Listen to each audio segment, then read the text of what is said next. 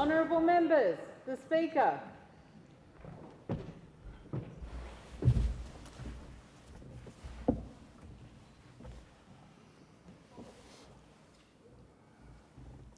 I acknowledge the Ngunnawal and Ngambri peoples who are the traditional custodians of the Canberra area and pay respect to the elders, past and present, of all Australia's Indigenous peoples. Almighty God, we humbly beseech Thee to vouchsafe Thy blessing upon this Parliament. Direct and prosper our deliberations to the advancement of Thy glory and the true welfare of the people of Australia. Our Father, which art in heaven, hallowed be Thy name. Thy kingdom come, Thy will be done on earth as it is in heaven. Give us this day our daily bread, and forgive us our trespasses, as we forgive them that trespass against us. And lead us not into temptation, but deliver us from evil. For Thine is the kingdom, and the power, and the glory, for ever and ever. Amen.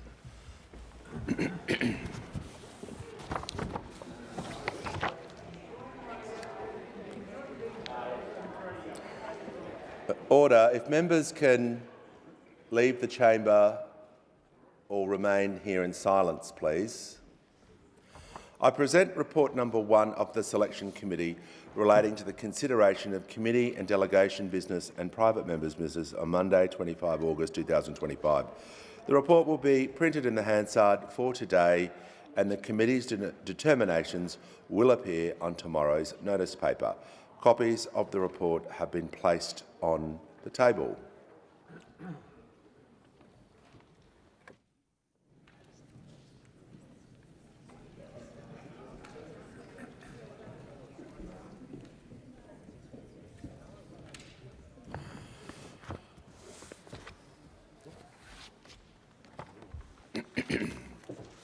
Call to the clerk.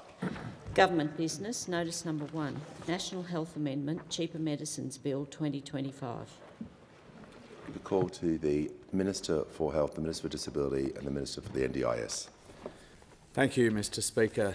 Mr Speaker, I present the National Health Amendment, Cheaper Medicines Bill 2025 and the explanatory memorandum. The call the clerk. First reading, a bill for an Act to amend the National Health Act 1953 and for related purposes. Called to the Minister for Health and Aged Care and the Minister for the NDIS. Thank you again, Speaker. I move that this bill be now read a second time. Mr Speaker, it's a privilege to introduce the National Health Amendment Cheaper Medicines Bill. This bill delivers on the government's promise to deliver cheaper medicines for all Australians. Delivering cheaper medicines is one of the key pillars supporting our promise to strengthen Medicare, alongside more bulk billing, more doctors and nurses and more urgent care clinics. Making medicines cheaper is not just good for the hip pocket, as important as that obviously is, it's also good for your health. This bill builds on the actions taken by the government to deliver cheaper medicines during the 47th Parliament. In July 2022, we slashed the safety net for pensioners and concession card holders with more free and cheaper medicines sooner, with a 25% cut in the number of scripts a concessional patient had to fill before the PBS safety net kicked in. That change has already delivered 73 million additional free scripts, saving pensioners over $500 million. Then in January 2023, the largest cut to the cost of medicines in the history of the PBS, with the maximum cost of a general script being slashed by the government from $42.50 to just $30. Already, that saved general patients $770 million. Beginning in September 2023, we finally introduced 60-day scripts for common medicines used on an ongoing basis, saving time and money for millions of Australians with an ongoing health condition. That saved those Australian patients around $250 million already and allowed them to avoid around 35 million unnecessary trips to the pharmacist.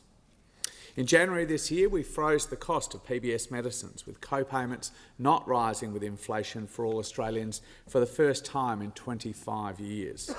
Together, these 4 measures the government has already implemented has saved patients $1.5 billion in the cost of their medicines. But we're determined, Mr Speaker, to do more, to make medicines even cheaper. This bill represents the fifth wave of reform to deliver cheaper medicines. As a result of the changes made by this bill, the maximum Australian general patients will pay for PBS medicines drops from $31.60 to just $25, a saving of more than 20%. The last time a general patient's PBS co-payment was $25 was in 2004, over 2 decades ago.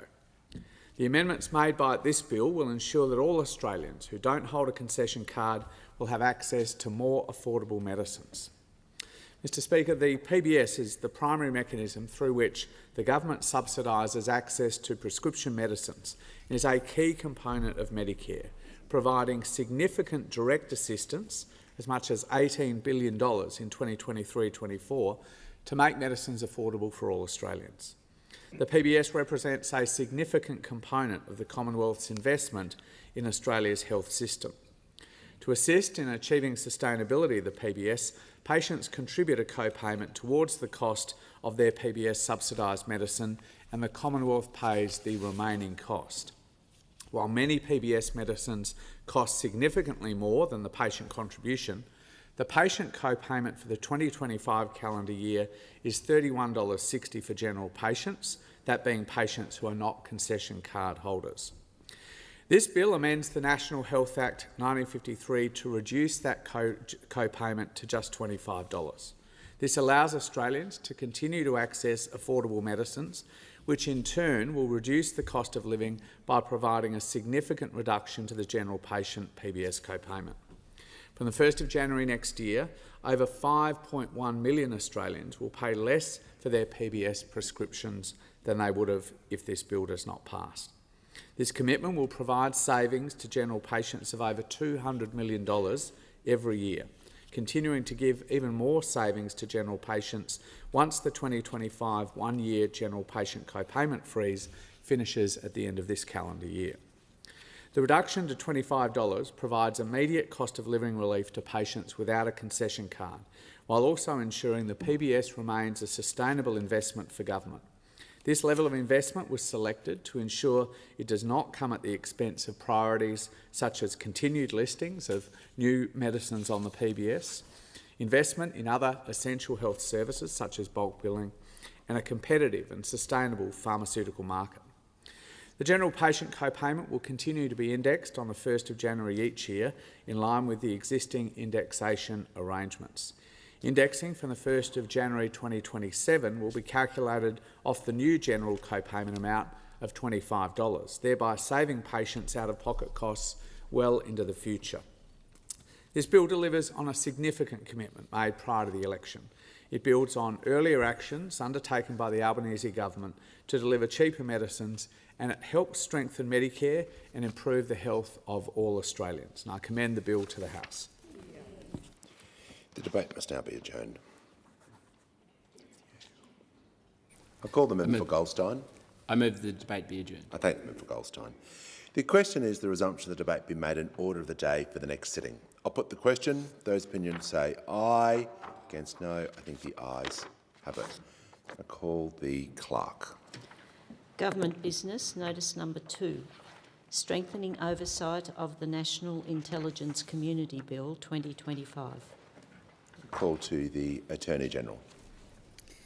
Mr Speaker, I present the Strengthening Oversight of the National Intelligence Community Bill 2025 and the explanatory memorandum. And I call the clerk. First reading, a bill for an act to amend the law relating to intelligence services and for related purposes. And I give the call to the Attorney-General. I move that this bill be now read a second time. There is no greater responsibility for a government than keeping Australians safe.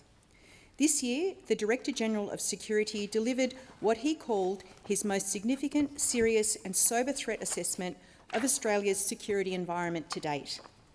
In the coming years, he assessed that an already challenging security environment will be characterised by threats of an increasingly varied, dynamic and unpredictable nature. In response to such advice, the government is faced with the crucial task of ensuring intelligence and security agencies are appropriately equipped to keep Australians safe. Those agencies are entrusted with significant powers to detect, disrupt and respond to threats to the nation's security, powers that by necessity may be covert and intrusive, with the potential to infringe individual rights and freedoms if misused. Therefore, it is critical that those powers are balanced with the necessary oversight to ensure that public trust is maintained and the rule of law is upheld. Without such accountability, we risk jeopardising core aspects of our democracy in our noble endeavour to keep Australians safe. This is not to say our security and intelligence agencies are acting improperly. In fact, the strength of and their commitment to a culture of legality and propriety are core characteristics of these agencies. It has underpinned public trust in these institutions and is central to the important work they do each and every day. However, the ever-evolving threat environment requires the intelligence community to become increasingly interconnected in its work. The corresponding oversight framework that provides appropriate safeguards across the national intelligence community is no longer uniform. Reform is required to provide targeted, focused and consistent oversight in response. When I was sworn in as Australia's 40th Attorney-General, I committed to uphold the rule of law and maintain the community's trust in our legal systems. Consistent with that commitment, I am therefore proud to introduce as my first bill as Attorney-General the Strengthening Oversight of the National Intelligence Community Bill. This bill will extend consistent statutory and parliamentary oversight to all agencies exercising intelligence capabilities. And this is a bill that delivers on this government's commitment to maintain the trust and integrity of our institutions and fundamentally to keep Australians safe. There are three key pillars of Australia's security and intelligence oversight framework: the Inspector-General of Intelligence and Security, the Parliamentary Joint Committee on Intelligence and Security, and the Independent National Security Legislation Monitor. Each of these bodies plays an important and complementary role in ensuring accountability. The Inspector-General of Intelligence and Security performs dedicated statutory oversight of agencies within its jurisdiction and provides independent and impartial assurance to ministers, the Parliament and the public that intelligence agencies conduct their activities with legality, propriety and in a way that is consistent with human rights. The Parliamentary Joint Committee on Intelligence and Security reviews proposed counter-terrorism and national security legislation, ensuring these laws are fit for purpose. It also reviews the administration and expenditure of agencies within its jurisdiction. Finally, the Independent National Security Legislation Monitor reviews the operation, effectiveness and implications of specific counter-terrorism and national security legislation to assess whether those laws effectively address security threats and maintain respect for individual rights. The existing oversight regime is strong, but as the national intelligence community evolves to meet the complex and dynamic security challenges it faces, the oversight framework must move with it. This bill amends the Inspector-General of Intelligence and Security Act, the Intelligence Services Act and other Commonwealth legislation to expand the jurisdictions of the Inspector-General and the Parliamentary Joint Committee on Intelligence and Security to oversee the Australian Criminal Intelligence Commission and the intelligence functions of the Australian Transactions Reports and Analysis Centre, the Australian Federal Police and the Department of Home Affairs. This expansion of jurisdiction will embed holistic oversight of the 10 agencies in the national intelligence community by the Parliamentary Joint Committee on Intelligence and Security and the Inspector-General of Intelligence and Security. The Parliamentary Joint Committee on Intelligence and Security currently reviews proposed counter-terrorism and national security legislation as a matter of practice to ensure it is fit for purpose. The bill amends the Intelligence Services Act to put this important scrutiny mechanism on a solid legislative footing, enabling the committee to review proposed reforms to counter-terrorism and national security legislation and all such expiring legislation on its own motion or on the basis of a referral by the responsible minister, the Attorney-General or either House of Parliament.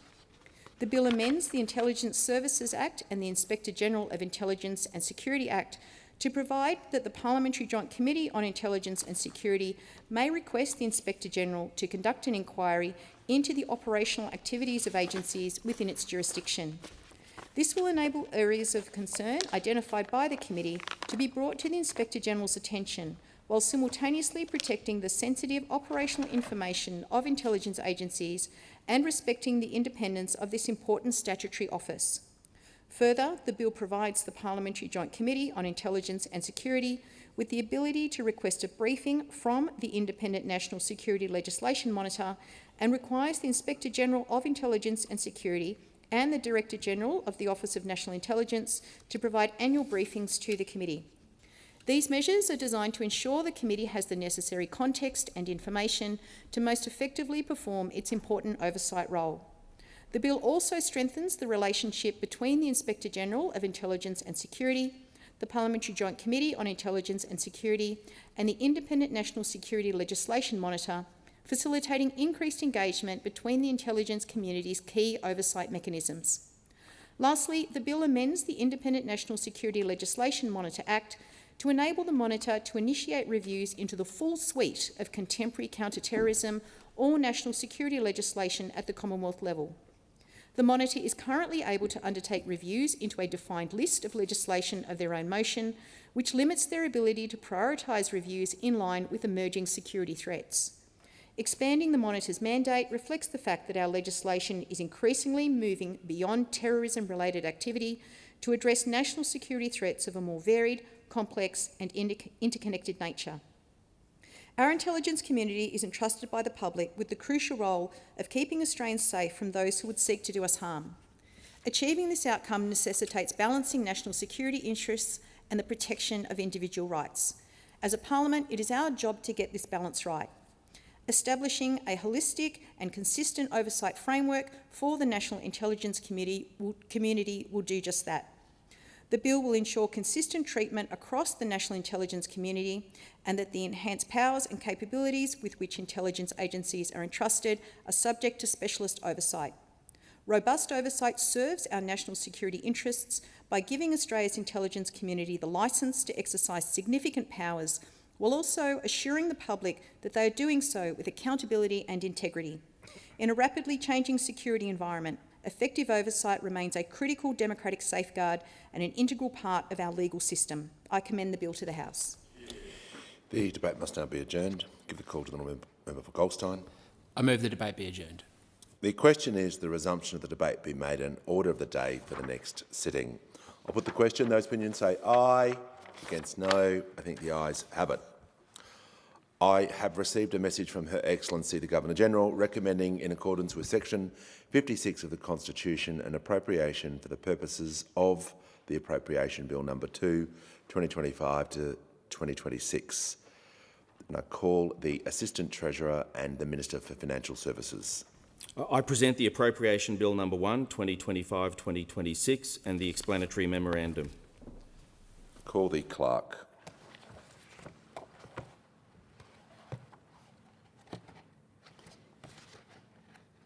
First reading, a bill for an act to appropriate money out of the Consolidated Revenue Fund for the ordinary annual services of the government and for related purposes. And I call the Assistant Treasurer and Minister for Financial Services. I move that this bill be now read a second time. This bill, together with Appropriation Bill 2 and Parliamentary Department's Appropriation Bill 1, form the principal bills underpinning the government's 2025-26 budget. These appropriation bills are substantially the same as the bills with the same names that were introduced into the 47th Parliament and lapsed on the dissolution of the House of Representatives before this year's federal election. The bills must now be reintroduced to provide the remaining 7/12 of annual appropriations for 2025-26 that were not covered by the Supply Acts passed before the election, as well as the funding for the 2025-26 budget measures.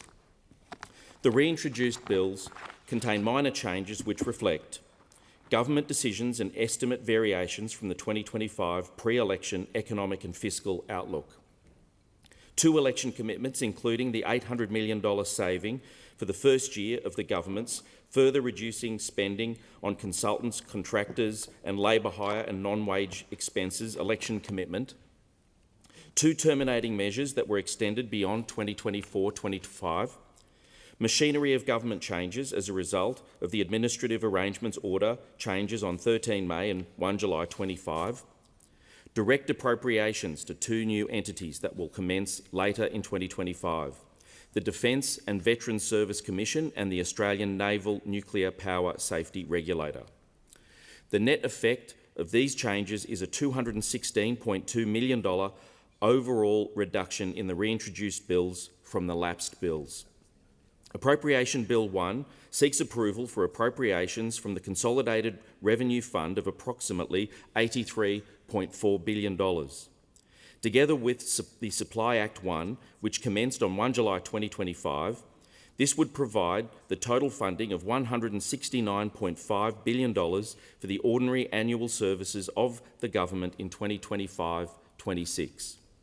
Funding provided through this bill will provide the following significant items. The Department of Defence will receive close to $25.3 billion to implement the 2024 National Defence Strategy and 2024 Integrated Investment Program, including funding for the nuclear-powered submarines, support for military operations and other Australian Defence Force activities. The Department of Health, Disability and Ageing will receive over $20.3 billion to implement various programs to improve the well-being and social and economic participation of people with disability and ensure the current and future health needs of all Australians are met. There is funding of over $9 billion for the National Disability Insurance Agency to provide reasonable and necessary supports for National Disability Insurance Scheme participants. Funding also includes over $3 billion for aged care services to provide support for older Australians with everyday living and other needs. Approximately $1.2 billion for the health workforce, over $900 million for mental health and suicide prevention, over $800 million for primary healthcare quality and coordination, and almost $800 million for First Nations people's health. The Department of Foreign Affairs and Trade will receive over $4.2 billion to advance Australia's international strategic and security interests, provide development assistance overseas and consular assistance to Australians abroad.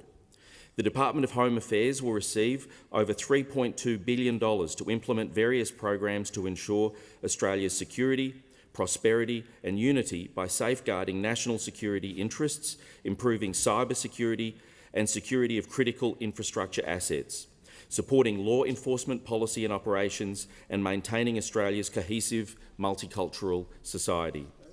The funding will also enable the Department to maintain the integrity of the migration system, sustain visa processing capability, provide settlement services to refugees and migrants, and protect the Australian border. No changes are proposed to the maximum amount of $400 million for the Advance to the Finance Minister AFM provision in Appropriation Bill 1, which enables the government to provide additional appropriations for urgent and unforeseen expenditure during 2025-26. Details of the proposed expenditure are set out in the schedule to the bill, the explanatory memorandum and the 2025-26 portfolio budget statements tabled in March. This bill, along with Appropriation Bill 2 and Parliamentary Departments Appropriation Bill 1, must be passed before the end of November to ensure continuity of the government's programs and the operation of Commonwealth entities. I commend this bill to the Chamber. I've received a message from Her Excellency the Governor-General recommending, in accordance with Section 56 of the Constitution, an appropriation for the purposes of the Appropriation Bill No. 1, 2025-2026. Now the debate must be adjourned, and I give the call to the member for Goldstein. Thank you, Speaker. I move that the debate be adjourned. The question is that the resumption of the debate to be made in order of the day for the next sitting. I put the question. Those opinions say aye. Against no. I think the ayes have it. I've received a message from Her Excellency the Governor-General recommending, in accordance with Section 56 of the Constitution, an appropriation for the purposes of the Appropriation Bill No. 2, 2025-26. And I give the call to the Assistant Treasurer and Minister for Financial Services. I present the Appropriation Bill No. 2, 2025-2026 and the explanatory memorandum. I call the Clerk.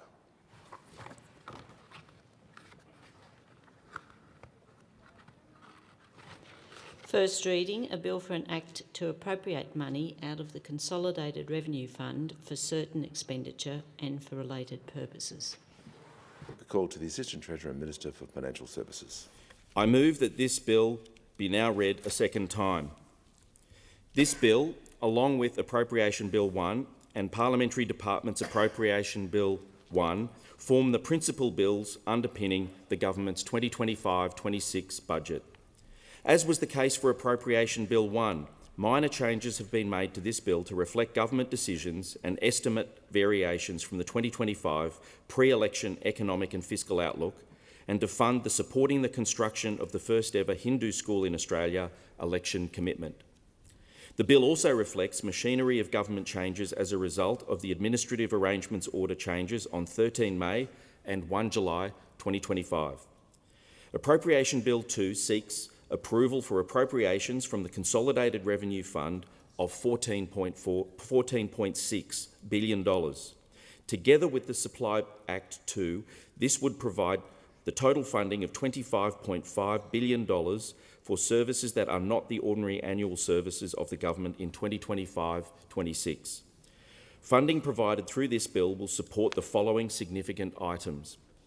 The Department of Defence will receive close to $7.2 billion to support the implementation of the 2024 National Defence Strategy and the 2024 Integrated Investment Program, including through investments in military capability and enabling ICT capabilities and infrastructure.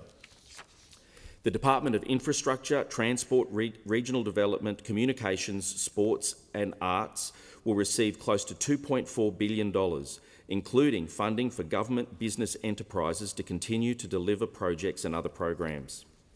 This includes funding for the Australian Rail Track Corporation for the Inland Rail Program, completion of fibre upgrades for the NBN, Western Sydney Airport, National Intermodal Corporation for the development of intermodal projects, and funding for the Roads to Recovery and local roads and community infrastructure programs. The Department of Finance will receive over $1.6 billion, including funding for Australian Naval Infrastructure Proprietary Limited and Snowy Hydro Limited. No changes are proposed to the maximum amount of $600 million for the Advance to the Finance Minister, AFM, provision in Appropriation Bill 2. Details of the proposed expenditure are set out in the schedules to the bill, the explanatory memorandum, and the 2025-26 portfolio budget statements tabled in March. I commend this bill to the Chamber. The debate must now be adjourned and give the call to the honourable member for Goldstein. I move the debate now be adjourned. The question is the resumption of the debate be made in order of the day for the next sitting. I'll put the question. Those opinion say aye. Against no. I think the ayes have it. I have received a message from Her Excellency the Governor-General recommending, in accordance with Section 56 of the Constitution, an appropriation for the purposes of the Appropriation Parliamentary Departments Bill No. 1, 2025-2026. I give the call to the Minister. I present the Appropriation Parliamentary Departments Bill No. 1, 2025-2026 and the explanatory memorandum. Give the call to the Clerk. First reading, a bill for an act to appropriate money out of the Consolidated Revenue Fund for expenditure in relation to the parliamentary departments and for related purposes. Give the call to the Minister. I move that this bill be now read a second time. Parliamentary Departments Appropriation Bill 1 provides appropriations for the last 7 months of 2025-26 for the operations of the Departments of the Senate, House of Representatives, Parliamentary Services and the Parliamentary Budget Office. The bill also reflects Parliamentary Department's contribution to the $800 million saving for the first year of the government's, further reducing spending on consultants, contractors and labour hire and non-wage expenses election commitment. The bill seeks approval for appropriations from the Consolidated Revenue Fund of $195.1 million. Together with the Parliamentary Department's Supply Act 1, this would provide the total funding of $334.7 million to support the expenditure of parliamentary departments in 2025-26. The most significant item in this bill is the provision of over $155 million to the Department of Parliamentary Services to support the work of the Australian Parliament through services to parliamentarians and as custodians of Parliament House. No changes are proposed to the maximum amount of $1.9 million for the advance to the responsible presiding officer provision, which has been included in full in the Parliamentary Departments Supply Act 1. Details of the proposed expenditure are set out in the schedule to the bill, the explanatory memorandum and the 2025-26 portfolio budget statements tabled in March. I commend this bill to the chamber. The debate must now be adjourned, and I give the call to the member for Goldstein. I move the debate be adjourned. The question is the resumption of the debate be made an order of the day for the next sitting. I'll put the question. Those opinions say aye, against no. I think the ayes have it. Call the clerk.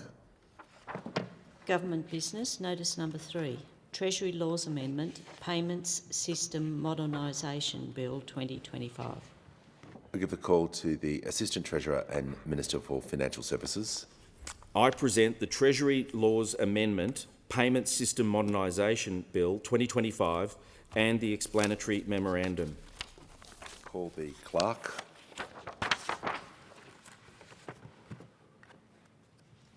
First reading, a bill for an act to amend the law relating to payment systems and for related purposes. I call the Assistant Treasurer and Minister for Financial Services. I move that this bill be now read a second time. This bill updates the payment system regulatory framework to address the risks posed by new and emerging technologies. The amendments expand the definitions of payments system and participant to ensure the Reserve Bank of Australia, RBA, has the ability to regulate all participants and payment systems, including digital wallet providers and buy now, pay later service providers. Further, it also introduces a new ministerial designation power that will allow the Treasurer to designate payment services or platforms that present risks of national significance, allowing them to be subject to additional oversight by appropriate regulators. The bill gives the RBA greater powers to regulate a broader range of players in the payment system, as well as extending these powers to other relevant regulators where there is a material risk to the national interest. These changes will modernise our payments regulation framework to ensure it is fit for purpose now and into the future. Full details of the measure are contained in the explanatory memorandum. I commend this bill to the House. Thank the Assistant Minister. The debate must now be adjourned, and I call the Shadow Minister. Thank you very much, Deputy Speaker, and I move that the bill now be adjourned. The question is that the bill be adjourned. All those in favour say aye. Opposed say no. The ayes have it. Thank you. I have to report that the Customs Amendment, Australia, United Arab Emirates Comprehensive Economic Partnership Agreement Implementation Bill 2025 has been fully considered by the Federation Chamber and has been agreed to without amendment. I present a certified copy of the bill, and the question is now that the bill be agreed to. Does the Assistant Minister want to speak or not? No, no debate. Yep.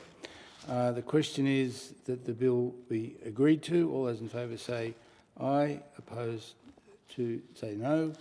The ayes have it. This bill is agreed to.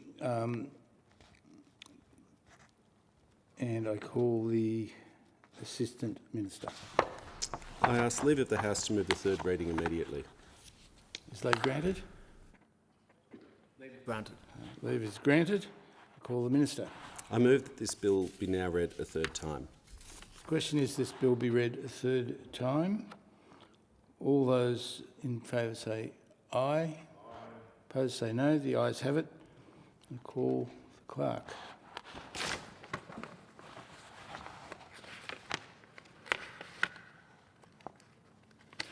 Third reading, a bill for an act to amend the Customs Act 1901 and for related purposes. And I now go to, I think I go to the next bill, is that correct? Yep. I have to report that the Customs Tariff Amendment, Australia-United Arab Emirates Comprehensive Economic Partnership Agreement Implementation Bill 2025 has been fully considered by the Federation Chamber and has been agreed to without amendment. I present a certified copy of the bill. The question is that the bill be agreed to. All those in favour say aye. Opposed say no. The ayes have it. This bill has been agreed to, and I call the Assistant Minister. Thanks, Deputy Speaker. I ask leave of the House to move the third reading immediately. Leave is granted, and I call the Minister. I move that this bill now be read a third time. The question is that this bill be read a third time. All those in favour say aye. Opposed say no. The ayes have it, and I call the Clerk. Third reading, a bill for an act to amend the Customs Tariff Act 1995 and for related purposes. Okay, and we now move on, I think, to the Defence Housing Australia Amendment.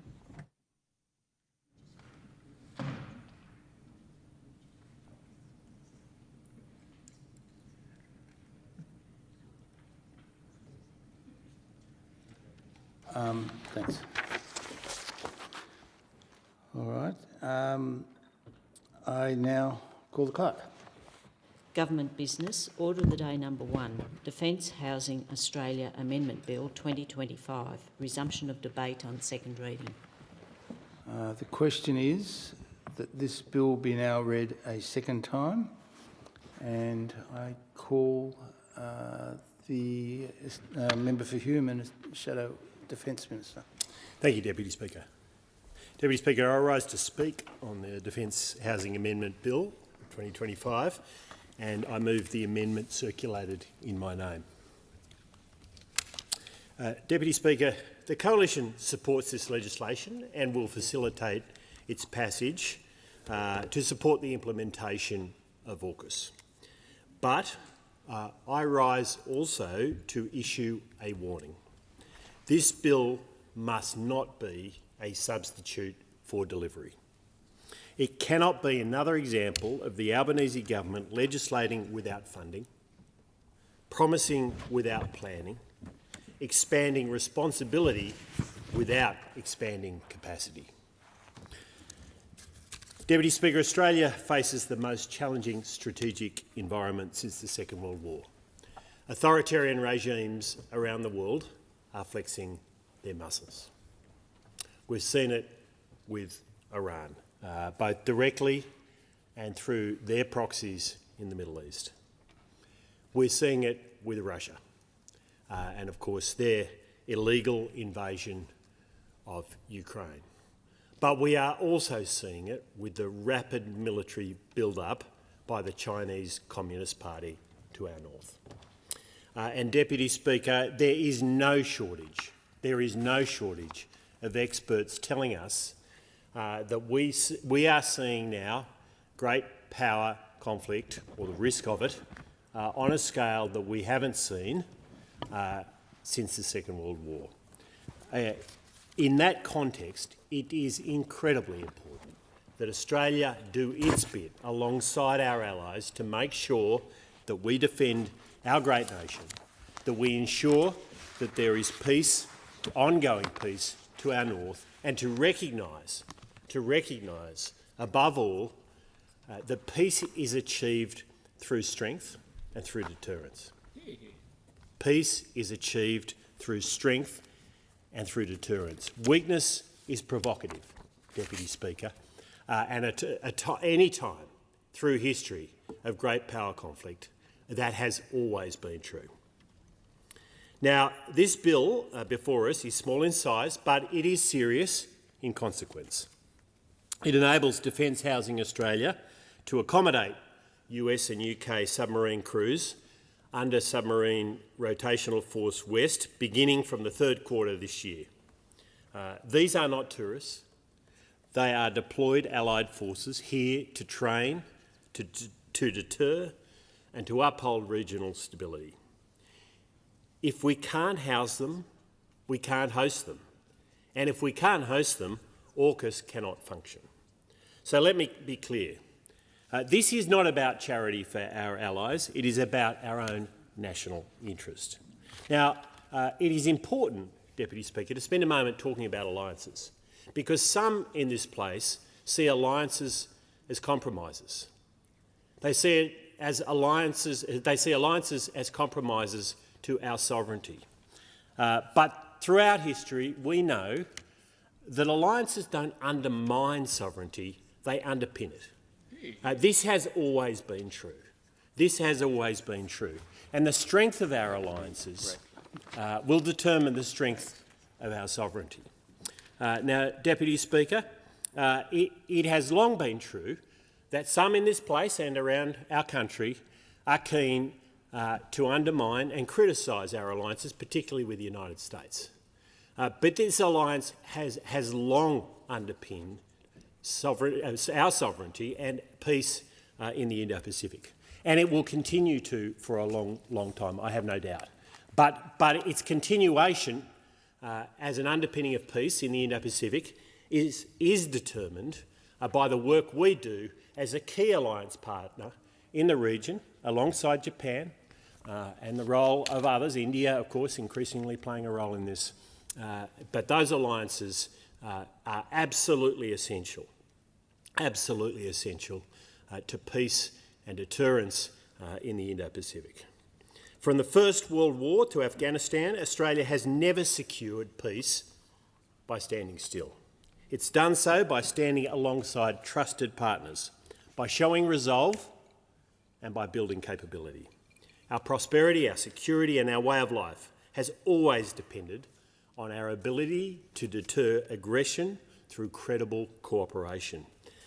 And nothing undermines that credibility faster than failure to deliver. This bill will be the first operational test of AUKUS on Australian soil. Submarine rotations, joint training, integrated deterrence, none of it works without housing.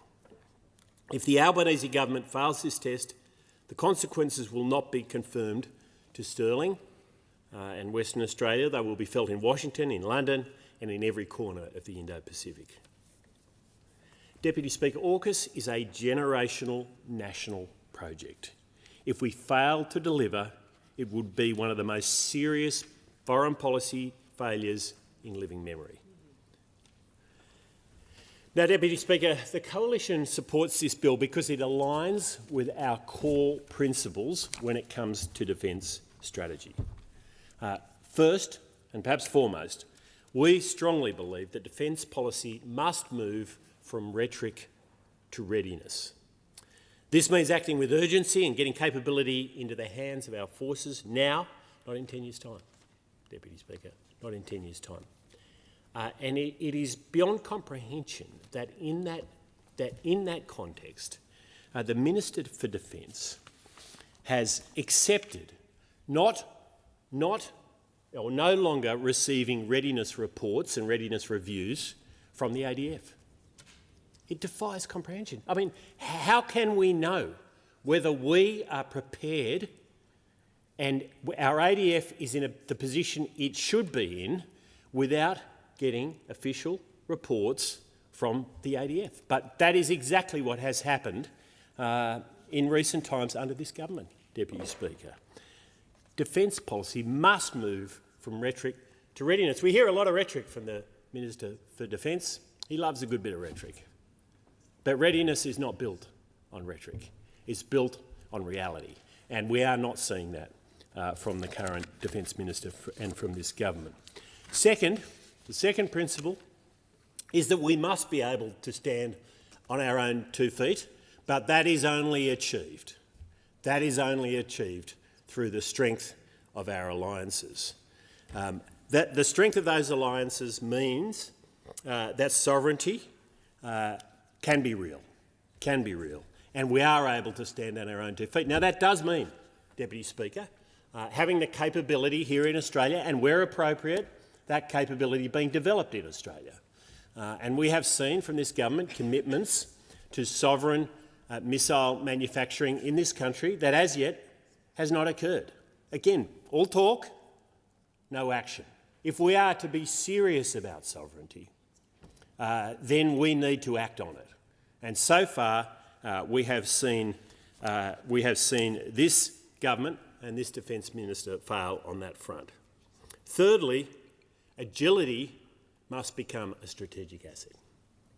I think we have all seen in recent times, in what's been occurring in the Ukraine, what's occurred more recently in the Middle East, has occurred with Israel and Iran, is an increase in agility and innovation in military capability and military preparedness that was not obvious before these conflicts emerged.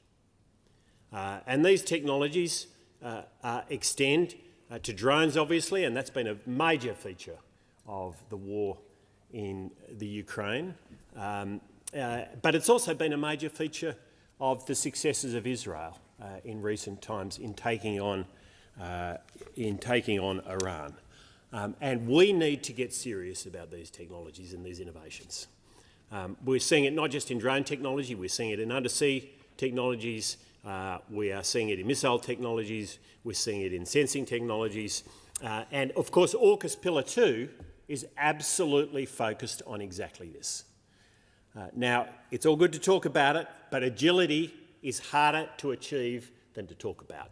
And it's time that this government got serious about agility in military capability and stop just setting itself goals that it fails to meet. Get on with doing the job. We need leaner decision-making, faster procurement, deployable infrastructure, not just more bureaucracy. Not just more bureaucracy. Deputy Speaker, we've got a command structure in the ADF that is going to continue to make innovation and agility incredibly difficult. Fourth, people are the foundation of capability.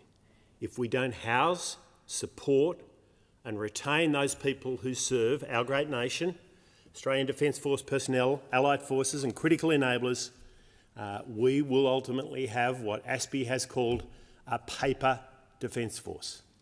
A paper defence force. And that, of course, is completely unacceptable to the Australian people.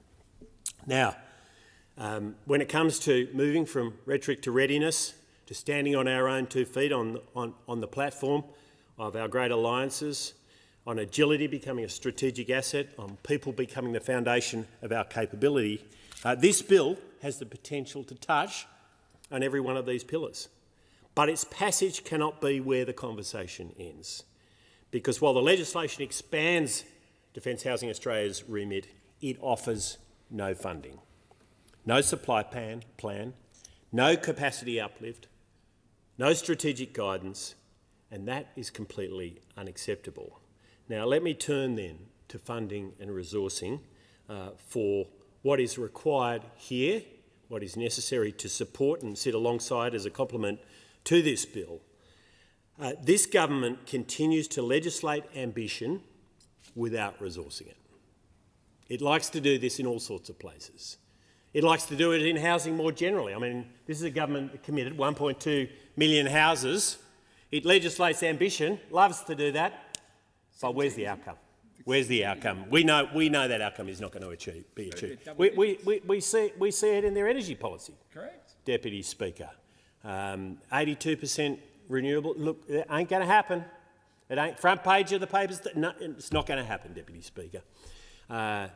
It's not going to happen. And it's not just this bill, of course. It's right across the board we're seeing this pattern. Now, Labor's Defence Strategic Review cut or delayed more than 20 major projects. Their integrated investment program remains uncosted and unfunded. And it is clear from expert after expert, if Labor is to properly implement its own Defence Strategic Review, its own defence strategic review, it will need to substantially increase funding to around 3% of GDP. But there is no such commitment from this government.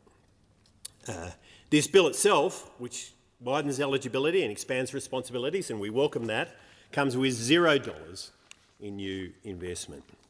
Now, let me remind the House the Coalition committed to lifting defence spending to 2.5% of GDP within 5 years and to 3% within a decade. In opposition, we have reaffirmed that 3% is the minimum required to meet the circumstances that we face, which the Prime Minister has said is the most uncertain, the most dangerous indeed, since the Second World War. Labor is still stuck at around 2% of GDP, and there is no credible pathway to the increase needed to deliver on what we need at this time. No plan to close the gap between what defence needs and what Labor is willing to fund. They are underfunding their own defence strategy, and the Prime Minister and Defence Minister are fond of announcing reviews. They love a review, Deputy Speaker, they love a target, but you cannot fight in a conflict on the back of a review. It doesn't work. Reviews are not great deterrents, Deputy Speaker. Reviews are not a signal of strength. Capability is a signal of strength. You cannot deter aggression with PowerPoint, and you cannot build housing with rhetoric. We've already seen the consequences. Recruitment in the Defence Force is collapsing. Recruitment is collapsing, and we know we're thousands short of the government's own targets in terms of personnel. Projects are on ice, capability gaps are widening, and now even housing for our allies, housing essential to the AUKUS enterprise, is being pursued without a cent of additional funding. And the risk here is this, Deputy Speaker. The risk is that in order to house the alliance partners, the suppliers and others necessary to make AUKUS a reality, we are able to house less of our own Defence Force personnel. Well, that's completely unacceptable. That is completely unacceptable. To crowd out our own Defence Force personnel at a time when we are struggling to recruit and retain those necessary to keep a credible Defence Force is completely unacceptable. This is not a serious defence posture. It is a political drift dressed up as a reform. Now, Deputy Speaker, the Coalition, as I say, supports this bill. But we do so while moving the second reading amendment to make clear that the government must step up. It must fund defence housing and allied support services. It must provide a credible plan to expand DHA's supply pipeline.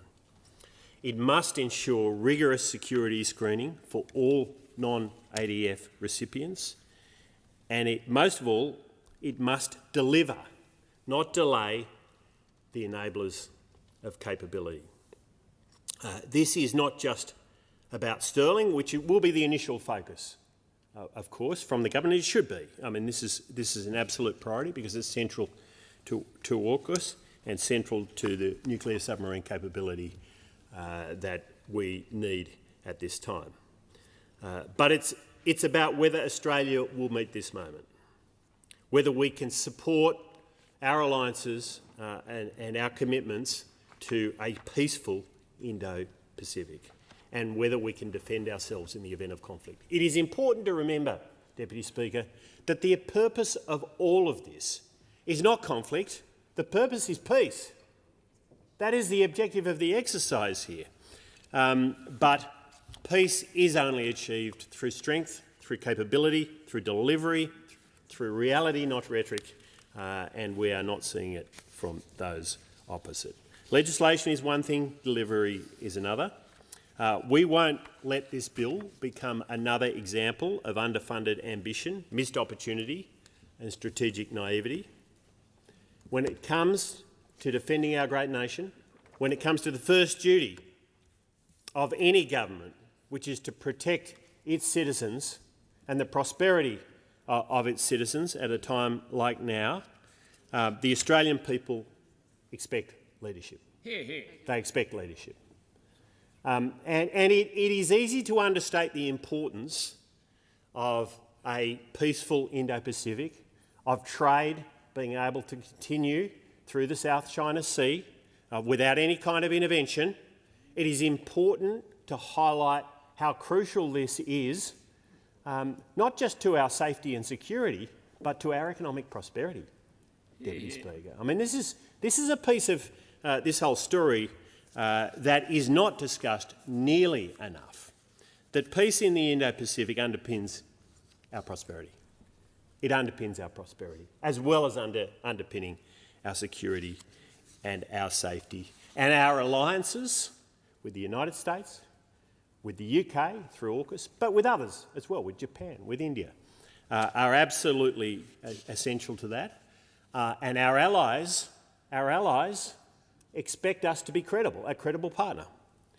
And our service personnel, present and future, expect a government that matches its words with action. And can I finish with a word about our defence personnel, Deputy Speaker? I said earlier that this government is absolutely failing on its own goals in terms of defence personnel in this country. The recruitment and retention necessary to have a defence force of a size that the government itself has set as its goal. But this is letting down not just our nation, but it's letting down the people who do serve this country now. And I was very privileged last night to spend time with some of our bravest veterans, our Special Forces personnel, mostly veterans there last night, to see an extraordinary documentary called Bravery and Betrayal, and I strongly encourage everyone in this place to see this documentary. It is a story of the bravery, the extraordinary bravery and the extraordinary sacrifice of our special forces in Iraq and in Afghanistan. And there are times when I think we don't pay tribute to those who were part of that important work, for those who sacrificed not just by serving our nation at that time, but in some cases by making the greatest sacrifice of all and losing their lives. And I pay tribute to those extraordinary men and women who served us in Iraq and Afghanistan, and I pay particular tribute to those, some of whom we saw of last night and some of whose family we heard from last night, who made the ultimate sacrifice for our great nation. I commend this bill to the House.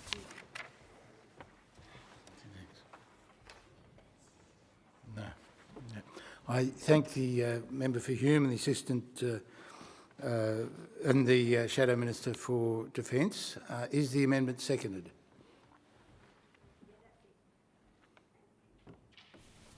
The amendment is seconded. I thank the member for Goldstein. The original question was that this bill be now read a second time. To this, the honourable member for Hume has moved as an amendment that all words after that be omitted with a view to substituting other words. The question now is that the amendment be agreed to, and I call the Attorney-General. Deputy Speaker, I move that debate be adjourned. The question is that the debate be adjourned and the resumption of the debate be made an order of the day for a later hour this day. Those of that opinion say aye, opposed to the contrary say no. I think the ayes have it. The ayes have it. I call the clerk.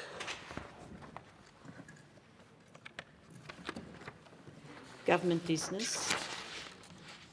Notice number 2. Order of the day number 2. Health Insurance Pathology Fees Repeal Bill 2025. Resumption of debate on second reading. The question now is that the bill be read a second time, and I call the Assistant Minister for Health and the member... No? Oh, sorry, I call the member for Lindsay. Thank you, Mr Deputy Speaker. I rise today to speak in support of the Health Insurance Pathology Fees Repeal Bill 2024. This bill takes steps to improve our health system by removing fees imposed on the pathology sector for certain categories of applications. It directly responds to the findings of the 2022 Health Portfolio Charging Review, which made it clear that the current fees were misaligned with the broader Commonwealth charging framework. This reform is both sensible and necessary. It provides meaningful relief to the pathology sector, reduces red tape and supports the efficient delivery of essential health services. By repealing these fees, it helps to ensure that laboratories can focus more on delivering high-quality, accurate testing services without being bogged down by unnecessary administrative burdens. Let me be clear. The Coalition supports this bill because we understand the crucial role that pathology plays in our health system. Whether it's diagnosing cancers, managing chronic illness or detecting infections, accurate pathology services underpin nearly every element of modern healthcare. This bill will maintain stringent accreditation and quality assurance standards to ensure continued public confidence in Medicare-eligible pathology services. Importantly, this bill has the backing of key stakeholders in the pathology sector, including the Royal College of Pathologists of Australasia, Australian Pathology and Public Pathology Australia. But, Deputy Speaker, while this is a positive step forward, it does not make up for the broader failings of this government when it comes to Medicare, because under this Labor government, it has never been harder or more expensive to access basic care. Let's look at the facts. Since Labor came to power, Medicare bulk billing has fallen by 11%. GP bulk billing has dropped from 88% to just 77%, a fall that equates to 40 million fewer bulk billed GP visits in the past year alone. Out-of-pocket costs to see a GP have skyrocketed. According to the government's own national accounts, these costs are the highest on record. More than 1.5 million Australians avoided seeing their GP last year because they simply couldn't afford it. Mr Deputy Speaker, this is a damning indictment from the government that promised to strengthen Medicare. Remember what the Prime Minister said? He looked Australians in the eye and said, under Labor, all you need is your Medicare card, not your credit card. But the reality tells a very different story. Millions of Australians are pulling out their credit card to pay for essential healthcare, and those credit cards are being charged more than they ever have before. What's worse is that the Department of Health's own incoming government brief, released under FOI, estimated that nearly a quarter of GP clinics would not bulk bill. The Prime Minister must have known this when he now made his infamous Medicare card stunt. At a time when Australians are struggling with the rising cost of living, being forced to pay more than ever to access a GP is not unfair, it's dangerous. While Labor stages stunts, the Coalition remains focused on ensuring families can access affordable, timely healthcare. We have a proud record of delivering on Medicare. Funding increased every year under the Coalition, growing from $18.6 billion in 2012 to 2013 under Labor to more than $30 billion by 2021-22. And bulk billing was higher under the Coalition. When we left office, it sat at a record 88%. We also invested in the Pharmaceutical Benefits Scheme, listing 2,900 new or amended medicines and made cheaper medicines a reality for thousands of Australians. And on mental health, Labor has failed entirely. They slashed Medicare-funded mental health sessions in half against the advice of experts and their own reviews. They abolished the National Mental Health Commission, and under their watch, access to Medicare mental health support has dropped to a 10-year low, while demand has never been higher. Mr Deputy Speaker, while we support this bill, Australians deserve better. They deserve a government that tells the truth about Medicare and that actually delivers on its promises. The Coalition will continue to hold the Albanese Labor government to account on Medicare, on cost of living and on access to affordable care. We support this bill, but we will not be silent on the broader failures that are leaving Australians worse off. Thank you. I thank the member for Lindsay. The question is that this bill be now read a second time, and I call the Assistant Minister. Thank you. I move that the debate be adjourned. The question is that the debate be adjourned. All those in favour say... Sorry.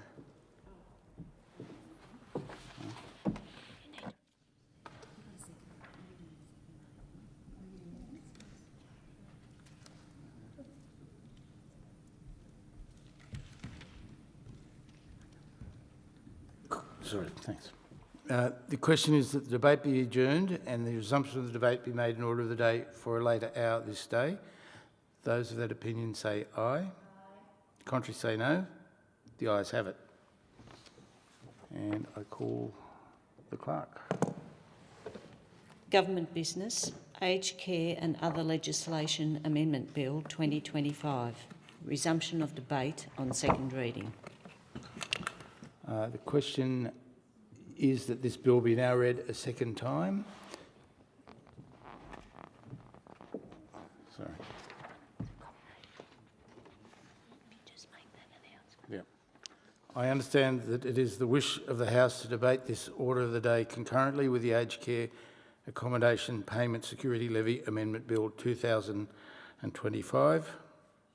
There being no objection, the Chair will allow that course to be followed, and I call the member for Lindsay. Here. Thank you, Mr Deputy Speaker. I rise to speak on the Aged Care and Other Legislation Amendment Bill 2025 and the Aged Care Accommodation Payment Security Levy Amendment Bill 2025 taken in conjunction. With the passage of the Albanese Labor Government's Aged Care Act 2024 during the last Parliament, the Coalition upheld our commitment to a rights-based act for older Australians to guarantee a world-class aged care system into the future. Through our persistent negotiations on the Act, the Coalition achieved significant improvements to the government's proposed reforms that will protect the interests of older Australians and future generations. One of the most critical outcomes of our efforts was the introduction of grandfathering arrangements. These arrangements guarantee that Australians who are already in residential aged care on a home care package or assessed as to be waiting for their allocated home care package will not see any changes to their existing arrangements. And this bill provides for the essential framework to ensure that the no worse off principle can be implemented. It's no secret that we are the party for hard-working Australians. And that is why we also advocated for a lower taper rate towards care contributions to ensure those who have worked hard and saved for their retirement are dealt a fairer deal under this government. We doubled down on a fairer deal for all Australians and held the government to account on their commitment to remain the majority funder of aged care. We fought for the maintenance of a lifetime cap on care contributions, and we fought to remove the Labor government's introduction of arbitrary caps on access to cleaning and gardening. A cap the Coalition did not want to see implemented during a cost of living crisis. This bill removes the ridiculous caps imposed by this Labor government, caps from the primary legislation. To be clear, the Aged Care Act of 2024 was Labor's package of reforms and was not a co-designed act alongside the Coalition. It is of no surprise that in the first week of the 48th Parliament, this government has introduced this bill to amend 325 items of their own legislation that was passed just months ago. That is why we will be sending this bill to committee to ensure appropriate scrutiny is placed upon the proposed amendments to the Aged Care Act 2024. Because we remained increasingly concerned and disappointed by the lack of transparency this government has shown to the Australian public throughout their entire process of reform. Because 325 changes to their own legislation is not insignificant. 197 repeals to their own legislation is also not insignificant, many of which are a result of the government's lack of consultation with older Australians and the broader aged care sector.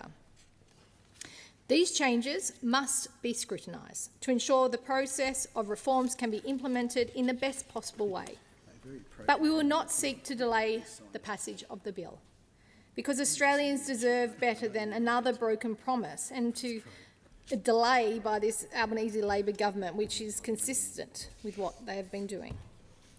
The Albanese Labor government provided their steadfast commitment that they were ready to implement the reforms contained in the new Aged Care Act from the 1st of July 2025.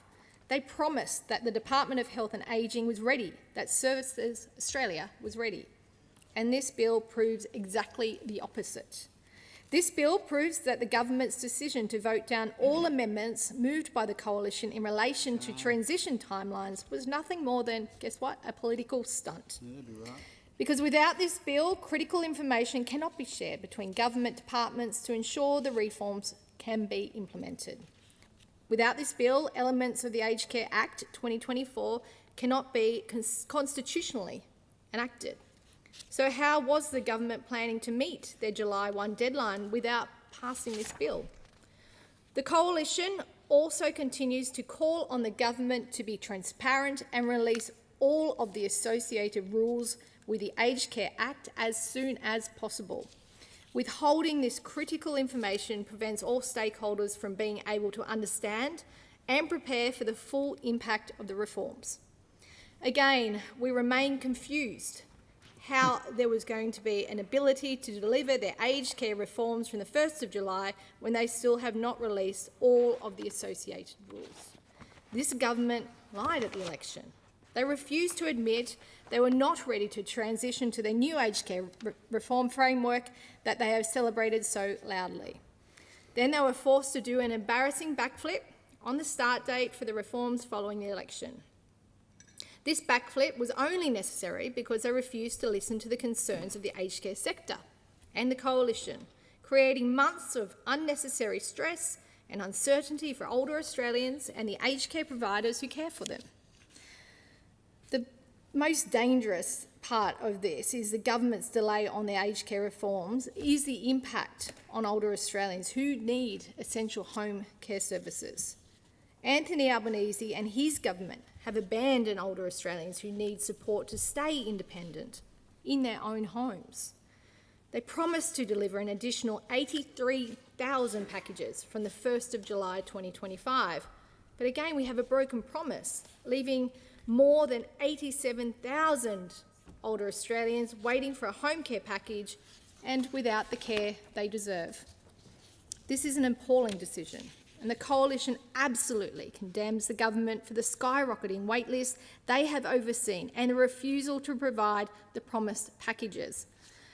The waitlist for home care packages has almost tripled in the past 2 years under Labor's watch. Many vulnerable older Australians are waiting more than a year to access the care they have been assessed as needing. This is nothing but a national crisis. Minister Ray must urgently deliver the promised packages and address this skyrocketing waitlist as a matter of priority, because older Australians deserve access to the care they need to stay independent in their homes for longer. So once again, the Coalition supports the need for this legislation to deliver on the important changes we fought hard for the benefit of hardworking Australians. But we remain extremely disappointed by this government's refusal to listen to aged care providers and their complete neglect of older Australians who need support to stay in their own homes.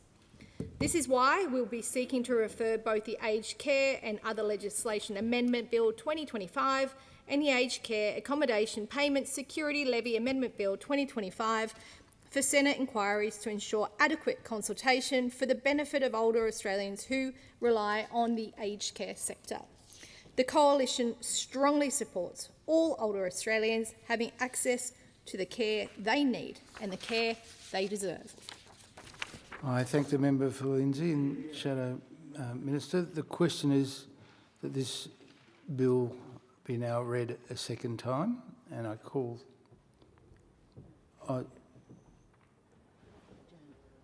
Yeah.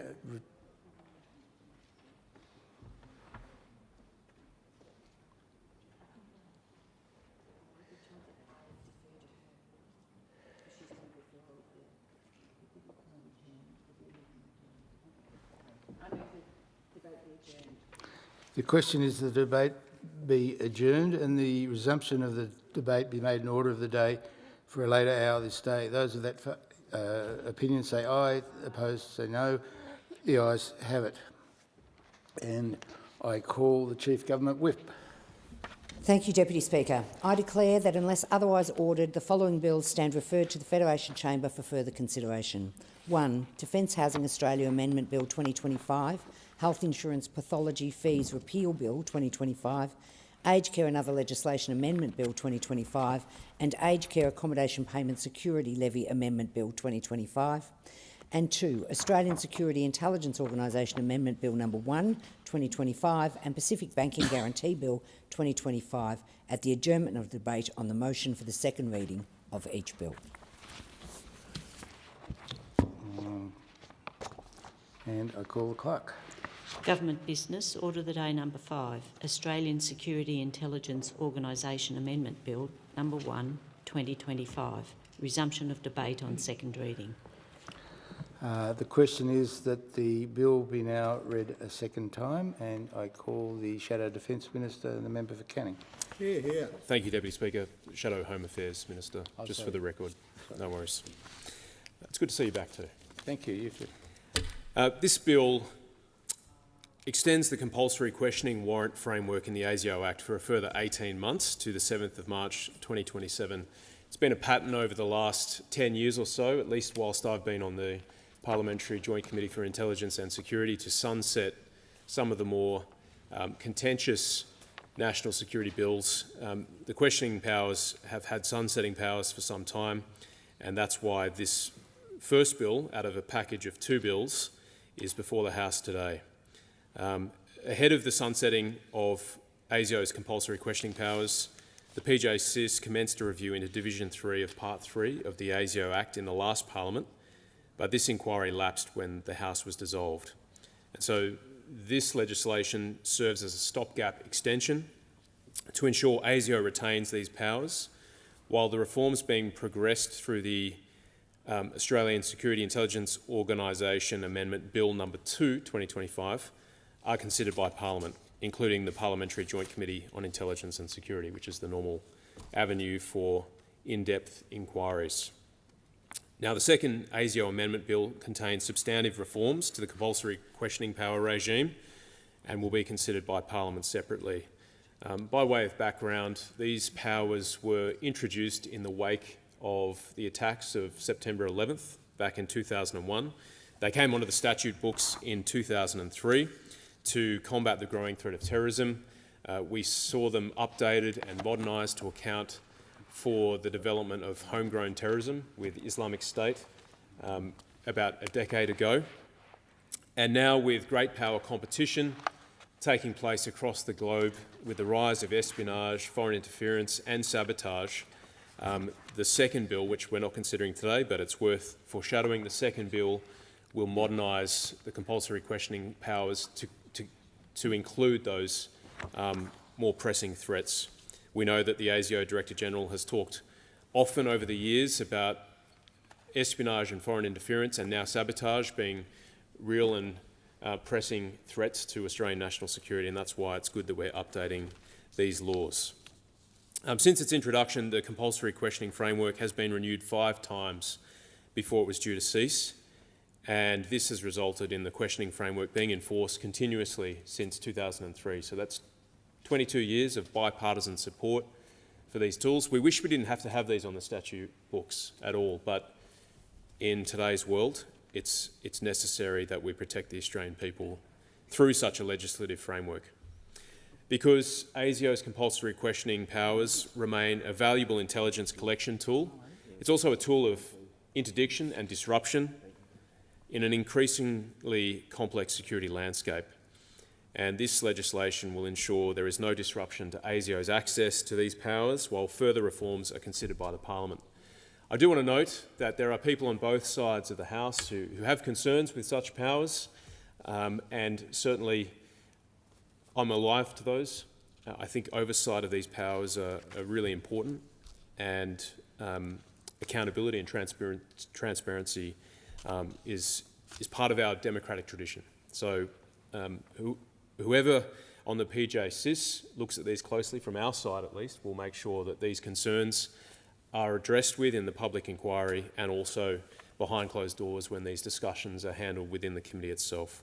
But I do want to put on the record very, very clearly that the Coalition will always support sensible reforms which empower Australian men and women serving on the front line in intelligence and law enforcement roles. We'll always back our intelligence officers in ACIS, we'll always back our intelligence officers in ASIO, we'll always back the AFP officers in law enforcement who every day in the shadows work hard to keep us safe. And so for this bill, we'll be supporting it without amendment. Thank you very much, Deputy Speaker. I thank the Shadow Minister for Home Affairs. The question is that this bill be now read a second time, and I call the Assistant Minister. Yes, thank you, Deputy Speaker. I move the debate be adjourned. The question is,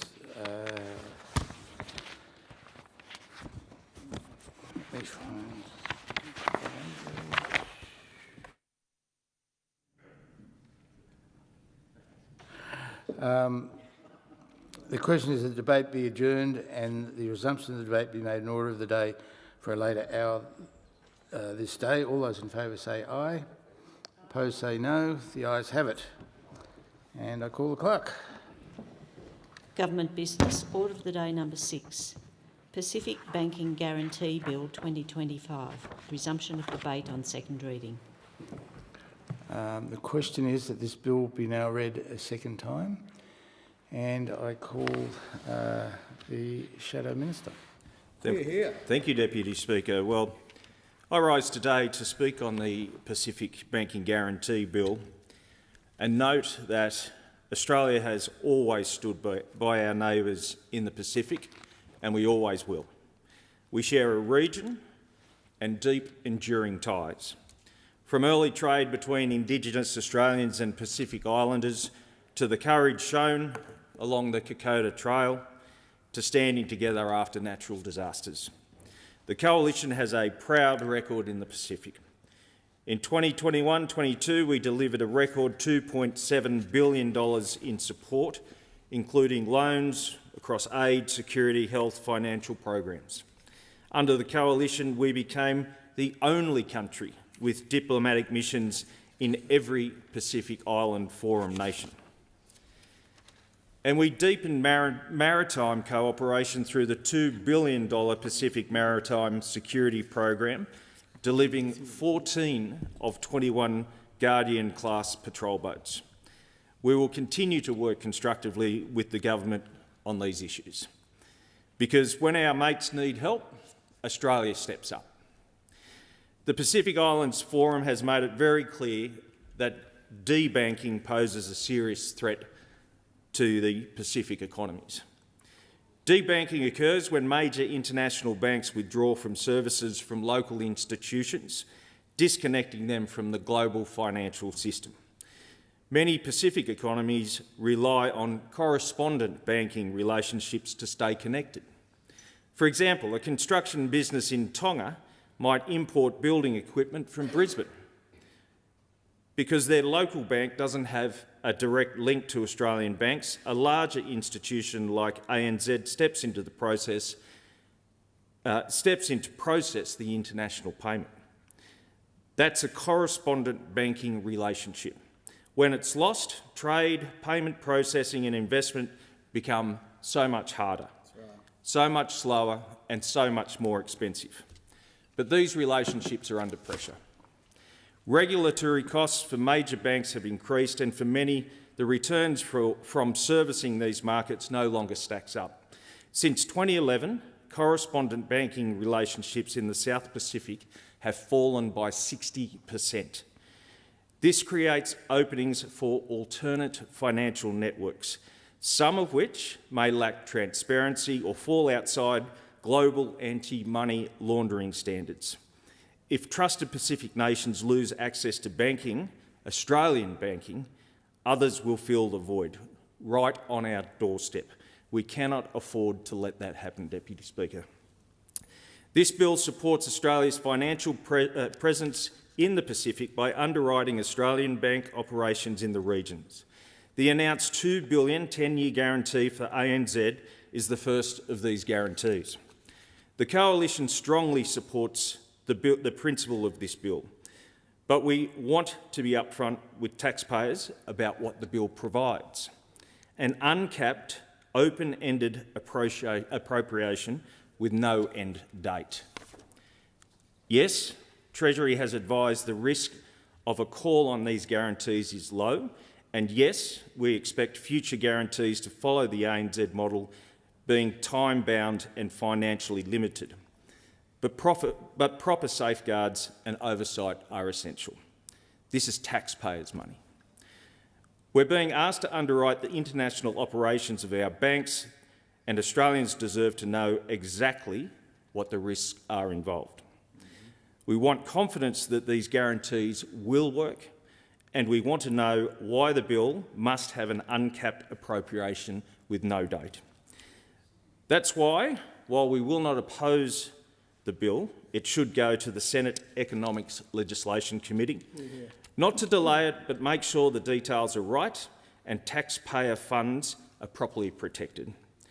Deputy Speaker, Australia will always stand with the Pacific, and the Coalition will always stand up for Australian taxpayers. Thank you. I thank the member for Cowper. The question is that this bill be now read a second time. I move the debate be adjourned. The question is the debate be adjourned and the resumption of the debate be made in order of the day for a later hour this day. Those of that opinion say aye, opposed say no. The ayes have it.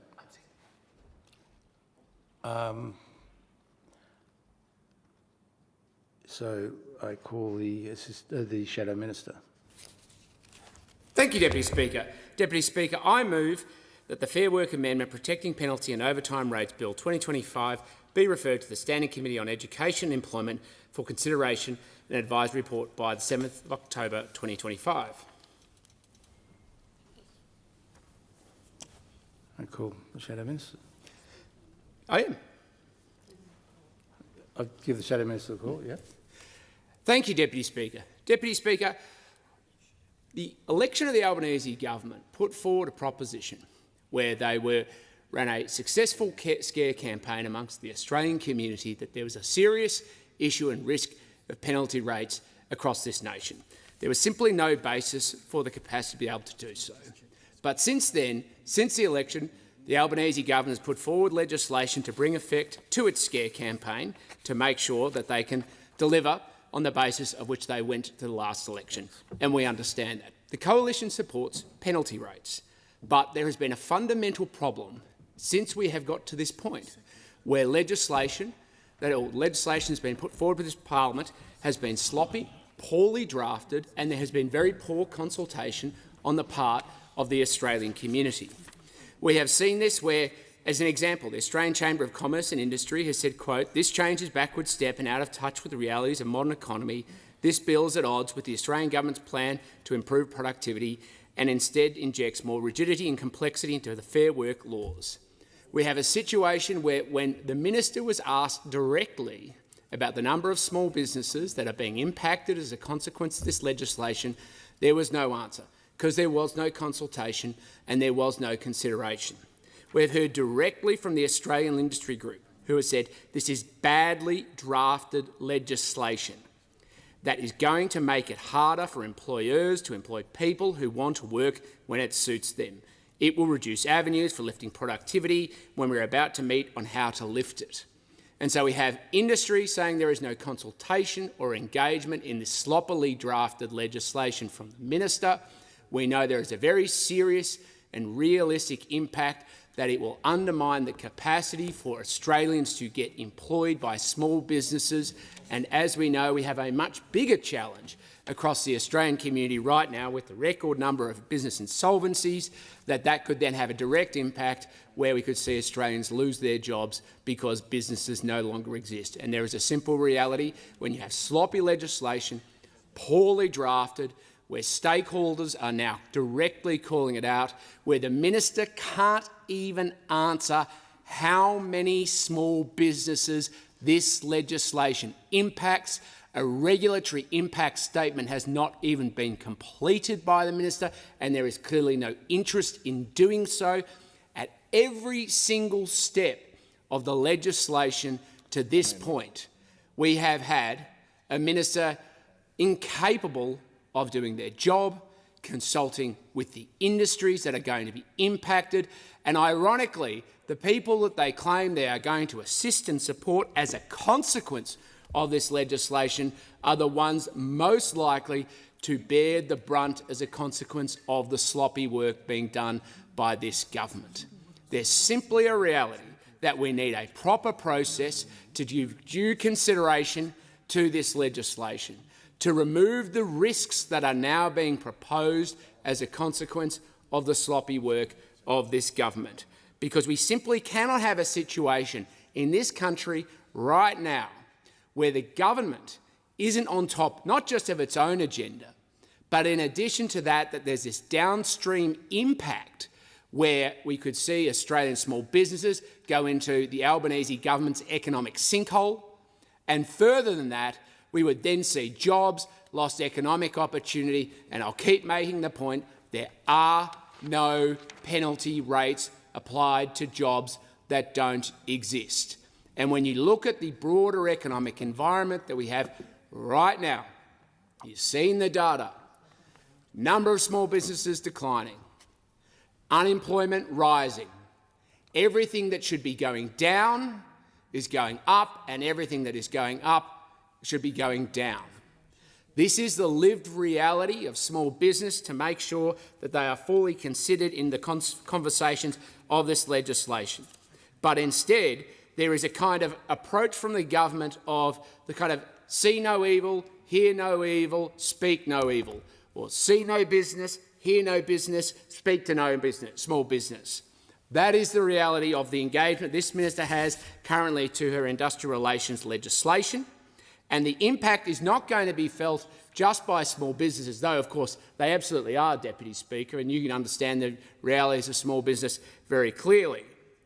The impact is going to be felt by the workers of this country, because they are the ones who will bear the brunt of the sloppy work of the Albanese government, who don't understand how to draft the legislation to bring their legislative victory lap to full effect.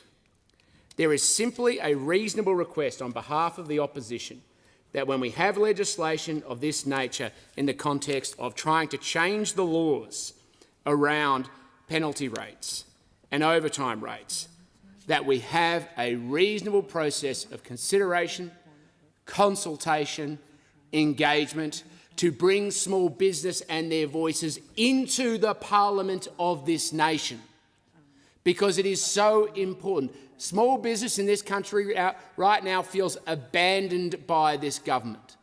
They feel they have no voice or no say in the national conversation, and the importance of how we have the opportunity to be able to stand up and speak for themselves, to challenge directly the agenda of the government where they are not doing them any goodwill, and to make sure that they have a pathway to be heard in the record of this nation.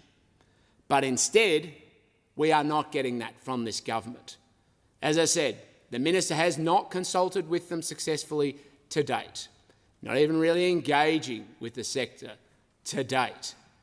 They are now raising their deep and abiding concerns about the legislation that is being put forward that the government is trying to ram through. And they're trying to ram through the legislation, believe it or not, because they actually want to block workers getting pay rises.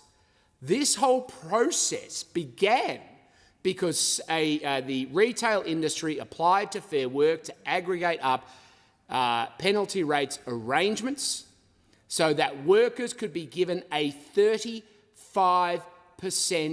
pay rise. So all those mums out there who work in retail during the week but don't want to work on weekends because they're supporting their families, all the young students who might decide that they want to have flexible education arrangements, they're all losing out because of the Albanese government. And all we want to do is give them a say by making a recommendation into the Employment, Workplace Relations Skills and Training Committee for proper consideration of this legislation.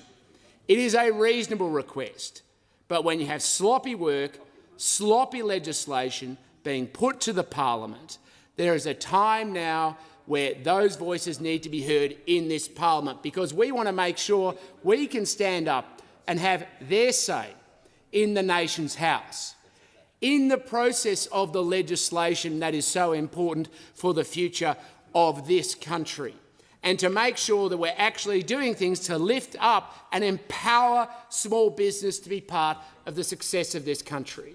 But if we see a situation where the government wants to silence small business, to silence those who would benefit from the economic opportunity of being able to have terms and conditions that work for them, where they want to silence and shut down any debate for the voices in this important issue, what we will see is the real face, the real revealed face of the Albanese government once the mask has slipped. We get that they have a political agenda. We completely understand. They, of course, engaged in their legislative victory lap after the last election. But Australian jobs, Australian wages, and, of course, small businesses and their success as part of the foundation of the future success of this country is on the line, and we are not simply going to allow the government to trammel over and ignore proper process, including the sloppy drafting by the Minister of the legislation. We simply want a process where a committee can go off and look at the legislation and give it due consideration, socialise it with the community, look at the reality of what it is going to do, and more importantly, to seek the feedback and the counsel of small businesses across the country and bring those voices into this nation's Parliament.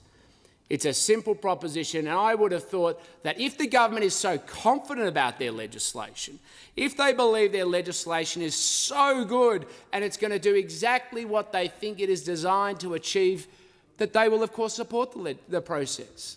I mean, why wouldn't sunlight be the best disinfectant for the legislation put before the House? That is why we table it here, Leader, and through the Speaker, of course.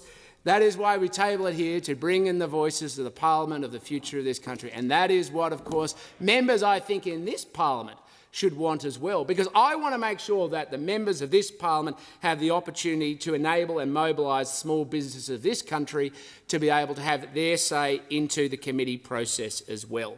Because we are on the side of empowering Australians to do the best they can. And if it is your first job, if it is your first opportunity into the workforce, if you want to see a lifting the standards of wages and work, we want to back you in as part of the bigger conversation, because we want to see your success tied to Australia's national success. When we win, we all win. So the legislation before the Parliament right now still needs work. I understand the Minister wants to ram it through the Parliament and doesn't want to go through the process of inquiry. Probably not in the House or the Senate, but who knows what goes on in the mystical land and the Red Chamber. But it is so important that we have this process right now, because the sloppy drafting that the stakeholders have raised raises really serious issues about what needs to be done so that we can protect Australian jobs, Australian small businesses, and, of course, penalty rates and economic opportunity for this country. I'm just going to draw attention again to the realities. The Australian Retailers Association, who wanted to give workers a 35% pay rise, but they have made the case, would remove flexibility in wage negotiations and introduce additional cost complexities and administrative pressures. Retailers argue that many workers prefer consistent, reliable income rather than complex penalty structures, and modern agreements that include higher base pay offer stability and simplicity without sacrificing take-home pay. The Minerals Council, on their reflections once they saw the legislation came out of the vault from within the government and the drafting process before the minister had socialised or consulted successfully with anybody, to the point where anybody would have highlighted its insignificant shortcomings. The government's change will reduce productivity and compromise Australia's competitiveness in global export markets. The laws are also becoming a decisive material factor in whether new projects proceed or not. Again, the difference between whether you get a job or not, and whether billions of dollars investment capital is invested in Australia or elsewhere. This is simple. I would have thought if the government so believes in their legislation, they would have no problem sending it off to a committee to have the proper consideration of the legislation. All we want to do is make sure that Australians have the say in the laws that come before this parliament. We had an election. We're respecting the fact that, of course, the government has a right to go on. They've run their scare campaign. They've succeeded in it. They're now trying to implement it.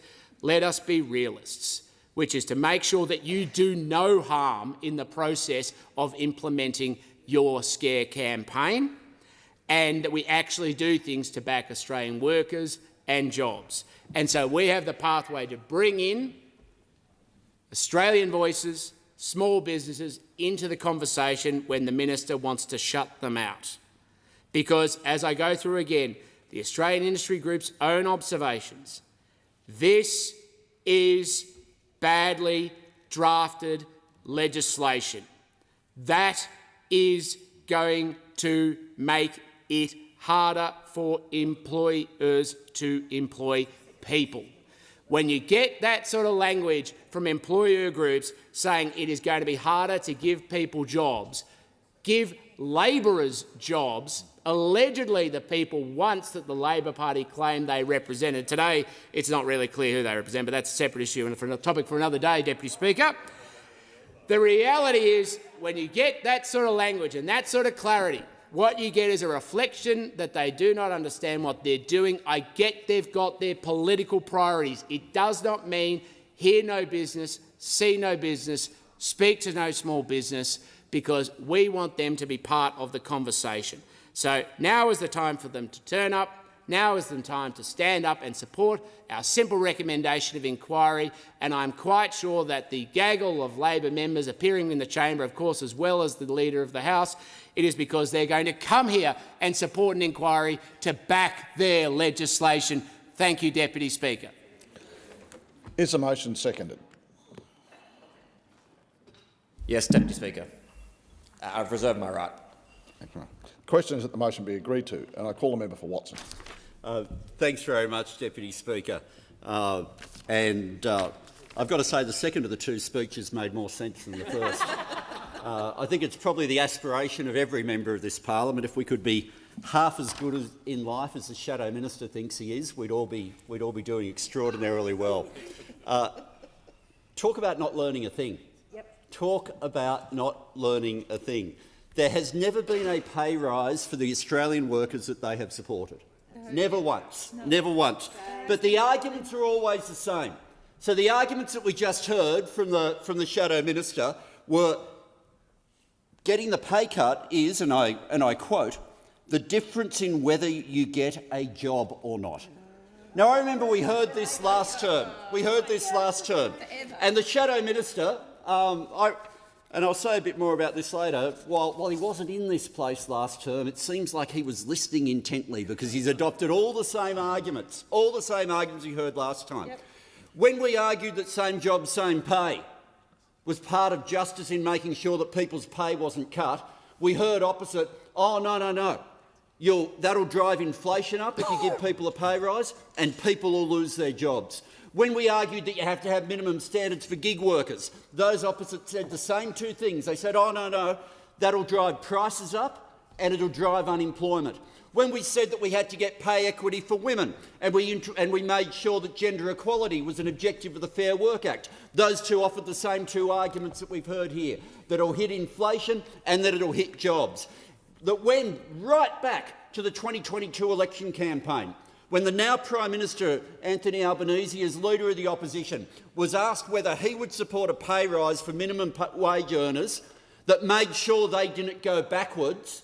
Those opposite, and he answered with one word, we remember the word, he answered with absolutely, absolutely. The response from those opposite was that it must have been a mistake, that it must have been a gaffe. How could anyone possibly have conviction that workers should not be going backwards? Well, the conviction that people should be going backwards is the only conviction that is consistent for those opposite. The only conviction that's consistent. But look at the outcomes. After all the things that they said would drive up inflation, what happened? Inflation went from having a 6 in front of it to getting back within the Reserve Bank's target band. What happened to unemployment after all their arguments? Oh, if you do it, something good for workers' wages, people will end up without jobs. What happened? We ended up with the best, the lowest unemployment record of any government. That's what we had.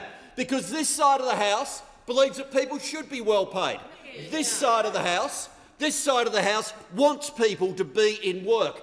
But this side of the House will never accept the principle that the pathway to getting a good job is to have your pay cut.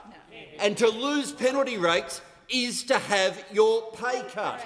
That's exactly what it means. So those opposite, they say, and I tried to take down so many quotes. I was enjoying the speech, I'll concede. But he said they're on the side of empowering Australians to do the best they can. They want to empower people. No one thinks a pay cut makes them more powerful. No one. No one believes that people... Because what penalty rates do? Penalty rates are the way that people who are working inconvenient hours can hold their lives together. It's the way they can make ends meet. It's the way... It's like there has never been a moment. There has never been a moment. I'll get to the issue of the inquiry in a minute, because my favourite quote was sloppy drafting, but wait, we'll get to that. We'll get to that. But hold that thought for me, OK? Work with me here. But penalty rates are the way that people hold their lives together and make sure that they have a pathway of coping with cost of living. It is no surprise that the example that he hung on of saying, oh yeah, here was an industry that was willing to have a higher base rate in return for getting rid of penalty rates, was an industry where overwhelmingly the bulk of the shifts are in penalty rate periods. Yeah. Do you really think the proposal was designed for employers to have to pay more? Because there has never been a time when a transfer of income from profit margins to workers' wages has been supported by those opposite. And I guess at one level I'm happy that they still don't get it, but the reality is cost of living is about the difference between the money that comes into your bank account and the costs that go out. Exactly. And those opposite, for 3 and a bit years now, every time there's something about lowering prices, they've opposed it. Yep. Every time there's something about increasing wages, they've opposed it. If you want people to be paid less and for their medicines and expenses to all cost more, that is the worst outcome for cost of living. That is exactly what those opposite took to the last election, and it's exactly what the Shadow Minister is pointing to now. Now, for the full 15 minutes of the Shadow Minister's speech, I'd remind him that speaking times, as they're listed in standing orders, they are a limit, not a target. And when you run out of things to say, you don't have to keep going. It's OK to stop when you've run out of material. But the line that was my favourite, and he kept coming back to it, was sloppy drafting. And so I thought, oh, if he's alleging sloppy drafting, maybe we ought to have a look at the motion he's just moved. So let me tell people what's in front of the House right now. That the Fair Work Amendment protecting penalty and overtime rates bill be referred to the Standing Committee on Education and Employment for consideration and advisory. So you then go to the notice paper and you go to the list of committees. So the notice paper, it's this document, There's copies just there, if you need them. You get on page 14, you get the list of House committees. He's referring it to a committee that doesn't exist. That doesn't exist. So I'm sort of tempted. We could just vote for this. We could just vote for this. And it goes nowhere. It goes absolutely nowhere. We would refer. It would be like. It would be like referring the bill to the shadow cabinet. It goes absolutely nowhere. But I think it'd be fun to have a vote on it, because I'd like to see how many of his colleagues are now going to be forced to wander into this chamber to fiercely demand that this bill be referred to a committee of the House of Representatives that does not exist. So I'll let you know now, we're going to vote no, but if you want to call the division, you've got the second voice. If he leaves, then you're on your own and it won't happen. But I'd encourage you, no matter how impossible this motion is, no matter how completely wrong the drafting is, and no matter how many times you got upset and passionate about sloppy drafting, the call is yours now. Does the opposition stand loyally, strongly with their shadow minister and force the whole of the coalition to vote right now that a bill on penalty rates be referred to a committee that does not exist? I commend the consideration of this resolution to the House. The question is that the motion be agreed to. All those in favour? All those against? No. Think the ayes have it. Division required. Division required. Division required. Yes. Yep. Those have it. Yeah. Division required. Okay. Ring the bells for 4 minutes.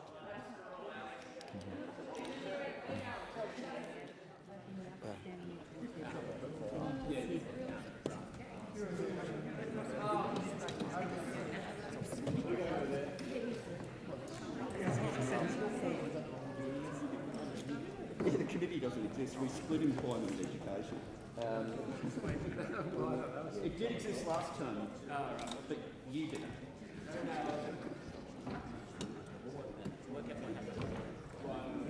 You're having too much. You only get one thing. Unless he comes back. Did you vote another first speech? Well, it wasn't a first speech. Yes. You should be voting for this bill.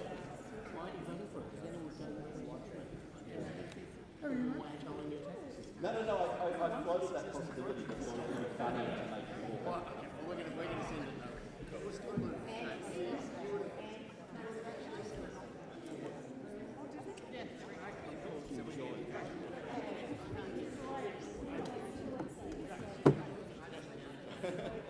Is it?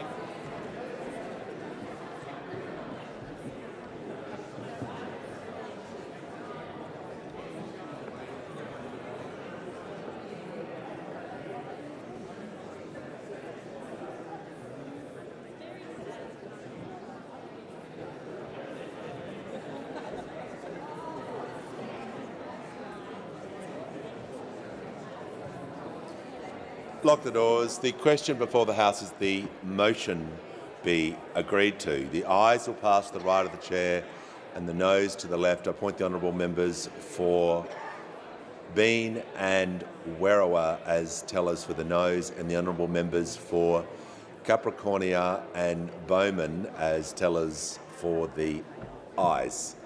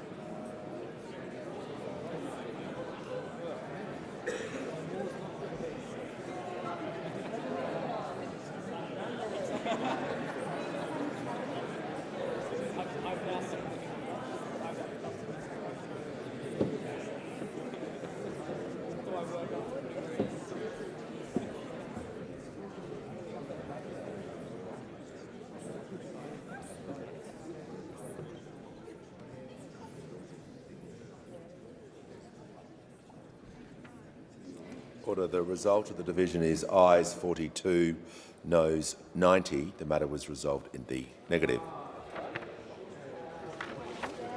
Order. If members can leave the chamber as quickly and as quietly as possible, we shall move to the statements, and I'll call the clerk.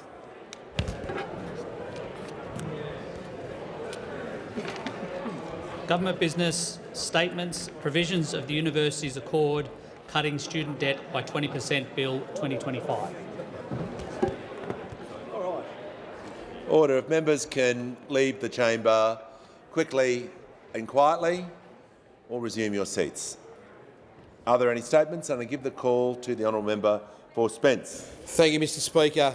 I'm proud to support this bill, a bill that delivers real cost of living relief, makes our education system fairer and reflects our Aussie values. Because that's what we do on this side of the House. Often I feel like the people of Spence really feel they can relate to the immortal words of the great Dolly Parton. Barely getting by, it's all talking and no giving. But last Wednesday, at the very beginning of this 48th Parliament of Australia, after talking the talk before the election, we walked the walk and gave something back by introducing this bill. Because when people are doing it tough, we don't just look away. That's not the Labor way, and it sure isn't the Australian way. We get stuck in and help each other out. This bill delivers on our election commitment to cut all students' debt by 20%. No matter your degree, your speciality, your pathway, whether you completed your degree or not, if you have a HECS debt, you will benefit from this bill. This isn't just limited to HECS debt. If you have a VET or TAFE loan, those will also be reduced by 20%. This is real cost of living relief for 3 million Australians with student debt. Whether you're fresh out of studying and into a new job, saving to buy a home and live out the Australian dream, or juggling a mortgage or a family, or even both, we know that every little bit helps. Not everyone gets that though. Before the election, the Liberals called this relief profoundly unfair. They opposed it and said that they would not do the same if they won on the 3rd of May. Deputy Speaker, millions of Australians voted to make this cut a reality. So you would think that the Liberal Party would have heard what people said and changed their tune before coming to Canberra this week. You would think that they would support this, and we had a reason to believe they would when the opposition leader said that they would wave it through. But then on Monday, one of the members in this place called 20% off student debt grossly unfair. To them I say this. I hope you have the hide to say that to the over 19,000 people in Spence whose student debt will be cut when this bill passes, or the over 470,000 teachers, 300,000 nurses and midwives and 210,000 aged and disability carers that will benefit from this cut. But this bill does something else too. It also cuts the minimum and annual repayments Australians with a student debt have to make every year. In other words, it means if you have a HECS debt, you'll have to pay less back each year. For someone making $70,000, these changes will reduce HECS payments by $1,300 a year. It means that you only have to start paying off your uni degree when uni starts to pay off for you. That puts money back in the pockets of people who are just out of uni, just moving out of home, just getting started in life. That's why I really care about this. Not because it was recommended in a review, but because it will make people's lives just a little bit easier. That's why we should all be in here in this place. And if that's not why you're here, serving this Parliament, serving your constituency, it's time to reconsider your priorities. I want people in Spence to have every opportunity in life that the people in Burnside do. But for so many people, uni has just been that dream that has often felt too far out of reach. There's still more to do here to make uni as accessible as possible for people in my community. These changes are part of it. Making paid prac placements for teaching, nursing, midwifery and social work students is part of it. And it's also why we're delivering a new university study hub in Elizabeth. It brings uni closer to where people live so they can balance work, study and family easier without having to trek into the city. It will also help more people from Spence get a fair crack at going to uni. This study hub is due to officially open in its forever home in the coming months, and I can't wait to see the benefits it will deliver to our students and our community. We've also made HECS indexation fairer to make sure your debt can never grow faster than your wages. We're delivering more free TAFE university-ready courses, and we're making free TAFE permanent to make sure we have the skills we need. But there's more to do, and that'll take time. There's no silver bullet that will fix this overnight, especially not with how those opposite left things. During the pandemic, school, TAFE and university became more stressful than normal. Classes went online, placements were cancelled or delayed, jobs disappeared overnight, isolation, stress and uncertainty became the new norm. And yet, students passed on. They kept studying, they kept studying, they adapted and improvised, they made so many sacrifices, as we all did, to finish their degrees. And what did the Liberals do? I wish I could say they did nothing, but it was even worse than that. They hiked up fees and made it harder for young people to get a crack at university. Just a complete slap in the face. And Deputy Speaker, that's the real contrast here. In the red corner, you have a government that's stepping up to ease the burden. And in the blue corner, the party that made things worse, then turned their back when people needed them most.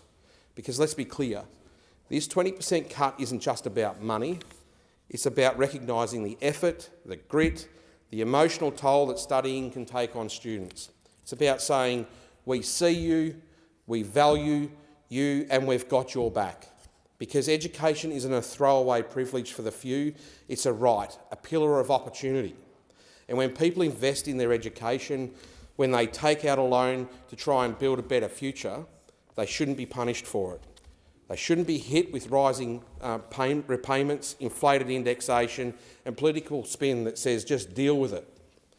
That is what I consider grossly unfair. What's also unfair is stacking decades worth of debt onto a generation that's already locked out of home ownership. What's unfair is expecting our teachers, our nurses, our early childhood educators to take on debt for the privilege of doing jobs this country desperately needs. We don't get stronger as a nation by keeping people underwater. We grow by lifting each other up. This policy does just that. Deputy Speaker, in Spence you'll find suburbs where fewer than 1 in 5 young people go to uni. Not because they're not smart, not because they don't want to, but because they look at the cost, the long-term debt, the uncertainty and decide it's not worth it. This 20% wipe tells them a different story.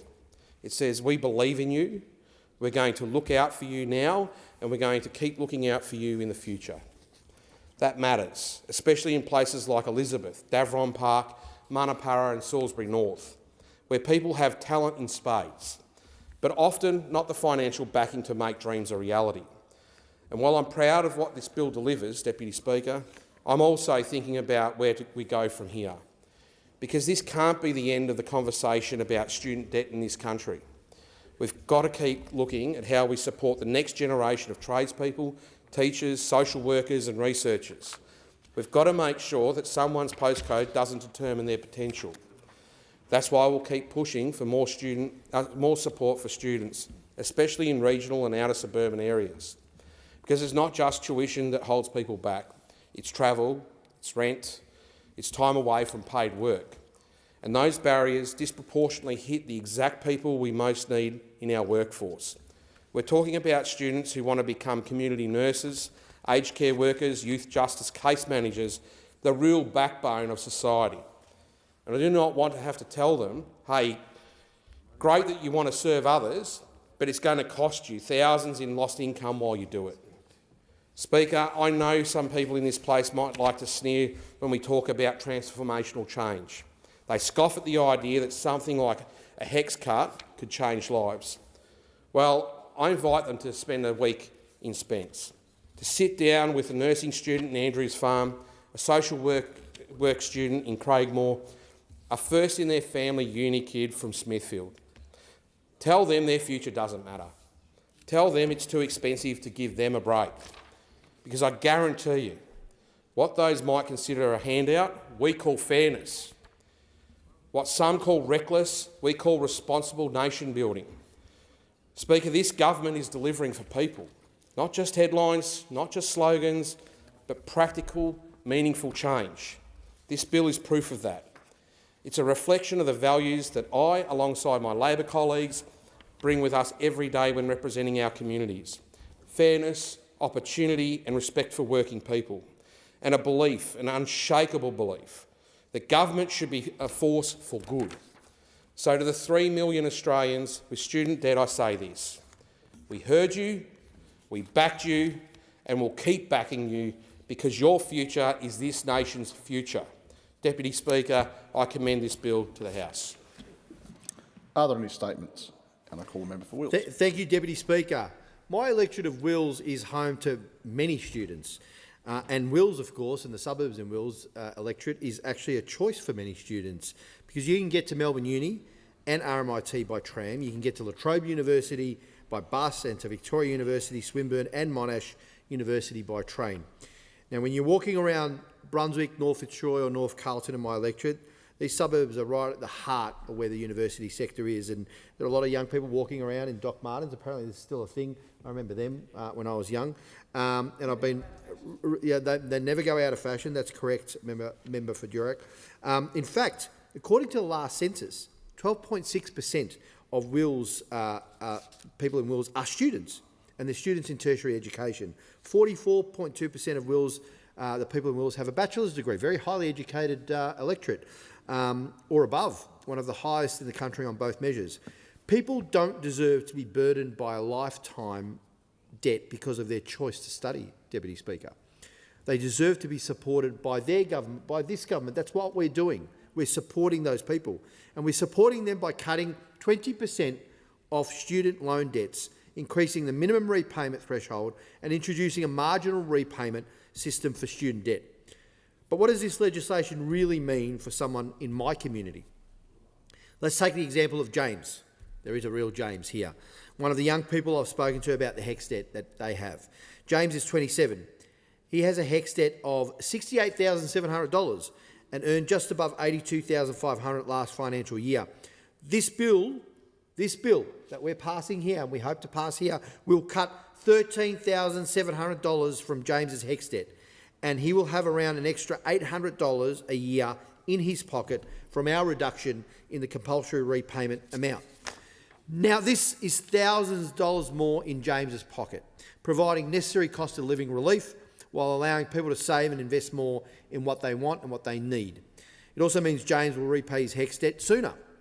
He says to me he'll put it towards his savings for a home deposit, which he noted will become much more achievable thanks to our government's help to buy shared equity scheme. Thank you, James. This bill is just one part of what the Labor government has done for education in Australia. And many of my constituents, Deputy Speaker, know what is at stake at the last election if the Liberals had won government. Because if they had won, they would have scrapped all of this. None of this would have actually materialised. Our government is actually providing $2.5 billion for all Victorian public schools over the next decade as part of the Gonski reforms. That means more individualised support for students. Meanwhile, we have the Liberals' former leader saying that school funding isn't an issue. That's surprising. The Liberals went to the last election opposing this 20% cut of student debt. In fact, their party and members of their party labelled it elitist and profoundly unfair. That's what they said about this cut of 20%.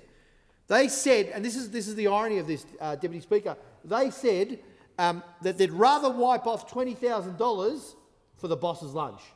Now, please tell me, Deputy Speaker, which of those is elitist or profoundly unfair? I know which one. Earlier this year, the Liberals opposed making free TAFE courses permanent. They opposed Labor delivering 500,000 fee-free TAFE places. The fee-free TAFE program that is delivering more nurses, childcare workers, tradies and other high-demand industries. And they gutted TAFE last time they were in government. During the election, Deputy Speaker, the Liberals released costings during the election showing that they plan to cut our expansions in our first term to the Commonwealth prac payment, which would have forced student teachers to give up paid work to complete teaching placements. We put those prac payments in place because we know how important it was for their cost of living relief, doing their work and their study. And last time the Liberals were in government, Deputy Speaker, they increased university fees. They wanted younger Australians to be straddled with more debt as they're starting out their lives. They made humanities degrees more expensive, as if studying humanities should only be for the wealthy.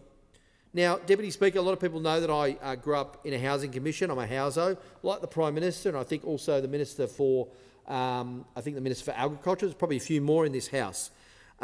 But because of the visionary policies of successive Labor governments, I got the opportunity to study arts law at Melbourne University, even though I grew up in a housing commission. Now, those policies by the Hawke and Keating governments, they gave me a pathway, like they did to millions of Australians, because education is so critically important. It opens up the door to opportunity for so many Australians, and it's because of education that I've been able to make my contribution, whether it's in the public sphere or in the private sector, as so many other millions of Australians have done. It has given me a pathway to be able to have this honour of representing the people of Wills in this place. And I know that the Minister for Education, my friend Jason Clare, has spoken of his story about being the first member of his family to attend higher education or get a higher education. That's because of those policies. That's what makes a difference, because we believe in education as an investment in the Australian people. Now, my mum and dad, who migrated from Egypt, well, over 50 years ago, they worked so hard, and this is not a unique story. Migrants have this in common. They worked so hard to give my sister and I a better life. And the one thing they kept saying to us is, get a good education. Make sure that you get a good education. We don't care what you do. You can work in a factory, you can be a tradie, you can be a professor, whatever you want to do in life. But make sure you get an education, get a degree, fulfil your potential, give yourself that pathway. And that's what Dad used to say to me all the time. Get a good education. This bill to cut 20% off student debt represents real cost of living relief for millions of young Australians. It's money they'll see more of in their take-home pay. It's money they'll put in their savings accounts as they save up for a house deposit, a down payment on a new rental or another major purchase. But more importantly, Deputy Speaker, it is an investment in them. It is an investment in their future, their education, their potential, their pathway to being able to make their contribution to change their community for the better, to change lives for the better. And that's what education gives us. It is a precious gift that we all are very, very fortunate to be given, and we as a government invest in that precious gift with this bill, and I commend it to the House. Are there any statements? I call a member for McNamara. Thank you very much, Acting Speaker. And when you think about the great leveller in this country and the ability for people to have social mobility in this country and the ability for migrants to change the destination and the journey of generations, it is education. And it is the ability to create skills and qualifications and to learn and to finish your studies with the opportunities of making a better life for you and your family. And what we know with the HEC system over time is that it has meant that thousands more Australians have been able to go to university. My parents' generation went to university for free, but the HEC's generation of my generation and the generation that follows are part of a generation that has a pact with each and every one of us that says we will contribute to education because it will mean that more of us can go and get an education. It will mean that the HEC system that we are all buying into enables more people from right around the country, regardless of where they come from, to access the high-quality Australian education, whether it be at our universities, our TAFEs, as apprentices, or any of the other incredible higher education services and institutions that we have in this country. But what we also know is that the balance over time has meant that people are leaving university with higher debt, and they are leaving university with debt that has meant that it's having impact on how they can borrow. It's debt that having an impact on how much they have to pay each and every pay cycle. It's a debt that is having a real impact on the lives and the journey of Australian students and young people. And that's what this bill seeks to represent. It seeks to address, and that's what this bill does address. And the 20% off HECS is something that We took to the election, we said we were going to do it, and I remember the countless stories of young people lining up, going into vote. And I asked them a simple question: what matters to you? What do you care about? And often the response back to me was, well, I'm a student, or I'm just finished university. And I said, well, have you heard about our 20% off HECS? And they said, yeah, actually, that's one of the things I'm weighing up right now. And then there was this amazing moment that I shared with a lot of students and former students, which was, well, all right, well, if you give us this opportunity, we'll get this done for you. And I'm extremely proud to be standing here in this place, keeping up our end of the deal, because so many of those young people and so many people who have a HECS debt gave us this opportunity to say that they needed a bit of help, they needed some meaningful change, and that is what this bill is all about. It does not wipe every part of student debt. What it says is that actually there is a meaningful amount of student debt that we're going to take off, as well as how those repayment systems are actually calculated, so that each and every pay cycle you're going to pay a little bit less than you otherwise were before. This builds on the reforms that we made for HECS, which changed the indexation system. Traditionally, HECS was set up in a way that meant that we were always calculating the HECS repayment system with the lowest interest loan available, but with a high inflation that presented Australians recently, it meant that the indexation on HECS was extremely high and students were accumulating more and more debt.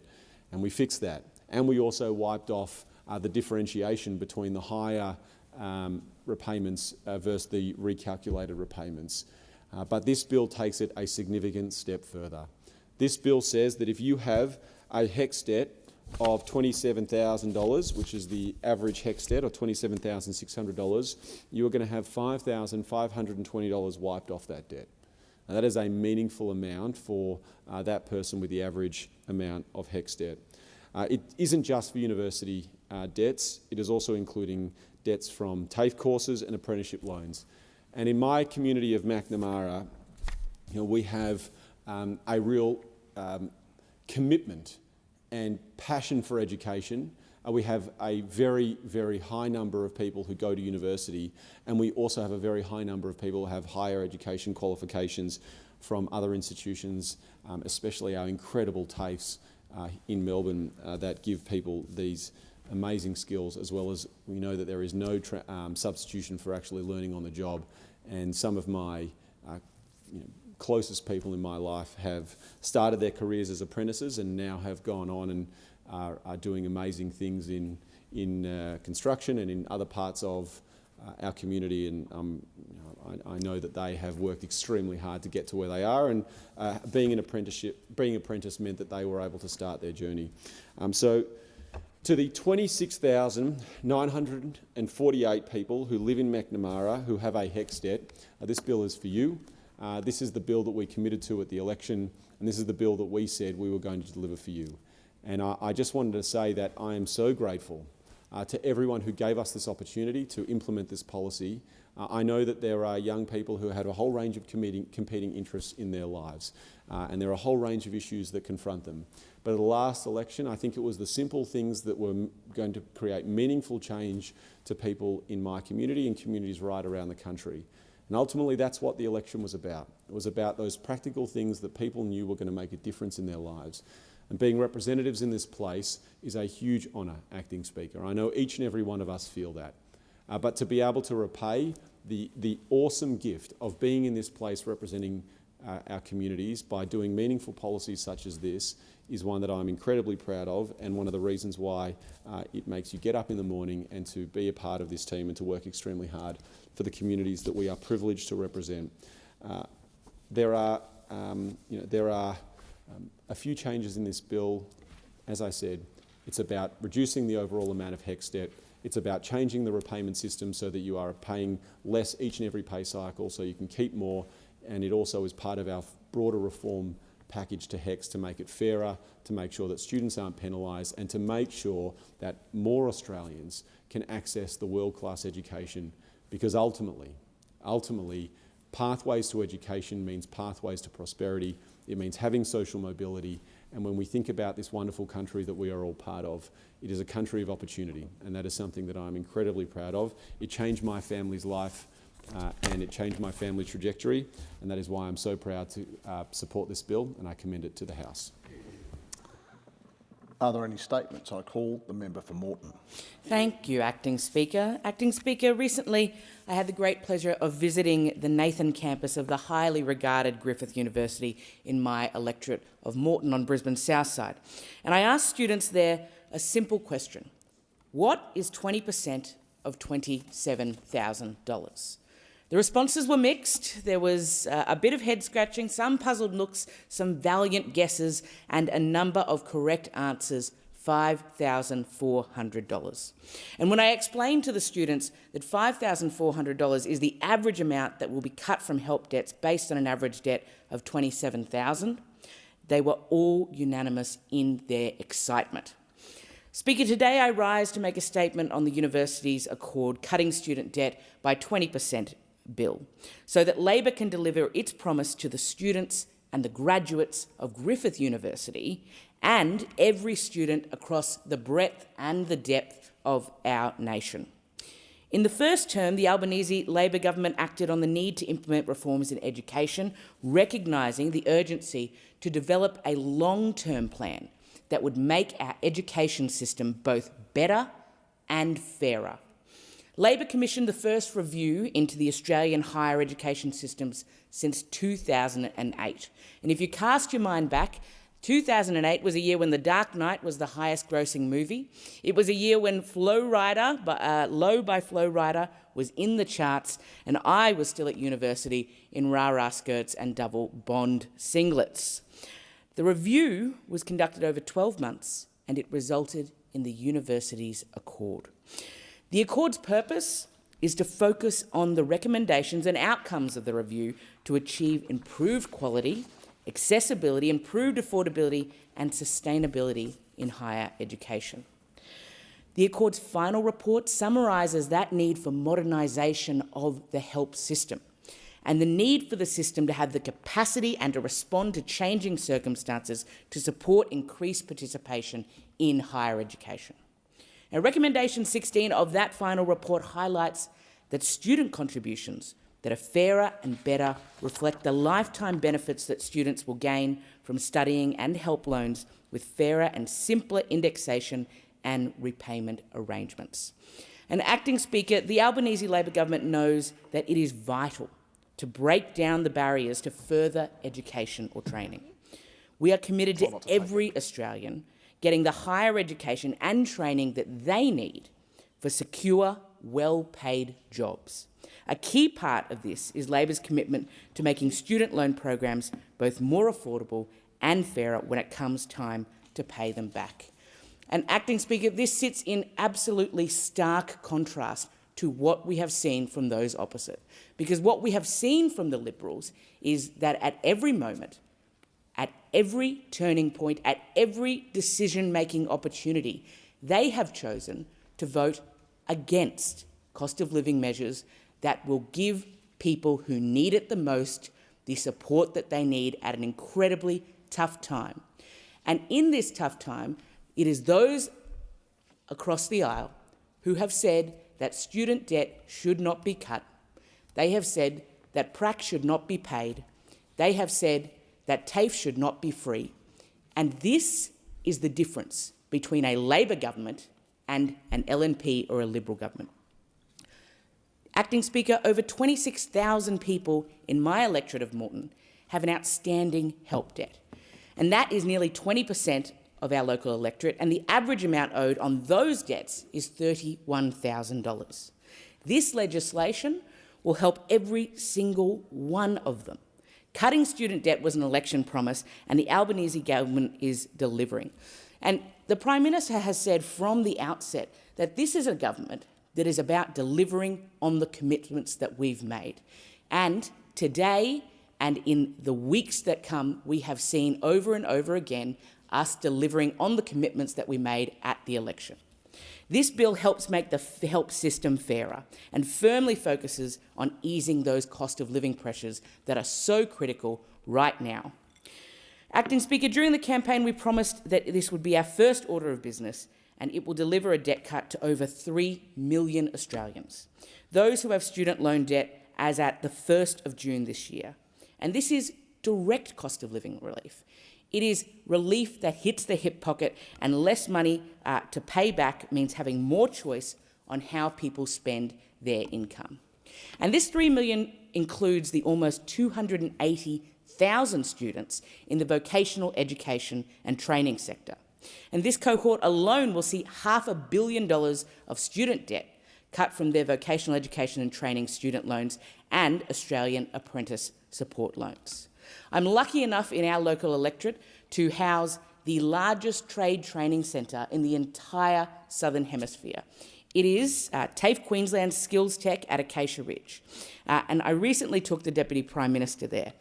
When we were there, we had the great opportunity to meet carpenters, people who will build the homes of the future, the homes that we so desperately need, and this is what making sure that we reduce barriers to student debt is all about. It's not just about addressing cost of living, it's also about investing in the skills that we need to drive our nation forward and to deliver those critical promises like housing that the Albanese government has committed to. The total amount of student debt wiped is around $16 billion. And as I mentioned earlier, how excited the students of Griffith University were to learn about receiving a 20% cut to their help debt. Acting Speaker, they were also relieved. They were relieved because for the majority of students, the prospect of paying off a large debt once they have graduated is daunting. And the impact of this debt has on their capacity to borrow money for other reasons, such as housing, can be discouraging. This legislation also raises the minimum amount that you have to earn before you need to start paying off your debt. It is increasing from $54,435 in the 24-25 FY to $67,000 in 2025-26. And after this bill is passed, people will only have to pay a percentage of the part of their income that is above the minimum repayment threshold. And this is a reform that not only directly responds to recommendation 16 of the university's Accord final report, but it's also a reform that will have a significant impact on people who are just entering the workforce. I know from speaking to people with help debt on Brisbane's south side that they have too often encountered difficulties with accessing financial loans. And in February this year, the Treasurer requested banking regulators review that system. APRA and ASIC have now concluded this process, and it is more positive news for those with student debt. APRA is now advising banks to remove help debt from debt-to-income reporting, and ASIC has amended its regulatory guidance, signifying that help debts are different to other forms of debt, as the repayment amounts are dictated by an individual's outcome. These measures will assist those with student loan debt to access critical finance for things like housing. Acting Speaker, as the child of two teachers, I know how important education is. Labor is the party of education. The government's achievements in education in its first term speak to that. And Labor has implemented reforms in the early childhood education and care sector, primary and secondary education, and throughout the tertiary education sector. At every stage of education, it is Labor that's investing. And from January this year, we've expanded the fee-free uni-ready courses, which support even more students from disadvantaged backgrounds to access university. Around 68,000 nursing, midwifery, teaching and social work students now receive a payment for their compulsory pracs thanks to Labor. Free TAFE has inspired 650,000 enrolments across Australia, and 170,000 courses have been completed. These newly qualified workers will become the backbone of our workforce and the lifeblood of our economy. Acting Speaker, in my first 2 weeks in this place, I am proud that our focus has been on taking action on cost of living and driving the Albanese Labor government's education agenda with 20% off student debt. And I will finish with the words of a constituent and current Griffith University student who told me, "I'm so happy about getting 20% off help. I'm less stressed about money and I'm less stressed about postgrad study that I want to do." Breaking down barriers to further education, supporting our nation to grow and prosper, and building a better and fairer education system benefits us all. And today, we will leave a lasting legacy for our students of tomorrow. Are there any statements by honourable members? And I give the call to the member for Canberra. Thank you, Deputy Speaker. Yesterday, this Parliament delivered on a promise we made to students, to young people, to workers retraining for the future, and to every Australian who took on a student loan in pursuit of opportunity. This bill, the Universities Accord Cutting Student Debt by 20% Bill 2025, is the first piece of legislation that was introduced into the 48th Parliament, just as the Prime Minister said it would be. And I am so proud that this was a key priority for us of the new Parliament. This bill is about fairness. It's about making our student loan system more just, more affordable and more humane. And it's only happening because the Australian people put their faith in the Albanese Labor government on the 3rd of May. Deputy Speaker, more than 3 million Australians will see their student debts cut by 20% overnight. And this includes 22,126 people in my electorate of Canberra. For someone with an average student debt, which is now around $27,600, that's a reduction of over $520. For someone with a $50,000 help debt, that's $10,000 wiped away. That's a real relief for young people who feel like the system was working against them. Canberra is a university town. My electorate is home to 5 university campuses, and this bill will make a huge difference to the students who have studied in Canberra's universities and who are now contributing to our local economy as graduates. And importantly, this cut will be backdated to the 1st of June this year before indexation kicked in. We know how much anxiety the annual indexation of help debts cause for students and graduates across the country. That's why this year our government capped indexation so that it will never outpace wage growth again. This is so important. This legislation goes even further. We are fundamentally reshaping how the repayments work.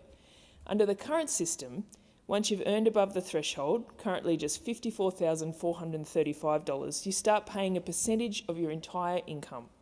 That can be punishing. For someone earning just over the threshold, it's like falling off a cliff.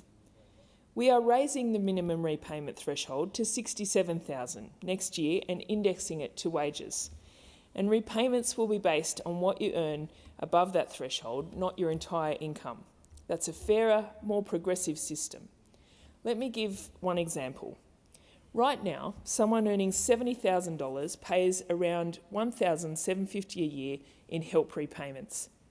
Under our changes, that same person will pay around $450 a week, a saving of $1,300 every single year. That's money for rent, groceries, for saving for a home. And that's the kind of relief that we need in a cost of living crunch. Deputy Speaker, this is not just a Canberra issue, but it does matter deeply to my community. We are home to a large number of public servants, early career professionals and students, many of them carrying student loan debts, and it's something they talk to me about often. This bill will lift that weight. It's also a boost for women who are more likely to take time out of paid work and more likely to carry their student debts for longer. And it isn't just about uni students. These reforms also apply to vocational education students and some apprentices. Labor values education in all its forms, not just what happens in lecture theatres, but in TAFEs, trade schools and on job sites. These reforms are just one part of a broader, coherent vision for higher education. We've locked free TAFE into law with more than 650,000 enrolments so far. We've introduced paid prac placements for teaching, nursing, midwifery and social work students. We've expanded fee-free uni-ready courses to give more people, especially those from disadvantaged backgrounds, a pathway to university. And we've established an independent Australian Tertiary Education Commission to drive long-term reform and equity across the sector. Finally, Deputy Speaker, we've listened to young Australians and first-time buyers who told us that student debt was locking them out of the property market. That's why the Treasurer worked with APRA and ASIC to ensure that help debts are treated fairly in loan assessments.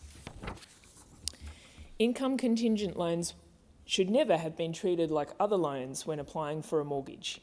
When you apply for a mortgage, lenders assess how much you can borrow by calculating your debt-to-income ratio. This ratio compares your total debts to your income, affecting your borrowing capacity. While this is obviously a sensible thing to do, we don't want people borrowing money they can't afford to pay back. But unlike credit card debt or personal loans, help repayments depend solely on your income, not the outstanding loan amount or interest rates. This means that help doesn't behave like traditional debt. It's income contingent and doesn't fluctuate in response to changes in the cash rate. We've changed the rules so that help debts don't impact mortgage serviceability assessments. No more punishing people for taking on debt to improve their future income chances. And I had one particular constituent raise this issue with me before this change was made, and something that I had raised with the Treasurer, and I actually saw her the other night, and she has been able to be approved for a loan, which she hadn't been able to be before that because of her substantial help debt. So this is really making a difference to people's lives. Deputy Speaker, we believe in a society where education is not a privilege for a few, but a right for all, where no one is held back because of their postcode or their bank balance. Those opposite have called this bill elitist. What a load of rubbish, and just showing their attitude to universities and higher education that they so consistently show. Young people have consistently told us that they feel the system is stacked against them. It costs far more to get into the property market. Degrees cost significantly more due to the policies of those opposite when they are in government. This bill is about letting those young people know that we hear them, we see them. They are the future of this nation. This bill delivers fairness, it delivers opportunity, and as I've said, it delivers relief to over 22,000 people in my electorate. I've paid off a HECS debt too, and I remember the pressure that that put on me as a young person, and the concern that I had about, would I ever be able to save for a home, etc. But I'm lucky that when I was at university, the debts are nothing compared to what they are these days. And when I talk to young people, I can really understand their concern about the huge debts that they are now incurring when they study.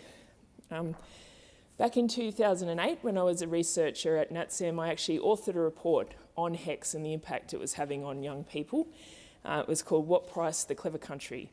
And as part of that, I had the great opportunity to work with Professor Bruce Chapman, the architect of HECS. And he created this scheme, always envisaging it as a fair and equitable scheme that was more about allowing the opportunity for more people to study and be able to pay it back in an equitable manner. And I know that he is very welcoming of these changes, because even back then in 2008, he had concerns about the way that the HECS system was going, that it wasn't actually delivering in the fair and equitable way that it was originally designed, that it had lost its way in many senses. It actually is a system that enables people who have studied, which does, on average, as our report back then showed, have a significant impact on improving your lifetime incomes. But that shouldn't mean that it's absolutely crippling to pay back these debts as a young person when you are trying to establish your career and your life outside of work, and what that might mean for your ability to enter the housing market or considering things like starting a family. So I know that he welcomes these changes, and these are excellent changes. I'm really excited that we are doing this with urgency as part of the new government, and what this will mean for the young people in my electorate and all around the country. Thank you, Deputy Speaker. Are there any statements? And I give the call to the member for Leichhardt. Thank you, Speaker. I rise to speak on the University Accords cutting student debt by 20% bill. I support this bill. The people I know support this bill. And from the huge amount of door knocking I did in my community, I can say quite clearly the people who put me in this place support this bill. In fact, the only people I've heard who didn't support this bill were those opposite, though I'm pleased to say it is going through. If I'm to go out on a limb, I would say this is a great day for the over 3 million Australians who are going to see their HECS debt reduced by 20%. It It is a great day for the 17,000 people in my own electorate who are going to see their HECS bill reduced by 20%. The regions know that when you train people at home, they stay at home. Cairns is home to 2 world-class universities, JCU and CQU, and this change will enable young people to get the education they want, stay close to home, and give us the services and skills in the regions that we need to prosper. This is nation building, this is region building, and this is a fantastic, fantastic initiative that is going to make a world of difference to my electorate of Leichhardt. This bill is also the delivery of a promise, and I'm proud to be a part of a government that delivers on its promises. The Prime Minister said this would be the first bill to be introduced to the House, and indeed it was. This is my first speech on a bill, and I'm proud that it is this one. The average student debt today is over $27,000, weighing people down, an albatross around their neck. These people are teachers, they are nurses, they are allied health. We are removing that albatross, we are giving them room to breathe. When you are not feeling financial strain, everything in your life gets that little bit easier. I was fortunate. I never got a HECS debt. But a lot of people I know did. A lot of people in this house probably have a HECS debt or know somebody with a HECS debt, their children perhaps. My good friend Ash Constable came to Cairns from Ballarat, tried out with the Taipans, became a teacher, did his university up there, stayed. You teach them there, they stay there. I remember talking to him in the way back when, before the campaign, before there was any thought, and he said, I can't do it, Matt. I want to buy a house, but every time I check my HECS debt, it's going up further than I'm paying off. I can't get a loan. I can't get in front of anybody. He's working. He's got his girlfriend, Jazz. They want to start their lives together. They want to get that house. They want to get that dog. And they were just stuck, spinning his wheels as he watched his debt go up and up and up. This changes this for Ash. The changes to APRA to allow him to get a home loan without HECS and help being taken to a point changed it for him. I'm happy to report to the House, he now has his house. He has his dog Ziggy, and he and Jazz are able to start their lives together in the beautiful suburb of Cairns. This is a success story. This is what is made possible by the Australian Labor government. And it's not just for Ash. All up, this bill will cut student debt by more than $16 billion. That's a lot of less sleepless nights for those young people. The legislation makes clear that this cut will be backdated to June 2025 before this year indexation has been occurred, and this policy will help uni students, vocational education students and some apprentices. The bill also makes important structural changes to the way this system works. It raises the minimum amount so that you earn before you have to start making repayments from $54,435 to $67,000. To the students I see in the gallery, it's going to make your futures easier. You'll earn more before you have to start paying back. It also replaces the current system with a new marginal repayment system. The current system is based on your entire income. Once you earn above the minimum repayment threshold of $54,435, you pay a percentage of your entire wage as that repayment. Under this bill, you'll only pay a percentage of the wage above the minimum repayment threshold. For example, if you earn $70,000 right now, you'll pay $1,750 a year. Under our changes, you'll only pay $450. It's $1,200 roughly back into your pocket. $1,300. $1,300 that you can spend on going out to dinner that makes you less afraid of the electricity bill or when the car inevitably breaks down as it does in those first few years out of university. Last year, the government wiped $3 billion of help debt from the fixed system so the indexation of help debts can never increase faster than wages. From July 1st, 2025, the Labor government has established a Commonwealth prac placement to provide up to about 68,000 eligible teaching, nursing, midwifery and social work students payments while they are completing their compulsory practical training at TAFE and university. Fee-free TAFE has become law. and over 650,000 enrolments across the country, with 170,000 of those courses already completed. When I visit TAFEs in far north Queensland, I hear from the potential nurses how grateful they are for that. A lot of them are starting work, starting education, mature in life. They've got children, they've got mortgages, they've got rents. And this is really helping them along, putting more nurses in our hospitals.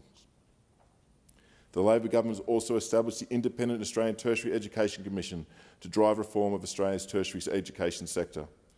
And the changes to which universities are funded will start from 2026 and will help more people from the outer suburbs and the regions get a chance to get university, to provide them with support they need to get their degrees.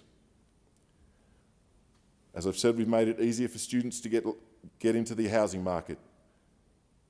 My friend the Treasurer delivered on this. It has made a world of difference.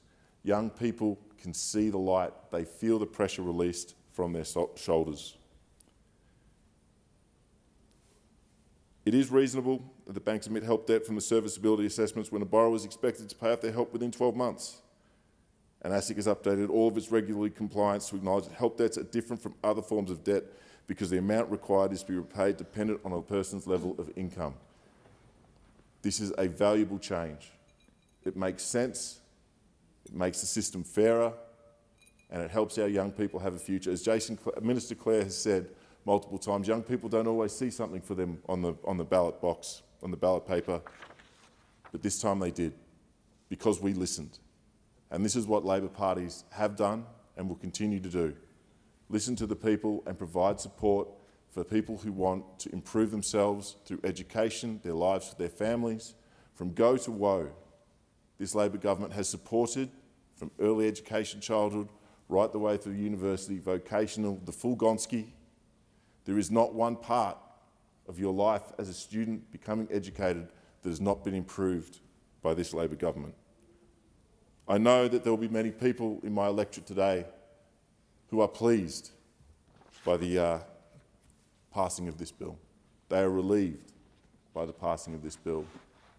And the future students will now understand that HECS and HELP is not going to be a barrier to them going to university, TAFE, or furthering their education. I am very proud to commend this bill to the House. Are there any statements? And I give the call to the member for Lalor. Thank you, Deputy Speaker, and it's a pleasure to be here and see you in that chair.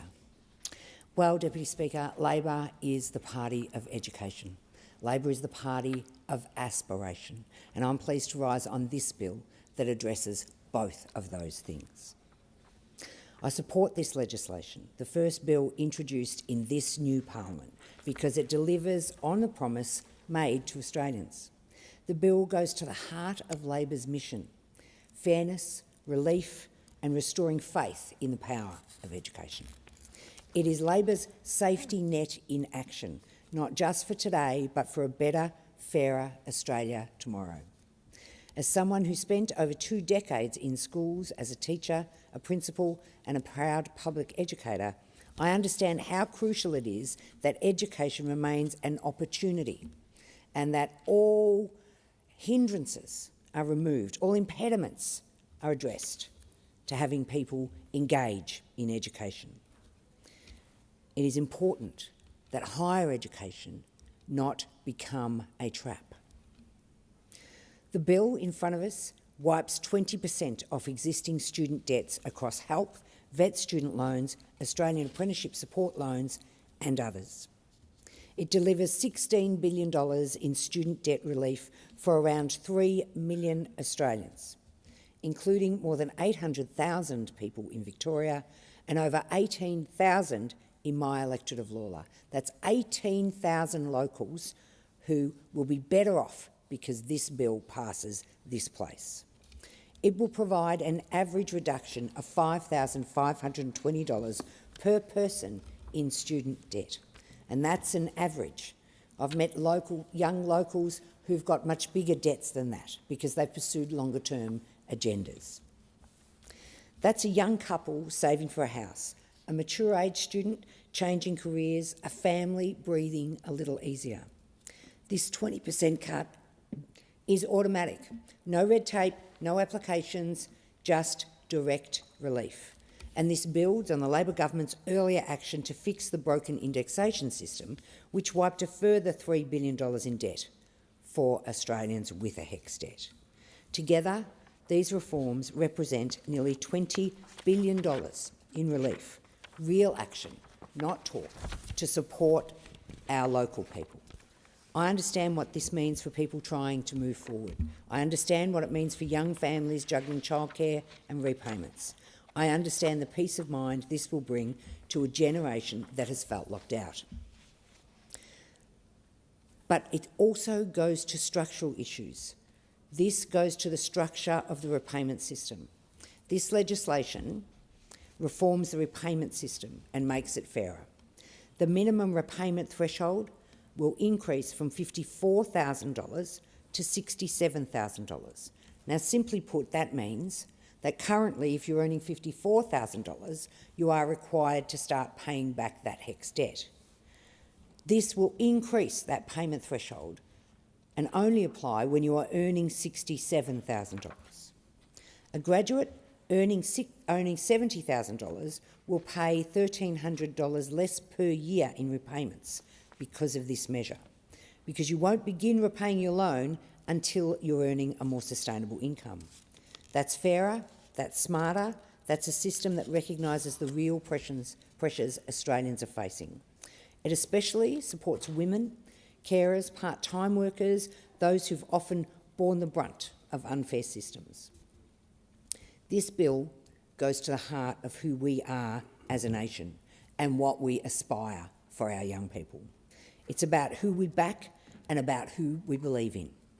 It will especially help younger Australians, with around 70% of people repaying a HECS debt being 35 years and younger.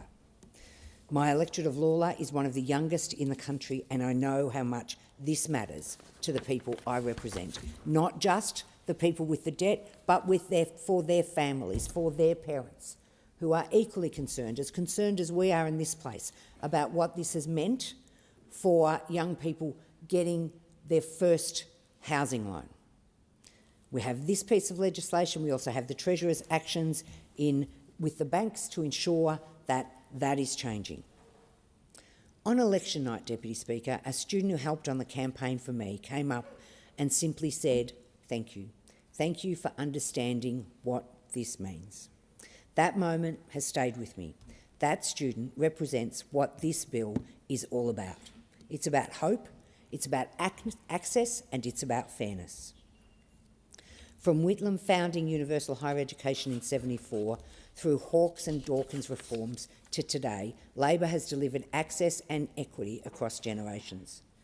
This bill continues that legacy. As a former educator, I know that education transforms lives. I've taught kids whose parents never finished school.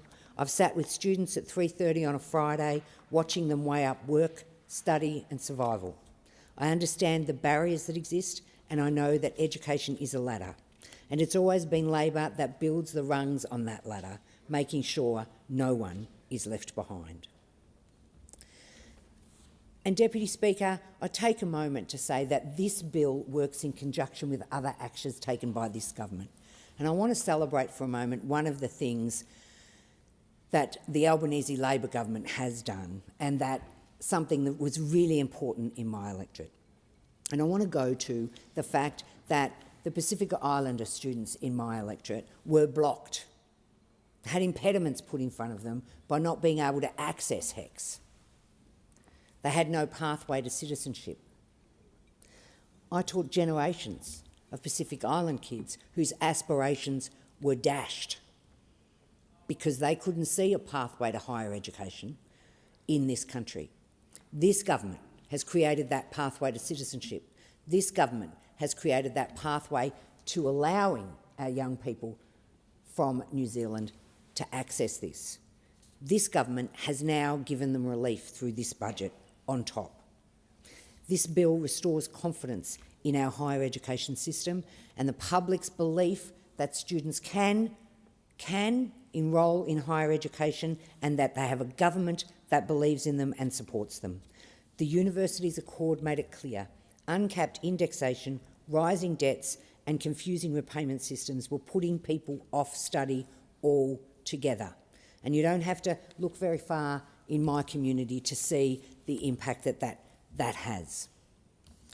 That is no way to run a system built on and for aspiration. This bill answers that fear with fairness. We're not just cutting debt by 20%, we're rewriting the rules, fixing indexation so it never grows faster than wages, introducing marginal repayments so repayments only apply to what you earn above the threshold. And this is a critical point when you're looking at your options between higher education or if you want to pursue a trade. It's a critical point. And we need those with the capacity. We need those with the capacity to pursue higher education. We know we need it. We've been told how important that higher education piece is going to be into the future. Whilst Labor is delivering $16 billion in real relief to 3 million Australians, the opposition, those opposite, said no. They voted against wiping student debt. They voted against easing the cost of living burden. They voted against restoring fairness to the higher education system. At a time when Australians needed support, they chose politics over people. Labor chooses students. Labor chooses fairness. Labor chooses action. Labor chooses aspiration. This, Deputy Speaker, is a Labor policy. It reflects Labor values and it will be delivered by the Albanese Labor government. This bill lifts the weight off the shoulders of the very people we rely on. And as the member for Lalor, I say thank you to the Minister for Education for making this our government's first priority. I thank the Prime Minister for making this commitment. I commend the bill to the House and the message it sends. For 3 million Australians, help is here and fairness is back. Because under Labor, education will never be a privilege for the few. It will always be a promise to all. Thank you, Deputy Speaker. Are there any statements? And I give the call to the member for Blair. Thank you, Deputy Speaker. I'm pleased to support the member for Lalor and make this statement in support of the University's Accord cutting student debt by 20% bill. We promised to introduce this legislation as our first order of business once Parliament returned, and we've done it. A high priority it was, and it remains for us, a reduction of student debt. And, Deputy Speaker, you can tell a lot by the priorities of politicians and political parties they represent by the number of speakers on the list, and I see none on the list today on the statement from the coalition parties. I'm not surprised by that because, you know, the party of Menzies, who built universities, is the party that builds political agendas and tries to link funding to the tertiary sector, to political agenda, to industrial relations, right-wing activity. And we saw that during Howard's time and the Prime Minister Howard's time on AWAs and work choices. And once again, you know, a Liberal and National Party go absent in the area of tertiary education. They've never liked university education for working in middle-class families. They've never liked TAFE. At a state level, they've done everything they could to destroy TAFE at a state level. So I'm not surprised they're not speaking on it. You know, they don't mind debt reduction for big corporates, but they don't like debt reduction for students. They're not the party of aspiration and opportunity. That remains the Labor Party. And I reckon if Alfred Deakin came back today, he'd be taking a Labor Party membership ticket. He wouldn't be looking at a Liberal Party or a free trader or a protectionist ticket, I can tell you. So we're about making sure that aspiration and opportunity is supported. Cutting all student debt by 20% in a one-off way, we're helping more than 3 million Australians and graduates across Australia. We're making it easier for students and graduates to starting off their careers, who want to raise their family, juggle a mortgage, save for a home, you know, rent a better place, have a holiday. We want to make sure that they get cost of living relief, and that remains top of our agenda. And this bill amends a number of pieces of legislation, including the Higher Education Support Act of 2003. And it's delivering on our commitment for higher education loan program or HELP and other income contingent student programs to be fairer and more affordable and more accessible. So the legislation in particular we introduced last week provided a one-off 20% reduction in help debts and other student loans, provided under the Student Loans Act that would have incurred on or before the 1st of June 2025. So that'll wipe out about $16 billion in student debt for more than 3 million Australians. And in my electorate, that's 23,149 local students and graduates across Ipswich, the Somerset region and the Corona Downs area in Blair, and they'll see a reduction in their HECS or help debts. Current students, as well as hard-working nurses and teachers and tradies who are out there contributing to the local economy. Now, based on the Australian Taxation Office figures, the average student debt in Blair is $24,403, so they'll see about $5,520 wiped from these outstanding student loans, and that's a massive, massive difference to people in my electorate. That's help with cost of living. It's real help, less debt and more money in your pocket and not the government's. And I have spoken to numerous people who rang me after the election or have seen me at mobile offices or country shows where I'm doing mobile offices, or spoke to me at pre-poll or on election day, who this policy really attracted them to. We have 2 universities in my electorate, 2 campuses, University of Southern Queensland campus in Ipswich and one in Springfield. So these changes will make a difference to students who attend university there. And as an aside, some will recall in this place that on the 1st of June, student debts were indexed. However, the government has backdated these debts to before indexation was applied. So we're seeing that people with student debts get the full benefit of the 20% cut. And number one focus as a government is continuing to deliver on cost of living relief for Australians. I should stress these cuts to student debts are not just aimed at university students. They reduce the debt for all Australians with student debt, including not just help debts, but vocational, educational and training or VET student loans, Australian apprenticeship support loans, student start-up loans and other student loans as well.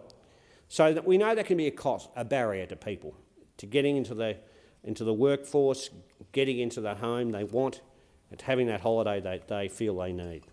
So that the bill will deliver cost of living relief to almost 280,000 students in the VET sector, cutting $500 million of student debt from this group alone, many of whom attend TAFE campuses across Queensland, including the campus at Bundamba in my electorate of Blair. So this is a huge help for students attending the TAFE Queensland campuses, also not just in Ipswich at Bundamba, but in Springfield as well. Our government's focused on reducing the barriers to further study and training so every student can get the skills they need for a well-secured and well-paid job. It's worth noting that University of Australia has welcomed the government's legislation. That's why it was such a mystery, by the way, that the coalition in opposition opposed this policy, and why in opposition now they remain so diffident and if not difficult about this policy. So in addition to cutting student debt by 20%, the legislation raises the minimum amount before people have to start paying their repayments from $54,435 in 2024-25 to $67,000 in 2025-26. And this will then grow in line with wages growth, which will reduce minimum repayments.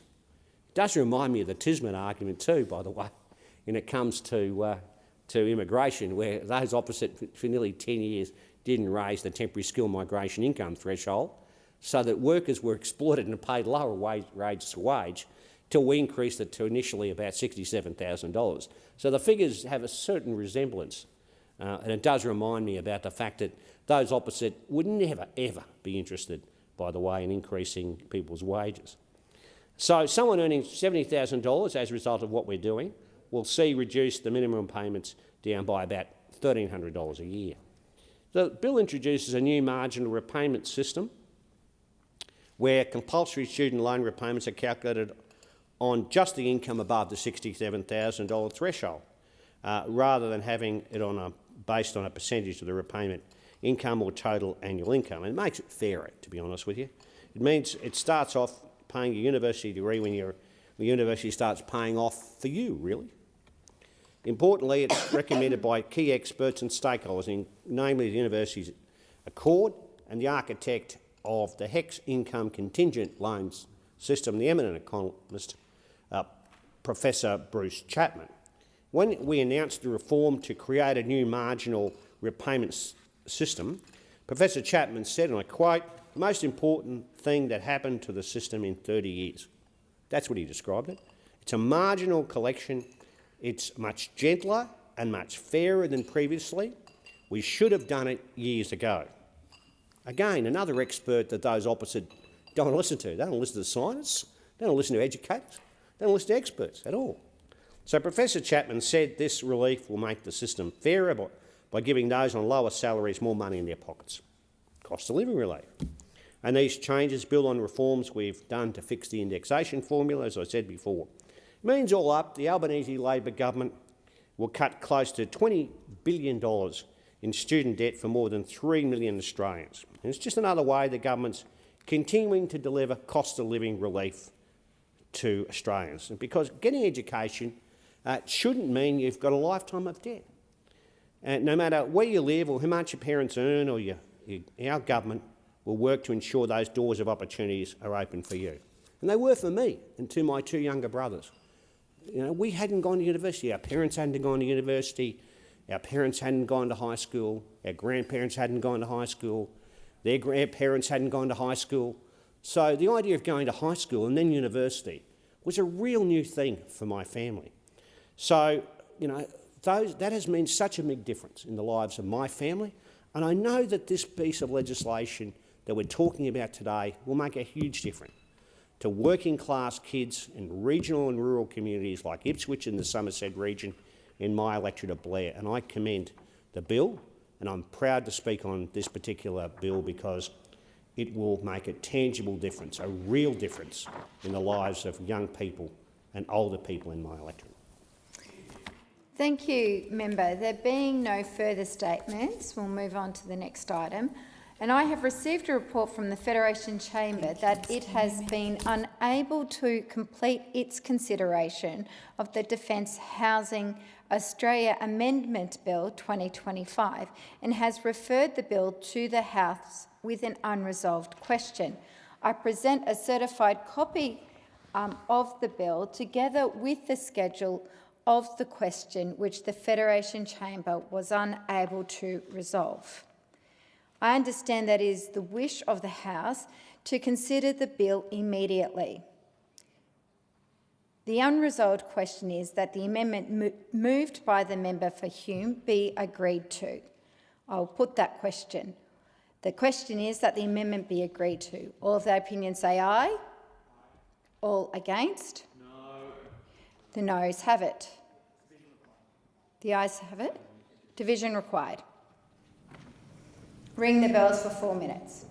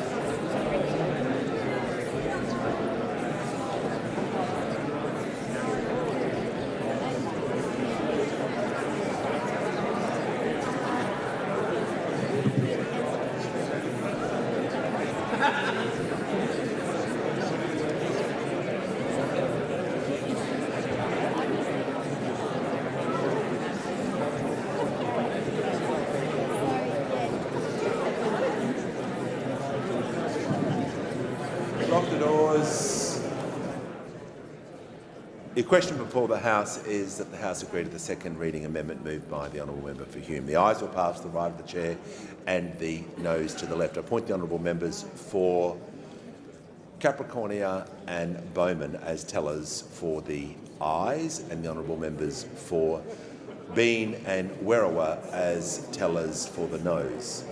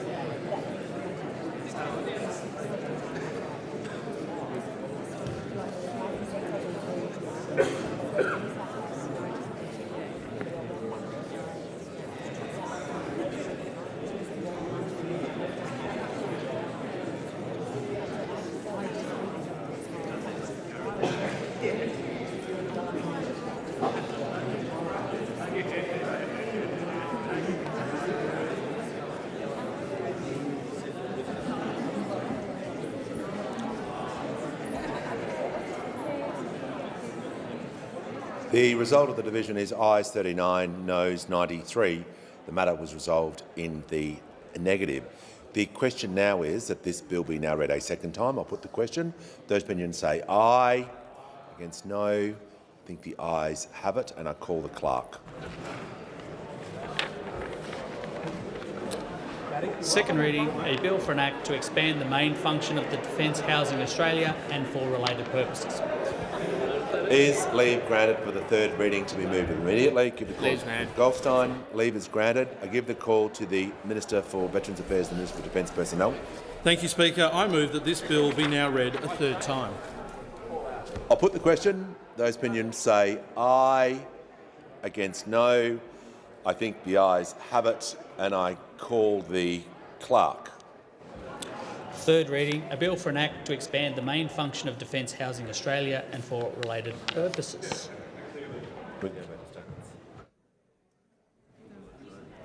I give the call to the clerk.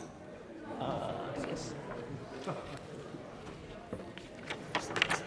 Government business statements, provisions of the Early Childhood Education and Care, strengthening regulation of Early Education Bill 2025. Are there any statements? I give the call to the Chief Government Whip in continuation. Thank you, Speaker.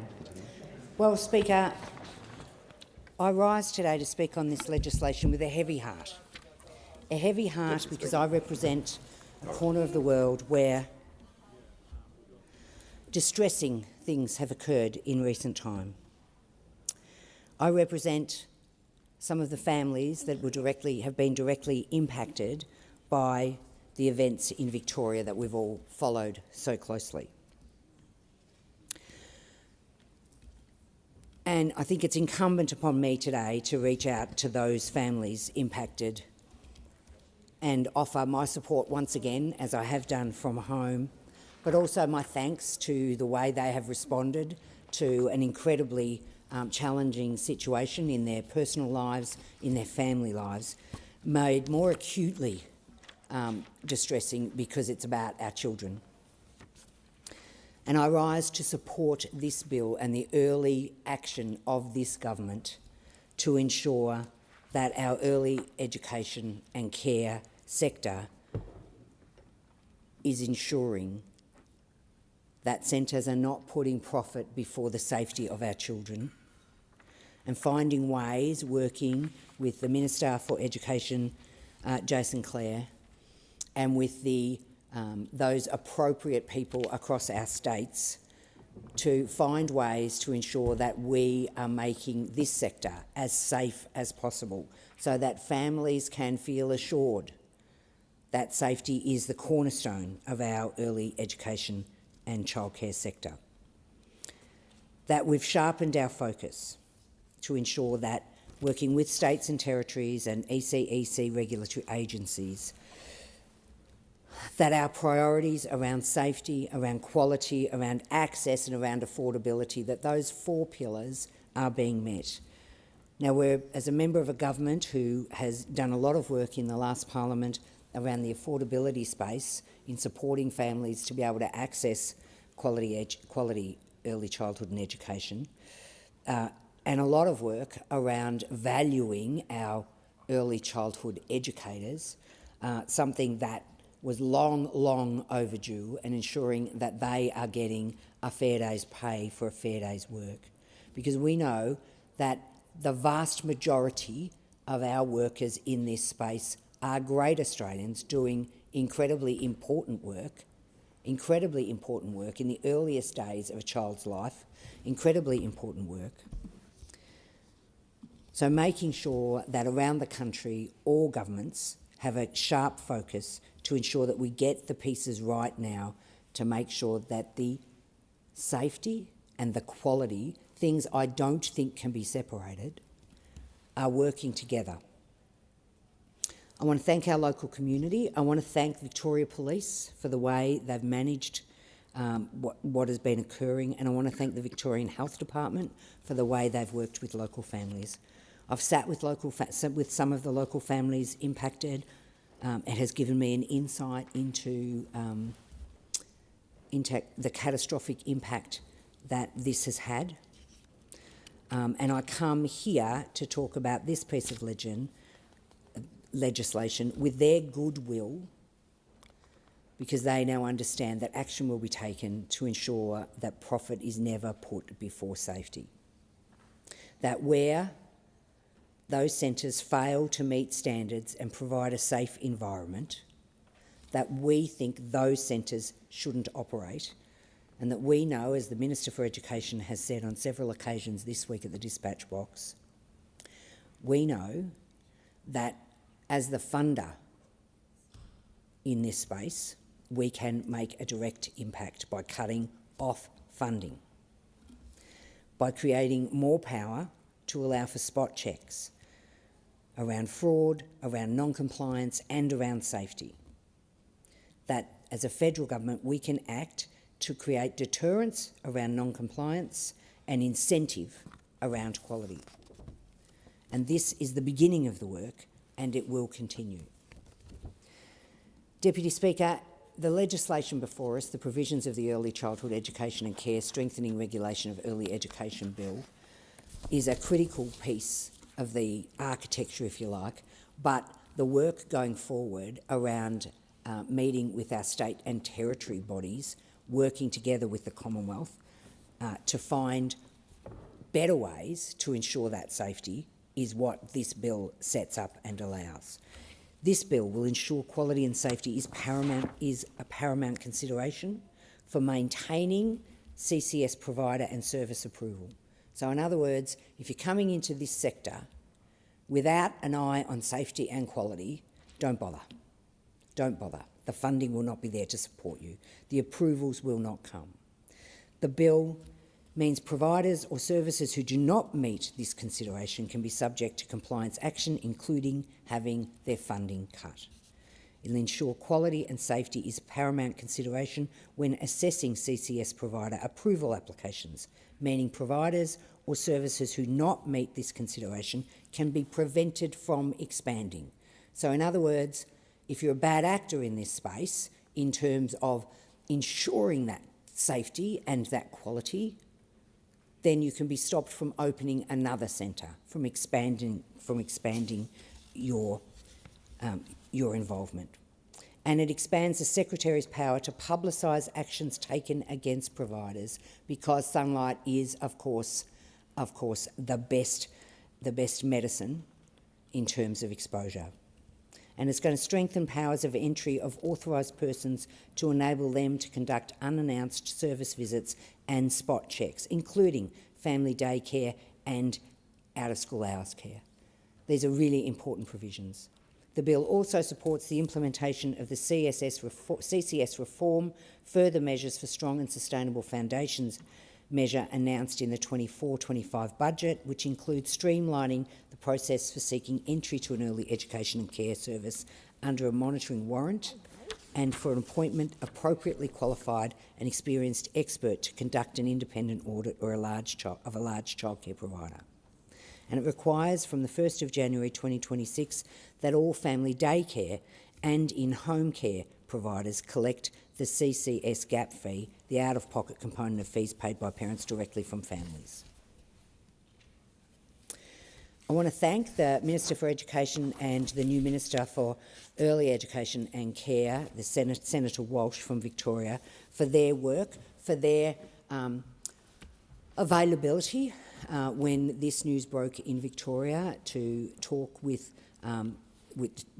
me, to allow me the scope to meet with families and have important conversations with them, to ensure that they felt supported in this process by their federal government, and thank the Victorian counterparts for the work that they've done in this space as well. Deputy Speaker, keeping our children safe is of paramount importance to this government, but what is critically important in that space is that marriage between safety and quality. We know it matters. Now, I'm in childcare centres, early education centres. A lot in my electorate, representing one of the youngest communities in the country, means that there are many centres operating in my community, and visiting them gives me a sense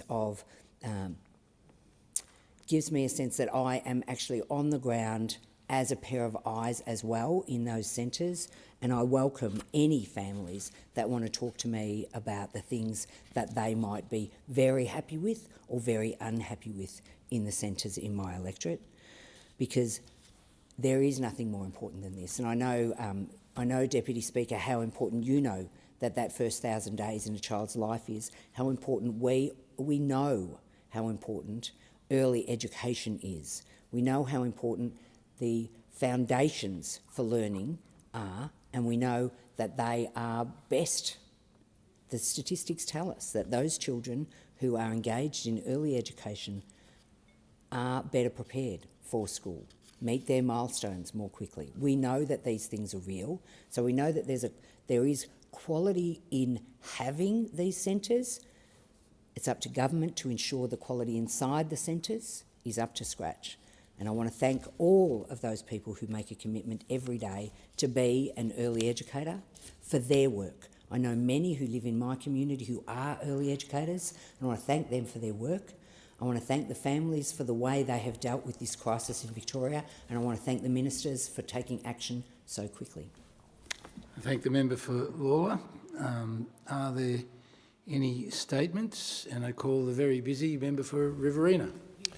Thank you, Deputy Speaker, and nothing before the Parliament today will probably be more important than this particular bill, and I commend the member for Lawler. She is absolutely 100% correct when she talks about the necessity to have the building blocks in place with children to ensure that their safety is paramount. The foundation of our society is based on our kids, and to preserve and protect them and to give them every opportunity has to be first and foremost in all of our considerations. Anyone who is a parent or a grandparent, anyone at all would be horrified, any sane thinking person, with what has happened in Victorian childcare centres allegedly in recent weeks. And I've heard the member for Fisher talk about this yesterday in the Federation Chamber. I saw the interview Senator Dunniam did on Insiders just recently in relation to this. And when I talk about Senator Dunniam from Tasmania, I know he's been on the Joint Select Royal Commission into Institutional Responses to Child Sexual Abuse. He served on that committee.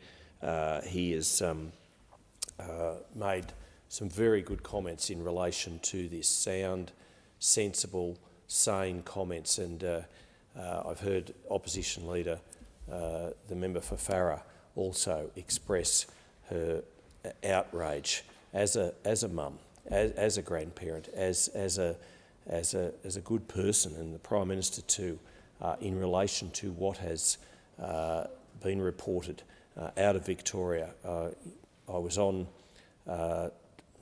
doing a television interview when the story first broke, and I know the Victorian Greens tried to make some mileage out of this, and I said this was in the early stages very unfair to Premier Jacinta Allen and her initial reaction and what she has put in place in that state to respond to these dreadful allegations. This Early Childhood Education and Care Strengthening Regulation of Early Education Bill 2025, it amends the new tax system, the Family Assistance Administration 1999 Act, the Family Assistance Administration Act, to prioritise quality and safety considerations when assessing whether providers can receive the Commonwealth's childcare subsidy. It also expands powers to publicise actions taken against providers, and it enables authorised officers to conduct unannounced service visits and spot checks. So in the main, that's what this bill will do. And as Opposition Leader Lee has said, when there is good legislation, when there is sound policy being brought forward, the Coalition will support it. And the Coalition will certainly support any measure, any provision to protect children. Absolutely, it will.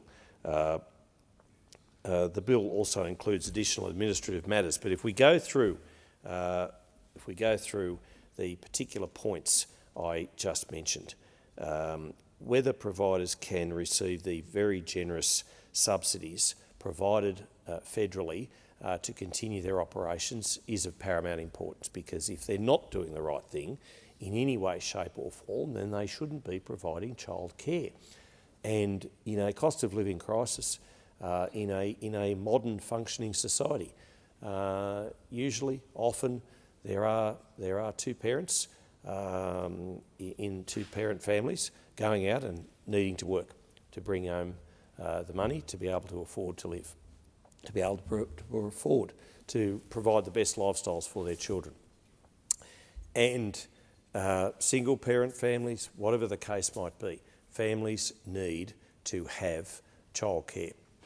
In rural and regional and remote, particularly remote Australia, it's not so much affordability of childcare, it's availability of childcare, and there's a childcare desert, but that is another matter entirely. But the childcare centres that we have, we need to make sure parents need to be absolutely certain that they are going to look after their children, that their children are going to be happy and healthy in those carers' care. And when they drop them off in the morning, or whatever the case might be, and they pick them up in the afternoon, they need to know that that child has been looked after. And as a parent, as a grandparent, I know how important this is, and I know how much my daughter and son are going to need childcare in the future, and I know that for their children, and I know that certainly when they do drop their children off, that they expect to be able to have that child looked after 100%, every bit as well and as good as they would look after that child. And in the main, our childcare providers, our childcare carers do an amazing and remarkable job. They love children. They do the right thing by those kids. But when you have incidents such as this out of Victoria recently, it is just beyond words. It is absolutely beyond words. And but unfortunately, it's not an isolated case. While as bad as it is and as widespread as it seems to be, according to the police reports, there have been other allegations of dreadful activities taking place in childcare settings. And we know about Operation Tenterfield in August 2023, where a Queensland man was charged, later convicted of 1,623 child abuse offences against 91 children in Brisbane, in Sydney and overseas over a 5-year period up to 2022. Words absolutely fail me sometimes when you think about what sort of mind, what sort of man, what sort of evil monster this person is, and they should never, ever see the light of day again. I'm sorry, they just shouldn't be let out of any prison facility. That's where they belong. That's where they should spend the rest of their natural lives. I'm not a judge. I'm not a magistrate, but I think people expect. There's no coming back from where that person's mind is, despite whatever rehabilitation he might receive in the King's pleasure, as it was once called. They do not deserve to be let out. But elsewhere, we've had reports, we've had investigations, we had all these sorts of things, but the time for talk is over. The Commonwealth will do whatever it can in the provisions that it has at its disposal to work with state and local authorities to make sure that our children's safety is first and foremost, to make sure that kids are well looked after. And as the Leader of the Opposition said, child safety is above politics, and she's absolutely right. And I know the Prime Minister, a person of good heart, understands that as well. And I was just speaking to him in the corridor then about any number of topics, and he too would, like any parent, like any politician, like any normal person, would be abhorred about what has transpired in Victoria. We are unwavering in our support for the changes which better protect children in care settings. And we have to give confidence to the 1 million families which rely on childcare. You could imagine the angst, the anguish, the heartache, the just not knowing of those parents whose children have now been having to undergo checks, medical procedures, and what effect does that have on those children? For some of them, maybe they will be too young to know, but for others, they will have recurring flashbacks to what should have been a happy childhood. And I do think, as a society, I think kids are growing up way too fast. I do believe that the measures being put in place by this government to ban social media to under 16s is a good thing, and people can bleat until the cows come home about whatever they think about that. But I think we are expecting our children to grow up way too quickly. And I heard the member for Fisher in the Federation Chamber talking about the proliferation of pornography, which is just a few clicks away from, kids as young as 8 being able to access dreadful images online. But what this does, it allows 3 things, and they are to financially penalise providers, allow name and shame provisions, and enable authorised officers to conduct unannounced visits. That is a good thing. I thank the member for Riverina. There being no... the member for Clare seeking the call. I am, Deputy Speaker. The member for Clare. Thank you, Deputy Speaker. I wish to make a brief contribution to the debate regarding this issue. I wish it to be known that I support this bill. The alleged crimes that have been committed against vulnerable children, as well as the ongoing investigations, have shocked communities around our country. And the perpetrators of these horrific crimes must be brought to justice. And I'm supporting this bill because it strengthens the Commonwealth's regulatory and enforcement powers to impose safety and quality outcomes in early education. And I think that it's important that we support any measure that can improve child safety. We must be doing it in this House. So I commend the bill to the House. As a side note to my comments, I note that the last 2 pieces of legislation which I have spoken on have been statements in which votes have already taken place, and these statements are occurring after the votes. I know that the government has a very strong majority in this House, but we need to be respecting the processes of the Parliament, and that means that we should be having debates where all members get an opportunity to have their say, and then we have votes. And that is what the public expects. They don't want to see votes taking place and then members merely making statements after the fact. I think it's important to note that there is a community expectation that those processes be adhered to and respected in accordance with the traditions of this Parliament. Having said that, I believe that this bill does make an important contribution to child safety, and it should be supported by all members. So, for those reasons, I commend the bill to the House. I thank the member for Clare. There being no further statements, I have to report that the Health Insurance Pathology Fees Repeal Bill 2025 has been fully considered by the Federation Chamber and has been agreed to without amendment.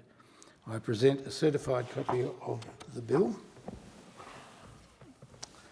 The question is that the bill be agreed to. All those in favour say aye.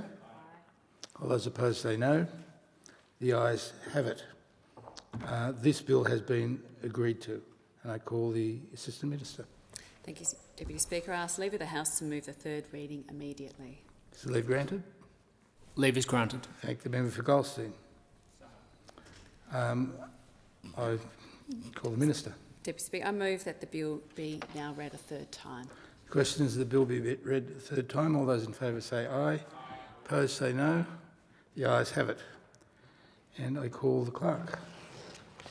Third reading, a bill for an act to repeal the Health Insurance Pathology Fees Act 1991 and for related purposes. I call the Minister. Thank you, Speaker. I move that order of the day number 8, government business, be called on immediately.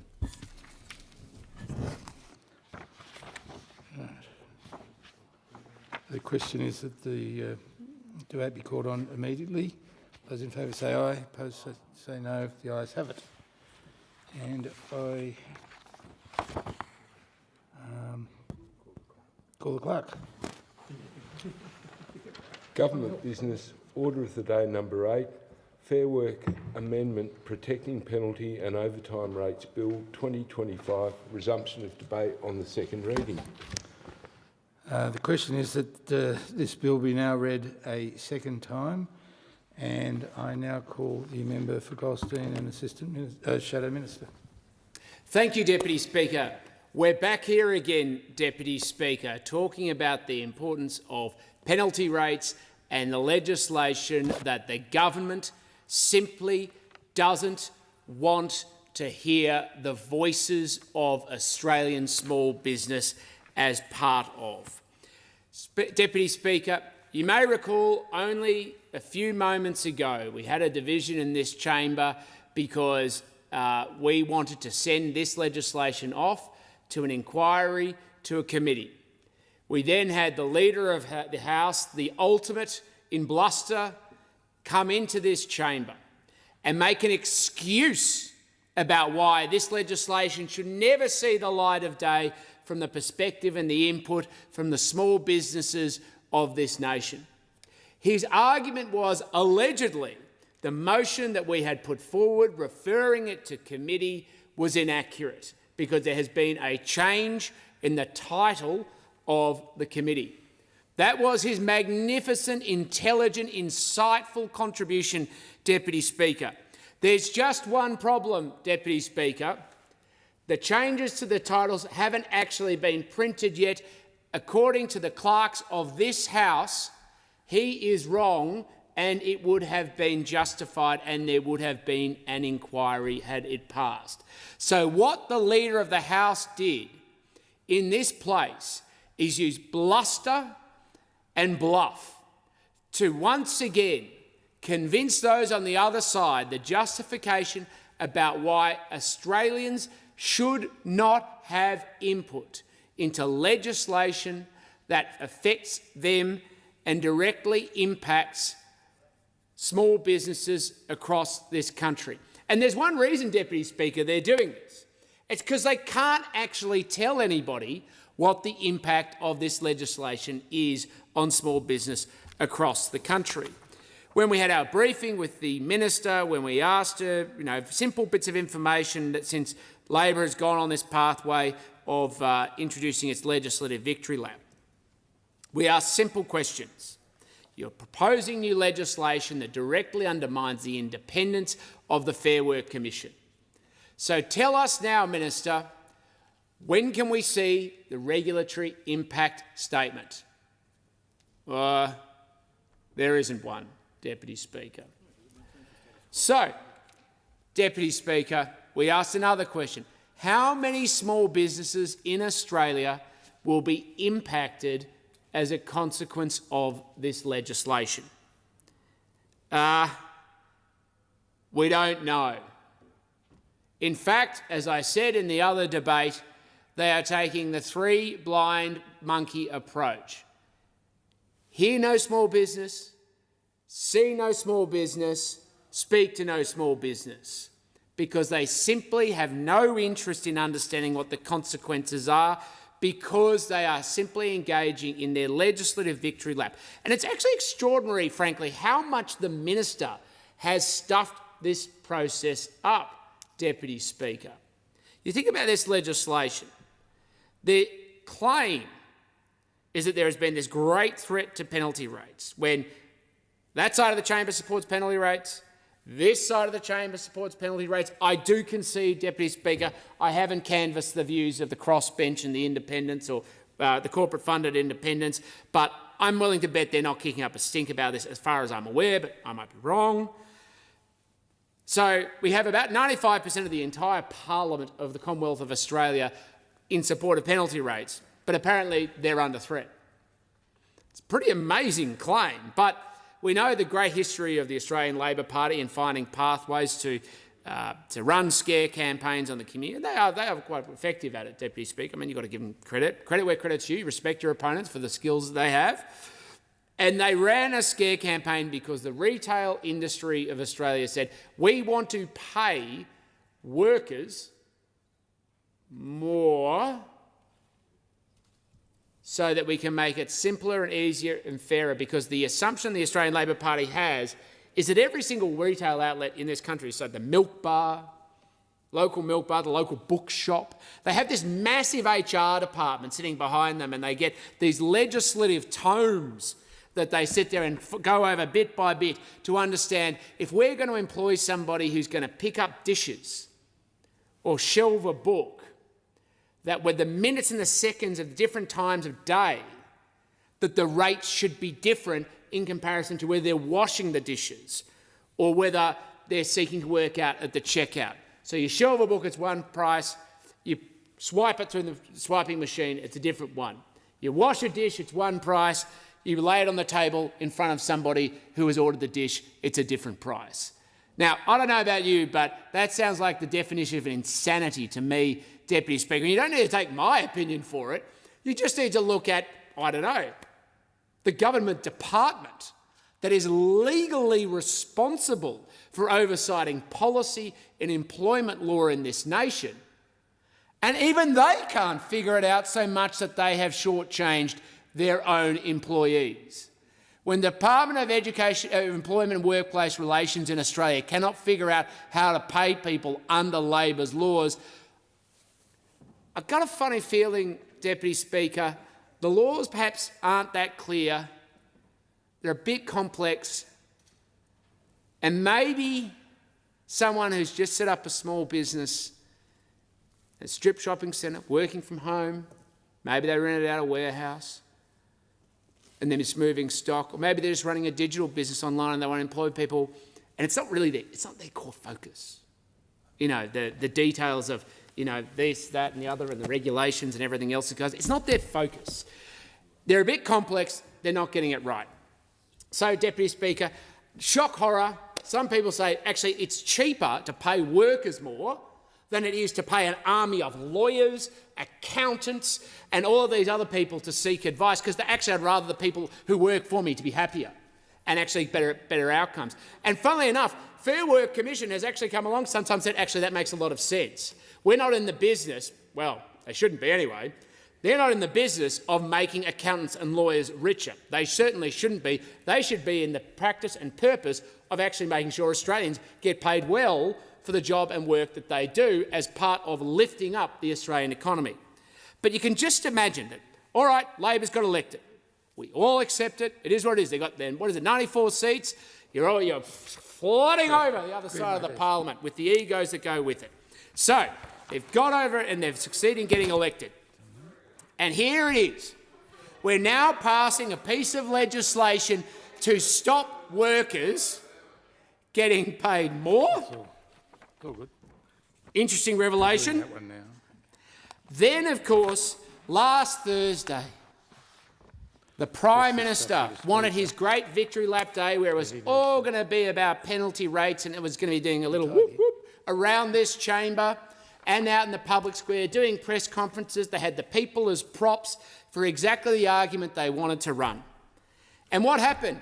We asked simple, reasonable questions of the minister, like, what's the regulatory impact statement? How many small businesses are going to be impacted? What's the consultation process? Now we've asked this outrageous thing is, can we have an inquiry in the House of Representatives? The answer, by the way, the decision of the Parliament and the Labor government was no, and they chose to silence and censor small business as part of this process. So you can imagine the Prime Minister when they just wanted this perfect outcome. And all of a sudden, the media went, well, actually, that's an entirely reasonable question. Where is the regulatory impact statement? And the minister then, well, we haven't got one. And then they said, well, that's an entirely reasonable question. Is what are the impact on all the small businesses of the country? Because, of course, it's a simple point. There are no penalty rates on jobs that don't exist. And when you've got record business insolvencies, rising unemployment, it's just this little point, Deputy Speaker. And, of course, what would have happened is they wanted to do that little whoop-whoop victory lap around this chamber and say, we've done this, we've saved it, we know the rhetoric. I mean, I love a bit of rhetoric myself, but, the Prime Minister loves it more. He doesn't have the equivalent of a card, but maybe we'll get a card that'll flash around the chamber for this purpose. Let's wait and see. You never know. The prop, even though we're not allowed to use it, apparently props up every now and again. But you can just imagine, in the PMO, the Prime Minister's sitting there, and he just wants to have his moment in the sun. And all of a sudden, the Australian Chamber of Commerce and Industry says, quote, "This change is a backward step and out of touch with the realities of a modern economy. This bill is at odds with the government's plans to improve productivity and instead injects more rigidity and complexity into the Fair Work laws." Well, that's not an endorsement, even though we were told there was all this consultation and everybody was on board. Then, of course, the Australian Industry Group, they came out and said, this badly drafted legislation, badly drafted legislation that is going to make it harder for employers to employ people who want to work when it suits them. So all of a sudden we're undermining wages, now we're undermining people's capacity for workplace flexibility, things like mums being able to go and pick up kids from school, dads going to pick up kids from school, in between their workplace arrangements, something I certainly always support. Quote, "It will reduce avenues for lifting productivity when we're about to meet on how to lift it." So, that thing, the Treasurer, he sits over there somewhere on the other side of the chamber, Deputy Speaker. He keeps going on about how important productivity is because we've got to lift standards of living, a point, I agree with. But the Australian Industry Group is now saying, no, we're calling on that one. That's not going to happen because of this type of legislation, particularly the sloppy drafting of the Minister. So then you have the Australian Retailers Association. They come out and say it would remove flexibility in wage negotiations and introduce additional costs, complexity and administrative pressures. Retailers argue that many workers prefer consistent, reliable income rather than complex penalty structure and modern agreements that could include higher base pay, offer stability and simplicity without sacrificing take-home pay. So we've now got ACCI, Australian Chamber of Commerce and Industry, Australian Industry Group, and now the Australian Retailers Association saying this law doesn't actually achieve what they say it's going to achieve. Then, of course, the Minerals Council, the industry that actually creates wealth for the country, says the government's changes will reduce productivity and compromise Australia's competitiveness in global export markets. The laws are also becoming a decisive material factor in whether new projects proceed or not and whether billions of dollars investment capital is invested in Australia or elsewhere. So, undermining growth, undermining workers, undermining independence, undermining flexibility, and, of course, sloppy drafting. So we're kind of at this point now where the Prime Minister's probably sitting around his little bunker over there in the ministerial wing, and he picks up the phone to the Minister, it would have been 026277, and I can't remember the rest of the numbers for the Minister's phone, and said, "Hey, Minister, this isn't going well. Why are all these people on this law that we thought we had an electoral mandate to smash out? Why is this not going the way we thought it would, Deputy Speaker?" And of course the Minister would say, well, Prime Minister, we drafted the laws and we're doing what our scare campaign was intended to do, and we're just bringing into effect. We're doing exactly what you wanted to do. And it's like, but a simple question. Where's the regulatory impact statement, Minister? Because it's a simple question. The media is asking us now, and you can't answer it. Well, Prime Minister, we didn't do one. And the Prime Minister, of course, is going to turn around and say, well, what about this question of small businesses? How many small businesses are going to be impacted? Minister, surely you know the answers. This is what I put you in the job for. And, of course, the Minister would have to respond and say, well, hang on, Prime Minister. I'm on hold, Deputy Speaker.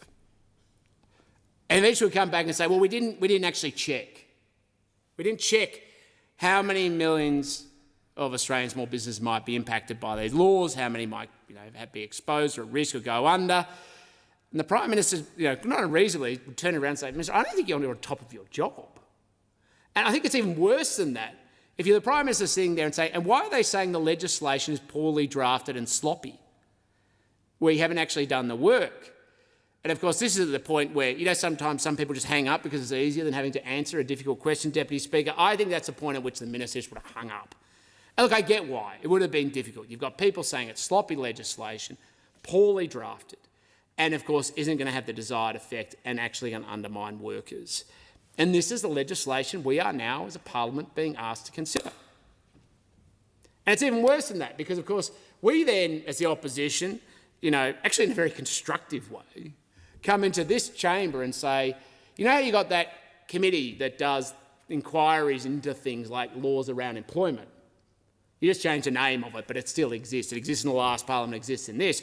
Can we just do a little inquiry to tidy up the neat little problems you've got with your legislation and your sloppy drafting? Of course, we then went through the hoopla. We had the Leader of the House come in and he did his bluster and his bluff and everybody, laughed, and it was all very entertaining for the 94 members of the House on the other side as part of the government because, half of it's a confidence game. You've got to show that, there's not actually a problem when there is actually a very, very serious problem, Deputy Speaker. Anyway, so we got there.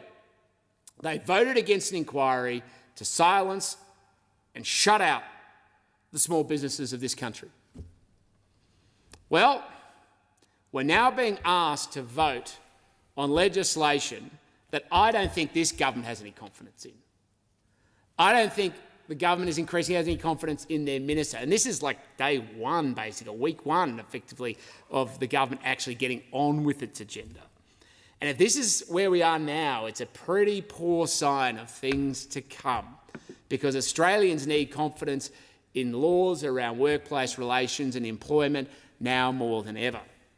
So, we are now at an impasse where there, of course, is legislation before the Parliament. Industry is saying it's not going to do the job it's going to designed to do. We all support penalty rates. We have the Minister not really confident that her legislation is quite up to chop.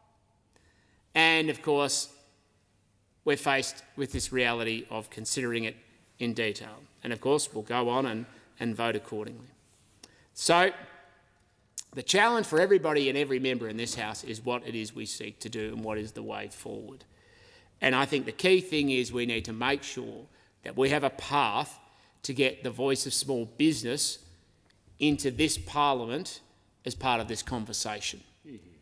Because it's just a simple proposition that if the Department of Employment and Workplace Relations can't figure out, firstly drafting, but then in addition to that, how to implement Labor's industrial relations agenda, and can't even pay its own workers right,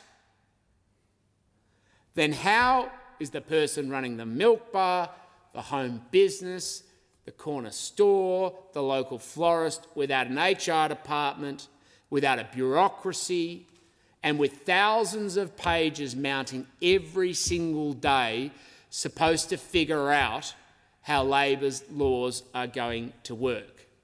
Now, we shouldn't forget, Deputy Speaker, that this is how these laws are designed, because, of course, Labor has a very sneaky answer to this. The sneaky answer to this is, well, that's it, we'll just get the unions to come in and do it for you. So you lose agency over your business, you lose agency over your employees, and you become appropriated by the vast network of the Labor Party and its various arms, or maybe it should be more correctly put, the ACTU's arms and, of course, its political arm, which is the Australian Labor Party. But this does nothing for growth, it does nothing for productivity, it does nothing to improve Australian industry, it does nothing for future generations of Australians, and, of course, it does nothing for workers, particularly because we have right now this massive problem where people need arrangements of work for them, because that's actually one of the key ways you get productivity enhancement, is when people are doing things because they're happy, because it actually works for them. And instead, we have a government that is seeking to kneecap at every single point small businesses and workers to come to arrangements on their own mutual benefits and their own mutual terms.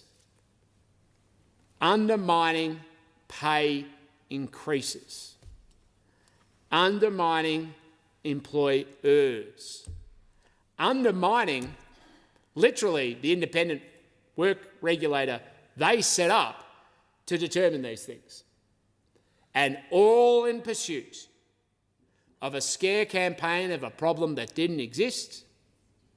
And in addition to that, in a parliament where, as far as I've counted of late, everybody supports penalty rates, and against a backdrop of a minister who isn't on top of her brief, who has done sloppy version of drafting of her legislation, and increasingly is not confident enough to stand up and make the case for it.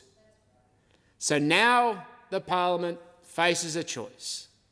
My only hope is in that other ethereal place called the Senate chamber, Labor might back down from its attempt to silence and shut out other voices.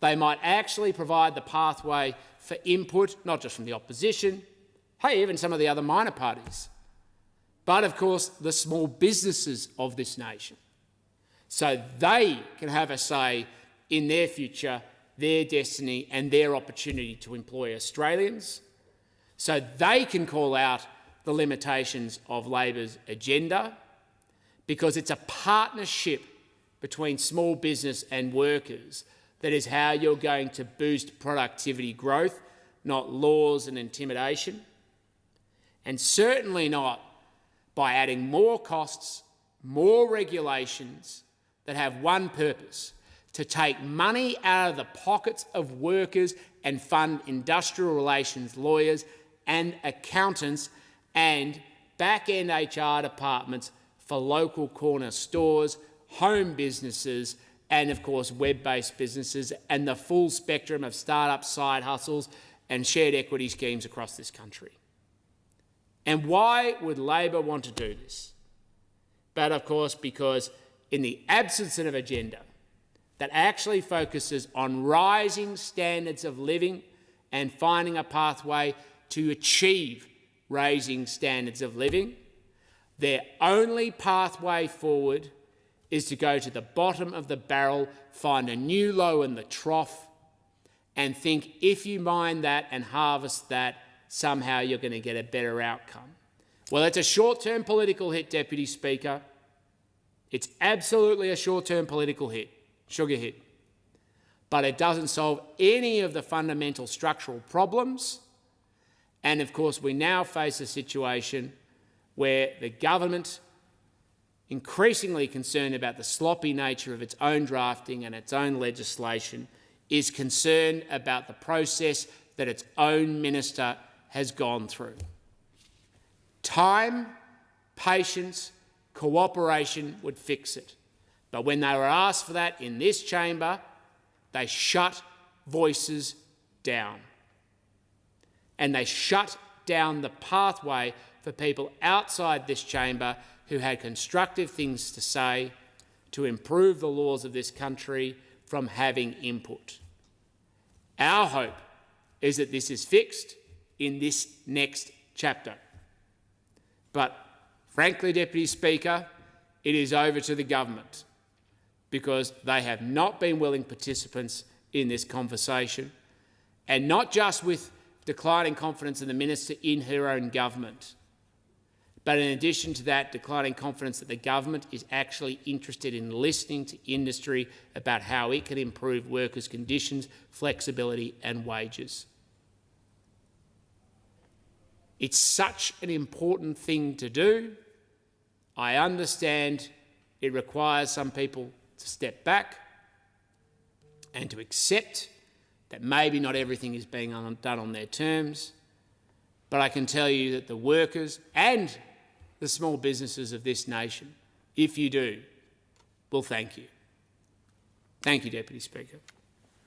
I thank the member for Goldstein. The question is this bill will be now read a second time, and I call the member for Corangamite. Thank you, Deputy Speaker. Let me start with a simple principle.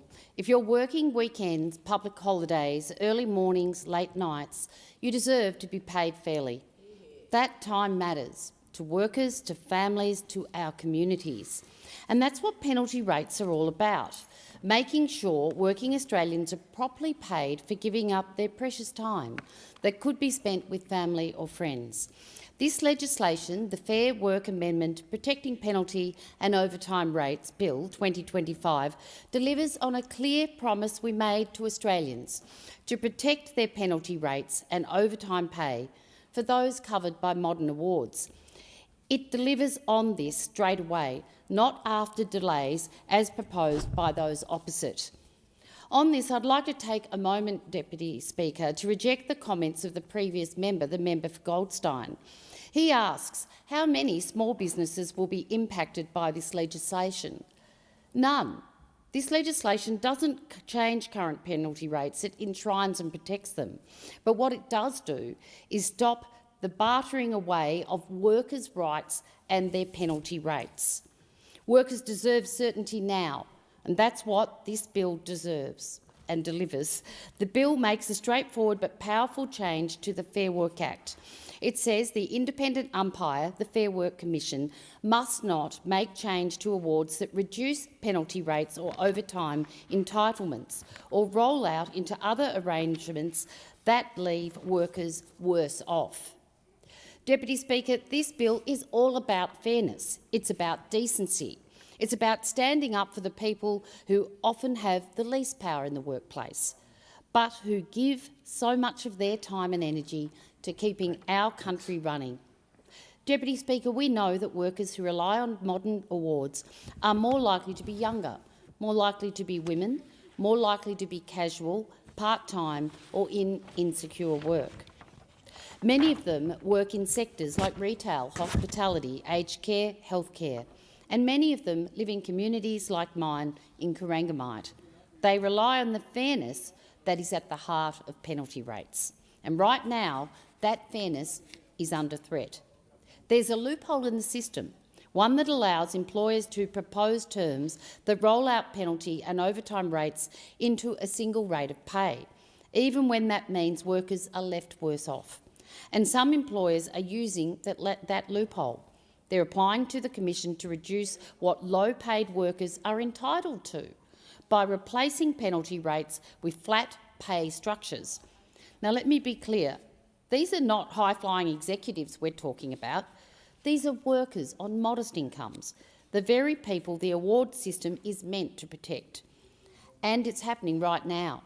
The Fair Work Commission is currently dealing with cases where employers are trying to lock in these kinds of arrangements. And the opposition? They've made it clear they won't stand in the way of these employers. Their leader says without hesitation, we don't propose to depart from the current arrangements. Well, we do, because we believe the award system should act as a safety net, not a ceiling. We believe a full weekend of retail work shouldn't leave you short on rent. And we believe that if you're asked to give up your nights, your holidays, your family time, your pay shouldn't quietly go backwards. The bottom line, Deputy Speaker, is a worker should not be asked to barter away their rights and conditions of work that the great labour movement and unions have fought so hard for. And that's why this legislation matters, and that's what we're doing. We are acting. Deputy Speaker, this bill builds on the strong workplace reforms we've already delivered. Since forming government, we've made it our mission to get wages moving again and to restore fairness to our workplace laws. We've backed every increase to the minimum wage, including a 3.5% increase from July 1. We've closed loopholes that keep wages low, with same job, same pay laws now delivering up to $60,000 extra to some workers. We've made gender equality a key principle of workplace law, helping drive the gender pay gap to its lowest level ever. We've introduced the right to disconnect, making it clear that workers have a right to switch off at the end of the day. And we're reinvigorating enterprise bargaining. Since our reforms, more than 9,800 entrepreneur agreements have been approved, covering more than nearly 2.5 million workers, and of March this year, almost 2.7 million Australians are covered by an active enterprise agreement, the highest number on record since enterprise bargaining began in 1991. And the average wage increase under those agreements, 3.8%, well above the 5-year average before our reforms and higher than inflation. These are real outcomes for real people. This bill strengthens that progress and locks in protections for workers on modern awards. Let me explain exactly how the bill works. The bill amends the Fair Work Act to introduce a new section, 135A. It requires the Fair Work Commission to make sure that penalty and overtime rates in awards aren't reduced, and awards don't include terms that substitute those entitlements in a way that cuts take-home pay. This means the Commission will still have flexibility to do its work, but it will have a clear principle it must follow: protect the pay of workers who rely on penalty and overtime rates. This change is carefully designed. It targets the kinds of changes that would reduce the percentage of pay a worker receives for penalty hours, or roll up those penalties into a flat rate that's worth less overall. It doesn't impact individual contracts, it doesn't apply to enterprise agreements, and it doesn't stop good faith efforts to modernise awards. What it does stop is quietly cutting pay from the people who can least afford it. Deputy Speaker, this bill doesn't impose anything new. Employers already have a legal obligation to pay their workers according to the award. If the award says a casual worker gets an extra 25% for working Saturday nights, that's what they should be paid. This bill doesn't change that obligation, it reinforces it. It gives certainty to employers who are doing the right thing, and it stops the race to the bottom for a handful who aren't. We've consulted widely to make sure these changes are fair, balanced and workable. And I want to thank the Minister for the work that has been done on this bill. And importantly, this bill respects the independence of the Fair Work Commission. The Commission will continue to apply the law in a careful, consultative way, taking into account the views of workers, unions, employers and other stakeholders. This is not about heavy-handed interference, Deputy Speaker. It's about giving the Commission a clear mandate to protect core entitlements and give workers the confidence that their penalty rates are not up for grabs. And just as importantly, this bill supports the continued success of enterprise bargaining. We want to see more enterprise agreements, agreements that deliver better pay, better conditions and more productive workplaces. That's why we've reformed the system, making bargaining more accessible and more meaningful for workers and employers alike. This bill does not interfere with that. It preserves the better off overall test, which ensures that workers are in fact better off under enterprise agreements. And it continues to support the idea that genuine negotiations will safeguard this place, can lead to win-win outcomes for business and workers alike. What this bill does is protect the floor, so no one falls below it. Deputy Speaker, for many workers in Corangamite, this is personal. I've had people come up to me in the street stalls in Belmont and Leopold and tell me, I work weekends because I have to, not because I want to.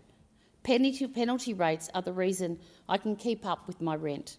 Without them, I'd be in real trouble. These are workers we rely on in aged care, in childcare, in food service, in our regional health centres and small business. They're not asking for more than they deserve. They're asking for the bare minimum, to not go backwards. And that is exactly what this bill guarantees. Deputy Speaker, as I said at the beginning of my speech, this is a matter of principle. If we value people's times, we should show it. If we ask people to work when others rest, we need to reward that. And if we believe in fairness, in dignity and in decency, then we can't stand by while the wages of our lowest paid workers are quietly eroded. This bill draws a line. It says enough. No more hiding pay cuts in the fine print. No more trading away penalty rates without scrutiny. No more quiet reductions to the pay of people who already earn the least. This bill protects what's fair. It protects what's right. It protects the thousands of Australians who keep our economy running, our shops open, our hospitals staffed and our communities cared for. Deputy Speaker, I want to thank the unions and workers who have fought tirelessly for these protections. You have made your voices heard, you have stood up for your mates, and we have listened. In closing, let me say, this is a government that stands with working people. It is a government that believes penalty rates are a right, not a privilege. And it's a government that will keep fighting for fairness, for respect and the better pay for all Australians.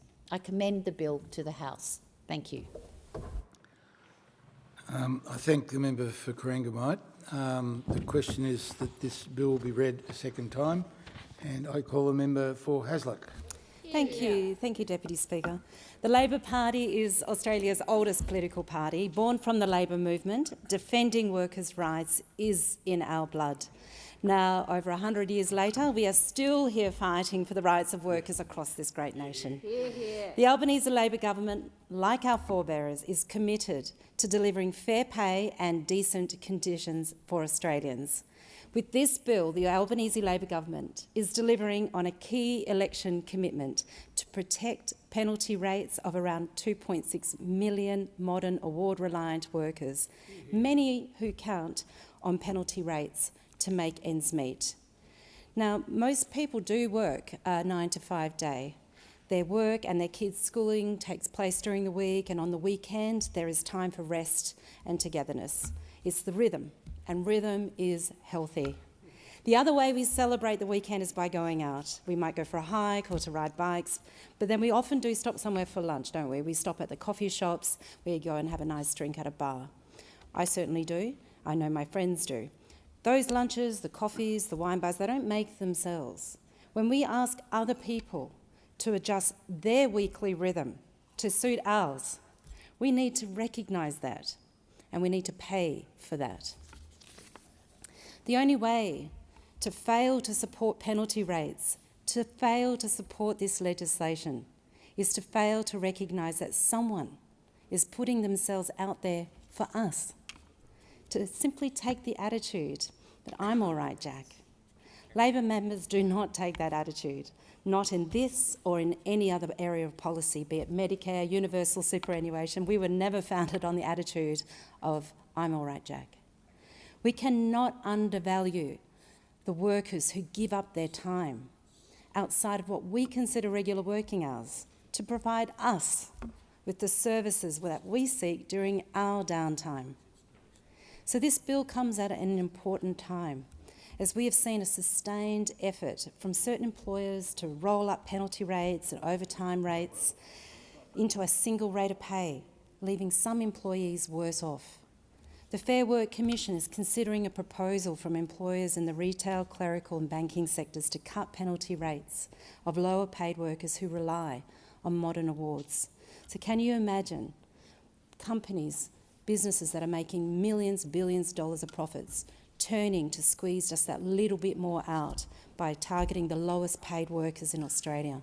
We can't stand by while crucial workers nationwide are left worse off. We must always act to ensure that applications like these no way see workers' pay packets reduced.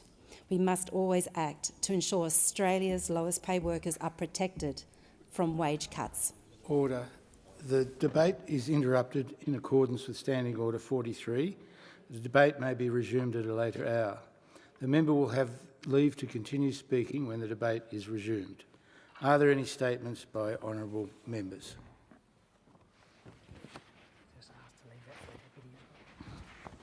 And I call the member for Mallee. Thank you, Deputy Speaker. Right now, brave and passionate Mallee residents are protesting in Spring Street on the steps of Parliament House in Melbourne about the Allan Labor government's draconian new powers to force through the VNI West transmission line. Farmers face fines of up to $12,000 if they refuse access to Transmission Company Victoria, an arm of the Victorian Government, to build the VNI West transmission line. To be clear, TCV have the right to use bolt cutters to cut chains and locks at the farmers' farm gate. I commend Mallee constituents who are speaking out, including Andrew Wiedemann, Jason Barrett, Ben Duxon, Marcia McIntyre, Barry Batters, James and Emma Burke, Gerald Feeney, Glendon Watts, Tess Healy, Billy Baldwin, Cindy O'Sullivan, Will and Rachel McIntyre, and so many more. I am so proud that Mallee is speaking out against Labor's divisive, rewiring the nation, reckless energy rollout. I also commend the Institute of Public Affairs for their documentary, The Faces of Net Zero, featuring many I have named. And I thank Peter Credlin, Chris Kenny, Peter Hunt and others in the media giving Mallee farmers a voice. Thank you, each one. I call the member for Blair. Thank you, Deputy Speaker. The people of Blair are rightly proud of Ipswich's unique position as home to Australia's largest operational Air Force base, known as RAF Base Amberley, home to both Air Force and Army units. The base has been operating since the early 1940s, plays a vital role in our nation's defence and security, and in providing humanitarian assistance and disaster responses globally, especially for our Pacific neighbours, given its proximity to the region, and in Australia, and I've seen that across Ipswich on numerous occasions during our many floods. We have a proud record of defence service in Blair, and Ipswich's military history goes back 165 years to colonial times, with residents from across our area fighting in every major conflict involving Australia. I'm very proud to have RAF Base Amberley in my electorate. It's a terrific asset for our region and makes a huge contribution to our local economy and community, with over 5,000 ADF personnel working on base and 14,000 ADF veterans and their families living across the Ipswich region. In recent weeks, RAF Base Amberley has become a significant logistics hub and centrepiece of international defence activity during Exercise Talisman Sabre 2025, hosting aircraft and personnel from around the world, including the United States, Canada, the United Kingdom, Japan and Germany. More than 35,000 troops and 150 aircraft participating, making it the largest exercise of Australia's history. Thanks to the RAF Base Amberley. I thank you for the personnel who work there as well. Call the member for Dawson. Deputy Speaker, I rise today to honour a remarkable milestone achieved by a remarkable lady and constituent of mine, Violet Liebrick, who recently celebrated her 100th birthday. I had the privilege of meeting Violet and presented her with a certificate in honour of reaching a century of life, filled with service, resilience and community spirit. Violet shared some incredible stories from her time serving in the Women's Auxiliary Australian Air Force. The WAAF played a vital role in supporting the Royal Australian Air Force, and Violet's service is an important reminder of the contribution that women make to our national defence. Continuing her contribution to our country, Violet's other career was a dairy farmer, undertaking hard work and long hours to feed our nation. Daughters Rhonda and Sandra, along with Christy and the wonderful team at Regis Aged Care and Air, decorated the dining hall for the heartfelt celebration that was attended by many family and friends. Of course, I couldn't resist asking Violet for her secret to long life. Her answer, with a cheeky smile, milk and biscuits. Wise words, Deputy Speaker. Deputy Speaker, it was a joy to be part of these celebrations and to personally congratulate Violet on this incredible milestone. I thank her for her service and the contribution to our community. Happy birthday, Violet. Happy birthday. I call the member for Bonner. Thank you, Deputy Speaker. The Albanese Labor government promised that cutting student debt would be the first thing we would do, and that's exactly what we've done. The Universities Accord cutting student debt by 20% delivers on our commitment to reduce student debt by 20%. This measure will take pressure off around 21,000 residents in my electorate of Bonner. The average student debt today is about $27,600. This legislation will cut that debt by about $5,500. This will deliver significant cost of living relief to those with student debt in Bonner. Deputy Speaker, it also builds on the significant reforms the Albanese government is already implementing in education, including free TAFE.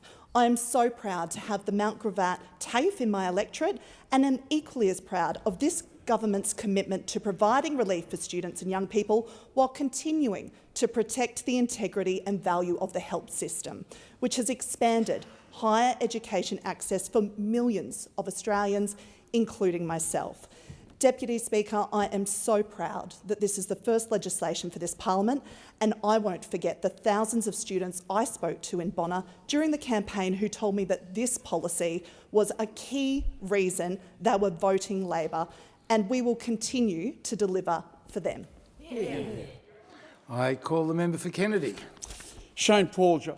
I once walked with giants. Few could even come close to Shane Paulger, a quiet, considered man of great intellect, but also a tenacious fighter. Shane single-handedly organised one of Australia's greatest fights, the fight against dairy deregulation, a fair price for dairy farmers, some of the hardest working people in our country. Like many great leaders and fighters, Shane and his family took a significant emotional and financial hit for leading this fight. What would deter others fuelled Shane Paulger. As National President and founder of the KP, he led the KP to a 21% of the Queensland vote outside the southeast corner. KP now has 4 MPs and a strong base representing rural and regional Australia, agricultural, mining and developmentalism. Australia is a greater nation because of his advocacy. To him, we all owe a great debt of gratitude. Vale Shane, may you rest in peace. Thank you for being a good Australian and a good bloke. I call the member for Hughes. Thank you, Deputy Speaker. All young people in our community have a lot of pressures with which they need to deal, but these pressures are compounded when there are other disadvantages that young people face. And that's why I'm so proud of the work that Project Youth do in my community. They offer programs that provide support for young people aged 12 to 24 across southern Sydney, support to young people facing a range of disadvantages, including homelessness, mental ill health, drug and alcohol dependency, and unemployment. And these are programs that enable young people to be connected, safe, achieving and healthy. And they're qualities that all young people should be able to reach. And Project Youth have been doing incredible work in my community for decades. They began with just 3 staff members in 1993, and now they run 22 programs across 3 teams. Project Youth have had an office in Menai, in the heart of Hughes, since 2002, and in 2014 they started Cafe Y, which was later called Cafe Social, which served as a hospitality training hub for vulnerable youth. Deputy Speaker, the community was so sad to see this service come to an end a few weeks ago, but I want to pay tribute to the impact that it had over its 11 years. 348 people were directly supported through trauma-informed wraparound employment services that produced job-ready candidates. And the work of Project Youth does continue, even though Cafe Social has finished, and it's across those 3 teams, and it continues to play a vital role in giving young people the support that they need to fulfil their potential. And I want to thank Project Youth for the incredible work that they continue to do. Thank you. Yeah, I thank the member from Moncrieff. I call the member for Indi. Thank you, Deputy Speaker. Last month, I met with more than a dozen of Indi's physiotherapists, occupational therapists, dietitians, speech pathologists and support coordinators about their serious concerns and worries about the recent NDIS pricing review changes, particularly the changes to travel. Under the new rules, the amount therapy providers can claim for travel is halved. The NDIA says the changes respond to participants whose travel costs are draining their plans. Well, this might be true in the cities, but this cookie-cutter approach completely fails to recognise how NDIS service providers operate in regional areas, and the impacts are dire for communities like mine. In Indi, providers aren't just travelling 15 minutes to see a client. They are often making a 2-hour round trip from our bigger towns like Wangaratta or Wodonga to smaller communities like Corryong and the Upper Murray or Myrtleford in the Alpine Shire. Slashing travel prices will likely mean it is no longer financially viable for NDIS providers to reach these communities and provide home-based supports that are crucial for participant choice and comfort. I heard from one of just 2 paediatric dietitians in the region who may no longer be able to provide home-based care. Children on PEG feeds could miss out on feeds or assessments, and that is unacceptable. Absolutely unacceptable. I urge the government to pause these pricing changes immediately, to consult with providers and protect these NDIS services in the regions. I call a member for Maribyrnong. A 10-goal deficit, vocal away crowd and history stood between the Melbourne Vixens and their place in this weekend's Super Netball Grand Final. Last Sunday, we witnessed a stunning fourth-quarter comeback as the Vixens put on a clinical performance to defeat the New South Wales Swifts by a single goal in the preliminary final. Not since 2018 has a team finished fourth on the ladder and progressed to the Super Netball Grand Final. Despite the odds, the Vixens came out on top. It should not have come as a surprise. The Vixens have won 3 of the past 5 preliminary finals, each by a goal, and will now face off in their 4th grand final. Despite the rise of other sporting codes, netball remains the most popular female sport in Victoria, and the Vixens are one of the many jewels in our state's sporting crown. Since their establishment in 2007, the Vixens have competed in 2 competitions, making the finals in 12 out of 17 seasons and featured 22 Australian diamonds, with 5 currently on their list. They are the standard bearers for sporting excellence and are an inspiration to young girls and women in my electorate of Maribyrnong and the wider Victorian community. I, like so many Victorians, will be proudly cheering on this weekend the Vixens to lift the cup for the first time since 2020. Go Vixens! Go Swifts. Shouldn't say that. I call the member for Goldstein. Thank you, Deputy Speaker. Deputy Speaker, Goldstein residents were dismayed that despite promises otherwise, over the previous 3 years the community was sidelined. The reality was lived in October 2022 under the federal budget. The Albanese government slashed $100 million of infrastructure funding from Bayside and Glen Ira. Once slashed, Goldstein was promised we'd recoup the funding, but we got nada, zero, zip. At the 2022 and 2025 election, we announced funding for Wilson Storage, Trevor Barker Oval in Sandy to upgrade women's change rooms. Shamed by inaction and, of course, ripping funding out of the community, Labor then moved to match the funding. Well, Labor won the election, so I've written to the Minister for Sport and Minister for Infrastructure and the Treasurer seeking the urgent delivery of this $1.8 million because young women playing footy deserve a fair go, to have decent facilities equal to men. Minister, Treasurer, time to deliver. Women's footy deserved a fair go and dignity. It's not fair that women miss out, and Speaker, I seek leave to table copies of the letters to the Ministers and the Treasurer. Please granted.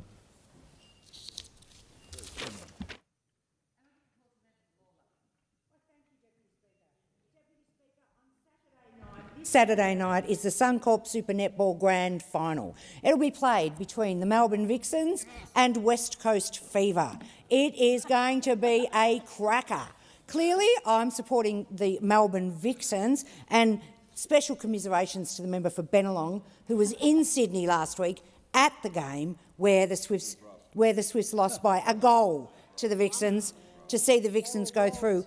And commiserations too to my friends who support the T-Birds, who the Vixens beat the week before on their journey to this great classic grand final.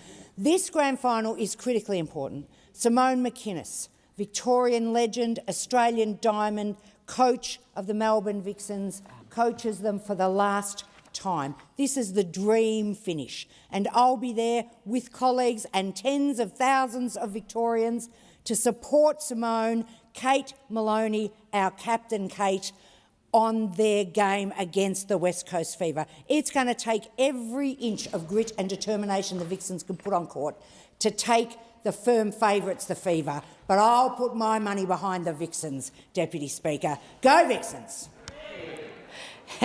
Member for Flynn. Thank you, Deputy Speaker, and I'm pleased to report that 11 community groups in the Flynn electorate will share $130,000 of funding from the federal government's Stronger to Communities program to undertake a range of projects to build community engagement and participation. These successful applicants include GAPDL Communities for Children in Gladstone for a facility upgrade, the Mount Larkham and District Show Society for a disabled toilet and a shower building, Queensland Police Citizens Youth Welfare Association for replacement of AEDs at the PYCs in Gladstone, Blackwater and Emerald, South Burnett Council Wandai Street Tree Replacement Program, Troom Kindergarten Association Incorporated for an outdoor blind, Calliope Football Club for a defibrillator, Moore Park Beach Arts Incorporated for an annex fit-out, Youth Space Gladstone for student laptop initiatives, Emerald and District Athletes Association for Athletes Go Go Get Ready project, Gladstone RSL sub-branch for installation of solar, and Barilla Community Kindergarten Association Incorporated in Emerald for a sustainable shade outdoor kitchen. Local community groups are the heart and soul of our region, Deputy Speaker. Their dedication and tireless efforts improve our social fabric, enhance our local amenities, foster community spirit, and I thank them all for their efforts. I congratulate all successful applicants for their vision and community commitment, making the Flynn electorate a better place to be. And Member for Hunter. Thank you, Speaker. Today I rise to honour the outstanding individual of the Hunter, Deborah Grover, who this month celebrates an incredible 40 years of service to New South Wales Health. Deborah began her nursing career at Callan Park Hospital in Sydney back in August 1985. In the mid-1990s, she moved to the Central Coast, where she's been making a difference ever since. In 2000, while raising 3 young kids, she was elected as the staff-elected representative to the board of the Central Coast Health. And that's no small feat, Deputy Speaker. Most of us struggle to find our car keys when juggling family life, but Deborah ran a household, cared for patients and helped shape the future of local healthcare all at once. For the past 13 years, she's worked as a clinical nurse consultant in mental health within the Central Coast local health district, helping some of the most vulnerable people in our community. Over the decades, she's worked at Morisset Psychiatric Hospital, Lake Haven Community Health, Wyong Hospital and Gosford Hospital. Every place she's worked, she's left behind a legacy of care, strength and empathy. Deborah's commitment is truly unmatched. If I was told if dedication were an Olympic sport, Deborah would have taken home gold, silver and bronze and still came back to double the shift the next day. Deborah, on behalf of all of us, thank you for your extraordinary services and congratulations on a remarkable 40 years career. And can I just say to all the Olympians in the gallery today, once an Olympian, always an Olympian, thank you for what you do for the country. Cheers. And I give the call to the member for Latrobe. Thank you, Madam Deputy Speaker. In the time of emergency, when you go to a hospital, you want to make sure you're seen quickly, especially if it's your child. Now, back in 2019, my own daughter, Jasmine, had an anaphylactic reaction. I actually took her to Casey Hospital and I was amazed about how many people were waiting to see the emergency department. The great news was back in 2019, we actually announced funding under the former Health Minister Greg Hunt for an emergency department specifically for children. And can I say the state Labor government agreed to this, and yet we've had delays since 2020, it was delayed again in 2021, 2022, 2023, 2024, and guess what, again in 2025. The hospital for Casey, when it comes to a children's emergency department, the whole project is still delayed. Can I say, when I speak to parents, and parents are contacting me all the time saying, when is work going to start? When I visit the hospital, can I say the nurses, the doctors, they are under so much pressure and stress. They want this emergency department for children to be up and running. It is an absolute crying shame and disgraceful that the state Labor government, Victoria, hasn't got Casey Hospital Emergency Department for Children up and running. It is one of the fastest growing growth areas in Australia. It needs this emergency department for children. It's needed it back 6 years ago. It needs work to urgently start. Member for Solomon has the call. Thanks, Deputy Speaker. I'm proud to speak about the Arafura's Nolan's project in the Northern Territory. It's a nation-building initiative for Australia's rare earths future. It is the largest and longest life resource project in the Northern Territory ever. It is the world's most advanced, construction-ready, ore to oxide rare earths project. Now, the Nolans project has the power to transform and open up Australia's rare earth sector, establishing the Northern Territory as a central processing and logistics hub through vital collaboration between government, industry and local communities. Nolan's strategic location near the Stuart Highway and the rail line offers a unique opportunity to develop and secure supply chains across the Northern Territory and Central Australian regions.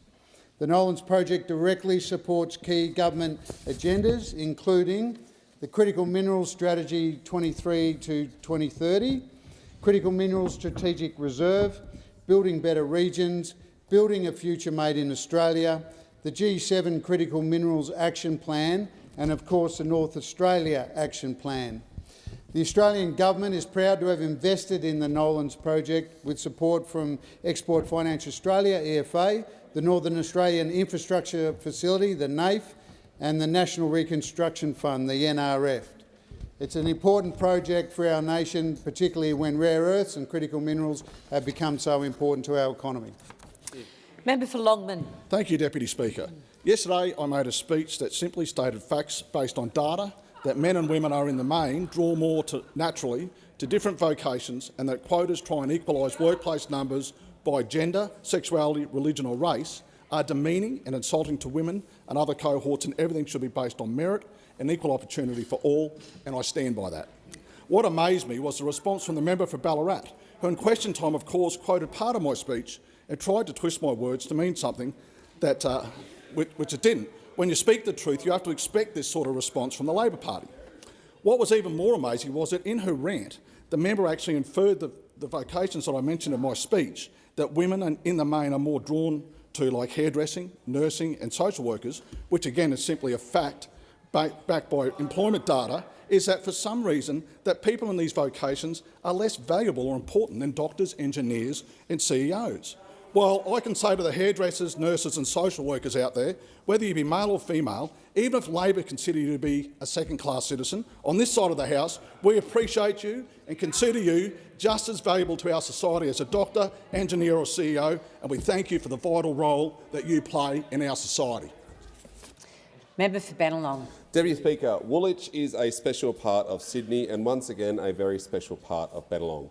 It's where the Parramatta and Lane Cove rivers meet and home to Cockatoo Island. It's a place of environmental, heritage and recreational significance, home to Kelly's Bush, Deputy Speaker, the site of Australia's first successful green ban. Last year, a proposal was lodged to turn the existing and small local marina into a large-scale commercial facility with berths for nearly 80 vessels, including very, very large super yachts. The development was unanimously rejected by the Sydney North Planning Panel, echoing strong opposition from local residents, environmental experts, heritage groups and the local sailing club. However, last week new documents were lodged by the applicant, meaning the proposal is once again on public exhibition until the 22nd of August. Deputy Speaker, it's important for residents to have their say. I'd encourage anyone with an interest to take the time to look at these documents and to make a submission, because if this proposal is approved, it will have lasting impacts on our harbour, our environment and shared public spaces.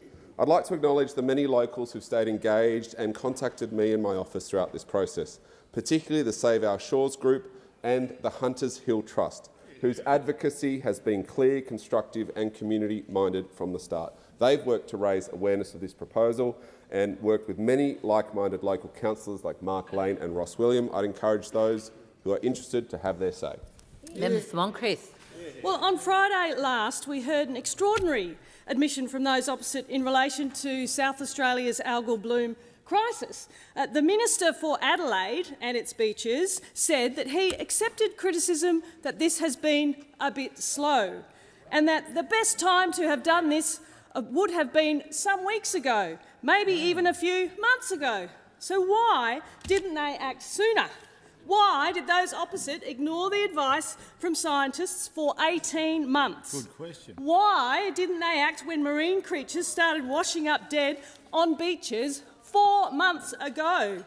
The scientists warned those opposites. Now 14,000 marine creatures have died and seafood and tourism industries have been decimated. But even then, the Environment Minister was on the record claiming that it was a state issue, only then to backflip on his comment. Talk about a wet fish situation. And he went on a dash down to Adelaide to get the obligatory social media content on the beach with those dead sea creatures. And announce a minuscule funding package 3 days later. This government is on the go-slow when it comes to environment and environmental policies. They know it, they've admitted it, and Australians should be deeply disappointed about how this government ignored scientists and local businesses. Shame on you to those opposite. Member for Hasluck. This week I introduced a motion in solemn remembrance of one of the darkest chapters in human history, the atomic bombings of Hiroshima and Nagasaki, which occurred 80 years ago this August, and where over 200,000 lives were lost and the course of history changed forever. Those who survived the hibakusha carry not only the physical scars, but the burden of memory and intergenerational trauma. Mr. Isao Morimoto, present here today, a second-generation hibakusha, who shared with me his then 13-year-old mother Junka's reflection of the day, of the screaming voices, of the opening of that door to hell, of finding the bones of her friends.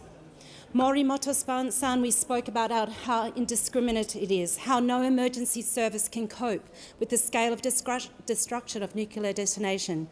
You asked that we not rest in the narrative for why they were used, but focus on the pledge to victims. We shall not repeat the mistake. We honour the survivor group Nihon Hidanko, who awarded the 2024 Nobel Peace Prize, and to ICANN for their steadfast advocacy here and abroad, particularly with First Nation communities and military personnel affected by British nuclear testing. Many lived through the devastation without consent, without information, and far too often without justice. But change is possible through treaties, diplomacy and peace. Morimoto-san, your mother asked you pass the baton so that door will never open again, and today you did. Member for Wright. Thank you, Madam Speaker. And time again we see the Prime Minister come into this chamber and say that those on this side of the House continually in the last parliament said no, no, no to legislation. So I thought I'd fact-check that little bit of information. I went to no less than the Parliamentary Library, and they reliably informed me, Madam Speaker, that there were 375 pieces of legislation that were debated in this place in the last parliament. And I don't remember saying no to all of them, but if you listen to the Prime Minister, he would have you believe that we said no to all of them. So I asked them, how many of the pieces of legislation that came before the chamber did we actually support? How many do you reckon we supported? If you listen to him, we didn't support any of them. We actually supported 85% of every piece of legislation that came. So you can't believe what this fella says. Our job on this side of the House is to hold government to account. We will hold you to account when you set emission targets and you miss them by this much. Yep. We'll hold you to account when you set prices for electricity and you say they're going to reduce by $275 and they actually go up 32%. We'll hold you to account when you say there'll be no new taxes, but sneakily let out from the Treasury Department that we'll have to increase taxes in order to meet the future revenue streams. Can I just say, this side of the House, now more than ever, we need a strong, formidable opposition. And under this leader and under this team, we will deliver and we will keep you accountable and we'll be the formidable opposition that this country needs. Thank you, Deputy Speaker. For those of you who enjoyed my first speech, you already know I come from working class stock. And before I wore this pin, I wore steel caps. And I even poured beers while studying. I did this for a rate of $8 an hour thanks to the Liberal government's work choices. Getting by on this rate meant struggling to pay for rent and groceries. I'm proud to stand here as a member of the Great Australian Labor Party because we're on the side of workers. We get it. We've lived the reality of trying to make a living and we're determined to lift standards, not engage in a race to the bottom like those opposite. That's why last week the Albanese Labor government introduced the Fair Work Amendment protecting penalty and overtime rate Bill 2025 to make sure penalty and overtime rates can't be traded away and no worker is left worse off. Yeah. It safeguards the take-home pay of around 2.6 million award-reliant Australians and workers, including in my electorate and more. This bill protects the people who keep our shops open, our hospitals running 24/7 and shift workers who keep the lights on. And when many people are at home with their family. Protecting penalty rates is about respecting people's time and effort. I've stood on job sites and picket lines, and I know what a few extra dollars on a Sunday means for the family budget. Order. People shouldn't need multiple jobs to cover the basics. The member's Mr. Speaker, time has concluded. Order. Order. In accordance with Standing Order 43, the time for members' statements has concluded. I'd like to inform the House that present in the gallery today is a group of Australian Olympians and their families commemorating the 45th anniversary of the 1980 Moscow Australian Olympic team. On behalf of the House, I extend a very warm welcome to you all.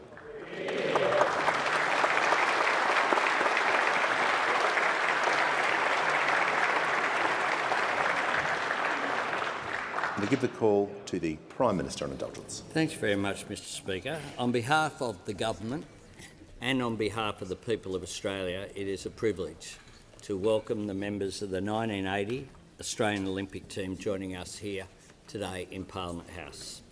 Today as a Parliament, we honour your contribution to our nation's Olympic history.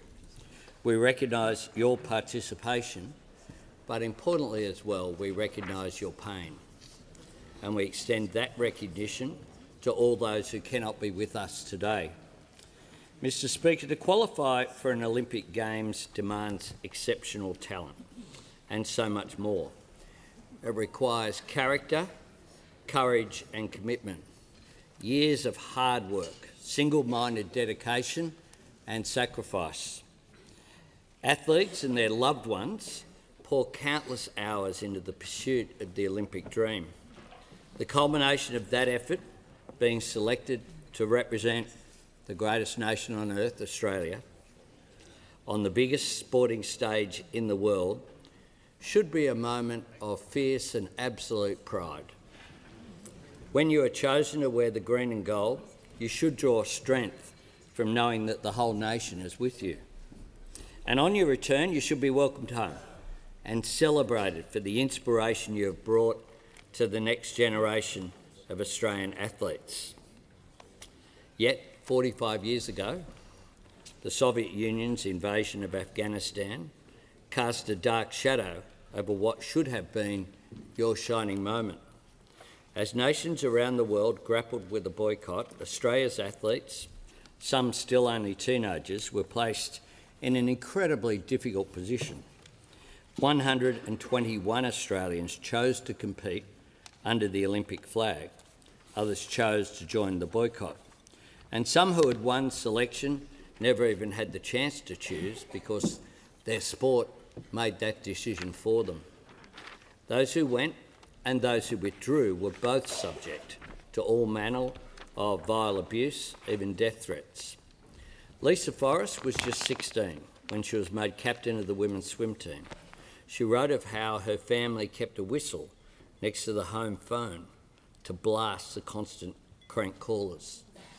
And Chris Wardlaw, who competed in the marathon at both Montreal and Moscow, recalls that back in 1976 a marching band had played Waltzing Matilda to farewell the athletes. In 1980, the last question he was asked by a journalist at the airport was, "Do you feel you are being traitors to Australia?" Mr. Speaker, looking back, it is little wonder that many still bear scars and trauma from those days. That only makes the efforts and success of the Australian team at those games all the more extraordinary. Australia won 9 medals, including gold for Michelle Ford in the women's 800 metre freestyle and gold in the men's 4x100 metre medley. These were Australia's first gold medals since the Munich Olympics of 1972. Yet the returning athletes were met only by cold silence or cruel comments. Today, we fix that. Today, on the 45th anniversary, we recognise all that you have achieved and acknowledge all that you have overcome. Take pride in both. You are Olympians, you are Australians, and you have earned your place in the history of the game and our nation. Welcome to Parliament and welcome home.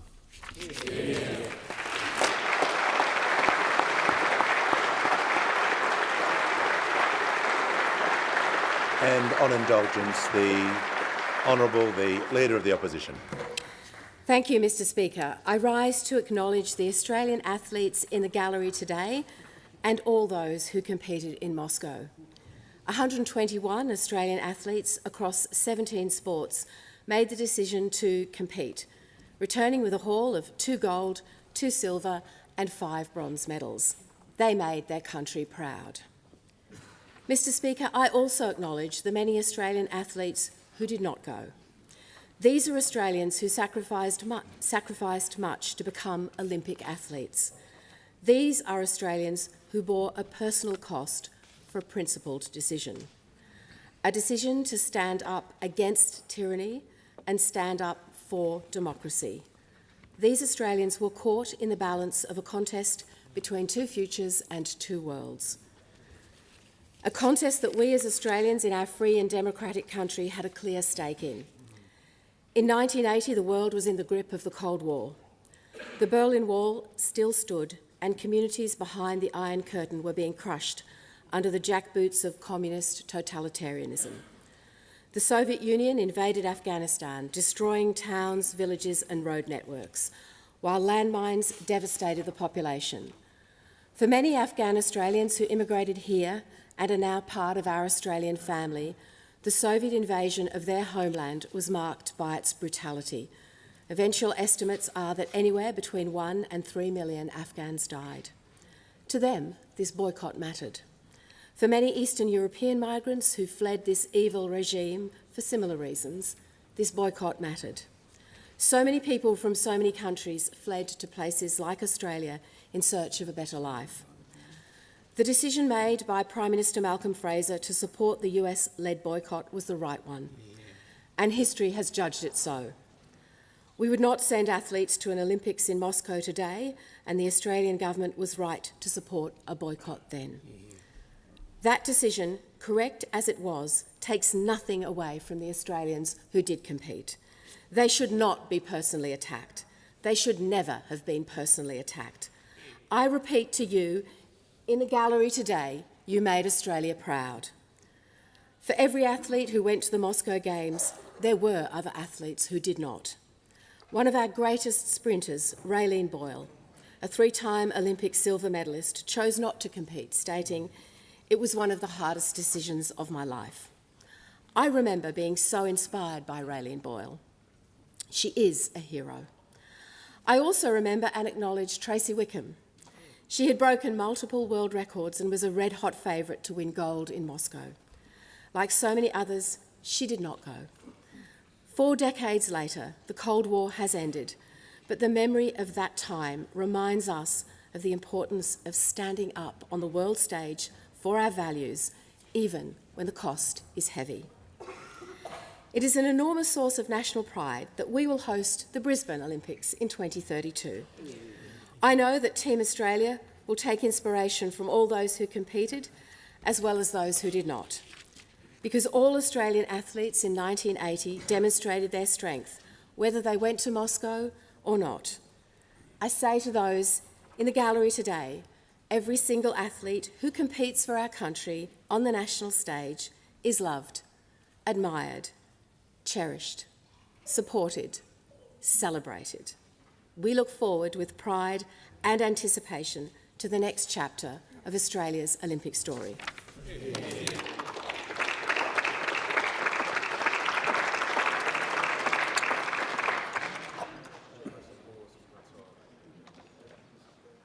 Prime Minister.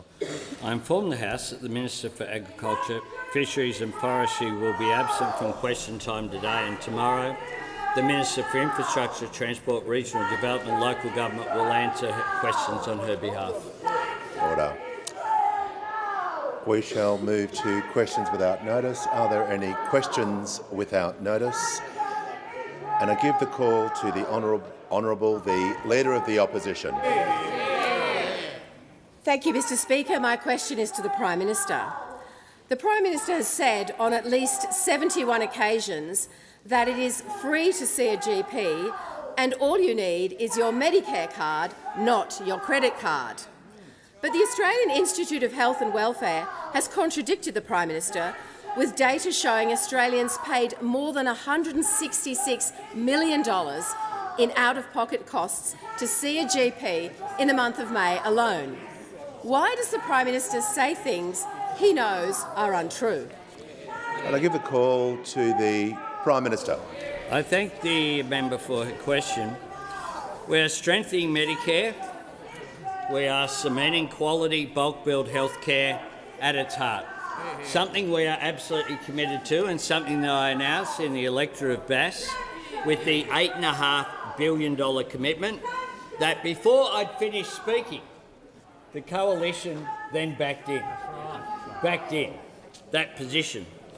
Back in 2023 in the budget, we tripled the bulk billing incentive for pensioners and concession card holders. Now, when those 11 million Australians go to the GP, they're bulk billed 90% of the time. It is our plan for Medicare in action, and it is working. And that is why we took that principle and then made a decision to extend it to all 26 million Australians for the very first time, lifting bulk billing rates for every patient to 90% by 2030. Now, this is an important part of the reform agenda where Labor not only created Medicare, but we will always work to strengthen it. And I know it annoys those opposite, Mr Speaker, to see this little bit of green and gold. Green and gold, the same colour that our athletes proudly wear. And why do they wear the green and gold? Because it's a source of Australian pride. And just as we take pride in Australian athletes, Emma McKeon I see up there, Jess Fox, I see some great athletes of the past and the present and indeed the future. Members on my left will cease interjecting. Member for Cowper. We take enormous pride in the fact that, unlike some countries where people can't get health care because they don't have the money to pay for it, here in Australia we have a different system. Order. The Manager of Opposition Business. I want to hear the Leader of the Opposition on her point of order.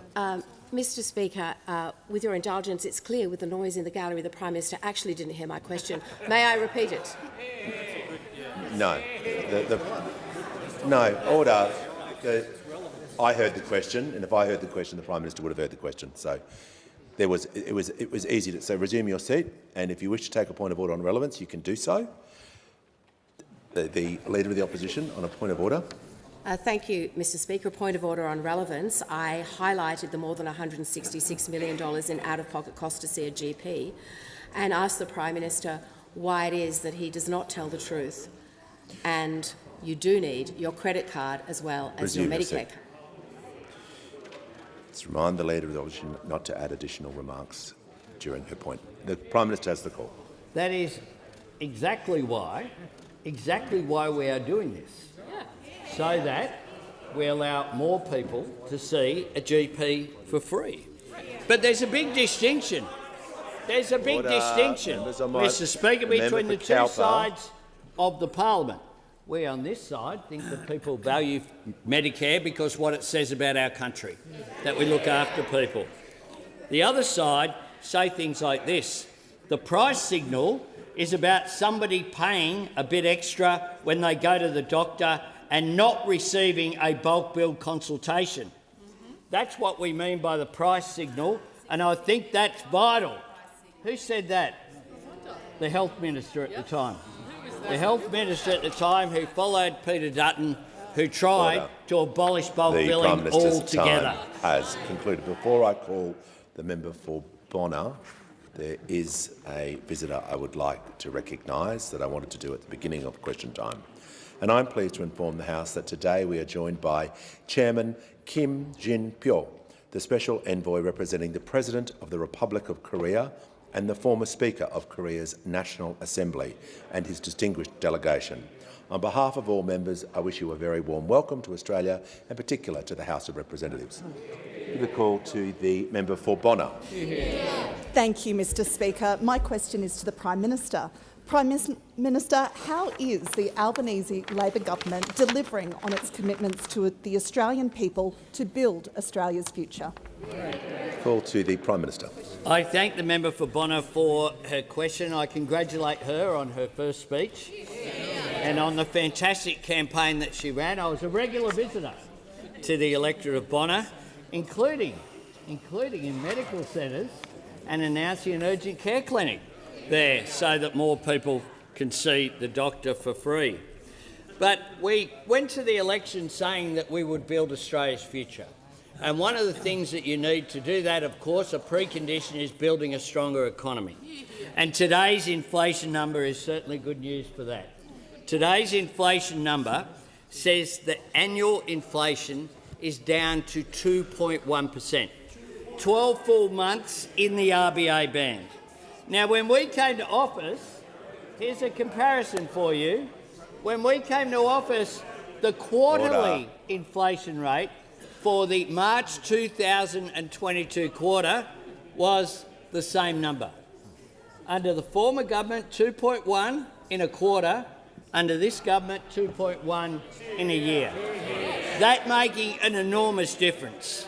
And that is why the combination of lower inflation, higher wages, quarter after quarter after quarter, and lower taxes means that people are earning more and keeping more of what they earn, making an enormous difference. Building Australia's future means also looking after the next generation, supporting parents to combat the harms of social media so every child can have a childhood. And that's a commitment that I made again today. Meeting courageous parents who've lost their children, and reiterating that social media has a social responsibility. We want young Australians out onto the netball courts and the tennis courts and the swimming pools and the football ovals. We want them off their devices and engaging with each other and growing as young people. And this change— Order. The member for Fisher. The member for Fisher will cease interjecting. This change, which I thought had bipartisan support, is absolutely critical going forward. Now, building Australia's future also means strengthening Medicare. It means building a better and fairer education system, and the legislation to cut student debt by 20%, make free TAFE permanent nationwide, and fully fund every single school will make a difference there. We delivered on July 1 a range of cost of living measures. We will continue to focus every day on making a positive difference to people's lives, because that is what good government looks like. With a call to the Honourable the Leader of the Opposition. Thank you, Mr Speaker. My question is to the Prime Minister. This afternoon on Sky News, the out-of-touch Treasurer described today's inflation numbers as, quote, absolutely outstanding. But according to the ABS, under 3 years of Labor, the cost of eggs has increased by 34%, the cost of bread by 18% and the cost of cereal by 17%. Prime Minister, why does the Treasurer say things he knows are untrue?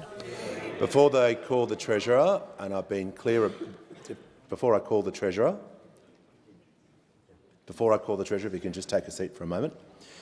I've been very clear about this. There's not going to be descriptors in questions. It's the same as last term, so I'm going to, and that's the same for people asking and answering questions as well. So I'm going to ask the Leader of the Opposition to withdraw that part of the question. I don't want you to just withdraw the descriptor. Mr Speaker, I withdraw the descriptor from the question. Thank you. And I give the call to the Prime Minister, to the Treasurer. Thank you, Mr Speaker. Order. Members on my left. Mr Speaker, let me get this straight. On Monday they asked us about the unemployment rate when this government's presided over the lowest average unemployment in the last 50 years of any government. Then they asked us about Medicare when we've just been re-elected on a platform of strengthening Medicare. And now, on a day when we get absolutely outstanding inflation numbers, they want to ask us about inflation Mr Speaker. Now, I'm asked in particular about food inflation. Now, I want to make it really clear for the member for Farrer that when we came to office, food inflation was running at 5.9%, and now it's about half that, 3.0%.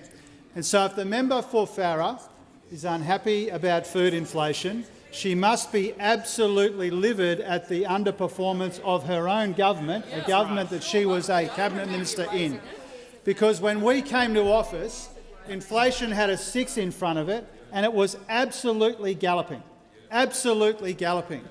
And because of the work that we've done together, because of what Australians have been able to achieve together, we have got these absolutely outstanding inflation numbers today. And they're outstanding because they are a powerful demonstration of the progress that Australians have made together in the fight against inflation, Mr Speaker. Now, I'm asked about particular elements of the new numbers today, Mr Speaker. Rent inflation has gone down. Housing construction cost inflation has gone down. Food and non-alcoholic beverages inflation has gone down. Fruit and vegetables inflation has gone down. Insurance and financial services inflation has gone down, Mr Speaker, and that's why we've seen today. That's why we've seen today both underlying and headline inflation in the Reserve Bank's target band, headline inflation at the very bottom of the band. Monthly inflation is below the Reserve Bank's target band. It actually has a 1 in front of it in these numbers today, Mr Speaker. So I hope they keep asking me about the inflation data today, because the inflation data today was very, very encouraging. And we know from that question, Mr Speaker, that nothing makes them grumpier than when Australians make progress in their economy together, whether it's the fact that inflation is much lower than we inherited, real wages are growing again, unemployment is low, we got their debt down, we delivered 2 surpluses, interest rates have started to come down as well. Now, we know that there's more work to do because people are still under pressure, and that's why we're rolling out more help this month with the cost of living, much of which was opposed by those opposite. The call to the honourable member for Maribyrnong. Thank you, Mr Speaker. My question is to the Minister for Communications. How is the Albanese Labor government protecting the next generation of Australians from the pervasive pull of social media and giving parents across the country peace of mind? The call to the Minister for Communications and the Minister for Sport. I thank the member for Maribyrnong for her question. As a psychologist and fierce advocate for Australian families, she knows the importance of the protection of the well-being of Australian kids. Mr Speaker, give our kids 36 more months. It was a simple request to a complicated issue that has now created generational change. A request made by an army of 150,000 parents. Parents like Mia, Rob and Emma, who came to this place today to take the next step on our collective mission to reduce online harms experienced by young Australians. Today, the Albanese government again shows its commitment to putting families at the heart of our decision-making, tabling the rules of Australia's world-leading social media minimum age laws. In response to advice from the E-Safety Commission, the online safety rules tabled today specify which types of online services will not be captured by the social media law, including health and education, messaging apps and games. These types of online services have been excluded from the minimum age obligations because they pose fewer social media harms to under 16s or are regulated under different laws. We are implementing these rules and this law on behalf of parents who want and deserve better protections for their kids online. Which is why, Mr Speaker, I want to be clear about YouTube. I was required by the law to seek advice from the E-Safety Commission on the draft rules, and the E-Safety Commissioner's advice was clear. 4 out of 10 Australian kids have had their most recent or most harmful experience on YouTube. And on top of that, YouTube uses the same persuasive design features as other social media platforms, like infinite scroll, like autoplay and algorithmic feeds. Against this content and these features, ubiquitous across all social media platforms, our kids don't stand a chance. and that is why I accepted eSafety's recommendation that YouTube should not be treated differently from other social media platforms. I will not be intimidated by legal threats when this is a genuine fight for the well-being of Australian kids. A fight to help Mia, Rob and Emma change lives. There is no perfect solution when it comes to keeping younger Australians safe online. We accept that. But the social media minimum age laws will make a meaningful difference. There's a place for social media, but there's not a place for predatory algorithms that cause our children harm. Before I call the member for Fowler, I'm pleased to advise the House that in the gallery today is Councillor Rick Furman, Councillor Russell Webb and Councillor Russell Fitzpatrick, mayors from Temora, Tamworth and Bigger Valley. And also I've been advised that the Honourable Nick Reiner AC, who served as the 37th Premier of New South Wales from 1988 to 1992, is in the chamber. Welcome to you all. I give the call to the honourable member for Fowler. Thank you, Speaker. Prime Minister, your government's 20% student debt reduction will be welcomed by some, but many more will miss out. Last term, I introduced my Fair Study and Opportunity Bill to reverse the Morrison government's punitive fee hikes for arts students, which saw costs double from around $20,000 to $50,000, hitting students in Fowler the hardest. Your one-off reduction doesn't fix this. Will you support my bill when I reintroduce it, or allow this 80% increase to unfairly burden many students? Call to the Prime Minister. I thank the member for Fowler for her question. And of course, she wasn't here when the Morrison government made those changes to education, which is what she is talking about. She has been here in the chamber and I know supported the reduction in student debt that passed this parliament. Today will pass the Senate as well, if it hasn't already. That will benefit 23,000 people in the electorate of Fowler. 23,000 people will benefit by an average of $5,500 each. Students who've studied to get a better start in life at university, people either training or retraining through TAFE, making an enormous difference across the board. What's more is that people will benefit from the changes in the thresholds that we have made, the changes to indexation that we have made. The students will benefit as well in her electorate and others from free TAFE that we are making permanent, which has already benefited over 500,000 Australians, many of whom would have been in the members' electorate. So we will continue to support good government legislation. We have come into this place in the first fortnight and have concentrated, with the first introduction being things that make that practical difference to people's lives that we were elected on or re-elected on. So whether it be the changes to student debt and that reduction, the changes in the threshold, the changes to how much people have to pay back and when, which will put more dollars in people's pockets, or whether it be the support for cheaper medicines that we've also done in this parliament that will benefit so many people in the electorate of Fowler. What we are determined to do each and every day is to focus on the issues that people in her electorate and electorates like hers are most concerned about, and that is how do we make their lives better, how do we increase opportunity, how do we support aspiration, and how do we make sure that no one gets left behind and no one gets held back. The call to the honourable member for Cornwall. My question is to the Minister for Education. What is the Albanese Labor government doing to build a better and fairer education system and improve students' well-being? What other approaches is the government being asked to consider? Call to the Minister for Education. Thanks very much, Mr Speaker. Can I thank my friend the member for Cornwall for his question and congratulate him on his extraordinary first speech. One of the best that I have ever heard, and there's been some brilliant first speeches in the last few weeks in this chamber. Mr Speaker, some encouraging news. NAPLAN results are out today and they show improvements in literacy and in numeracy. In reading, we've seen improvements in years 5, 7 and 9, And in numeracy, we've seen some real improvements right across the board. This is the first time that this has happened in almost 10 years. Well, all of this is encouraging, but the cold hard truth is there is a lot more work to do. What the NAPLAN data shows us each and every year is that about 1 in 10 students are below the minimum standards that we set for them, but it's 1 in 3 children from poor families and from regional Australia. And these are the same kids who often end up not finishing high school.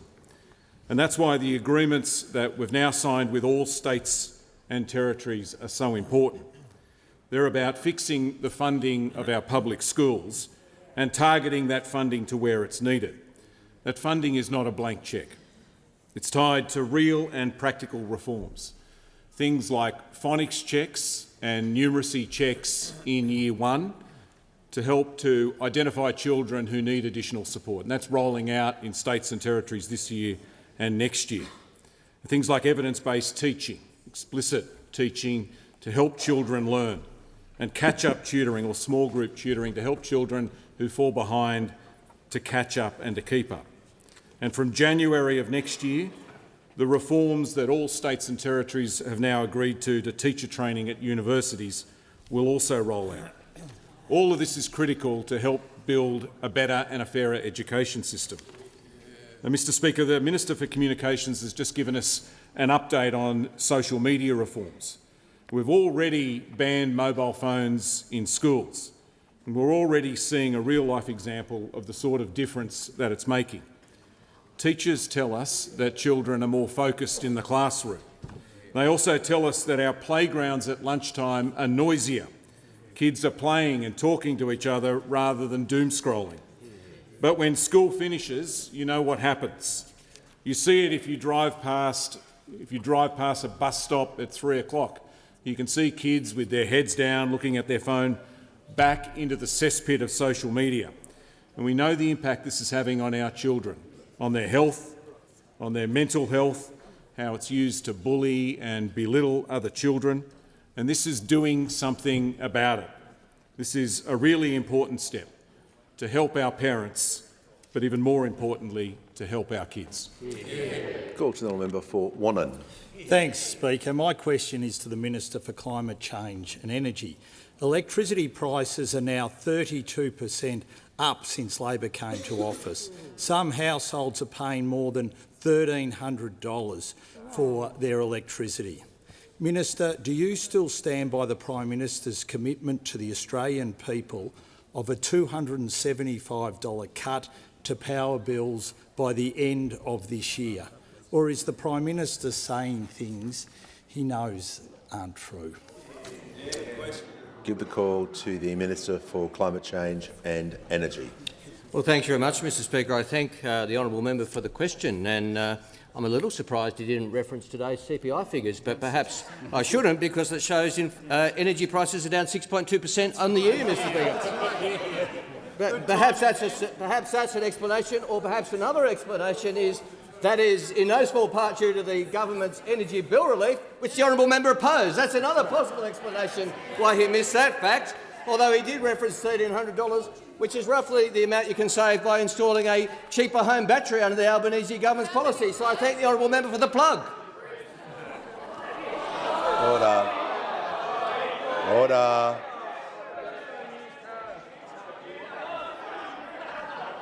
And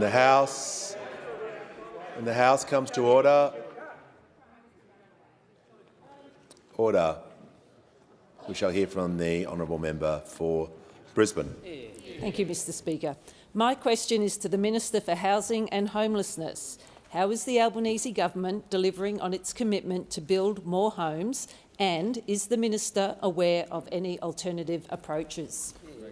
Call to the Minister for Housing, the Minister for Homelessness and the Minister for Cities. Thank you, Mr Speaker, and I thank the member for Brisbane for her question. She's already a fierce advocate for delivering more homes in her community, and I know she takes great pride in being a part of a government which is tackling the housing crisis from every angle.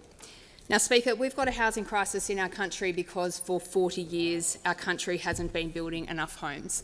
And that's why most of the $43 billion investment we are making in addressing this problem is going to building, building, building. And we're making really important progress on this. Speaker, in the last term in Parliament, about 500,000 homes were built around the country, and we're on the pathway to 55,000 desperately needed social and affordable homes to come online. Now, as a nation, we've got to do more. No one accepts that more than our government, and that's why in the second term we're going to build on these foundations and go bigger, bolder and faster. Now, Speaker, I'm asked about alternative approaches, and we have seen quite a few. First, we saw the Coalition spend 9 wasteful years in government doing absolutely nothing about this problem. And, Speaker, you'll remember me mentioning from last term that the Coalition were so checked out of housing as an issue that for most of the time they were in government, they didn't even have a housing minister, Speaker. Now, in opposition, they spent the last 3 years in this parliament trying to slow us down or block our positive approaches. Speaker, they delayed housing for people experiencing homelessness, they delayed housing for women and children fleeing family violence, and they delayed new housing coming into the mainstream housing market. Speaker, then they brought to the election something I thought I'd never see, which is a housing policy which would have both built fewer homes in the country, Speaker, and made existing housing more expensive through their dud Super 4 housing policy. Now, I didn't think this could get any worse, Speaker, and indeed I approached this parliament with a sense of hope and optimism. We got the first question in the parliament on housing. I felt fantastic about that. We had an opposition saying that they wanted to be constructive, but, Speaker, yesterday my hopes were absolutely dashed, because the first move this opposition have decided to make on housing is to try to bulldoze the construction of 80,000 desperately needed new rental homes.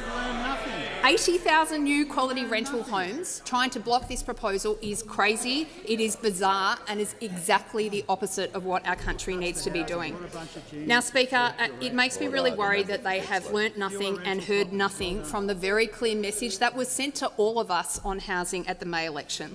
Now, Speaker, our government is back to work. We're focused on the cost of living, on housing, on Medicare. The Coalition are busy fighting culture wars against non-existent enemies and taking the old Coalition brand of destruction and dysfunction into the new term. Now, Speaker, they have a choice this parliament. Are they going to continue to be housing hypocrites, or are they going to come with us and work on this great national challenge that our government is confronting?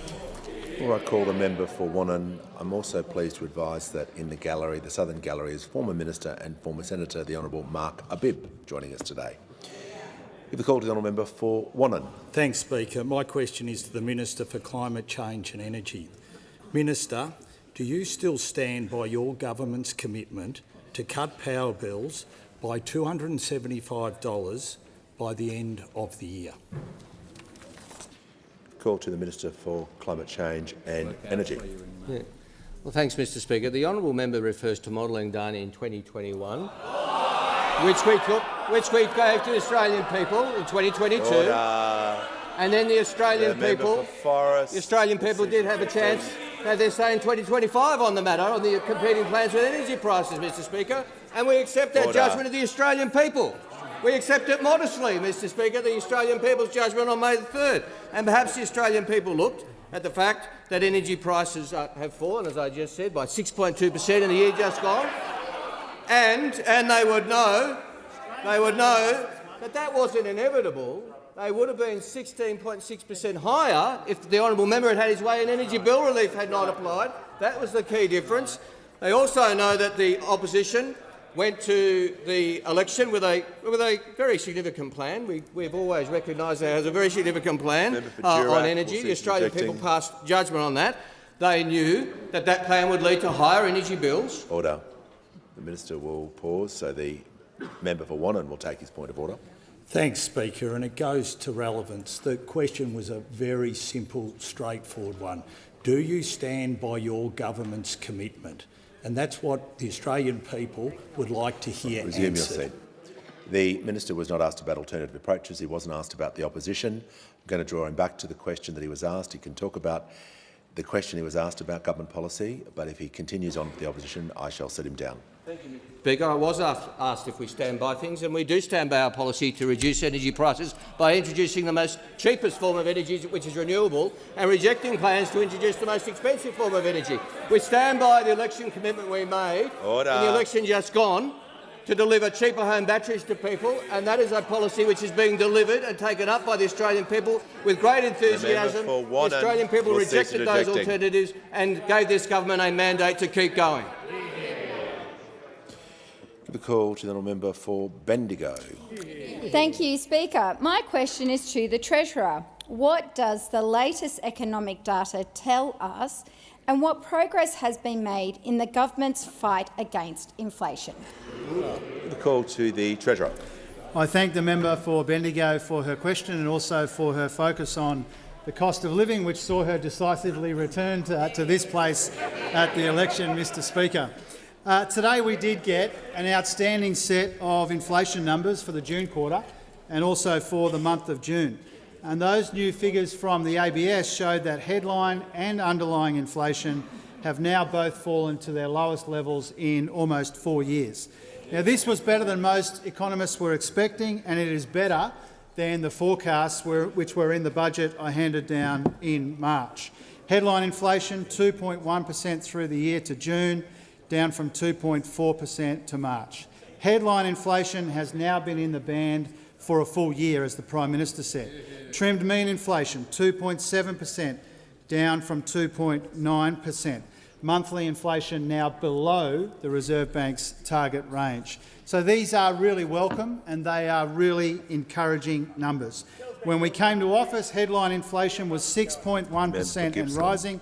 It's now about a third of that, Mr Speaker. When we came to office, underlying inflation was 4.9% and rising.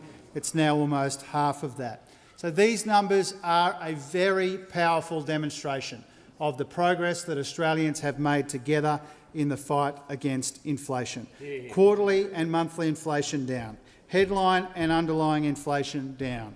Goods and services inflation down. Tradable and non-tradable inflation down.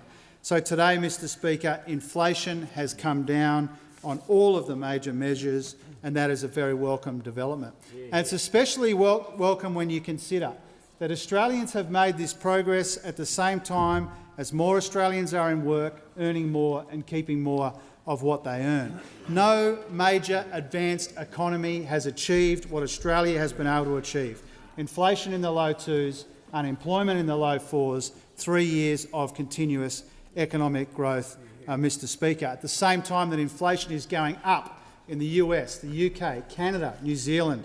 It's coming down here in Australia. We've got real wages and living standards growing again. We delivered 2 surpluses. We got the debt down, and interest rates have been coming down as well this year, Mr Speaker. But we know that there is more work to do. We know that there are still persistent structural issues in our economy.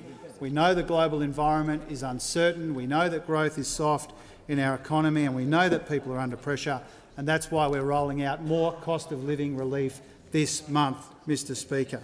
It's why we are focused on making sure that we can make our economy more productive, more resilient, our budget more sustainable. It's why responsible economic management is a defining feature of this government, and you saw the fruits of that today in the inflation numbers. Call to the honourable member for Page. Thank you, Speaker. My question is to the Minister for Climate Change and Energy. Minister, is the average household electricity bill in Australia today $275 cheaper than May 2022? Call to the Minister for Climate Change and Energy. Well, Mr Speaker, the average energy bill today is 6.2% cheaper than it was last year. That's a fact, Mr Speaker. And as I said before, Order. The member for Lindsay will cease objecting. Those opposite asked these questions last term, which was fair game. We answered those questions. And then we took a plan to the Australian people on May the 3rd. Those opposite took a different plan, and the Australian people cast judgment on those plans. This side of the House said we will keep going with a plan to reduce the cheapest form of energy. That's what we said in 2022. That's what the honourable member refers to. Then we repeated that in 2025 and said we will build on that success. And then we said We recognise there's so much more to do. That's why we said we'll also help with cheaper home batteries. And that's why I'm pleased to inform the House and the honourable member that in the last 4 weeks, 17,324 Australian households have installed batteries across Australia, Mr Speaker. 17,324. You know where most of those have been? The outer suburbs and the regions. The regions of Australia, like those represented by the honourable member, a policy he opposed. This was the choice that the Australian people cast judgment on May the 3rd. Finish, Mr Speaker. The minister's finished his question. Order. When the House comes to order, we'll hear from the honourable member for Robertson. Mr Speaker, and my question is to the Minister for Health. How are medicines being listed on the PBS helping to improve the lives of Australians? Why is the government so determined to make PBS medicines cheaper for all Australians, and why is this necessary? The call to the Minister for Health and Ageing and the Minister for Disability and the NDIS. Thank you, Speaker. It is so terrific to see the member for Robertson back in this chamber. He's a great local member now down that end of the chamber, and he's also a terrific source of advice for those of us in the health portfolio. And he knows, Mr Speaker, that the Pharmaceutical Benefits Scheme, the PBS, is one of the core pillars of Australia's world-leading healthcare system. Established by yet another Labor government almost 80 years ago, it delivers Australians affordable access to the world's best medicines. And our government has been working hard, Mr Speaker, to make those medicines even more affordable. 4 waves of cheaper medicines policies in the last term of Parliament have already delivered Australians a saving of about $1.5 billion, Mr Speaker. But those huge savings don't account for the benefits of the almost 350 new listings on the PBS that our government has made, including, for example, the 8 women's health drugs that I talked about in yesterday's question time. Earlier this month, though, Mr Speaker, we also expanded access to the life-saving wonder drug Trikafta. For the first time, people with cystic fibrosis who have rare and ultra-rare mutations will have access to that drug. And one of those hundreds of patients is Nathan Charles, who joined the member for Robertson and the cystic fibrosis community and me in Sydney to announce this listing. Nathan was diagnosed with cystic fibrosis as a little infant, and his mum was told that she shouldn't expect him to survive childhood. But not only did he survive, he also went on to represent Australia as part of the Wallabies, the only person, Mr Speaker, on the planet who has played contact sport at an elite level with cystic fibrosis. Without PBS listing of Trikafta, Mr Speaker, it costs about $250,000 a year. I've spoken to families, I think the member for Robertson was there, who had to remortgage their house to give access to their sick kids to that drug. For many others, obviously, they didn't have that opportunity and they just had to go without, Mr Speaker. But now, Nathan and hundreds of patients like him will get access to this drug, not for $250,000, but for $31 a script, Mr Speaker. And next year, that price will come down even further to just $25 a script if the bill that I introduced to the Parliament this morning passes over the course of the coming few weeks. Now, when we first listed Trikafta 3 years ago, Mr Speaker, Australia was a relative latecomer to this wonder drug. But with this, the 4th expansion of the listing we've already made in just 3 years, Australia is now the global leader in equity of access for this drug to the cystic fibrosis community. That is the value of Australia's PBS, and that is why we will never give it up. Call to the honourable member for Bradfield. My question is to the Minister for Climate Change and Energy. The Climate Council has advised that Australia's 2035 climate target will not be credible unless it includes a commitment to an orderly phase-out of fossil fuel use, production and exports. As a hopeful host to COP31 next year and to respond to the pleas of our friends in the Pacific, what is the Australian government's plan for that fossil fuel phase-out? Call to the Minister for Climate Change and Energy. Well, thanks very much, Mr Speaker. I thank the honourable member for her question. And I say to the honourable member, as I'd say to the Climate Council, the way to reduce fossil fuel use is to build renewable energy. You can't wish away fossil fuels. You can't have a plan to reduce fossil fuel use in Australia or overseas unless you have a plan to build renewable energy. That's what we're doing at home, and that's what we're doing abroad. Just yesterday, I announced the expansion of the capacity investment scheme of 8 gigawatts. This is no small thing, Mr Speaker. Those opposite, they're a trigger warning. I apologise. You should have given a trigger warning when I mentioned renewable energy, Mr Speaker. That's on me. Members on Mr my Speaker, left, member that for building that O'Connor. renewable energy is the key to a lower emissions energy system, a more reliable energy system and a cheaper energy system. In the last financial year, we saw 4.4 gigawatts of new renewable energy connected. Not investment decisions, not plans, up and running and built and operating and providing energy to Australian houses and industries today. But even more impressive, there were more than 15 gigawatts received connection approvals, which means they're coming. They're in the pipeline. That is a massive pipeline of investment for Australia. Now, when it comes to internationally, I'd make a similar point.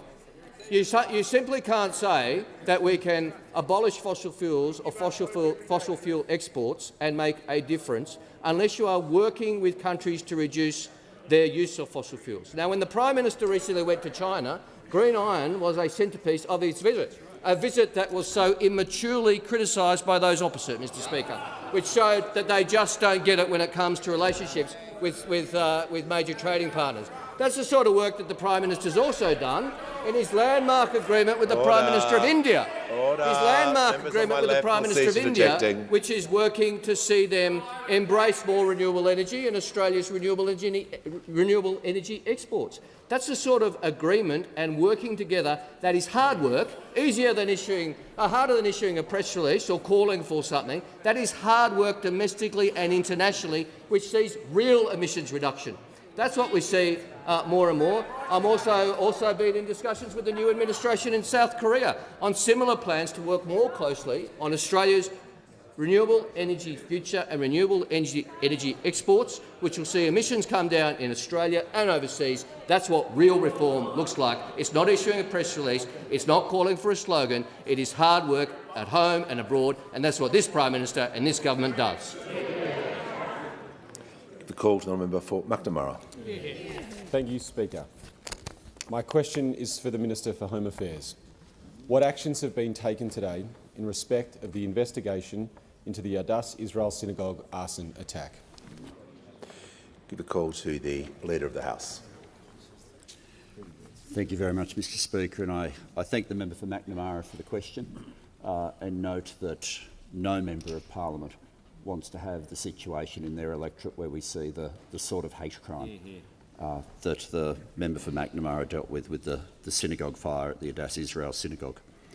Earlier today, Australian Federal Police executed 7 different search warrants at locations across Melbourne as part of Operation Hillfield, the investigation into the arson attack at the Adjournment Israel Synagogue.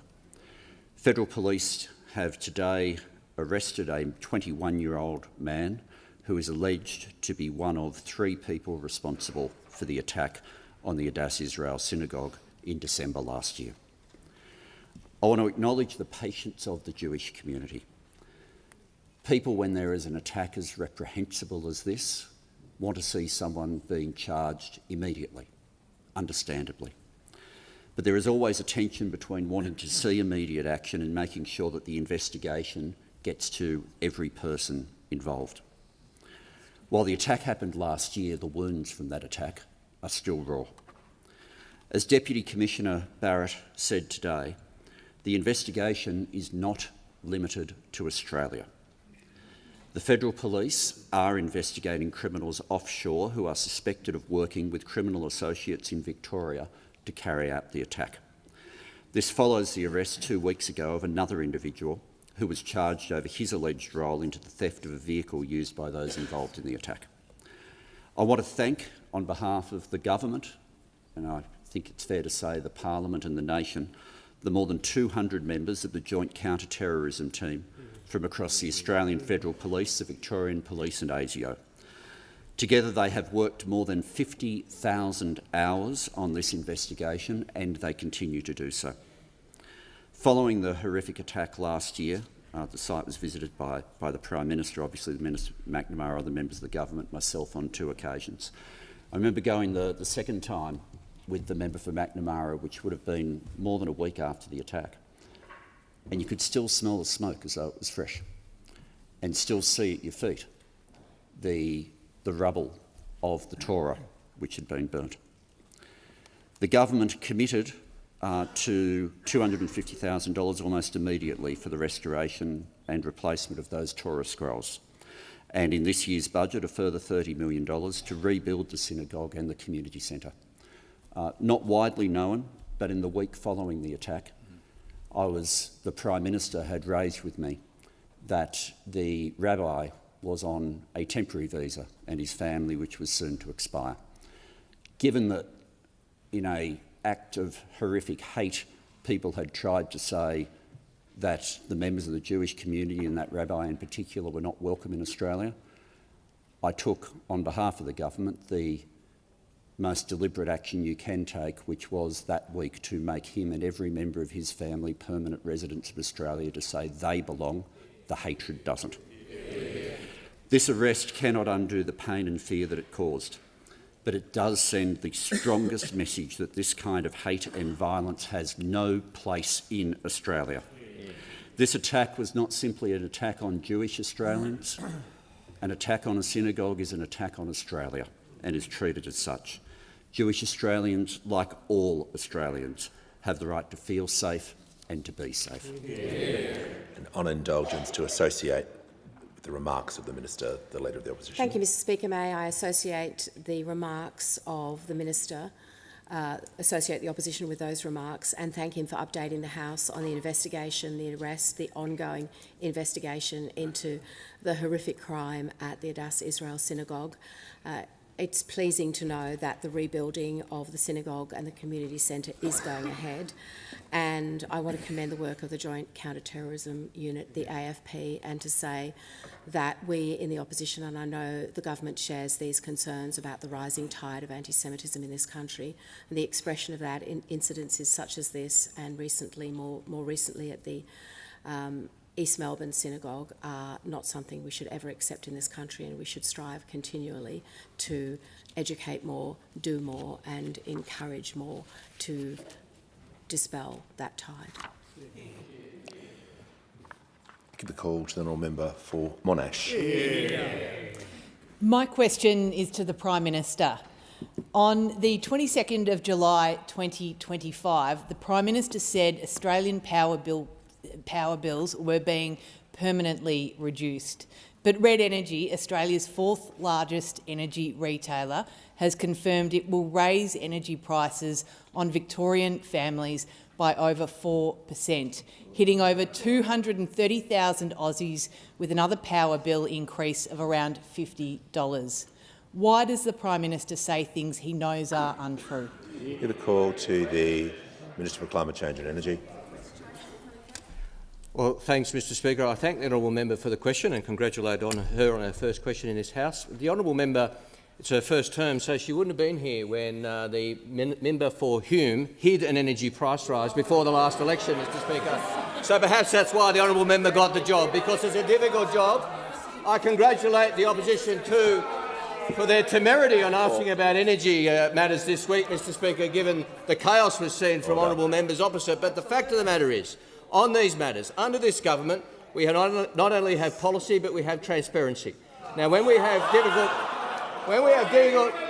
figures, we don't change the law to hide them like the member for Hume did just before the 2022 federal election, which should disqualify him from ministerial office forever. The Minister will pause. Can't hear a word. It's too much noise. But I want to hear from the Manager of Opposition Business. Thank you, Speaker.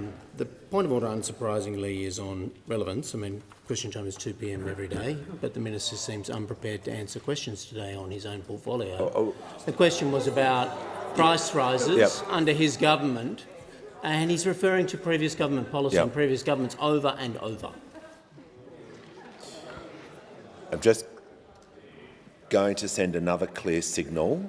I think you know where this is heading. If you're anyone is taking a point of order, you don't add extra commentary, you just simply state the point of order without giving any other commentary, and that rambling is outside the point of order and the standing orders.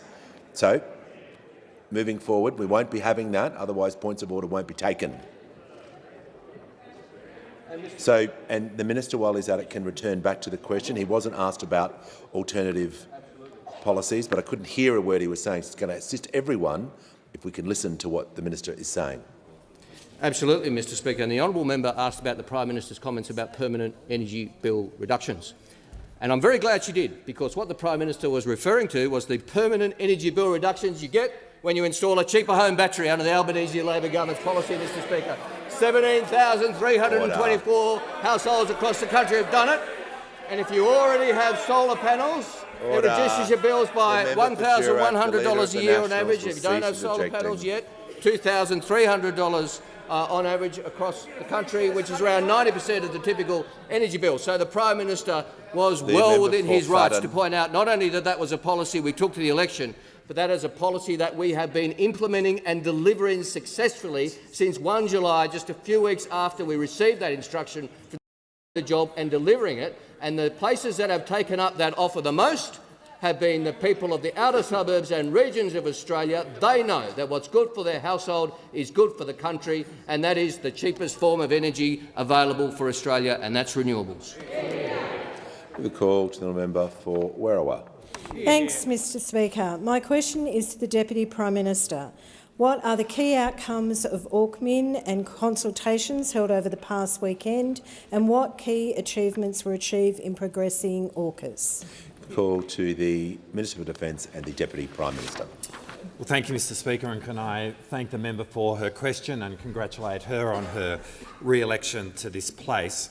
Last Friday, the annual AUSParliament meetings happened with myself and the Foreign Minister, the annual 2+2 Defence and Foreign Minister meeting with the United Kingdom, and we met with the UK Foreign Secretary David Lammy and the UK Defence Secretary John Healey. Our relationship with the United Kingdom is obviously the oldest relationship that we have, and it is characterised by deep people-to-people links, a great history which informs so much of modern Australia today, our system of government, our language, the way in which we organise our security and our defence forces. Our economic relationship is such that for both nations we are our second largest investment partner. But with the advent of AUKUS, it is hard to overstate the significance of the UK decision to build, sustain and operate their future attack class submarines as being the same class of submarines that will be operated by Australia. This is a huge decision, which is the fundamental bilateral component of the trilateral AUKUS arrangement. Now, on Saturday, we signed the Geelong Treaty between myself and the UK Secretary of Defence, John Healey, and this is the treaty which provides the underpinning of those bilateral arrangements which sit under the architecture of AUKUS, and of course AUKUS itself is embodied in a trilateral treaty which I signed on behalf of Australia in Washington DC in August of last year. What all of this means is that there is today a strategic contemporary dimension to this oldest of our relationships. And it really is elevating our relationship with the United Kingdom to the very highest order.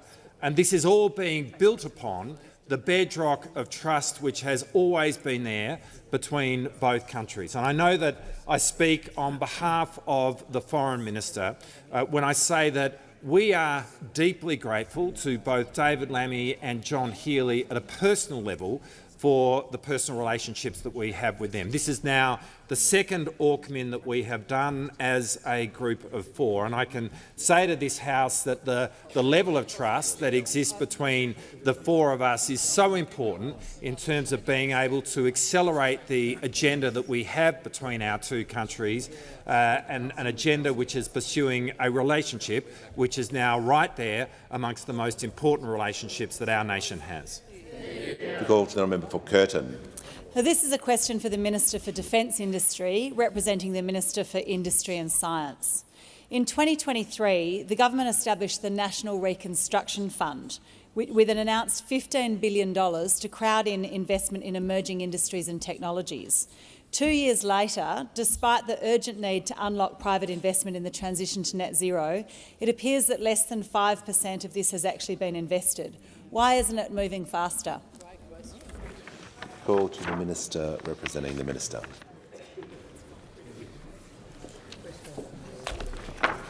Thank you, Speaker. I thank the member for her question and her strong commitment to seizing the opportunities from the transition that are available to us.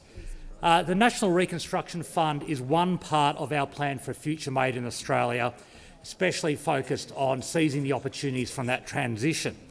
I'm delighted to inform the House that since it was established less than 2 years ago, it's made 9 investments worth over $430 million. It's investing in innovative technologies and local manufacturing which will help the transition. For example, the NRF has invested $200 million in Arafura Rare Earths Limited. This will deliver the rare earth minerals essential for renewables and the energy grid of the future. Speaker, these investments will ramp up over time, but as I said, the fund was established less than 2 years ago. This is only one part of this government's commitment to seizing the opportunities from the global race to net zero, and I talked about a few of those yesterday. They include production tax credits for critical minerals and renewable hydrogen, $2 billion to transition the Australian aluminium smelters to renewable energy, and $1 billion in the Green Iron Investment Fund. This Green Iron Investment Fund is critical for decarbonising Australia, but also decarbonising the world, and it was also a feature of the Prime Minister's trip to China. This will complement what the National Reconstruction Fund is doing and the investments it is making. Other complements to the National Reconstruction Fund include the Clean Energy Finance Corporation's investments. Last year, the Clean Energy Finance Corporation committed $4.7 billion to that decarbonisation agenda, and the member in her question talked about leveraging private sector investment in this transition, and I'm delighted to inform the member that the CFC has been leveraging $4.14 of private sector capital for every dollar of public sector investment.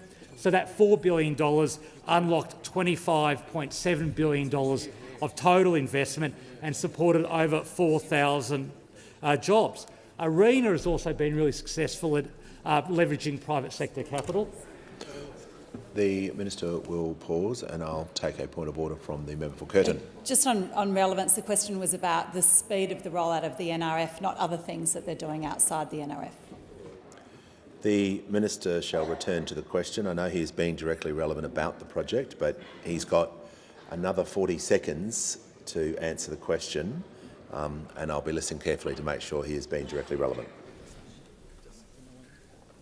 Thank you, Speaker. And as I said in the outset in answering the member's question, in less than 2 years the NRF has made over $400 million worth of investments, including a very significant $200 million investment in Arafura, and we expect it to ramp up over time. The Minister has given directions to the fund's administrators.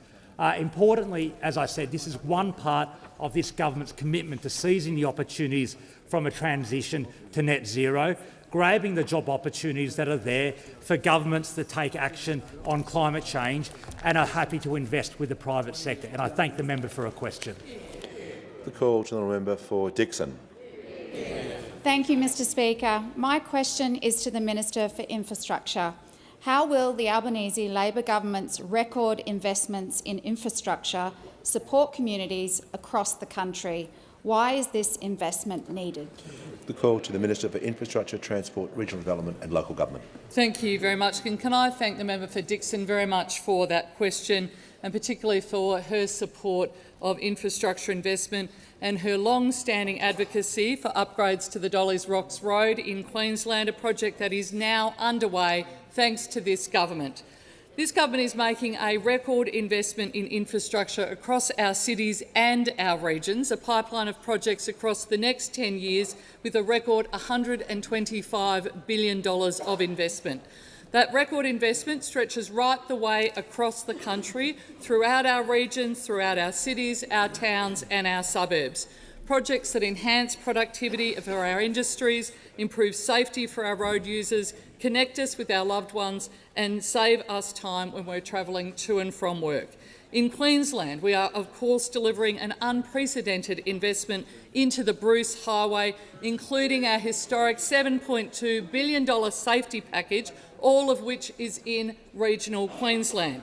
We're delivering the Rockhampton Ring Road that was dramatically underfunded by the former coalition government, and of course stage 1 of Sunshine Coast Rail to get it to Caloundra.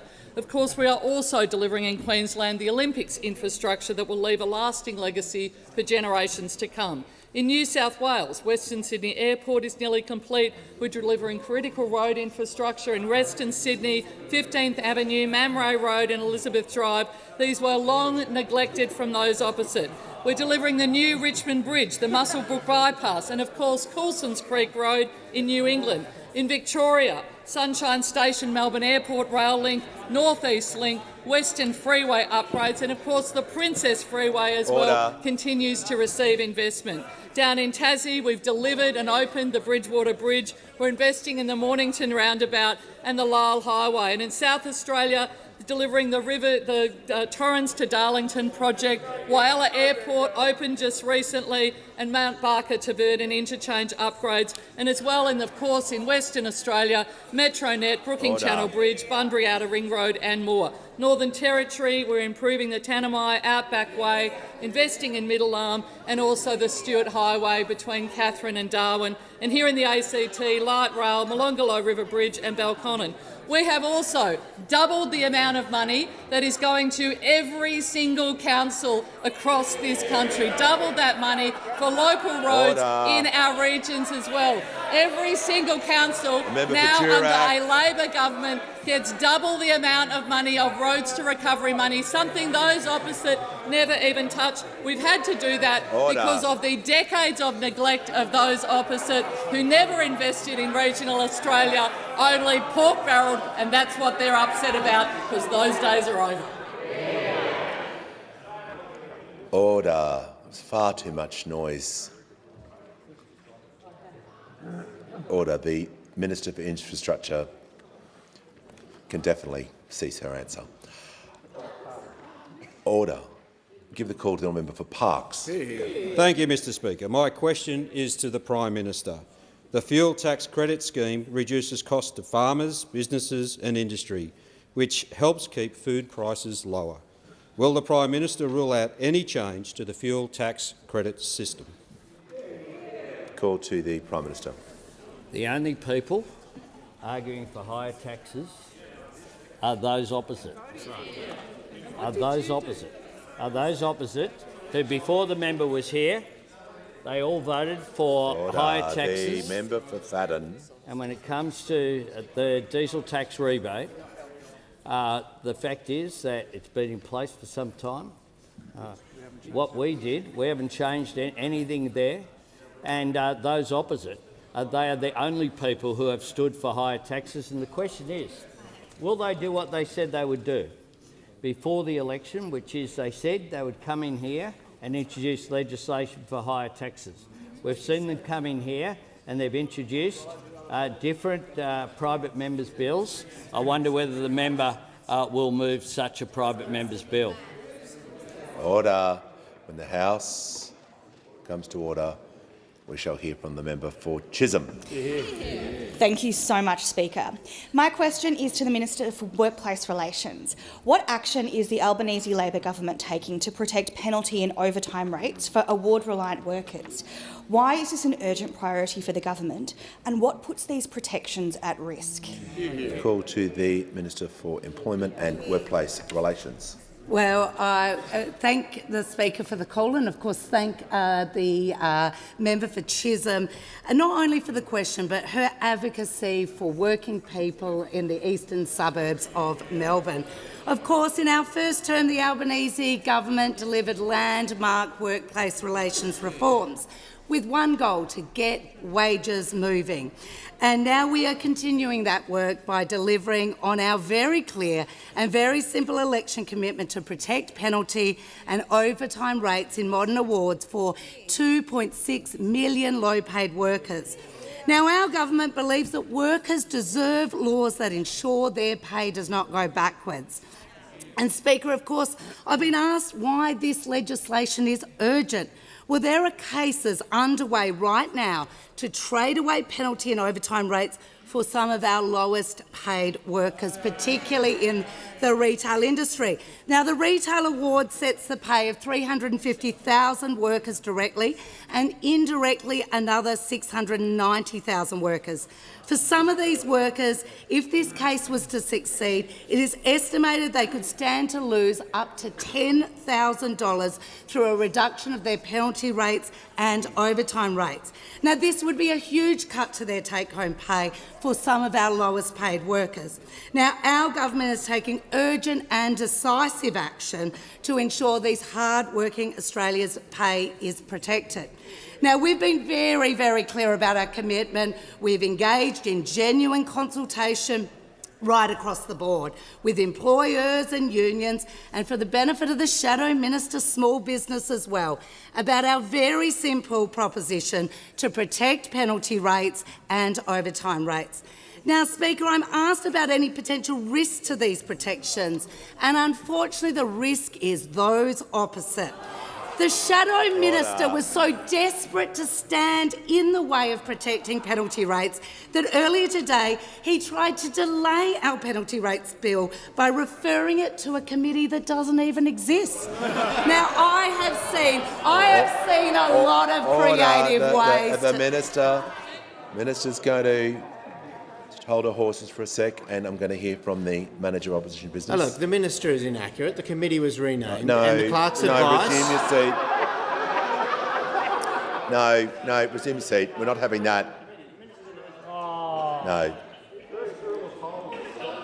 Oh, look, order. No, I'm going to warn the Manager of and put him on a warning, because he knows that's not appropriate to simply jump up and give your opinion on something.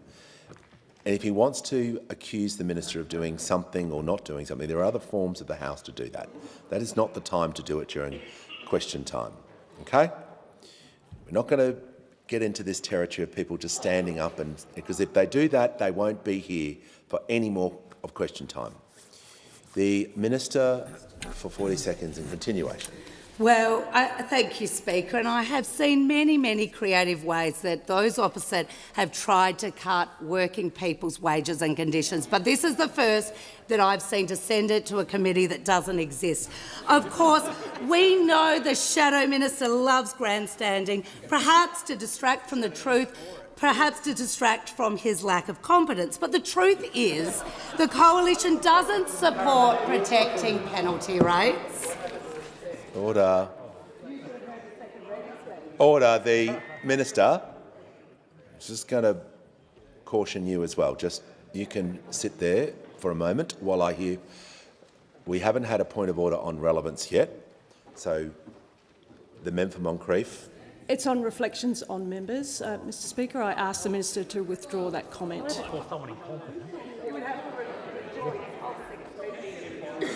Order.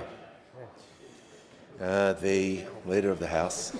Mr Speaker, we would basically be ending debate if we couldn't have discussions about somebody's competence in this place.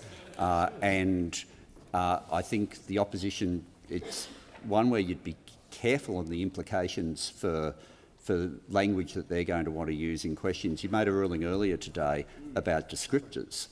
That's where there is a descriptor being given to someone's name. But to have a situation where you can't even have an allegation about competence would really kill debate in this chamber. I'm not going to ask the Minister to withdraw that, but I'm just going to ask everyone in the chamber to be respectful of their language, and particularly when you're referring to other members, just refer to the member by their title or name. That's it. The Minister in continuation. Well, the Australian people voted for protecting penalty rates, and we will get on with the job to do just that. The call to the member for Warringah. Oh, my apologies. The Prime Minister. I ask further question placed in the notice paper. Mr Speaker. Order. House will come to order. I just want to hear from the Prime Minister. I seek leave to give a personal explanation. Does the Prime Minister claim to be misrepresented? I do, Mr Speaker. You may proceed. In question time today, in a question from the member for Monash. The member for Monash asserted that I had said on the 22nd of July 2025 that I'd said that Australian power bills were being permanently reduced and that those comments were untrue and that I knew they were untrue. Mr Speaker, for the benefit of the House, the interview I did on ABC 7:30 said the following. With determination, word for word in the first question I was asked, with determination, making sure we are an ambitious government. On 1st of July, before Parliament even sat, we of course increased the minimum wage and award wages. We increased paid parental leave by 2 weeks. We introduced superannuation for the first time on paid parental leave. We introduced the rebate, the support for energy batteries. 9,200 Australian households have benefited from that already, permanently reducing in their power bills on top of the energy bill relief. Mr Speaker, the member is new, so I don't blame the member for Monash, but their Tactics Committee really should do better than that low-rent verballing. The Manager of Opposition Business on a question to me. Thank you, Speaker. I've got a question for you. Today, during question time, we had the unfortunate spectacle of several protesters interrupting proceedings in the gallery, and I want to acknowledge the efficiency of security and other officers in removing those individuals, as they seriously did interrupt proceedings in the House and were obviously very difficult to hear members and questions, including the Leader of the Opposition's question and the Prime Minister. I just want you to report, when you are able to, on the strengthening of the security protocols that you undertook on 4 July 2024 and any other measures that might be required on efficacy. And, of course, if anyone did indeed in this House sign in the individuals responsible for the protesters, of whether there'll be any penalties or other action taken against people who've disrupted Parliament. Yeah, I thank the Manager for the question. A number of members have raised similar concerns to me. The normal procedures and processes will be followed, which will be a report given to me by the Sergeant at Arms regarding the incident, and I will report back to the order. I'm responding to the question made by the Manager. I thought you might be interested in that. And I'll report back to the Manager with the relevant information, including all appropriate actions that I can take regarding the matter. We'll move to papers with Leader of the House. Speaker, this document is tabled in accordance with the list circulated to honourable members earlier today. Full details of the document will be recorded in the votes and proceedings.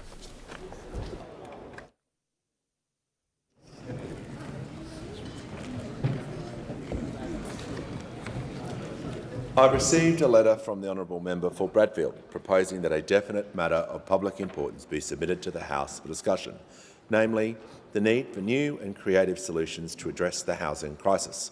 I call upon those honourable members who approve of the proposed discussion to rise in their places, and I give the call to the Honourable Member for Bradfield. Thank you. Mr Speaker, shelter is a human right, yet in Australia we have as many homeless people as there are voters in the electorate of Bradfield, more than 122,000, and it's trending in the wrong direction. This government says that it understands what's needed: increase supply, inject more money into social and affordable housing, fix property-related tax settings and improve vocational training and skills to ensure that we have the workers to build the homes. Those are good initiatives. But house prices keep rising, supply does not meet demand, dreams of home ownership grow ever more distant for new entrants, and homelessness grows.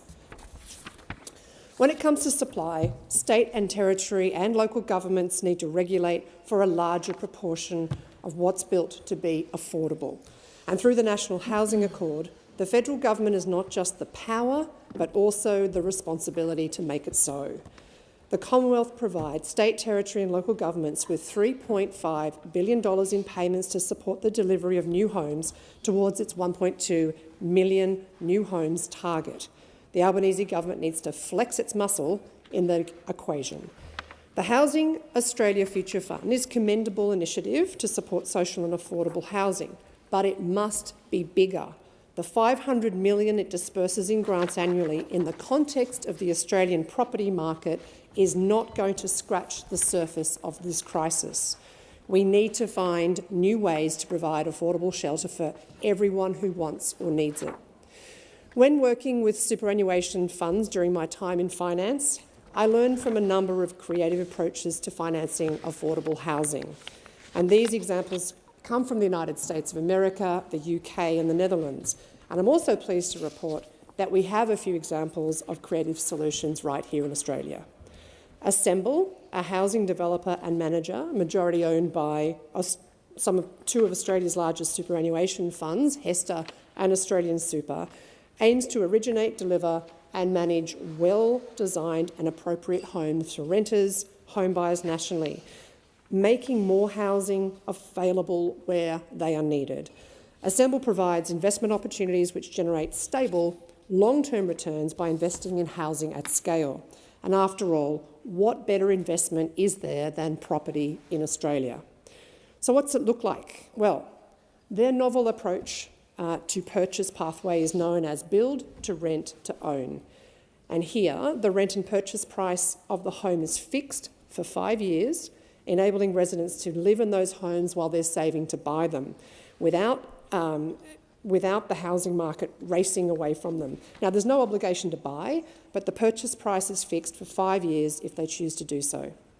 Assemble has completed 3 such projects in Melbourne, with more under construction. And the projects receive funding from Housing Australia's Future Fund. They're delivered in partnership with social and community housing providers. They create supply on the doorstep of critical public transport links and near major hospitals and schools. I want to be clear about one thing. I'm not, and I will never advocate for people's individual super savings being raided. Our superannuation is world-class and it should be used solely for the purpose for which it's created, to ensure that people have a dignified retirement. Rather, I'm suggesting that the $5 trillion in Australia's institutionally managed super funds, funds which are invested on behalf of the members, be available for investment in creative solutions to our complex problems, while still making strong risk-adjusted returns for members. Projects like Assemble's Build to Rent to Buy development are a win-win-win-win. A win for institutional super funds, which means a win for their members. It's a win for those struggling to get in to safe and secure housing. It's a win for communities who desperately need frontline workers, teachers, nurses and paramedics. And it's a win more broadly for a society struggling to ease demand on a choked-up housing system. So why doesn't it happen more often? Why isn't this the default style of funding with and for people who work on smallish wages in all parts of our country? These are the kind of innovative and creative solutions that we desperately need to address our housing crisis, and I will be exploring and advocating for these types of solutions and others during my time in this place. There are so many ways that we can fix this problem if we have the energy and the courage for new avenues. Member for McNamara. Thank you, Acting Speaker. Deputy Speaker. My apologies, Deputy Speaker.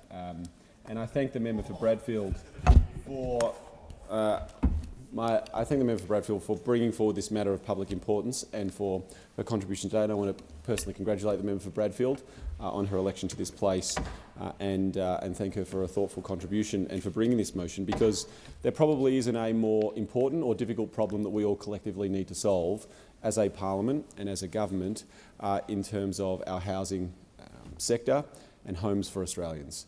Every single Australian deserves a safe and secure home to live in. Every single Australian deserves a place that they can call home, a place that they know that they can return to at the end of the day, where they are free from violence or the threat of eviction, where they can be themselves and decompress and have the foundations of their life. And that is something that we have sought to assist and improve Australians, but as the member for Bradfield quite rightly points out, there is a lot more work to be done. And I know that across my community in McNamara, Deputy Speaker, where we have a beautiful combination of people who are fortunate enough to own their own home, people who are paying off a mortgage, and the almost 50% of my electorate who are renting, as well as a huge and amazing and beautiful community of people who live in social housing. Every single home matters and every single person deserves their own home. But the truth is, as the member for Bradfield rightly points out, there are not enough homes being built and there are not enough homes catering for the different parts of the country that require different types of housing. And I would just say to all members in this place that the approach that the member for Bradfield has outlined in this matter of public importance is the right one where we come to this chamber and to this place and put forward ideas of the need to find new ways and creative ways to build homes, but also to invest in the ways that we know work. And the Housing Australia Future Fund is working, Deputy Speaker. It is an amazing program where there is an annual expenditure of around $500 million, which is almost fully allocated. There'll be another round in the not-too-distant future that will allocate the majority of the Housing Australia Future Fund. And that fund goes to supporting community housing organisations and housing providers in the construction of new homes. The Housing Australia Future Fund is responsible for the construction and the development of thousands of homes around the country, and it is done on a basis where there are monthly grants or availability payments made to organisations. Now, why do I make this point, Deputy Speaker? The Housing Australia Future Fund, the whole model behind the Housing Australia Future Fund is not just to provide grants low-interest loans to help cover the cost of construction. It's to help organisations pay off those loans over a period of time. In fact, most of the contracts are done over a 25-year period. So for the next 25 years, community housing providers are going to get a payment to help pay off their build and their housing that they built under the HAF. What the policy of the coalition at the previous election would have meant is that it would have cut off those payments at the election. And it is still the policy of the coalition and the opposition to scrap the Housing Australia Future Fund. Make no mistake, the consequence of that would mean that every single program funded under the HAF would have their funding cut, their contracts broken. It would leave thousands of homes without funding. It would leave organisations and community housing organisations completely bankrupt.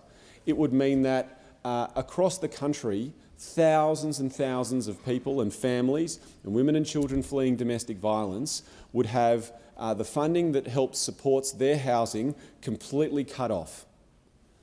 It is so serious that those opposite need to take this moment to reflect on their policy position on the Housing Australia Future Fund. This is a policy that needs to be embedded into this parliament and into governing in Australia. For the next 25 years, for all of the contracts under the Housing Australia Future Fund, it is essential that this parliament, across both sides of this chamber, no matter who is in government, supports this program. And while the member for Bradfield makes an extremely valid point that we need to constantly look at ways to expand it, absolutely. But I would say to each and every member in this chamber, we need to also protect the policies that are out there supporting Australians who are living in social housing. And for the coalition to have a policy to scrap the HAF, it is not only dangerous, it is cruel, and it would put thousands of Australians on the streets, as well as completely make organisations who are doing incredible work default on their ability to manage their finances. And I would urge them, in the interests of those people, to take this moment and consider their position and turn it around. Because if the last election taught us anything, Deputy Speaker, is that Australians know how serious this challenge is, and they want builders, not blockers. Australians know that in terms of housing, we need to be builders, not blockers. And if you want to know the best evidence of that, the people who tried to block housing policy in this place are no longer here, Deputy Speaker. We now have two fantastic members for Deakin and Griffith in this place, replacing the two blockers from the last parliament. Two people who were the housing spokespeople for the Liberal Party and the Greens, who, together with their numbers in the Senate, held up the Housing Australia Future Fund, held up every single piece of housing policy that we had, including the build-to-rent program and the tax breaks that they are now trying to scrap via a resolution in the Senate. They are, at every turn, they were at every turn, blockers, not builders. And we need to take a different approach. Every single home matters. And it's very easy for people in this chamber to stop the construction of houses. Well, it makes a big difference to the people who get the keys, Deputy Speaker. It makes a big difference to the people that the member for Bradfield is talking about as to why we need to be in here building as many homes as possible. It's why we have set up policies that aren't just going to be there supporting organisations this year but for decades to come. And it's why that we need to continuously be asking ourselves, what can we do to help build more? And when it comes to first home buyers, I remember speaking to thousands of people across my electorate where in the election campaign people were coming up and we were you asked that question, what matters to you, Deputy Speaker? What do you care about? And how many hundreds of people came back to me and said, well, we'd love to be able to buy our first home. And so that's why we are committed to building 100,000 homes across the country that will only be available for first home buyers, and you won't be competing with investors or developers. When you look at renters across the country, people who are in that period in their life where renting is what they want to do, we want to make sure that those tenures are secure. We want to make sure that renting is available and it's affordable for people, and that's why we're giving tax breaks to the construction of 80,000 rental properties to ensure that there are more options across the country for people who are renting. When you think about social housing and people who require social housing, when you combine policies like the Housing Australia Future Fund or the NIF or many of the other things that Housing Australia is managing, they are the houses and the homes and the refuges that Australians rely on.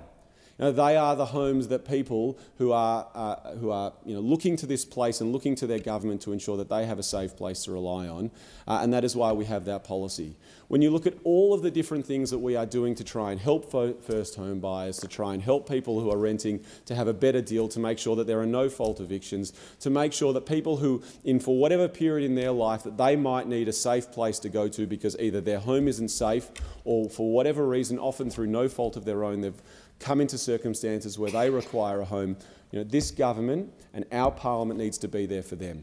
We need to come to this place with the attitude of how can we do more, how can we invest in more, and how can we be the people who are building homes for the future. And I congratulate the member for Bradfield for coming to this place and putting forward positive suggestions. It's absolutely what we should all be doing, and I look forward to working with her and anyone else in this parliament, especially our outstanding minister who cares deeply about ensuring that every Australian has a safe place to go home to. But make no mistake, ultimately every single home matters. Every home matters. Our homes matter, our constituents' home matter, and the people whose situations in their life that might change in an instant through no fault of their own, their home really matters. And it's our job to be builders, not blockers. Builders, not blockers. That should be the philosophy and the guiding principle of this place. And I would say to anyone who is considering being a blocker, as there was a few blockheads in the previous Parliament, Deputy Speaker, now is the time to put away that sort of attitude and get on board, because every single home matters. Every single Australian deserves a safe and secure place to call home, and every single Australian deserves to feel safe at the end of the day. Thank you. Just before I give the member to curtain the call, just going to ask people to be just mindful on any reflections of members, both current and former. And I give the call to the member for Curtin. Thank you, Deputy Speaker. It's taken 25 years of short-sighted policy from both major parties to create our current housing crisis. Housing is now half as affordable as it was when compared to wages. Young people despair of ever being able to afford a house. Renters can't save enough to break into the market. And the gap between those who own a home and those who can't get a foot in the door keeps widening. In my electorate, like the rest of Australia, access to housing is one of the top concerns I hear. People I speak to in Curtin want to see politicians working together across all levels of government so that all Australians have somewhere appropriate to live and can aspire to home ownership like generations before them. During my first term, my community did some work on housing. 180 Curtin constituents attended our 2 housing forums. Hundreds more contributed to our electorate-wide housing survey, and the resulting solutions are articulated in our Curtin housing report. What I found from this process is that my community is willing to work through difficult discussions and is open to change. We know there is no single solution, no silver bullet. We need all the options on the table, and we need to be willing to pull every lever. One topic that's been avoided because it's seen as being politically unpalatable is reviewing capital gains tax and negative gearing, the generous tax concessions that are given to investors that potentially distort and fuel the housing market and put young people on the back foot. But in our Curtin Housing Survey, 3/4 of respondents said these concessions need to be reformed. Negative gearing has been described by Grattan Institute as a tax shelter on wages, as investors can deduct losses from wages and do so immediately rather than just deducting from other investment incomes. The result is that reducing taxes on wages by investing in property is a primary goal for many investors. This tax treatment is more generous than most comparable countries that impose limits on deductibility against wages and salary. It's the combination of these tax concessions for capital gains and negative gearing write-offs that provides many investors with a sizable tax advantage. These concessions come at a significant cost to the budget and distort the housing market by reducing home ownership and creating advantages for investors over home buyers. As part of the government's commitment to making housing more affordable, we need to explore how we might reform CGT and negative gearing for housing. We need to create a more level playing field. And there are many options for reform that are not necessarily political suicide. On capital gains tax, we could reduce the rate of the capital gains tax concession. We could apply the concessions only to new builds or just apartments. We could limit the CGT concession to one property. On negative gearing, we could remove negative gearing from second or third or fourth investment properties. We could make it so that rental property losses can only be offset against rental income, not against wages, salaries or other non-investment income. And for both, we could grandfather these concessions or reduce them gradually over time. In each of these options, there's a sliding scale in timing, percentage and application. Any reform in this area will boost budget revenue, and this money could go to assist other parts of the housing puzzle, especially housing supply issues. Instead of being spent on tax concessions that are not addressing the housing problem, these funds could be spent on attracting more workers to the housing construction sector or boosting investment in social and affordable housing. As well as public appetite, reform in this area has a huge amount of expert support, including at the Tax Reform Forum convened by my colleague, the member for Wentworth, last week. To be clear, this is not a silver bullet. Modelling by Deloitte Australia and Grattan Institute show that it could reduce house prices by 2 to 5% in the long run and increase rents by 0.5% in the short run. It could shift between 2.5% and 4.7% of Australians from renting to owning. That may not sound like a huge shift, but it's a life-changing shift if you live in one of Curtin's 20,000 rental households, many of whom would love to buy but can't get into the market. For those renters, it's deeply disheartening to go to another auction and watch what you had hoped would be your home being bought by an investor looking for a return. We owe it to future generations of aspiring homeowners to take a level-headed, open-minded approach to reform in this area. I urge the government to consider a range of reform options for capital gains tax concessions and negative gearing as part of the work that will come out of the Economic Reform Roundtable. Member for Maribyrnong. Thank you, Deputy Speaker. I'm really pleased to have the opportunity to rise in support of the direction our government is taking to tackle this housing crisis.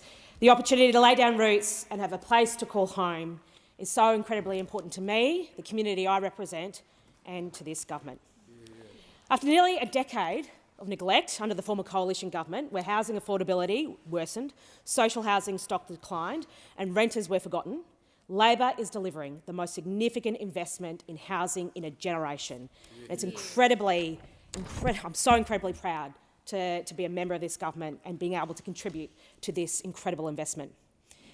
After the years of that neglect, Labor came into this place and got to work. We created the $10 billion Housing Australia Future Fund to build 30,000 new social and affordable homes, housing for people experiencing homelessness, women and children escaping violence, frontline workers and older Australians at risk of housing stress.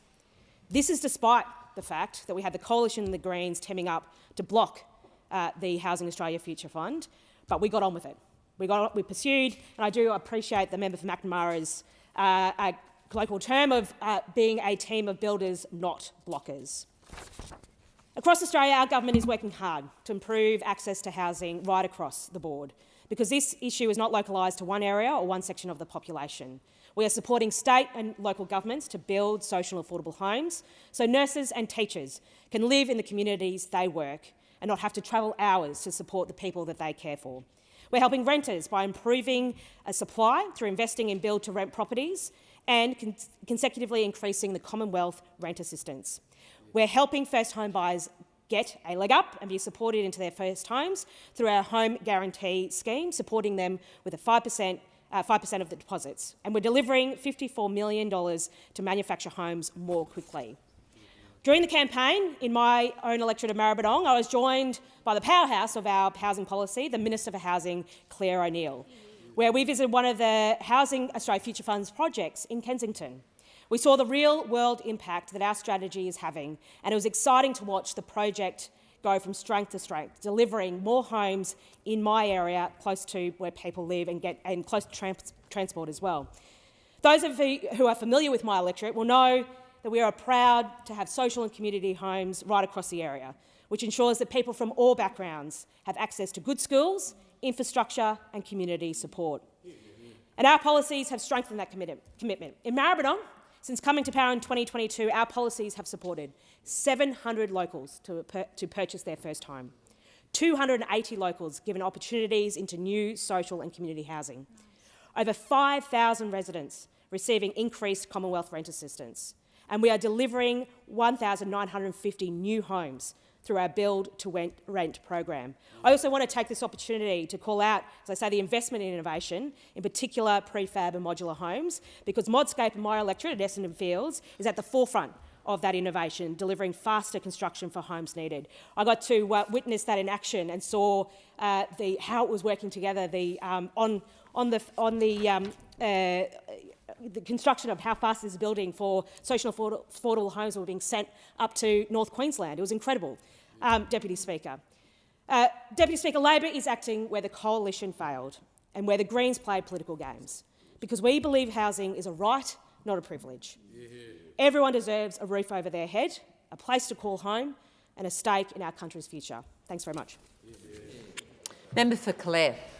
Thank you, Deputy Speaker. I commend the member for Bradfield for bringing this matter of public importance to this House today, and I congratulate her on her election to our Parliament.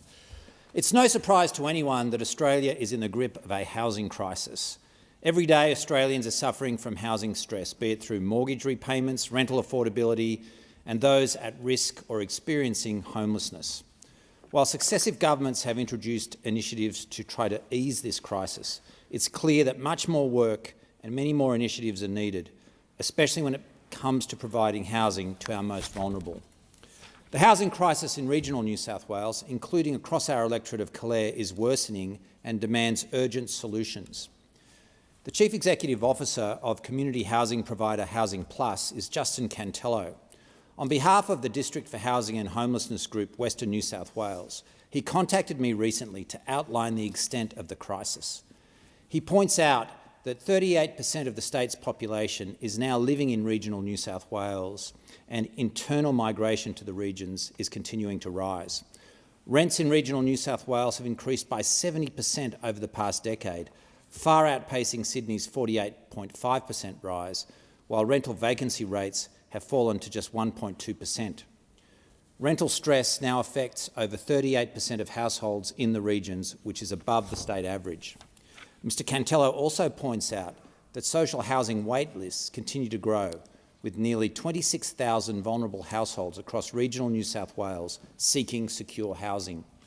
Rates of homelessness, particularly amongst Aboriginal and Torres Strait Islander communities, are significantly higher in regional areas, with Western New South Wales recording the highest rates in the state. Across our electorate, locations such as Orange, Bathurst, Lithgow and the Mid-Western area report youth homelessness rates above the state average. The Central West also continues to experience elevated rates of domestic violence-related assaults, further compounding the crisis. Homes New South Wales 2024 street count revealed a 25.5% increase from the previous year in people sleeping rough across New South Wales, with regional areas experiencing the most significant surge. The social housing waitlist continues to grow in regional New South Wales, with 25,897, or 39%, vulnerable households of the total 65,758 across New South Wales seeking housing. Despite these clear indicators, the District for Housing and Homelessness Group Western New South Wales states that regional New South Wales has been overlooked in critical national housing funding. In the first funding round of the Housing Australia Future Fund, in New South Wales, only 8% of homes, that's 257 out of 3,265, were allocated to regional New South Wales. And in the second round, just one regional project was included. To be clear, the Housing Australia Future Fund is currently failing country New South Wales. While the recent update to the Housing Australia investment mandate includes language on equitable funding, it still lacks clarity and enforceable regional targets.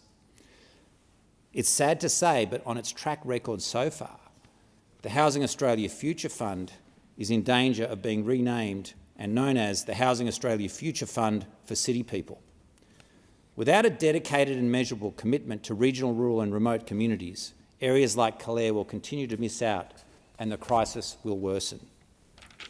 If we're serious about tackling the housing crisis, then we must look to innovation and industry for real and effective solutions. It's regional Australia, including Calare, that's leading the way. In March this year, I had the privilege of attending the opening of the newly transformed Lithgow TAFE building. It had been left dormant for years but was transformed to 17 specialist disability accommodation apartments to provide affordable and appropriate housing to those most in need. The results have been impressive and stunning. Another example of an enterprise that offers solutions to ease the crisis is Green Timber Technology in Orange, which is a new prefabricated housing venture that will utilise local timber, advanced robotics and off-site construction methods to deliver architecturally designed, affordable homes at scale with the capacity to produce one every 4 hours once fully operational. It's an example of regional Australia leading the way, and I once again commend the member for Bradfield for bringing this important issue to this House this afternoon. Thank you. Give the call to member for Barton. Thank you, Deputy Speaker, and I want to also thank the member for Bradfield for her contribution today. I rise to speak with purpose and on an issue that is personally important to me and I believe is very urgent and deeply felt in the electorate of Barton, but far beyond, and that is the housing crisis. And for me, this isn't just a policy, it is quite personal. Before coming here, I worked at St Vincent's de Paul Society, New South Wales, and worked with a large team, and I looked after a large geographical area of New South Wales, which covers your electorate as well for the member for Bradfield. And we saw a lot of the issues around the housing crisis in the eyes of pretty much a lot of women in particular looking for a safe place to be and put their head down to sleep, seeing faces of particularly pensioners having to, skip meals to keep a roof over their head, sitting with families also facing eviction and women fleeing violence and people forced to sleep in their cars. And that's something also I've seen in my role as a councillor at Georges River Council. People are sleeping in their cars in my own electorate, which is a big issue, particularly women. And when you do that work and when you're seeing those people and hearing their stories, you learn something very quickly. Housing insecurity doesn't just take away shelter, it actually strips away dignity, it chips away at health, particularly around mental health, and it erodes hope. And that's why I'm very proud to be part of a government that is not just acknowledging this crisis, but also confronting it. Under the Albanese Labor government, we are delivering the largest investment in social and affordable housing in more than a decade. And we're doing it shoulder to shoulder with state and territory and local governments because solving this crisis requires all hands on deck. I particularly want to acknowledge the Minister for Housing, Homelessness and Cities for her tireless leadership and for also visiting Arncliffe in my electorate to see firsthand one of our major housing projects. That development is not just about the building itself, it's also about creating a community and a sense of belonging. And it's also about showing what's possible when every level of government works together with one shared belief, that is, housing is not a privilege, it is absolutely a right. And we are delivering in Barton. Over 800 locals supported into home ownership through Labor's expanded home guarantee scheme, because a 5% deposit should not be a barrier to owning a home. Over 200 construction workers trained locally, because building homes also builds opportunity. Nearly 400 new social and affordable homes underway in Arncliffe thanks to the Housing Australia Future Fund. An additional 17 social homes delivered in Bayside and Georges River, which are 2 LGAs in my electorate, through the Social Housing Accelerator. And more than 7,000 Barton residents benefiting from that back-to-back increases in Commonwealth rental assistance. Deputy Speaker, Labor's response is bold, comprehensive, and it is absolutely grounded with value. And we're tackling the crisis with a $43 billion plan, a plan to make it easier to buy, better to rent and to build more homes. And in the ambit of building, we're starting the largest housing build in Australian history, 1.2 million new homes across the country, 55,000 social and affordable rentals, 100,000 homes reserved for first home buyers, not property investors, and 28,000 social and affordable homes already in planning and construction. We've also committed to $54 million to accelerate housing supply through innovative construction methods like prefabricated and modular homes, because it shouldn't take longer to approve a home than to build it. We're streamlining processes, we're strengthening supply chains, and we're creating local jobs while we do it. Deputy Speaker, in Barton, the pressure is relentless. The cost of living is an absolute issue. Rents are climbing and our social housing housing wait lists are growing. And that's why the work we are doing right now, like the project in Arncliffe development with also the New South Wales Labor government, is not just helpful, it is absolutely essential. Because housing is not an economic issue at all, it's absolutely a human one. Thank you. Thank you. And I give the call to the member for Indi. Thank you, Deputy Speaker. And I thank the member for Bradfield for this excellent MPI and for the way that we're engaging in this House on an issue that matters to every single Australian. Because housing remains unaffordable for most Australians. During the election, housing stress was a constant theme in towns across my electorate of Indi. House prices are higher than ever and rents have grown by more than 10% in the past year. Too many people tell me it's a fool's errand to find an affordable home or a secure rental in regional Victoria, and they're right. This government has made big promises on housing, and as the independent member for Indi, I'll be holding the government accountable on these promises, and I hope to continue working with them in good faith and a collaborative spirit to ensure housing investment benefits regional areas such as those in my electorate. And I note the words from the member for Calare, who shares these concerns and this aspiration. This is because without a strong regional lens, the government's housing plans will fail to benefit our growing regions.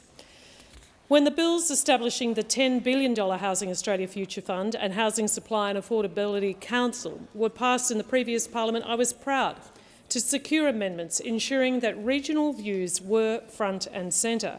But I was disappointed that the government failed to back me in my amendments that would guarantee a clear line of sight on funding. And this is something, again, I know I share with the member for Calare, this concern. Because we represent 30% of the population, so we should receive at least 30% of housing funding. And I will continue to prosecute the case for this. In addition to a fair share of overall funding, we also need to ensure that Commonwealth investment is going to the critical enabling infrastructure that unlocks new homes. Excuse me. The pipes, the pavements, the poles, the wires. It's one of the top issues raised by local governments and developers in my electorate, and that's why I welcomed the government's adoption of my idea for a regional housing infrastructure fund that would do just that. and that was rebranded by the government as the Housing Support Program. However, it's unclear whether the government intends to commit more funds to this program, which at present is $500 million, and frankly, it's too small to make a significant difference. So I continue to call for the government to go further and commit $2 billion, which, according to the Parliamentary Budget Office, would unlock tens of thousands of much-needed homes in our regional towns and cities.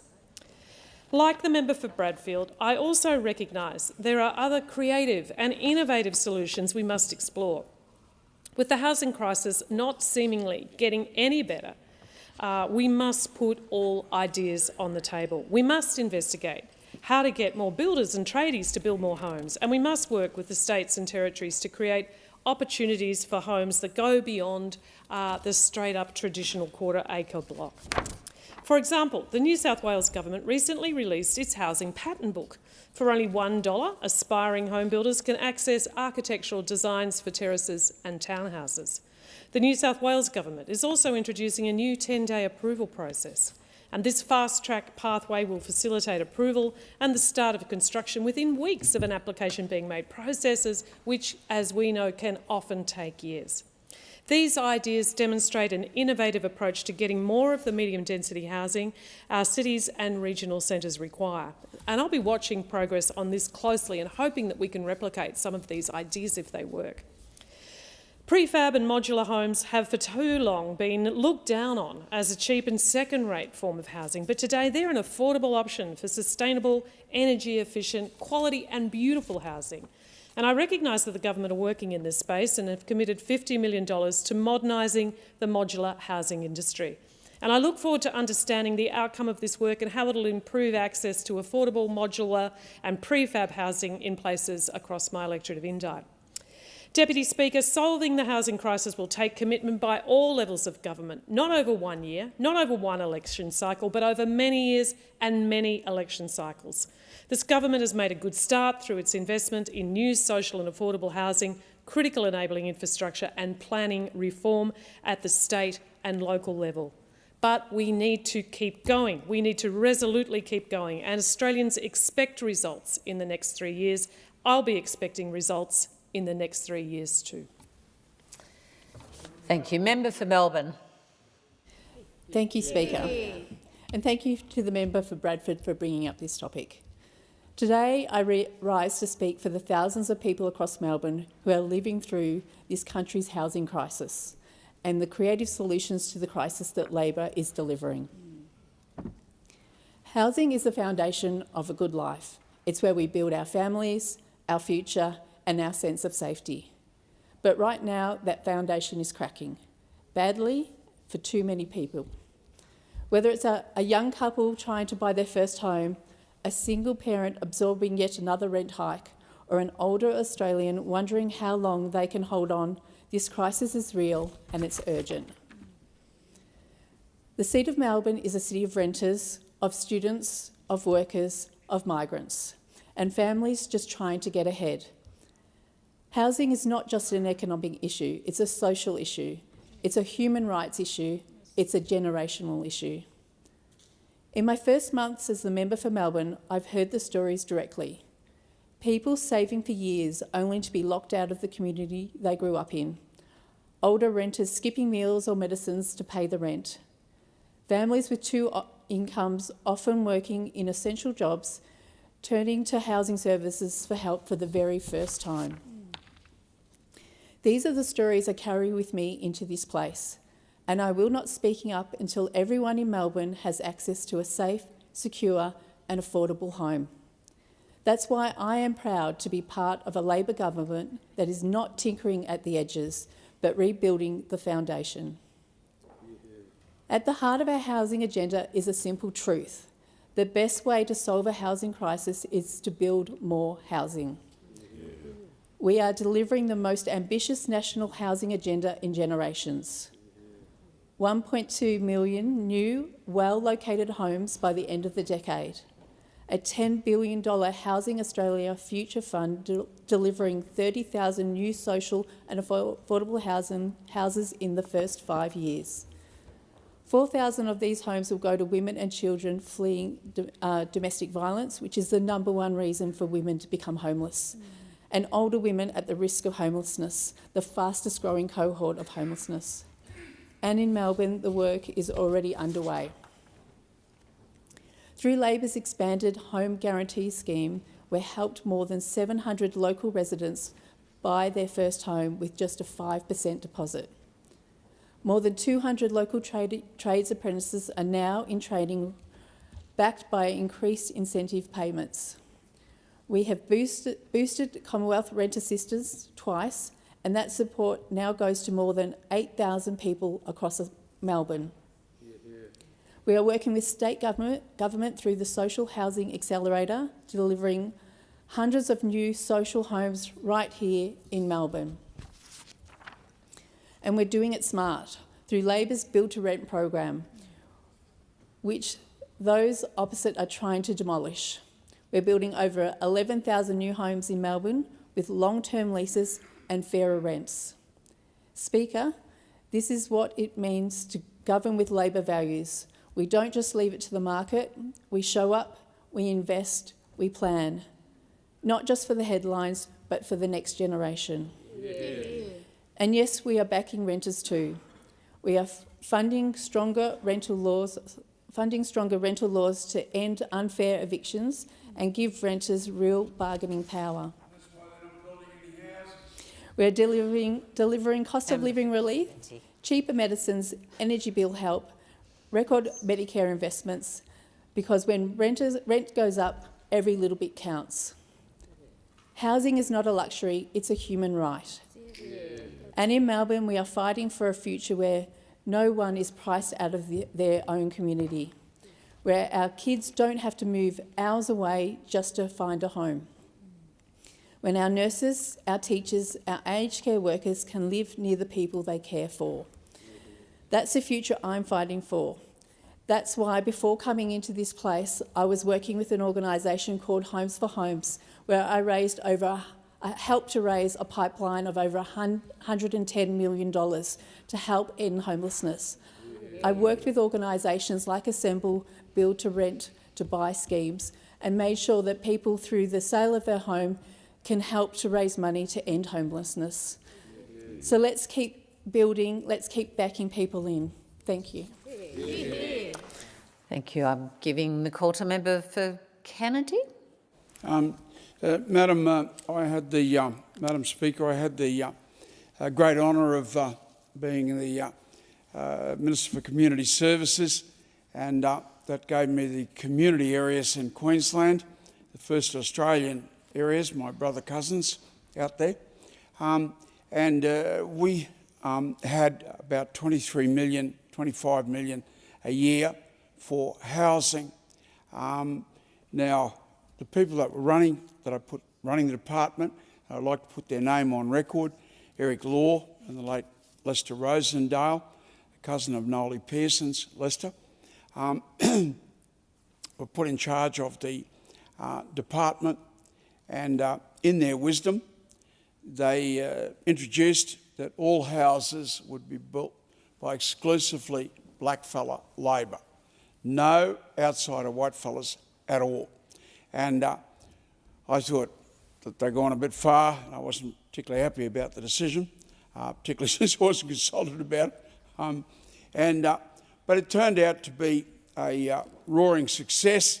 The labour costs were cut almost in half because they were getting the dole money, and we topped it up to award wages.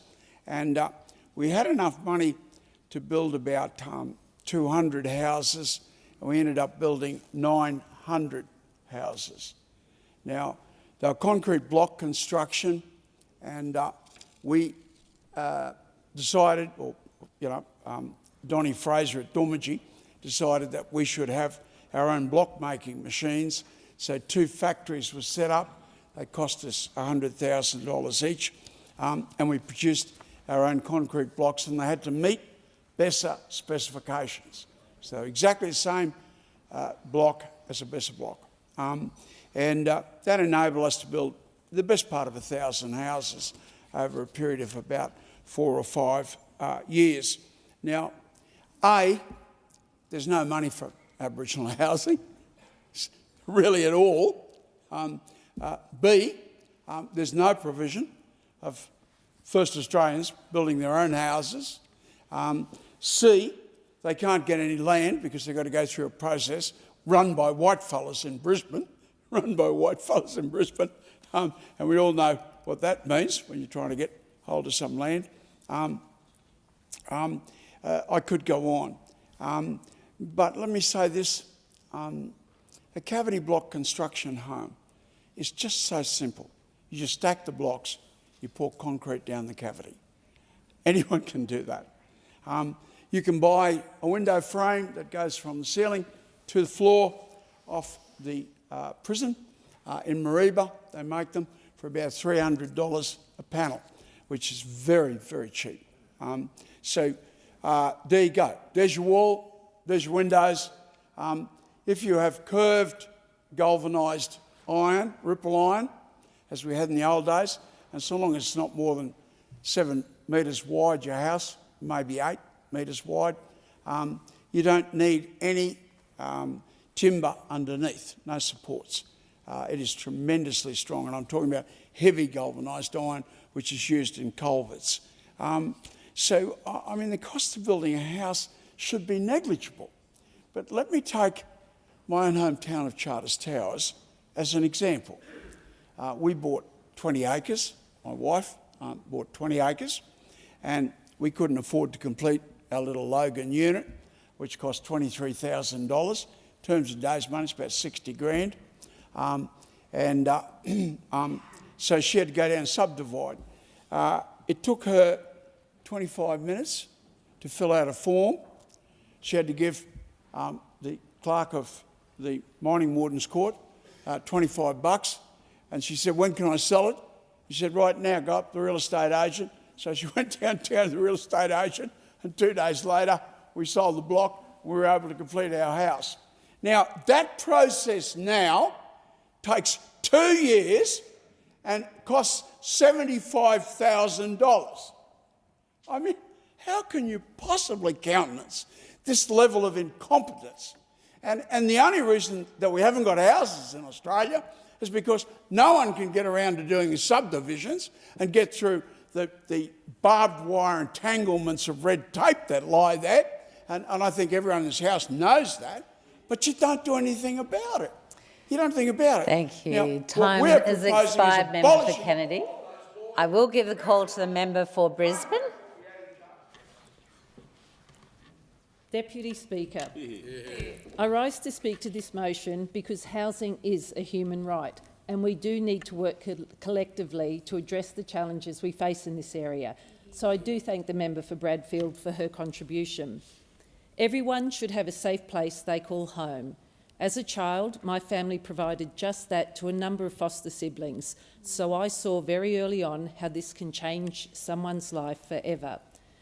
As the Minister said earlier today, the challenges we face in housing have been a long time in the making, and they are complex. And this Labor government recognises this. This is why we have made the single biggest investment in housing since World War II. Our $43 billion plan sees investment across homelessness, social housing, home ownership support for low and middle income earners, and additional rent assistance. On homelessness. Homelessness is growing across the country, and data shows that middle-aged women are the fastest growing cohort. In recognition of the need to address this challenge, the Prime Minister appointed the member for Macnamara as the Special Envoy for Social Housing and Homelessness. Labor is also working to deliver 55,000 social and affordable homes. We're investing $1 billion into crisis and transitional housing through the NIF, and $275 million through safe places, emergency accommodation and crisis and transitional accommodation, that's a mouthful, programs for women and children escaping domestic violence. Labor is providing $93 billion to the states and territories through the National Agreement on Social Housing and Homelessness, and this includes $400 million per year in dedicated homelessness funding that states must match. This is all about providing vulnerable people with a safe home. Like for Karen, a Brisbane local who I met during the campaign, who's in her 60s. After fleeing domestic violence for 7 years, she finally got her own home. She can decorate it as hers. She can leave the dishes to tomorrow if she wants to, and she can use the washing machine without checking first. She can live her life her way. Deputy Speaker, I am also very proud of what this government is doing to help realise the Australian dream of owning a home. We are investing $10 billion to build up to 100,000 homes reserved only for first home buyers, with no competition from property investors. This funding will support enabling infrastructure, land purchases and construction to get these homes built near work and family and only for first home buyers. From 2026, we will further expand the Home Guarantee Scheme, the 5% deposit scheme, so that will be open to every Australian looking to buy their own home. Already, over 1,500 in our local Brisbane community have a home under this program. Lastly, Labor's Help to Buy equity scheme which opens up further later this year. This means the Commonwealth Government will pitch in up to 40% of the upfront cost of your home, which means a smaller mortgage for first home buyers. Labor's housing investments are making a real difference to people across the country and to the people of my electorate. About 9,000 Brisbane locals receive Commonwealth rent assistance. 80 homes are currently being delivered under the Housing Australia financing programs, and almost 3,000 dwellings have been built under the Build to Rent program, which the opposition are trying to demolish. We can't forget that those opposite sat on their hands for almost 10 years without even a housing minister for most of that time. It's always left to Labor to come in and clean up their messes. Disappointingly, we also saw in the last Parliament the blocking of the Housing Australia Future Fund. And frustratingly, there have also been local protests against sensible development. This can't continue. We have to be better than this. Deputy Speaker, whether it's a woman fleeing a situation of domestic or family violence, a veteran looking for their own place, a young family looking to get into the market, or a frontline worker priced out of the community, getting a home will change their life. Having a safe home gives people long-term security and stability and a sense of belonging. Their own home will enable them to set down their roots and create long-lasting memories. Labor's working to deliver more homes of every type because more homes mean more affordable housing. And that's why I'm proud to be standing here. I'm proud to be Labor. This is what Labor governments do. Yeah. Thank you, Anne. I give the call to the member for Fowler. Thank you, Deputy Speaker. I'd also like to thank the member for Bradfield for bringing this matter of public importance to the House, and I also would like to congratulate her for being elected to represent her community here in the 48th Parliament. Look, since my election in May 2022, I have spoken in this House many times about the housing crisis and the devastating impact it's having on communities like mine in Fowler, where incomes are low and populations continue to grow, and of course our culturally diverse communities' needs. Like the member for Curtin, I too, in my first term, organised a housing forum where I brought together local, state and federal bodies to look at how we can address this housing issue and looking at the mechanisms in place or not in place and trying to bring people together to work together, because I think sometimes the solution is right there in front of our face, but we're not looking at it, and we are spending so much time in the Canberra bubble creating policies that at times I think are more of a barrier and a hindrance rather than creating unblocking the housing crisis.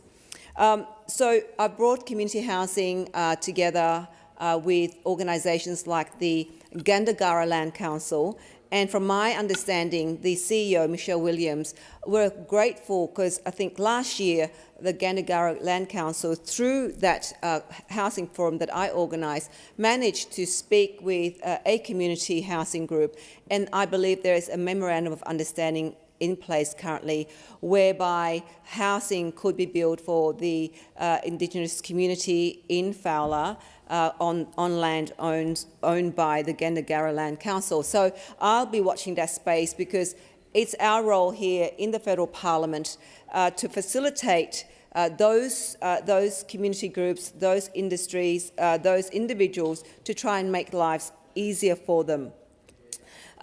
Look, the Price Out report by the Everybody's Home, a coalition of housing and social services group, shows renters earning $100,000 are now in housing stress. And in Sydney, renters are paying 48% of their income on rent. And as I mentioned, in Fowler, I hear from residents and families constantly about how they're forced to live in overcrowded homes, and seniors are also struggling as well as renters being squeezed out. Fairfield City Council has approved land in Cecil Park and Horsley Park for more than 20,000 homes, but that means nothing without government stepping in to fund the East-West Metro Rail link to connect Western Sydney Airport to Parramatta and beyond. And it's not just about trains. Without proper investments in roads, drainage, schools, hospitals and utilities, we're not building homes, we're building hardship. Now, I understand that at a federal level, we don't build homes, right? But we do set policies and we do hold the purse strings. That means the Commonwealth must take the lead in ensuring states, local governments are supported to deliver the infrastructure that unlocks housing supply. And that must happen in coordination, not confusion. We also cannot ignore the impact of migration. Migration enriches our nation, but it must be planned. If we continue increasing our population without proper planning for housing, services and infrastructure, we risk worsening inequality and weakening the social cohesion that holds this country together. The government can talk about targets, help to buy or housing accords, but unless we get the infrastructure and workforce right, we will continue to fall short. The National Housing Council has made it clear. Labour shortages, rising materials costs and low planning approvals are strangling supply. These aren't new problems, but they remain unsolved. That's why we need serious practical solutions. And let's start with coordinated funding across federal, state and local governments so infrastructures arrive before homes, not years later. Workforce investments through apprenticeships, faster recognition of overseas qualifications and more pathways into trades for women and multicultural communities. Smarter incentives like targeted tax reforms to encourage timely construction and discourage land banking. Unlocking public land, especially near transport and services, for homes and community facilities. These are not extreme ideas. These are reasonable, achievable steps that any government serious about solving this crisis should be considering. Housing is about community stability and fairness, and in Fowler we have the land, the talent and the will to lead housing innovation if only governments stop talking and start building. Thank you, Deputy Speaker. Thank you. And the time for this discussion has now concluded. I have to report that the Aged Care and Other Legislation Amendment Bill of 2025 has been fully considered by the Federation Chamber. A Governor-General's message recommending an appropriation for the purposes of the bill has been reported, and the bill has been agreed to without amendment, and I present a certified copy of the bill. So the question is that the bill be agreed to. I'll put that question. All those of that opinion say aye. To contrary, no. I think the ayes have it. So the bill has been agreed to. I give the call to the Minister. Thank you, Deputy Speaker. I ask leave of the House to move the third reading immediately. Leave granted. Minister. I move that this bill be now read a third time. I'll put that question. All those of that opinion say aye. To the contrary, no. I think the ayes have it, and I call on the clerk.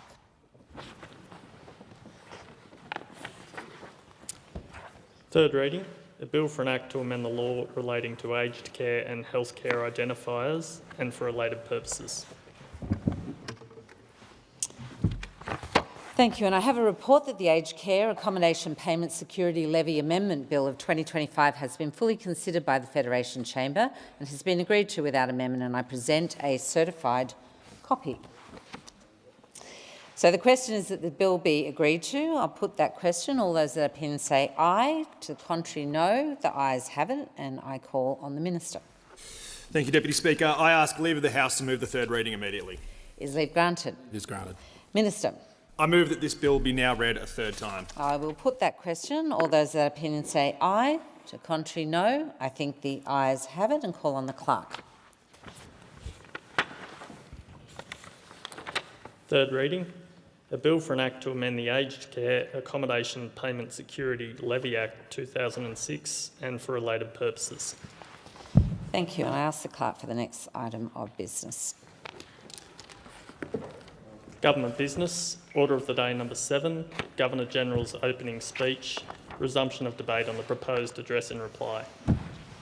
Thank you. The question is that the address will be agreed to. And just before I give the call to the member for Parks, I remind everyone in the House that this is the honourable member's first speech, and I ask the House to extend to him all of the usual courtesies.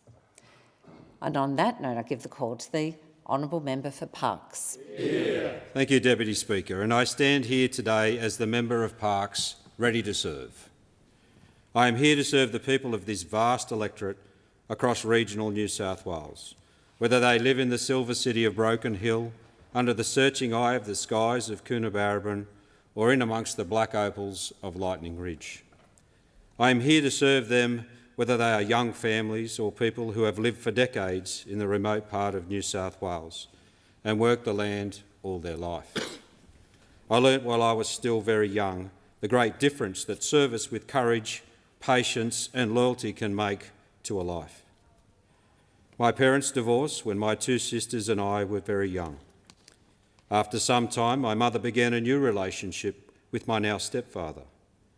Taking on the responsibility of providing for an instant family is something most people would balk from, but he didn't. It is hard to say here in this very public place, but I need to do so to show just how important my stepfather was and is in our lives. For reasons I'll never truly understand, my mother was struggling with gambling addictions and poor mental health that would often escalate into events of extreme rage and physical violence. This was never towards us as children, but always towards my stepfather. Watching this man deal patiently and lovingly with these most difficult of issues remains a deep source of inspiration to me. The scourge of mental illness, gambling addiction and domestic violence is something many of us face quietly.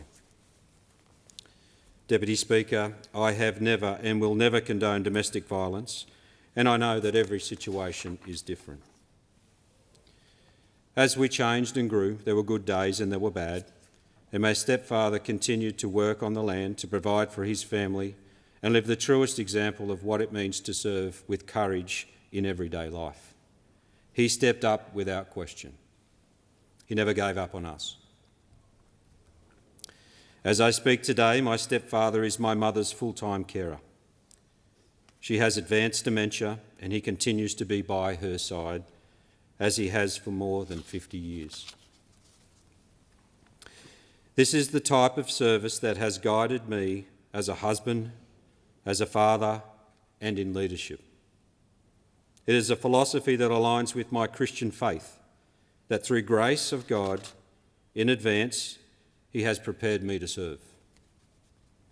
In my late teens, I left home and moved to a nearby town to start my first real job. I began a management traineeship with a supermarket chain.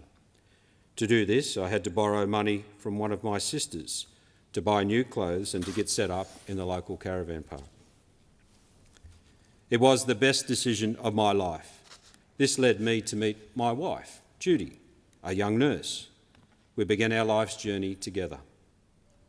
Several years on, as we started our family, I also joined my wife's family business manufacturing agricultural equipment for grain and cotton industries as an apprentice boilermaker.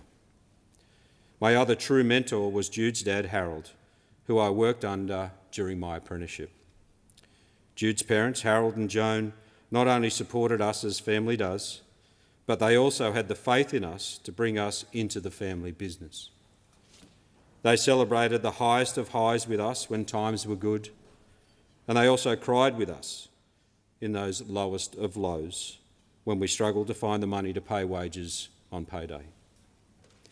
Over time, Judy and I became the second generation business owners of that business. I've now stepped down from the family business after 28 years, and I'm very proud to say that our children have taken over the reins. It is now a very proud third generation Australian-owned family business. Yeah. Working in small business and volunteering alongside the great people of some of my community service organisations, including the Gunnedah Rotary Club and the Carroll Rural Fire Service, I became even more focused on helping my community and successfully ran for Gunnedah Shire Council in 2016, where I served for 8 years as Mayor. Mr Speaker, my time as Mayor taught me the greatest respect for all who serve as elected members in their communities. This role also gave me the opportunity to take on senior leadership roles, such as the Chairman of New South Wales Country Mayors Association and a place on the Board of Local Government New South Wales. This has left me with a greater insight into how the three tiers of government can and should work together to achieve better results for all Australians. I would like to acknowledge those in my local government family that have supported my journey to Parliament, some of whom are in the gallery here today. Thank you.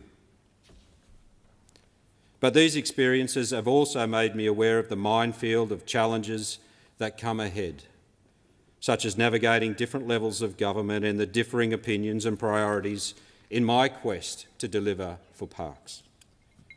I am committed to work very closely with all 20 councils and the unincorporated Far West area of the Parks electorate.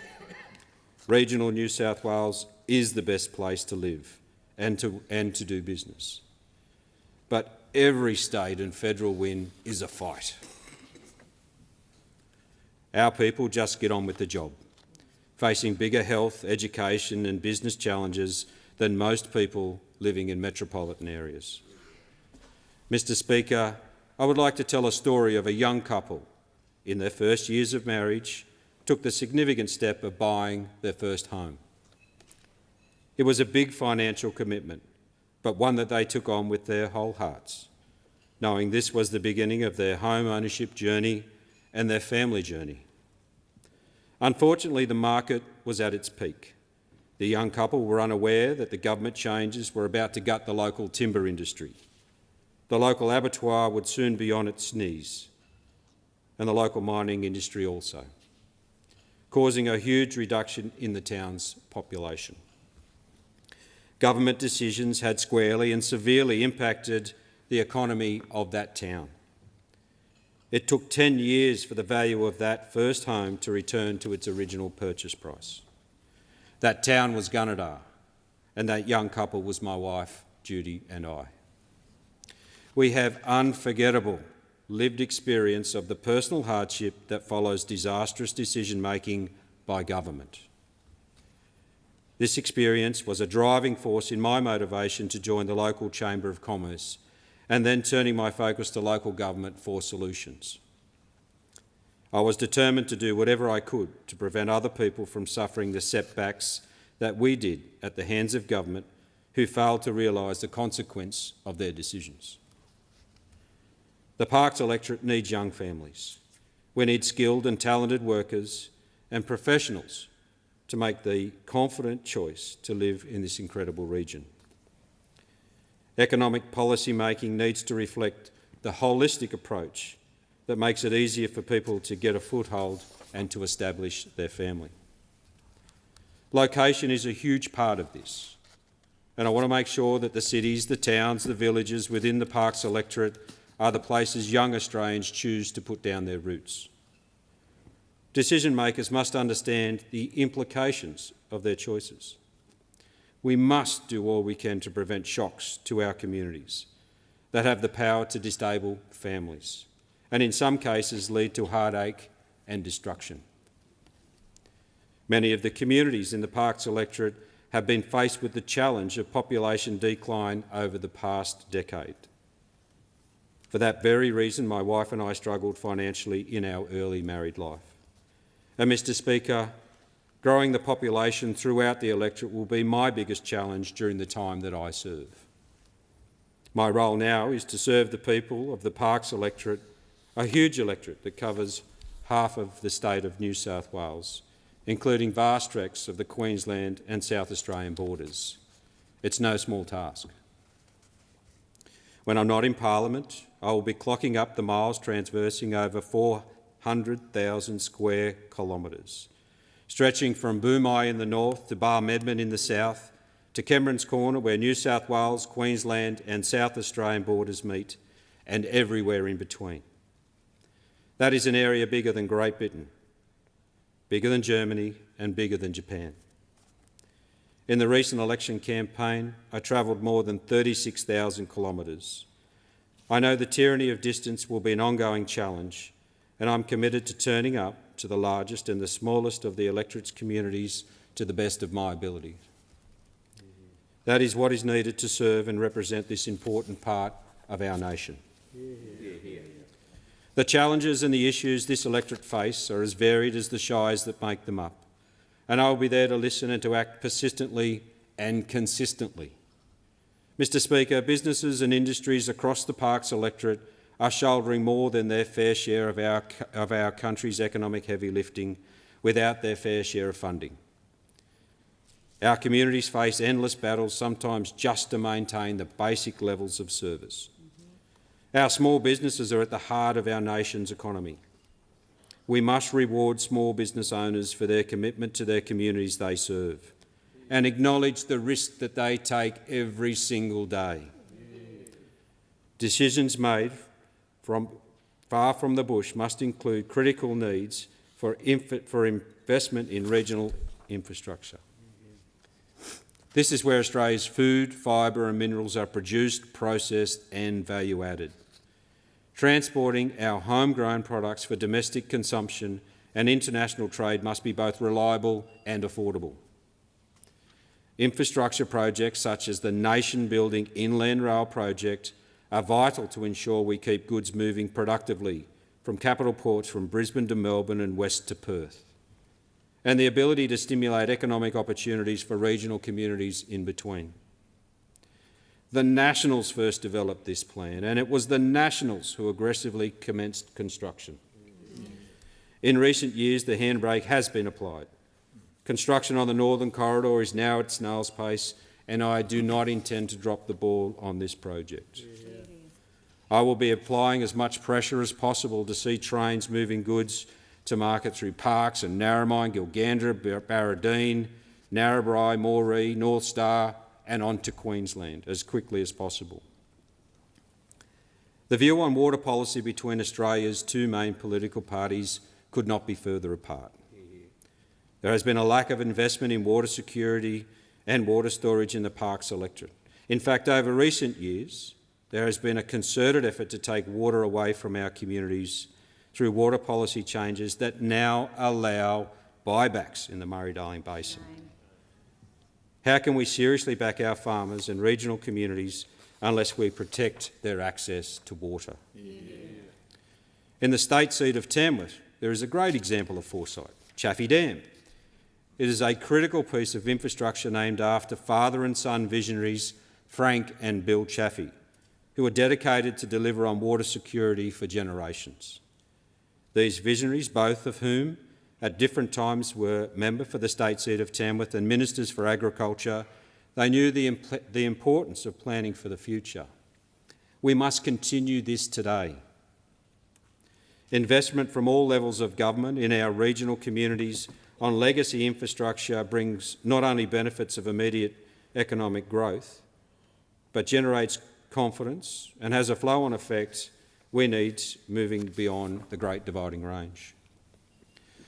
Mr Speaker, the last post ceremony at the Australian War Memorial ahead of this first sitting of Parliament was a stark reminder of how many Australians throughout history have lost their lives in the defence of this country.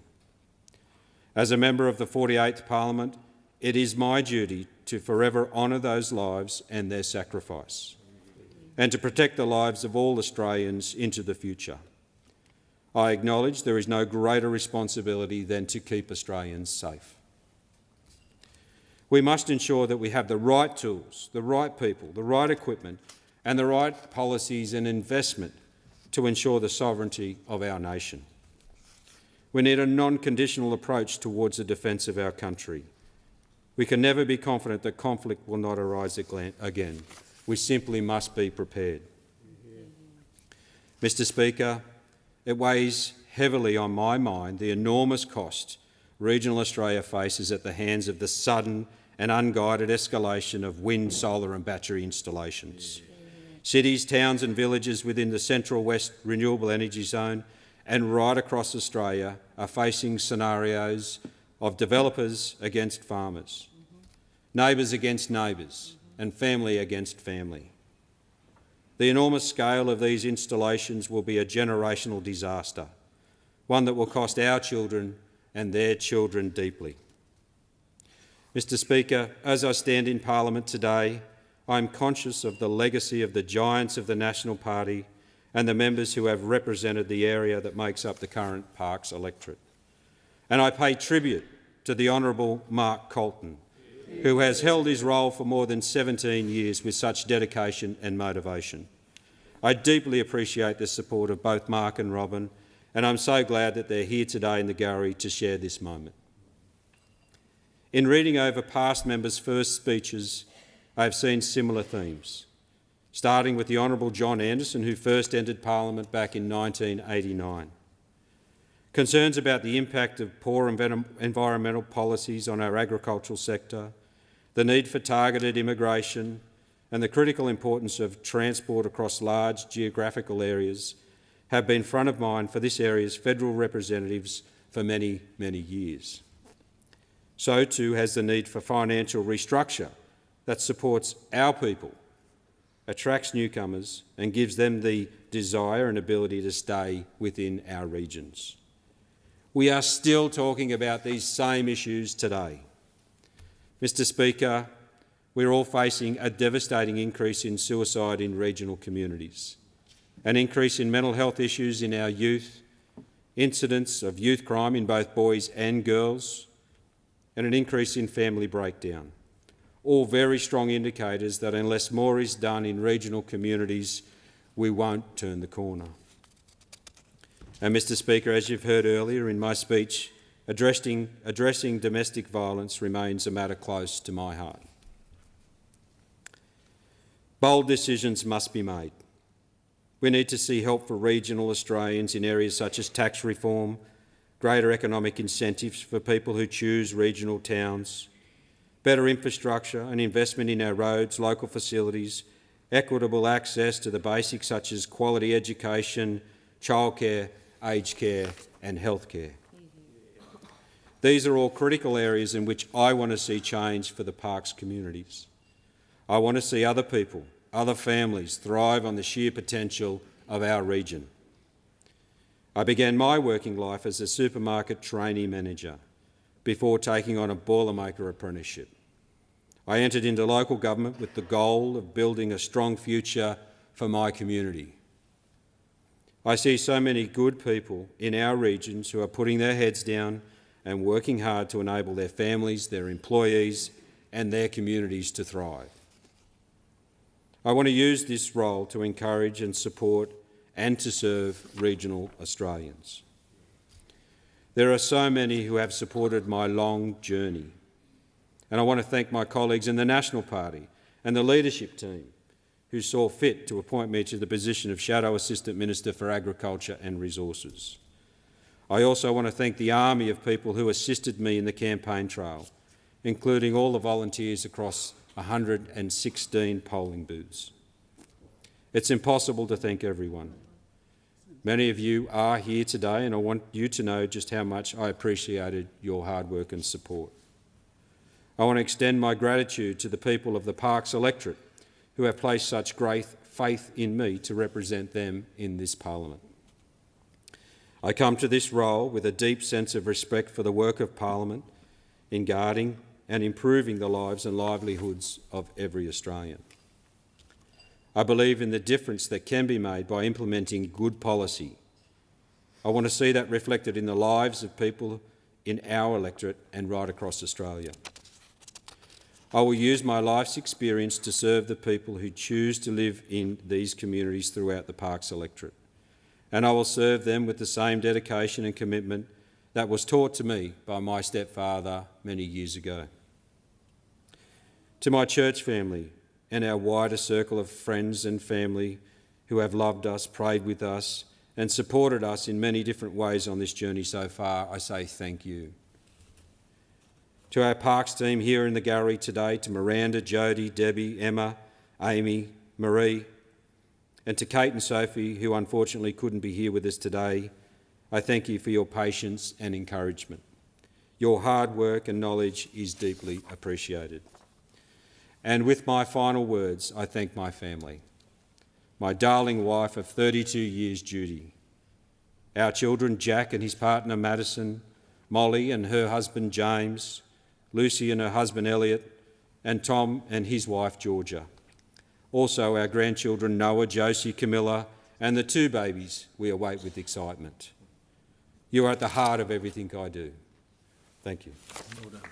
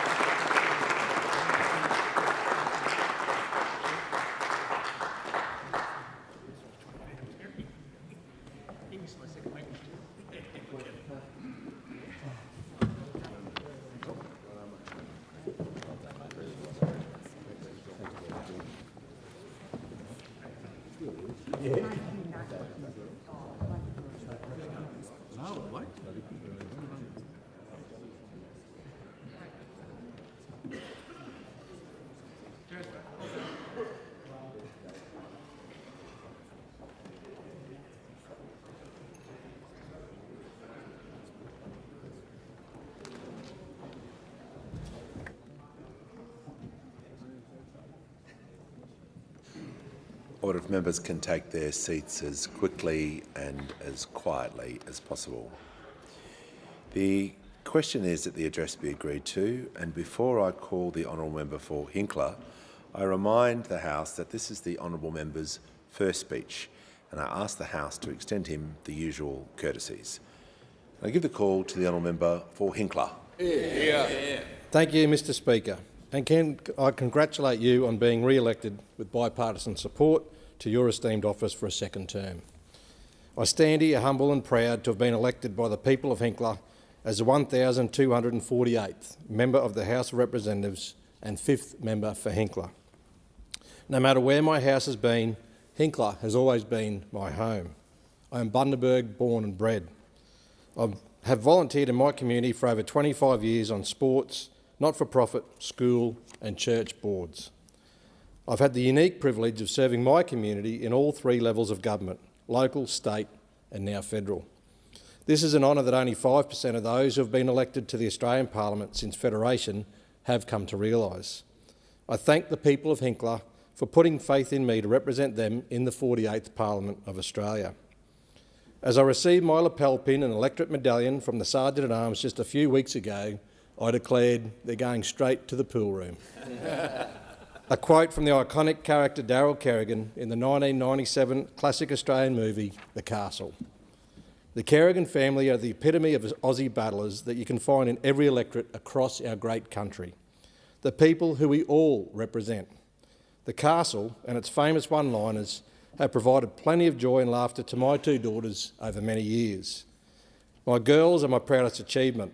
My wife Sharon and I have raised Talia and Maddie in our castle, a 6th generation of bats in Bundaberg.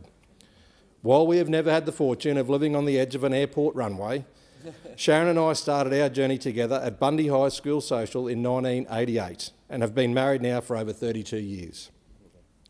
Without the love and support of Sharon, Talia and Maddie, I wouldn't be standing here today.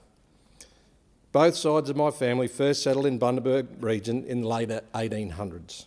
My parents, Rod and Lynn, are my heroes, salt of the earth.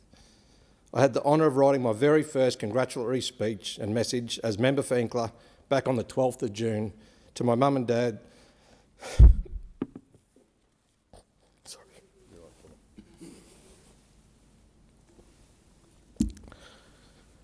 To celebrate their 60th wedding anniversary.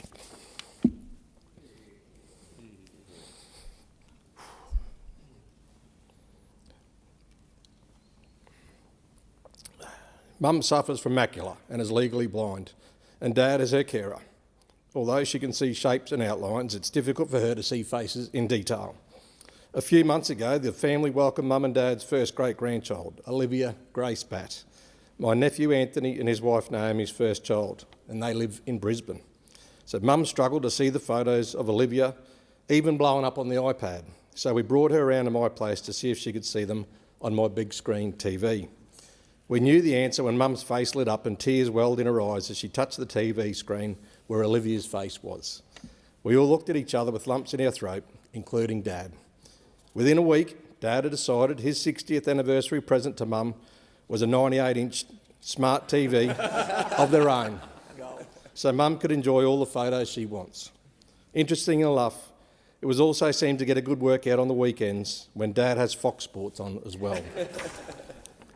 The tyranny of age, illness and distance has prevented Mum and Dad from being here today, but I know they'll be watching on that 98-inch TV as long as one of the families dropped in to show Dad how to log in online. Mum and Dad, I hope you can see the pride on my face and hear the love in my voice for both of you today and always. Some of my earliest memories are of them both working around the clock for my two brothers and me. Mum and Dad had a convenience shop and petrol station on Mount Perry Road in North Bundaberg. They instilled in me the importance of community service and working hard. Later, we had a newspaper run, and it wasn't uncommon to be woken in the early hours when the wrapping machine broke down or the delivery boys called in sick. So bleary-eyed, it was out of bed and straight into it. All hands on deck to get the papers delivered on time. Dad was knocked off his motor scooter one day, badly dislocating his hip. It put him out of action for months. It was hard for our family, but out of the pain and disappointment, Mum and Dad bought 200 acres to run cattle as an income stream for the family. Born on the land, not far out of Bundy, for Dad, this was a natural fit for him to get back to a place he loved, and there's nothing I'd rather be doing than working alongside him. We would clear the paddock of basalt boulders by hand to plant pasture, buy and sell cattle, and learn how to drive in a little two-person blue Suzuki ute. We also spent a lot of time at Kendall's Flat Junior Cricket Grounds at East Bundaberg, where Dad was instrumental in transforming an old dump site into an 8-field cricket facility. Our weekends were spent maintaining the grounds, and Dad was awarded life membership of the Bundaberg Junior Cricket Association, and Field 8 is named in his honour, Rod Batt Oval. Dad is the toughest bloke I know. On school holidays, I was given the job to mow the fields on a tractor and slasher, which took 8 hours, and Mum would bring me lunch and a drink halfway through while I gave the slasher a rest. Mum made our 3-bedroom weatherboard house a home. We lived close to Walkervale State School, and she had to contend with her 3 energetic sons and our mates after school. There was never any doubt how much Mum loved us boys. Nothing was ever too much to ask. My older brothers, I made sure I got that in, Paul and Peter are very fortunate, and myself. Ours was a happy childhood. The weekends were busy for the Bats, as well as taking us to our loved sports of cricket, rugby league and soccer on Saturdays. Most Sunday mornings, Mum would take us boys to church at St Mary's. This formed the cornerstone in my faith journey. Mum and Dad's love for the family was passed down through the ages. It's clear how the apple hadn't fallen far from the tree. Mum was an only child, born and raised at 54 Victoria Street, which my pard built after returning from New Guinea in World War II. Pard, or Roy, was a plumber for Bundaberg Council and rode his push bike around town with a tool pouch hanging over the handlebars until he was upgraded to a work vehicle with 4 wheels. Nan, or Beth, kept the house with precision and pride. My earliest recollection of going over to their house, which continued into my adulthood, was the tranquility.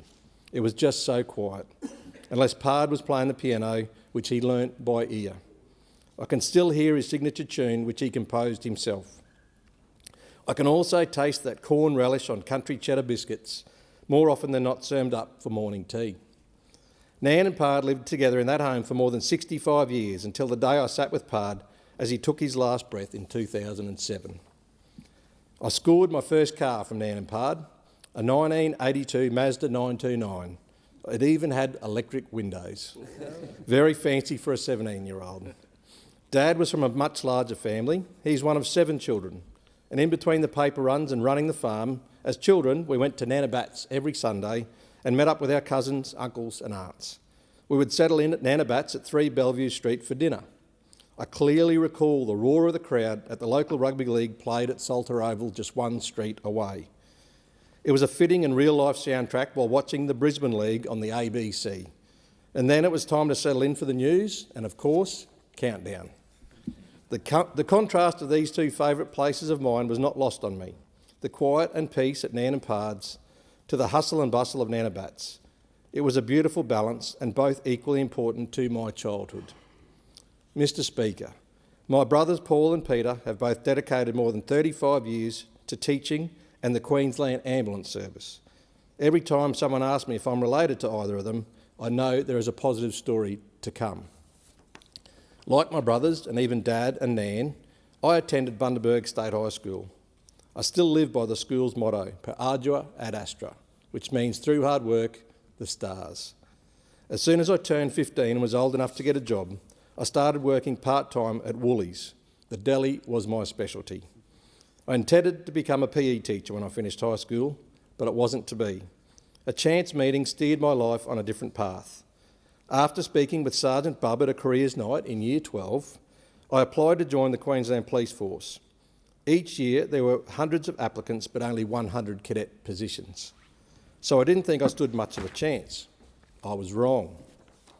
I didn't want to be a financial burden on my parents, so I deferred my human movements degree, and in 1989, straight out of school, I decided to give the police force a go. I left home and moved to the Oxley Academy in Brisbane. I became a detective, and for more than 11 years I solved crimes like the Childers Backpacker Hostel fire, which was recently commemorated after 25 years, and the tragic murder of British backpacker Caroline Studdle. I was a police officer and detective for almost 20 years before entering my political life. Through policing, I witnessed the best and worst of society, and it took a toll on me and my colleagues defending the thin blue line. This is the reason I stepped up and volunteered as a police union rep and then as a peer support officer for almost 15 years of my policing career. I met the now state member for Burnett, my good mate Stephen Bennett, through Rotary Club breakfast meetings held at the Police Citizens Youth Club, or PCYC, where I was the manager. In 2007, with Stephen's support and encouragement, I joined other young professionals on a Rotary Group study exchange to Nottingham in England. I was not prepared for how much this life-changing 4 weeks would open my eyes to the things we could do better in my hometown of Bundaberg and, in fact, across Australia. I thought I'd be a copper until I retired, but out of the study tour I developed a strong desire to see my community thrive. I stepped out of my comfort zone and nominated for the 2008 local government elections.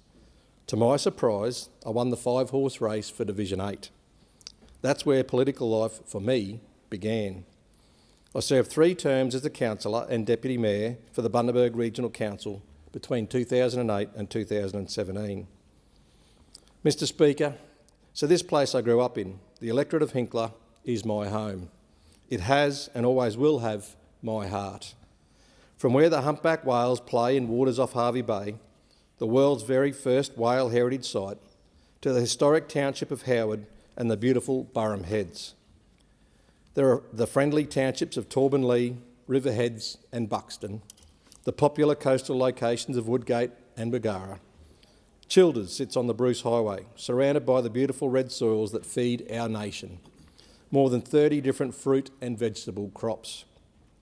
Then on the horizon you see the steam from the sugar mill as you weave your way through the cane paddocks and macadamia orchards to Bundaberg, where we know how to make a famous tipple or two, including our cane champagne.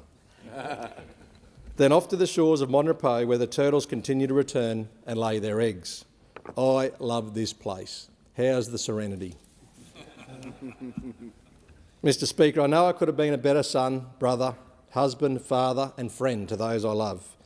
Life is about learning from your mistakes, owning them, seeking forgiveness and working towards being a better version of yourself each day. About 10 years ago, I returned to regular Sunday Mass at Bundaberg's Holy Rosary. It gave me the opportunity to understand my life much better, to listen, learn and love. I try each day to follow in the footsteps of Jesus, to give of yourself, to love unconditionally and serve your community. To be a voice for the voiceless, help those that are helpless and give comfort to those struggling in their lives. Taking time to appreciate the simple things, to look up at the full moon and stars, take in the sunsets and don't get caught up in life itself. Find gratitude in the little moments each and every day, one step at a time. As Matthew wrote, so do not worry about tomorrow, for tomorrow will care for itself. Each day has enough trouble of its own. When Talia and Maddie were born, Sharon and I made it our ambition to ensure we could get them both through school and university and set them up for their lives ahead. We couldn't have done it without the love, care and support of Sharon's mum and dad, Barb and Doug, and brother Brad, as well as my mum and dad and the Bat clan. The girls, uncles and aunties and cousins have all been part of their journey, and we are so blessed that we are all such a close family group.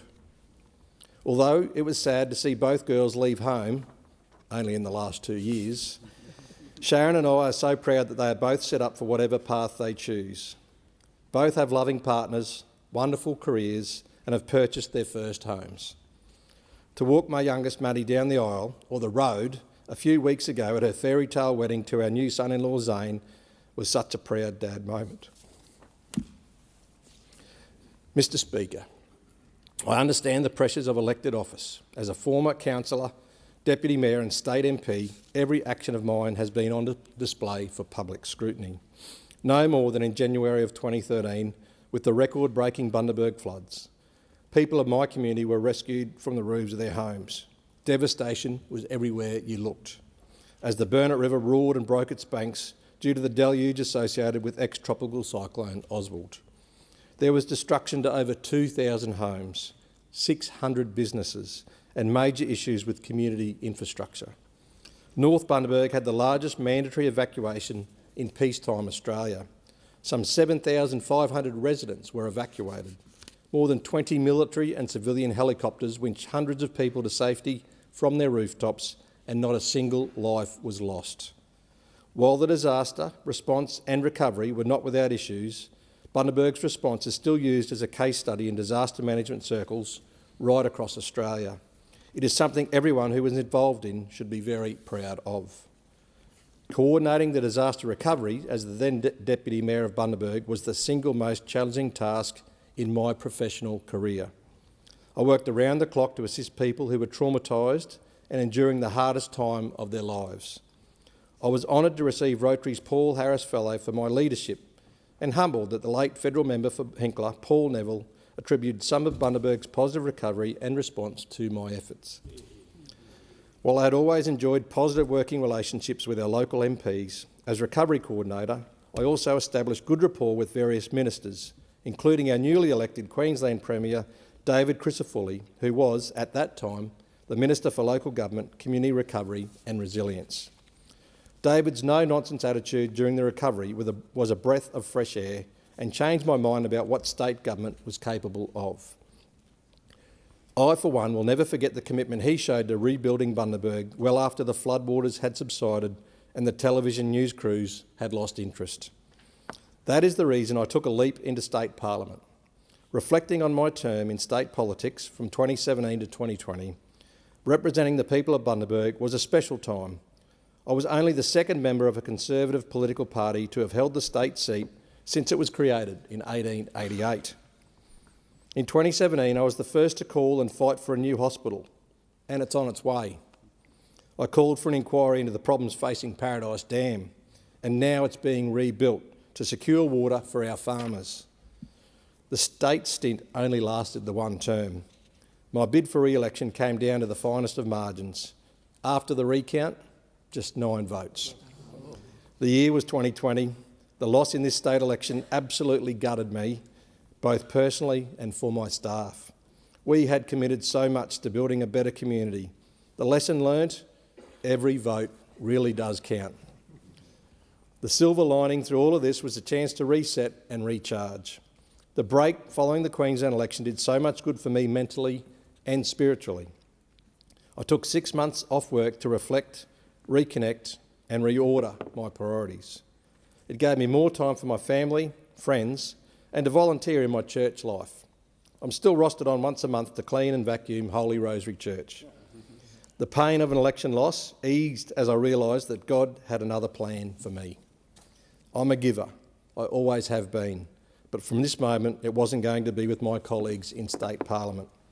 Those who I'm proud to call my friends, including my first term colleagues of 2017, the now Queensland Police Minister Dan Purdy, Jim McDonald, Member for Lockyer, the Member for Nicholson Marty Hunt and Transport Minister Brent Mickelberg, as well as my old committee buddy, now Speaker of the House, Pat Weir, and of course Queensland Premier David Crisafulli.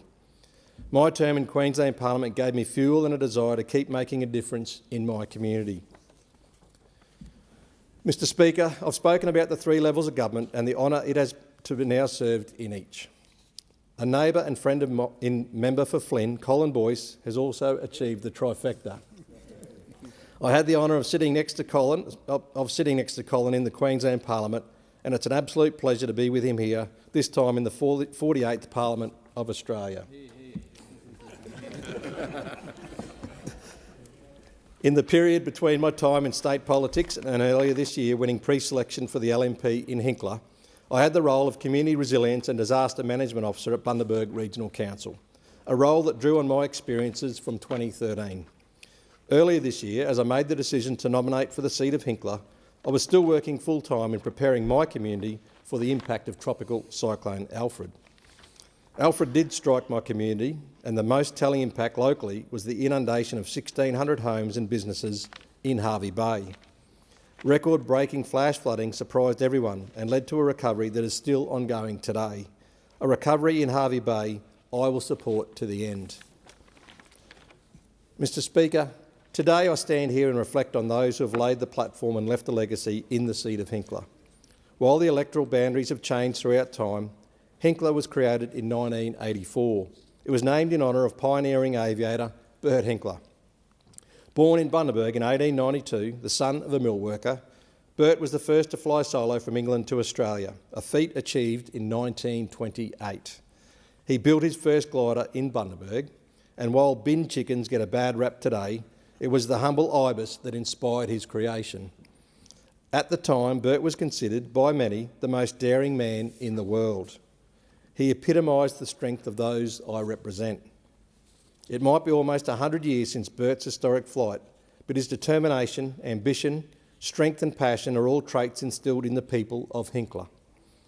I'd like to acknowledge the former MPs who have held office and represented the seat we call Hinkler. The first was the late Brian Conquest, followed by Brian Cordis, then the late great Paul Neville, a stalwart of the National Party, and prior to the 2025 election, the almost 12-year term of my predecessor, Keith Pitt. Keith laid a platform for me and my team going forward. This quote from Benjamin E. Mays sums up my thoughts on Paul and Keith, who I'm proud to call my friends. We today stand on the shoulders of our predecessors who have gone before us. We, as their successors, must catch the torch of freedom and liberty passed on to us by our ancestors. We cannot lose in this battle. I'd like to acknowledge and sincerely thank all the Hinkler LNP members, supporters and volunteers who worked tirelessly throughout my campaign, especially my Hinkler campaign team. Mr Speaker, my vision is simple. People who live in the greatest country on earth should have the same opportunities whether they live in the city or country. I'm sure everybody in this chamber is here for a similar reason, to make the improvements required and leave behind a better place to the one that we entered. We must set an example in this House and debate policies, not personalities. I will ensure that this Bundy boy will also serve my community of Hervey Bay with passion and commitment. I am pleased to have secured an electorate office in Hervey Bay. It has a population of almost 70,000 and it will be a priority of mine to ensure this important region of Hinkler is not forgotten. Global trade, defence in a volatile world, energy challenges, the digital transformation and the impacts of artificial intelligence. These are all very real challenges for all of us across this country, including in my community of Hinkler. I know the members sitting across from me, representing their communities, whether in the inner city areas of Sydney and Melbourne or even in other regional areas, want to improve the lives of their constituents. But this cannot be to the detriment of other areas and regions like Hinkler. Yes, all Aussies deserve a nice home, cheaper living standards, a fantastic family lifestyle, but please do not make decisions affecting other electorates that you wouldn't want to implement in your own. I'll always fight for my home of Hinkler to ensure we get our fair share, that there is support for small and family businesses to employ locals, that there must be action to address the cost of living. We must deliver more health services for regional Australia, find a balanced, affordable energy mix. Our veterans must be treated with respect and always supported.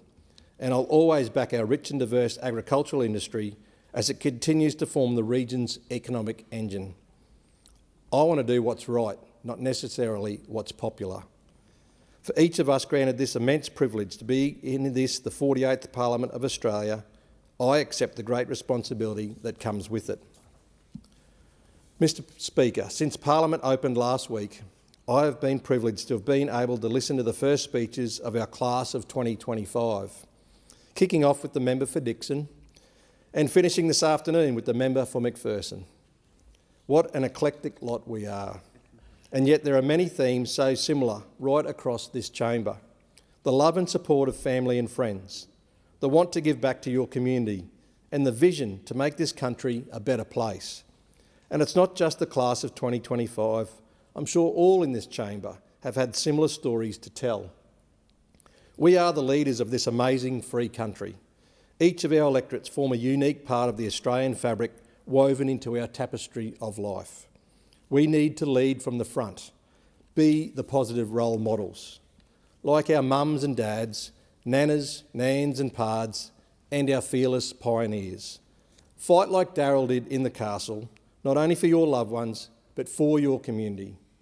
I understand that being here is a privilege and not a right, so I make this commitment. I will serve the people of Hinkler with honesty, integrity and compassion for as long as they will have me represent them in this House. Thank you, Mr Speaker.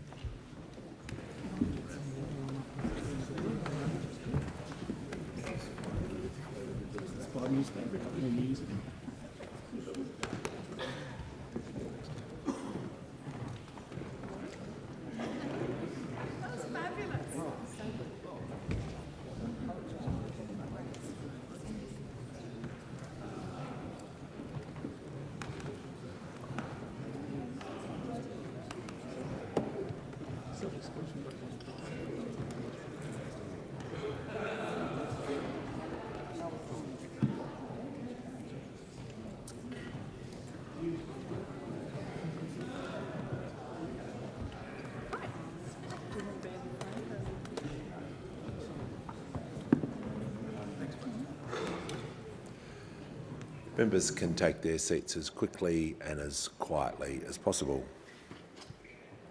The question is that the address be agreed to. And before I call the honourable member for Lyne, I remind the House this is the honourable member's first speech, and I ask the House to extend her the usual courtesies. And I give the call to the honourable member for Lyne. Thank you, Mr Speaker. She was there for me, there for us.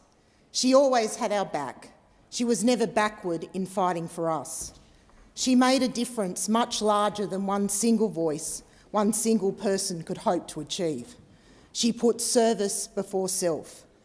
I know that standing here today, you may find it odd that I speak of myself in the past tense, to speak of legacy as the member for Lyne and as a parliamentarian. But I wish to start my first speech as I wish to end my time in this place, To do so represents my mission and my compact with the people of the Lyne electorate. To work hard, listen, care and deliver for my constituents and the people of Australia. It's a simple motivator, but it's deeply rooted.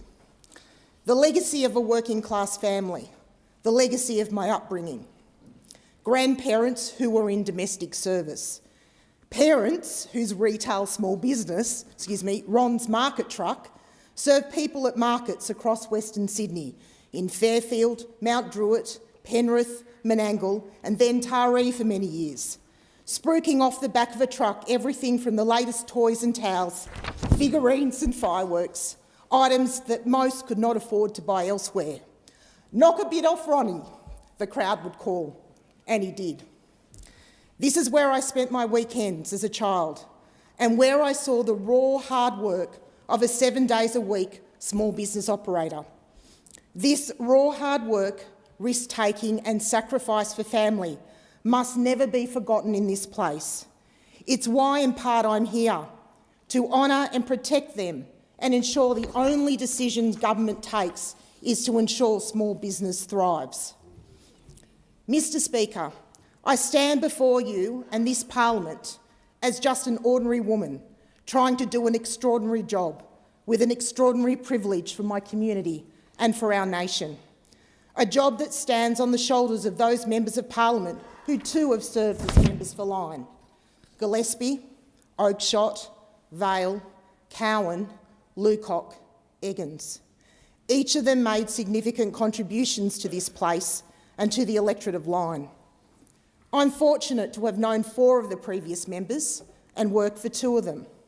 Mark Vale, a Deputy Prime Minister, delivering our free trade agreement with the United States, one that must endure, and the Pacific Highway duplication for the electorate.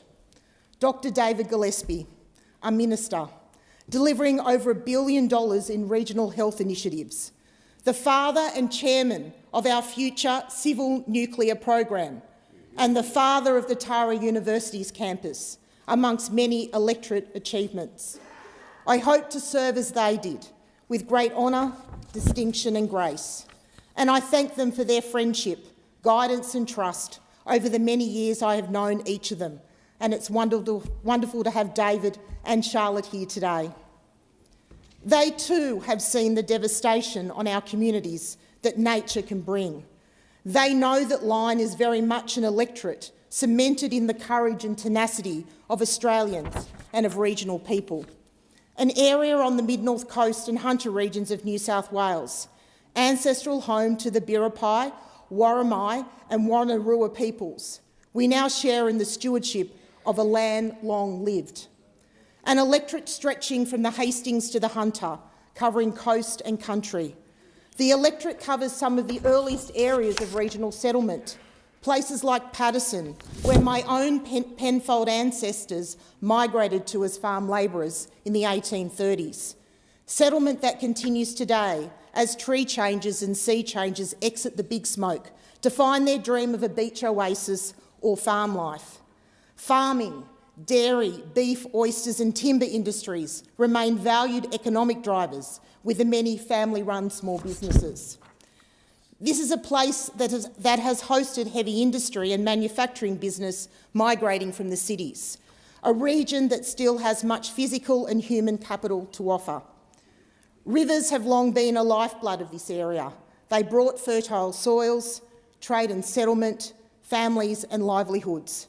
We know the power of them, and this has helped forge the courage and tenacity to make homes and build businesses that could withstand flood and also fire.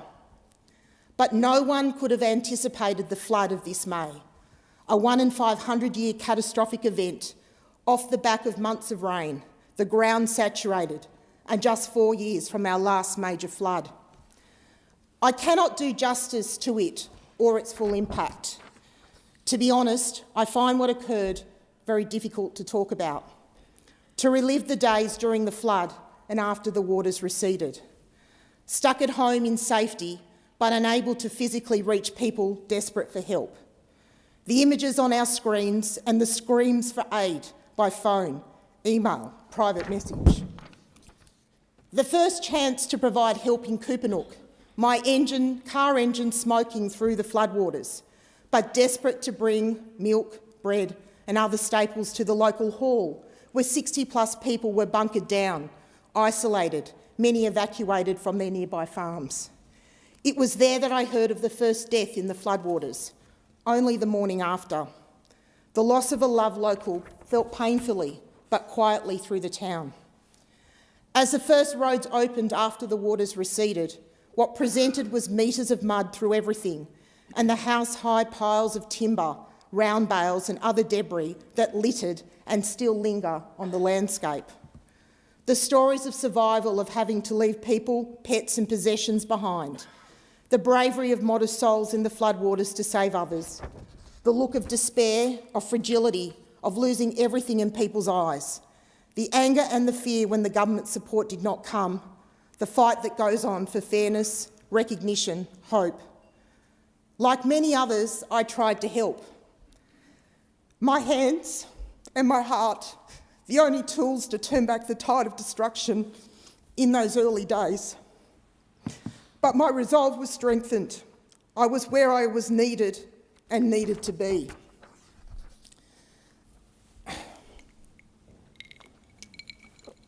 The physical scars are there for all to see.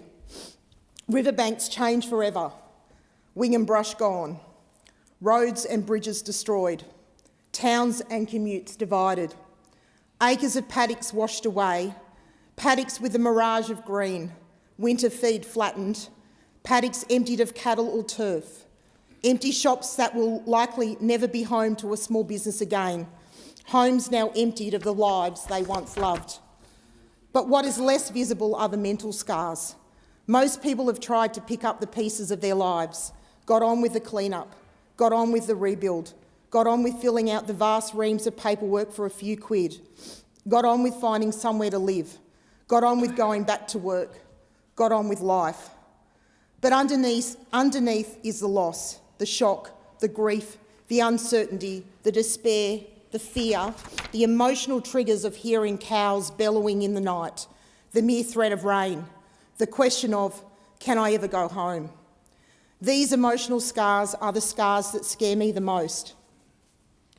I'm scared of how people are coping and for the many that are not, if and when they'll ever seek support from a professional, a mate, a family member, from me.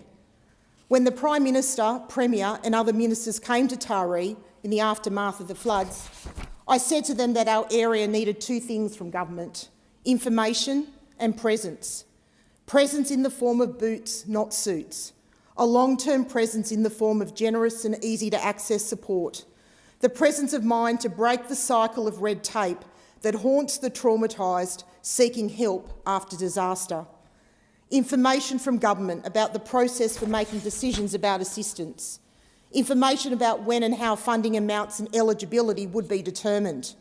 And listening to what the community needed, our information to help governments make good decisions.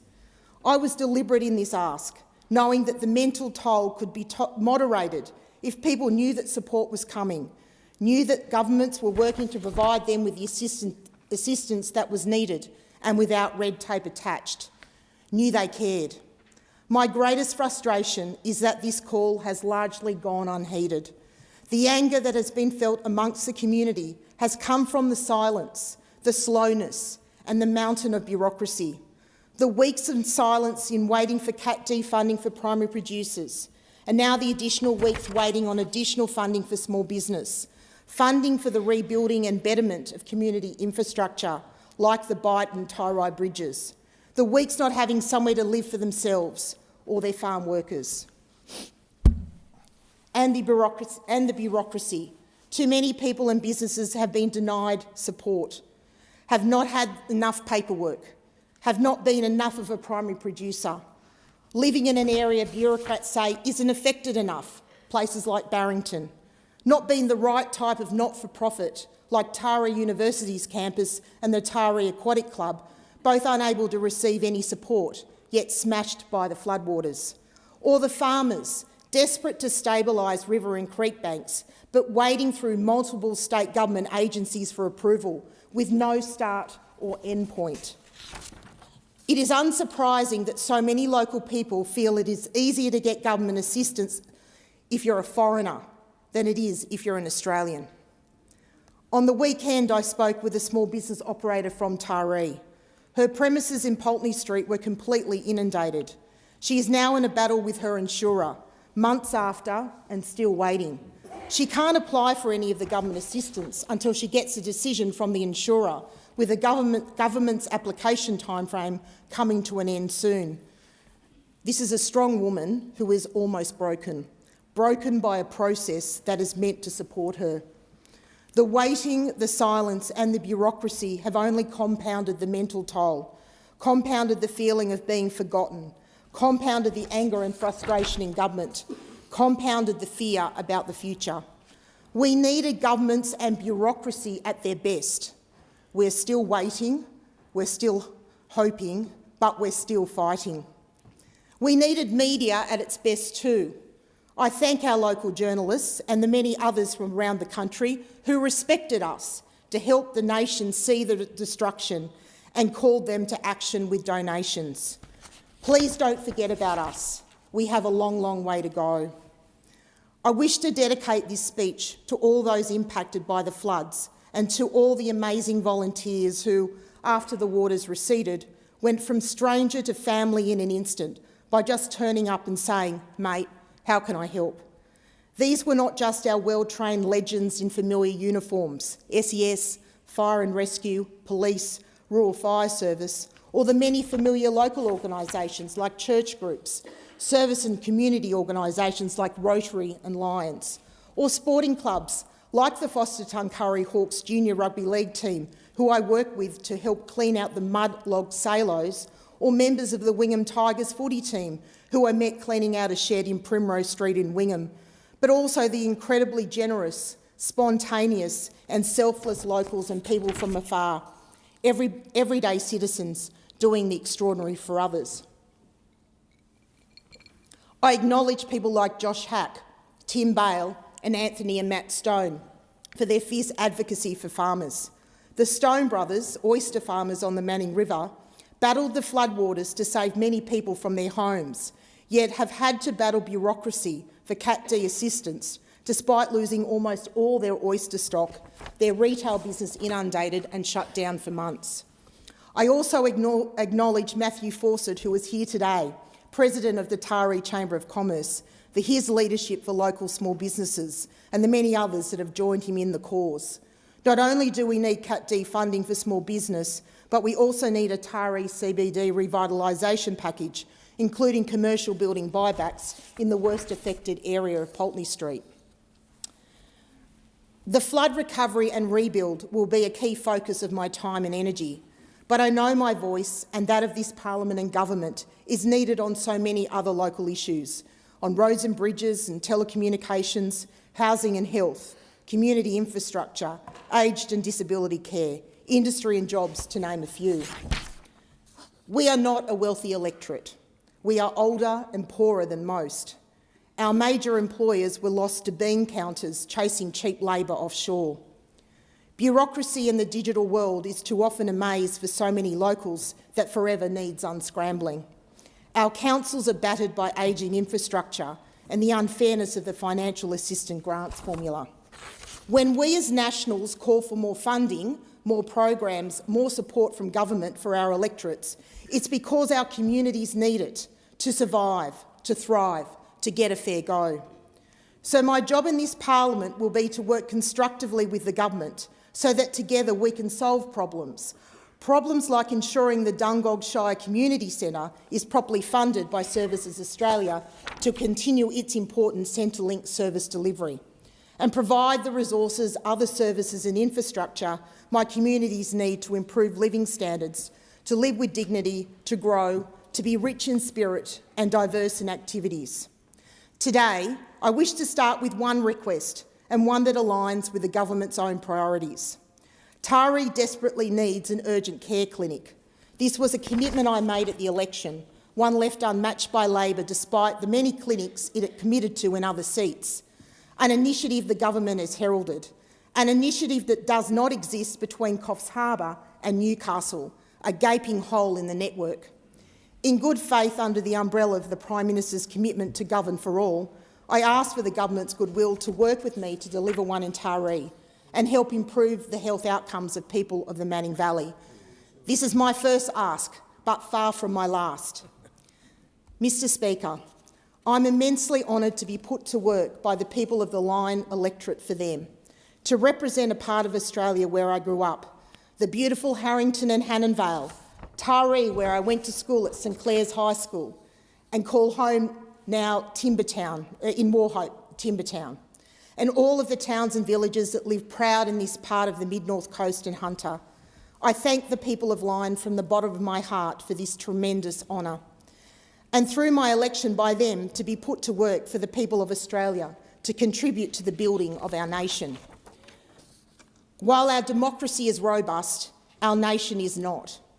Our productivity is weak, cost of living crippling families, pensioners and businesses, immigration and government spending out of control, our military capabilities mismatched to the threats to our shore, our foreign policy too often sounding like it was written in the uni bar, our country divided, one confused with three flags, not proudly one. We are pursuing a European energy policy at great cost to our nation, economically, environmentally and socially, with no return on addressing climate change. This policy is only making us weaker and poorer. Weaker because we're building a fragile energy grid, not a resilient and powerful one.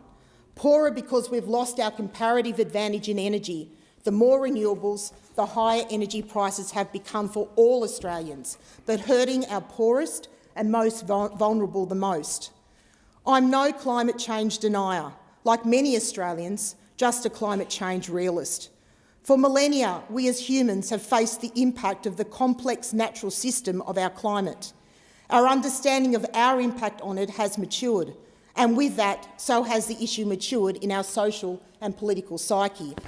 It is for Australia to be part of the global response, but as a realist, I accept that we humans cannot fully control carbon and its impact on our climate, nor can Australia disproportionately bear the cost of the net zero global response. It is regional Australia that is bearing the full cost, bearing all of the risks of the transition and none of the benefits. This government is asking renewables to do the heavy lifting it simply wasn't designed to do, and we are asking Australians to pay the price for it. Just ask the people of Hawke's Nest in my electorate, staring down at an offshore industrial wind farm in the pristine waters off Port Stephens. Government has a huge responsibility to get this policy right, a policy that should try to mitigate what we can, sensibly, reasonably, proportionately, and adapt to what we can't, but critically that it is a policy that puts Australians first and that gives current and future generations the same economic liberties to increase their standard of living. Mr Speaker, what I see and fear now is an Australia where the pluckiness and pragmatism of our forefathers has vanished, replaced with a state-sanctioned retreat from the pursuit of real national wealth and prosperity, retreat from our history, retreat from our Christian values, retreat from common sense. We are going small and losing big. We are told disruption, now often the code for progressivism, is good for us. It's got a social licence, we're told. Sign on, Australia will be better for it. But are we? Beyond our structural, economic and strategic decline, it's clear our family and social structures are faltering. Our kids are spending on average 9 hours a day in front of a computer and TV screen. Literacy and numeracy rates are falling. Our kids are learning to criticise rather than think critically. The narcissism permitted and projected through social media is ruining lives and destroying families. Domestic violence rates are rising. We are trying to deny human nature, teaching our kids that you can choose your gender any day of the week or be a furry in the classroom. I've heard stories of young men and women choosing not to bring children into this world because of the fear of the world we're becoming. At a time of such regional and global geopolitical instability, Australia can ill afford to lose its way. We must change course. We must step up. This place must lead. Where can we start? Well, we must return to the values that have made Australia strong, those Christian values that so many of us have been raised on. If you don't believe in something, you'll fall for anything. We must reinvest in family and the family unit by pursuing policies that give families real choice in raising their children and help increase our natural birth rate. Income splitting is sensible, as is the concerted efforts of all tiers of government to genuinely address the housing crisis. Young Australians are locked into housing servitude, and we should not be surprised that they are angry at us for it. This is not the great Australian dream they deserve. We must address the social discord and the impact of identity politics, particularly on children. Reinstating the biological definition of male and female into the Sex Discrimination Act is needed. Gender is simply not fluid, even if sexual orientation is. We must break the cycle of multi-generational welfare dependency so every child has an adult role model in their life that values a day's work.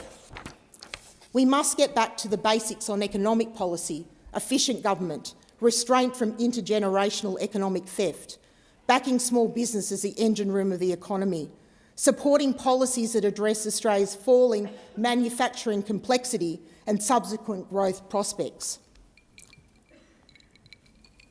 We must stop regulatory creep and over-regulation, the thinking that government knows how to do business better, which is insidious and pervasive on small business and industry.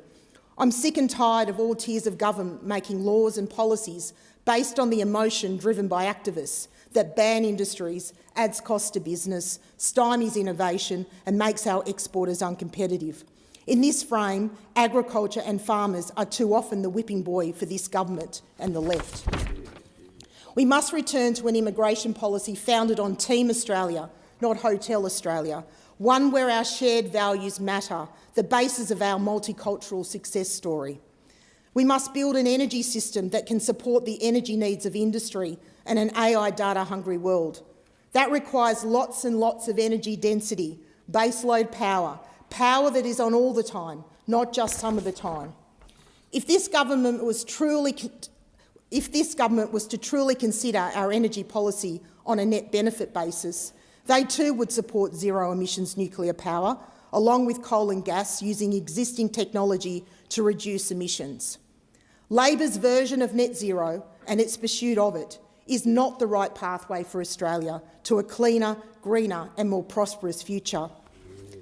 We must use military precision in our defence procurement to rebuild our defence capability. This is a dangerous time of greater power competition.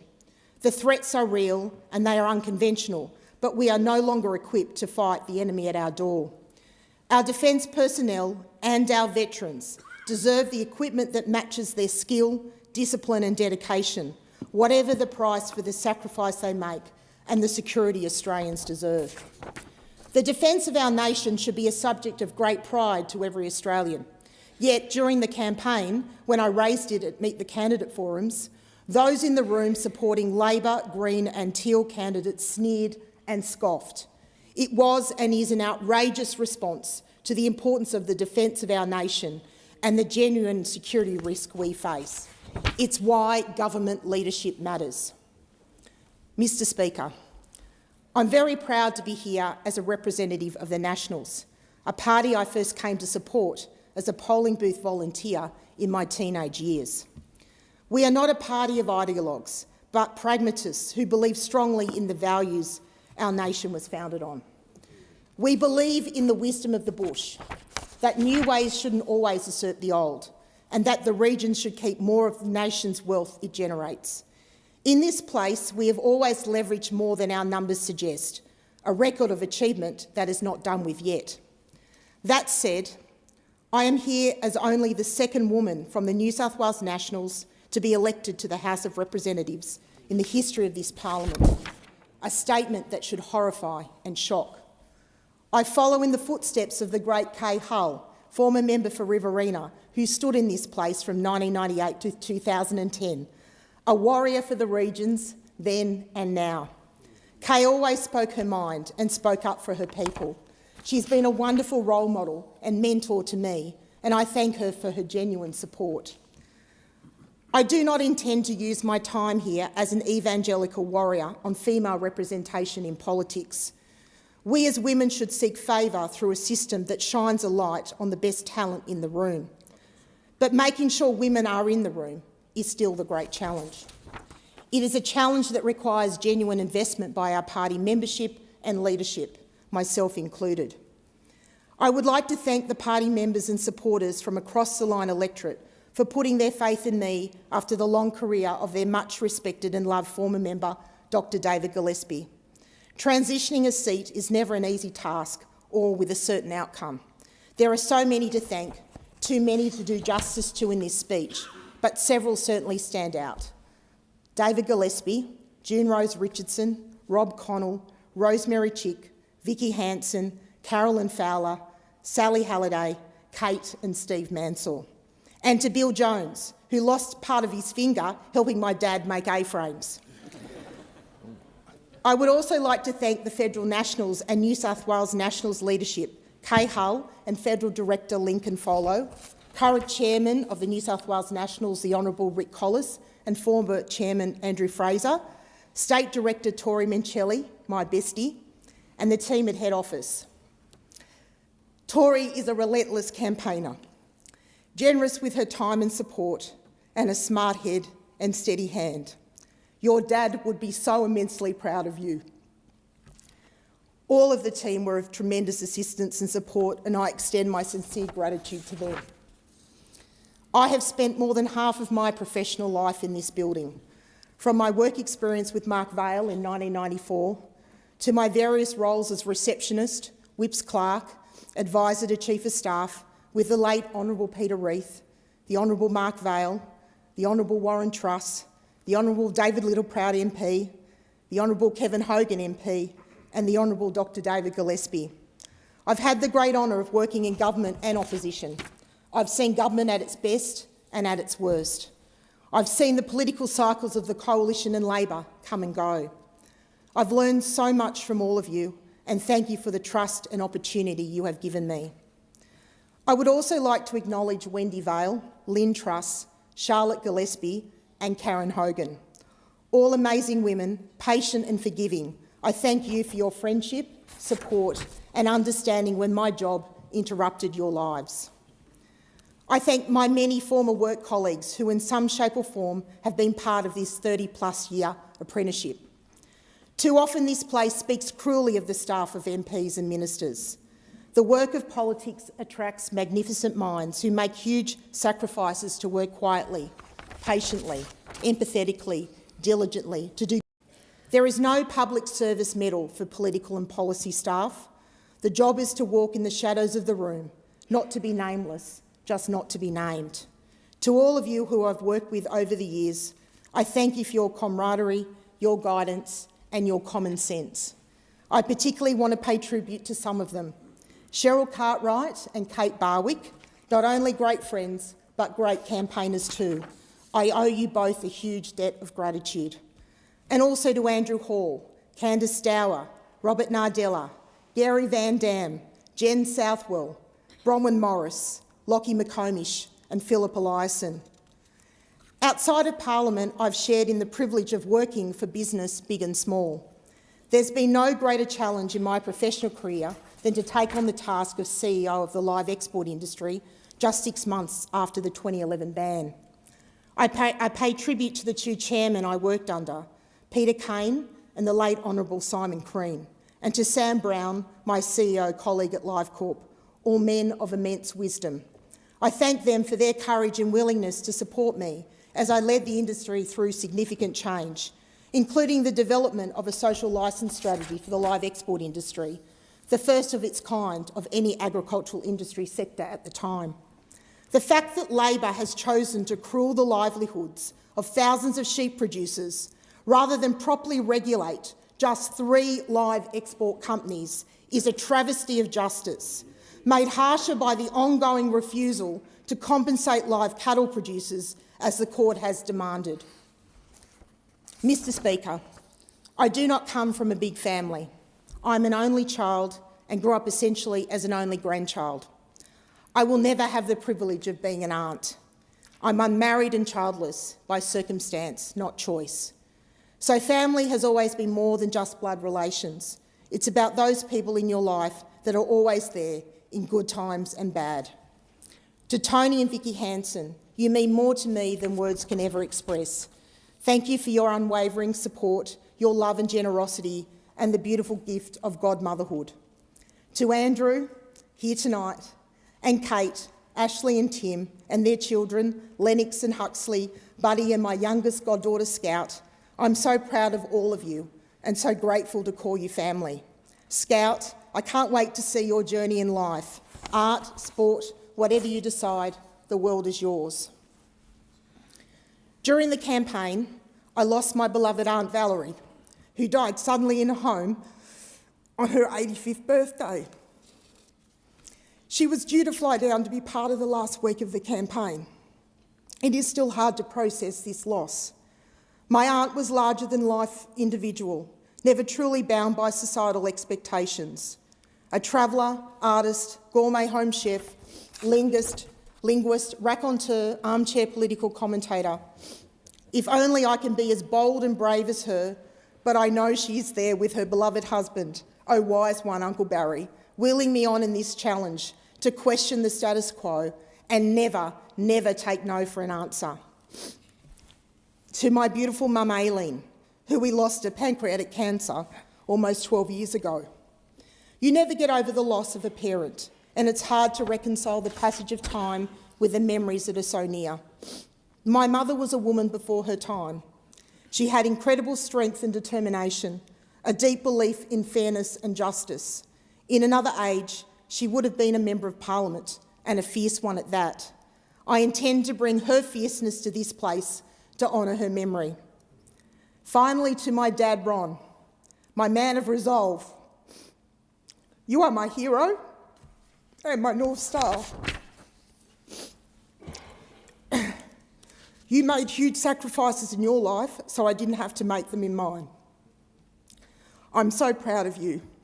From poor beginnings, you've made such a rich life.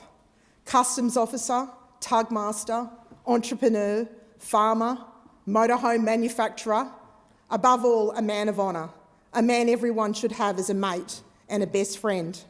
I'm so pleased that you have found Marie and are trying to live your best life, despite the fragility that hard work and age brings.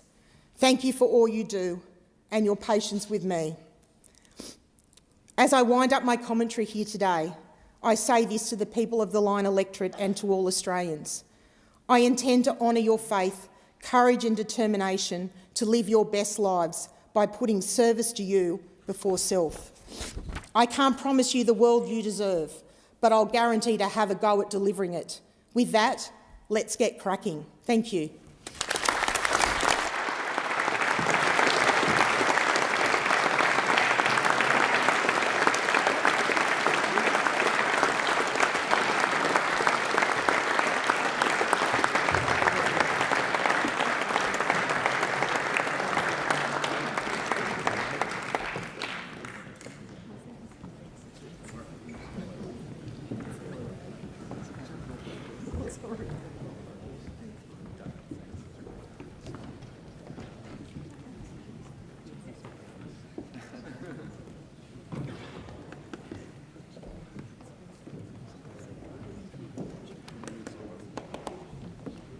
Congratulations, that was so fast.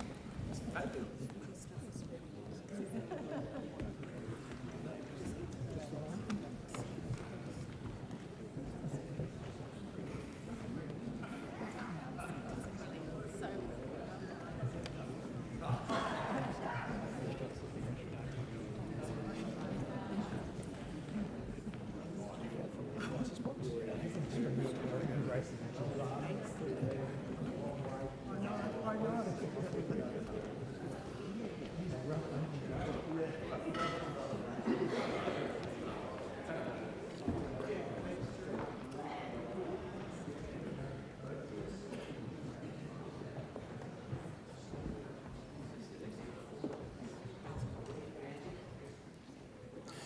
Members can take their seats as quickly and as quietly as possible.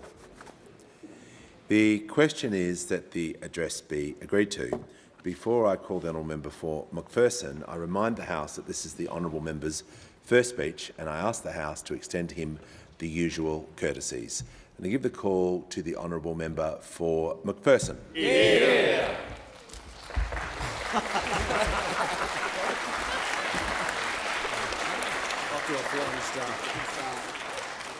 Thank you, Mr. Speaker. It is with deep humility and immense pride that I rise to deliver my first speech in this House as the newly elected member for McPherson. Yeah. Not long ago, I sat in this chamber not as a participant in debate, but as a parliamentary attendant, a silent observer to the great conversations that shape our nation. I listened, I learned, and I grew in my resolve to one day add my voice to the legacy of our national story. Today, that day has come, and I rise with gratitude to my community, with reverence for this institution and our great democracy, and with a commitment to serve with integrity, energy, and purpose. My presence here today is a testament to our national character, that someone who once sorted mail in the basement of this very building can ascend from humble beginnings to define the future of our nation as a Member of Parliament. Yeah. I'm proud to be the first to make this journey, but I sincerely hope I'm not the last. Ours is a country where opportunities can be seized through hard work, perseverance, and belief in the value of public service, and where every voice, regardless of where it begins, can contribute to the great tapestry of our shared Australian journey. I will always come to this place as a place of service to the people of McPherson, to my state of Queensland, and to my country. Yeah. Mr. Speaker, I feel blessed that I had a remarkable childhood. I benefited from a world-class education, a multicultural family that embraced a global perspective, the freedom to practice my faith freely, and the love and support of a strong family unit. My father's a tradie, an electrician and refrigeration mechanic. My mother, a dedicated public servant, still working in the service of her country to this day. To get ahead, they worked second jobs, took risks to invest in property and small business, and never questioned their obligation to stand on their own 2 feet. Weekends weren't for rest. They were for renovating houses for extra money and printing tickets for milk bottle deliveries as part of our family business. We were optimistic, not because we had wealth, but because we believed in effort. And when our hard work paid off, we felt pride in having earned the rewards. Together we supported each other as much as we relied upon one another. We were a family. My upbringing was a traditional middle-class Australian story. It was grounded in values of personal responsibility, self-determination, and respect for the institutions on which Australia was built. As migrants, my parents never let a day pass without reminding me to hold a deep and profound gratitude for all that Australia made possible. I stand in this place because of their quiet patriotism and because they raised me to believe in Australia, in her promise, and that service in her name is a tremendous calling. It is no wonder that these values took me to the Liberal Party here in the ACT and the Liberal National Party in the great state of Queensland. Mr. Speaker, I joined the Liberal Party because I was taught to believe in personal responsibility, that if you drop something, you pick it up, and if you want something, you work for it. And yes, I may not be a stereotypical Liberal, but I am a Liberal, proudly, unapologetically. I'm a Liberal because I trust Australians to make decisions for themselves, and I believe that the role of government is to lift people up, not lock them in. I'm a Liberal because I believe in limited government, not out of a desire for less, but because I believe Australians are capable of far more. And I'm a Liberal because I believe in giving Australians a stake in the economy through free enterprise and home ownership, are more important than giving them a stake in the government. We are a party that has stood for what's decent, what's compassionate, and, more often than not, what is grounded in common sense. Mr. Speaker, my start in life was available to me as the beneficiary of an Australia that my parents came here for, an Australia where one's fortune was the result of their determination and contribution, an Australia that understood that aspiration, not entitlement, was the foundation for progress. But that Australia is becoming harder to recognise. Across this country, among men and women, young and old, there's a growing sense of disempowerment. Too many Australians feel discouraged to dream, strive and achieve. I stand here today for them, and because I fear we are losing our way. We have drifted from celebrating self-reliance to being conditioned to expect government to step in, not just in times of crisis, but in place of personal initiative. Mr. Speaker, our national psyche has evolved, where the instinct to prepare for a rainy day is dulled by an expectation of government intervention. This mindset has not only taken hold in our community, it has infected government itself, where short-term spending too often replaces long-term discipline. And we have fallen in love with regulation that is punitive to the many instead of making an example of the few who set out to do the wrong thing. In our desire to shield Australians from hardship, we are wrapping the population in cotton, and in doing so, we are stifling our national spirit. We risk being slowly pulled into the quicksand of bureaucracy, overreach, and ideologically driven agendas that forget that it is the individual that is at the heart of our democracy. The result in my electorate, Mr. Speaker, is a housing crisis where young Australians are now unable to afford a home, and even worse, everyday working people are less able to afford rent and essentials. Mr. Speaker, I come to this place to reignite the traditional role of government as an enabler instead of a provider.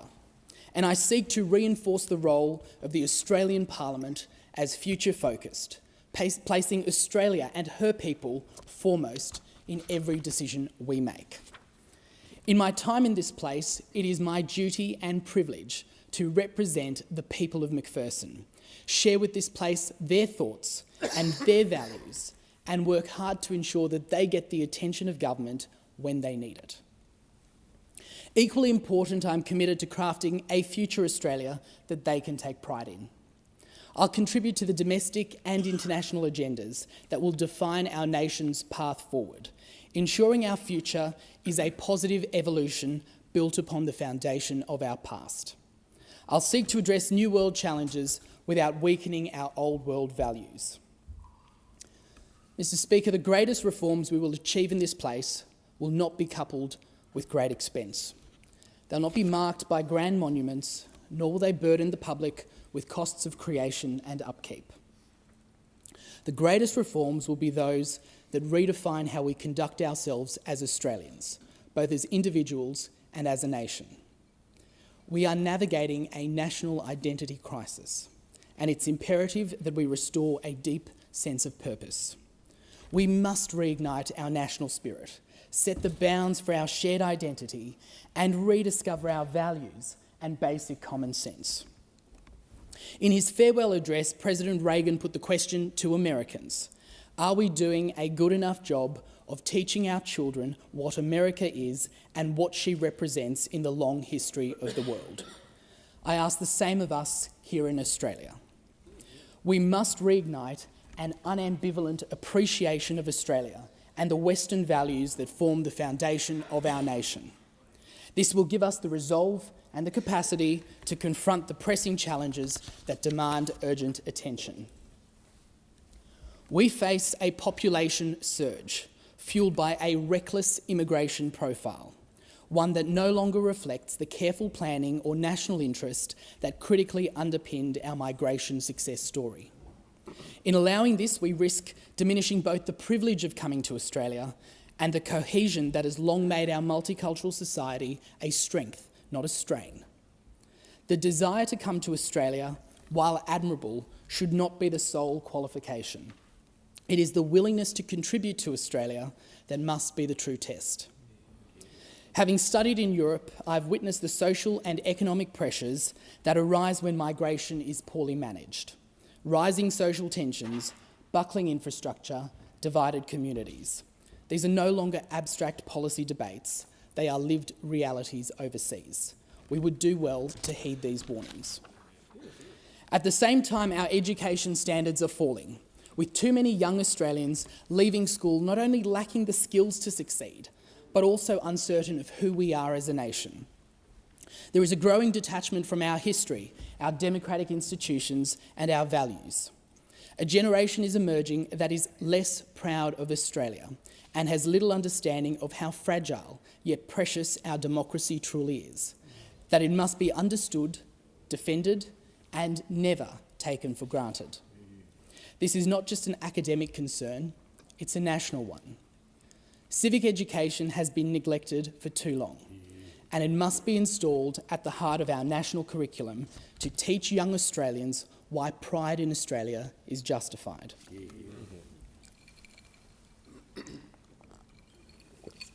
Our welfare system, once a vital safety net for those in genuine need, has ballooned into something far broader, and in many cases, far less targeted. Too often, support is now distributed based on identity rather than circumstance. Compassion should not be measured by how much we spend, but by how effectively we lift people out of hardship. A welfare system that is sustainable, fair and focused on need will always do more to empower Australians than one built on division or ideology.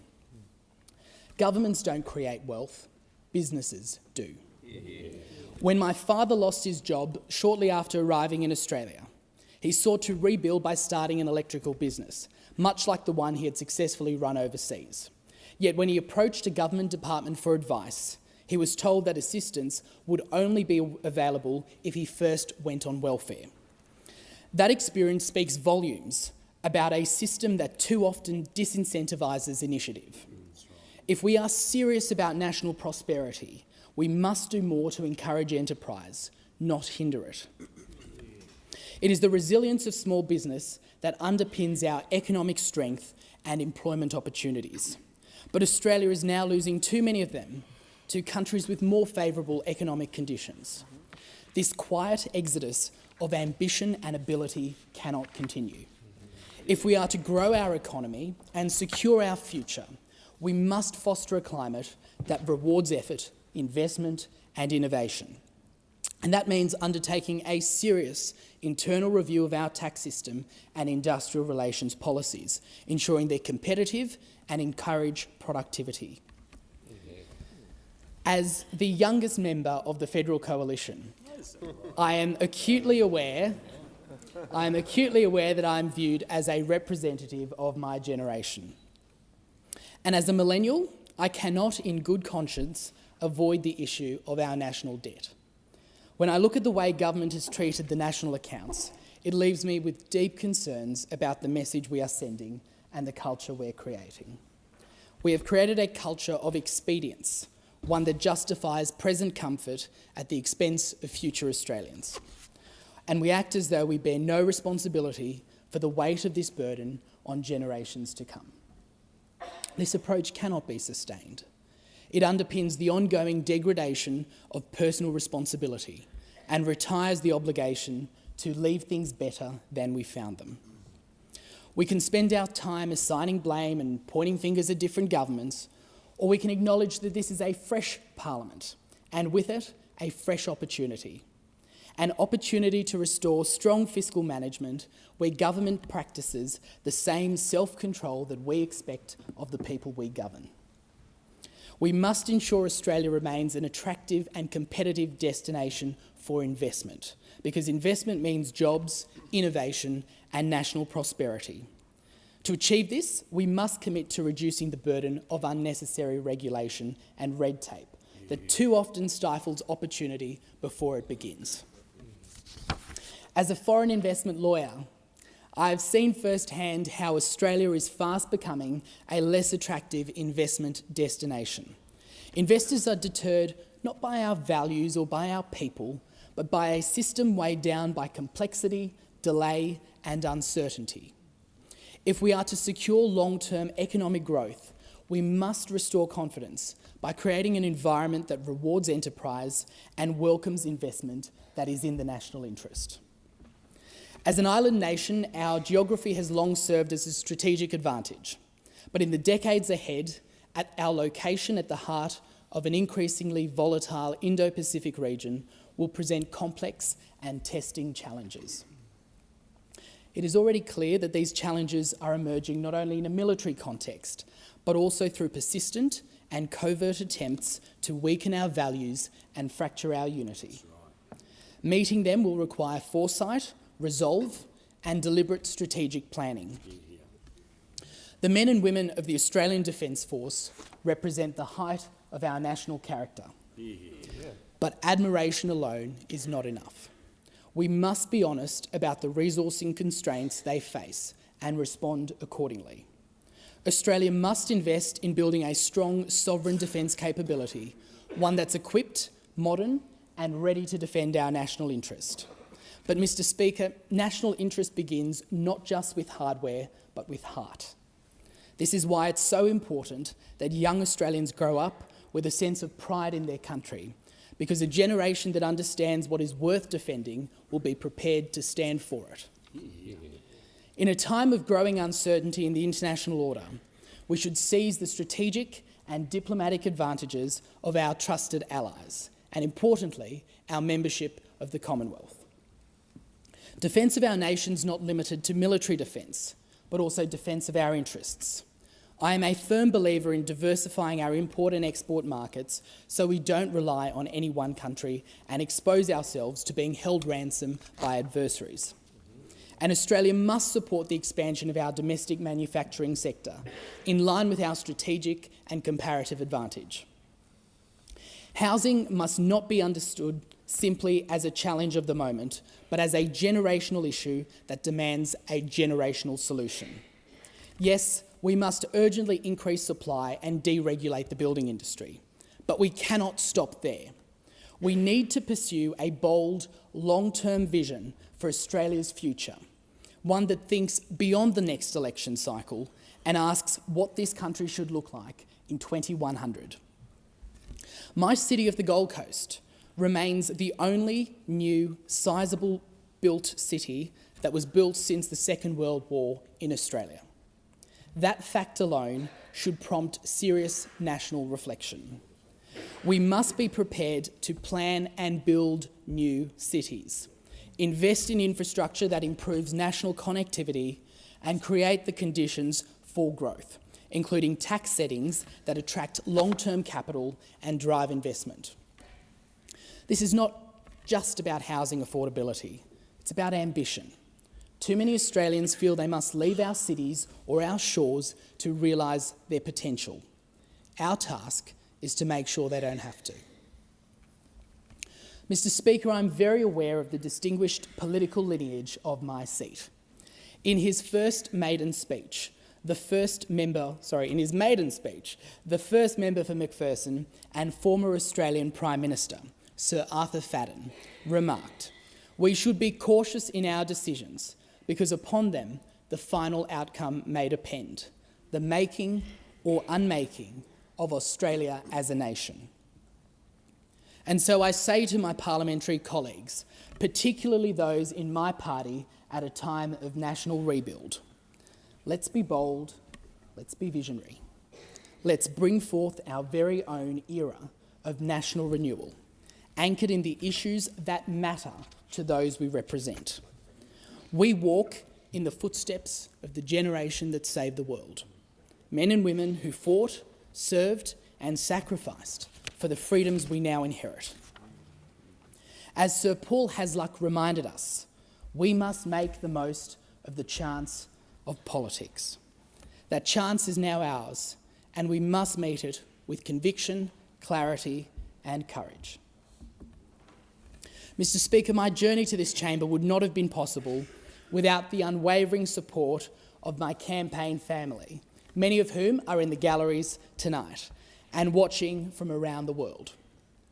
I am profoundly grateful and forever indebted. We truly were a grassroots movement on the Gold Coast, and I thank every volunteer and supporter for their tireless dedication to our cause and to me personally. It is a truly humbling experience to see the support that each person gave me. I thank the Liberal National Party of Queensland and its members for electing me as their candidate for the seat of McPherson, my campaign committee, and to my parliamentary colleagues, particularly those that visited me during the campaign. I thank those who contributed to my journey, many of whom join us here today. To my former colleagues, from my early days as a parliamentary attendant, to my time at King and Wood Mallisons, and those that I had the privilege of working with in this building, including under the guidance of my now colleague, the member for Fisher, and former Foreign Minister, the Honourable Julie Bishop. Thank you all for your mentorship and friendship. To my teachers and lecturers, whose influence has stayed with me beyond the classroom, and to my broader family and friends for their love and support. I thank my staff. I hope this role will inspire us to perform at our very best, always keeping in mind that our foremost duty is to serve our community and our country in all that we do. Hear, hear.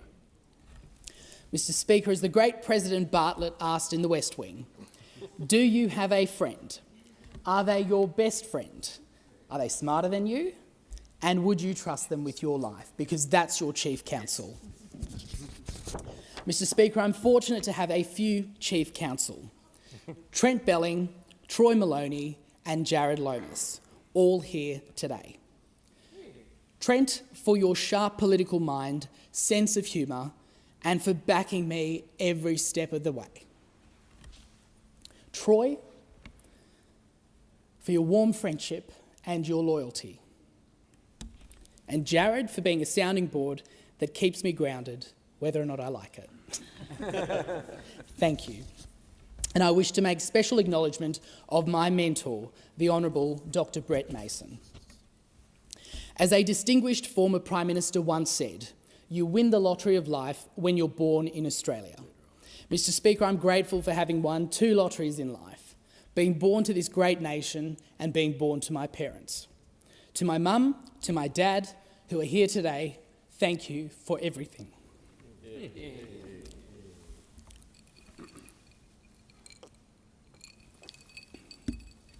Mr. Speaker, my story is the Gold Coast story, and the Gold Coast story is the Australian story, people who have made something from nothing. McPherson is a microcosm of what we need to see more of, people who are willing to take risks, back their ingenuity, contribute to their local community, and create a life limited only by their own imagination. A uniquely entrepreneurial city that was built on small business and innovation. Tradies, professionals, small business owners and digital nomads who can work anywhere in the world choose McPherson as a base because it offers them a unique lifestyle and unmatched natural environment to live, work and raise a family. Their belief in themselves and their willingness to stand on their own 2 feet are the modern representation of the Australian spirit we need to capture. So, Mr. Speaker, it is only right that my final thanks go to the people of McPherson, without whom nothing here would be possible and everything here would be pointless, for placing their trust and their hopes in me. I will never take the Southern Gold Coast for granted. And each day, I will work with determination to ensure your voice is heard in our national parliament. It is the greatest honour of my life to be elected as the federal member for McPherson and the 1,268th person to be elected to this chamber since Federation.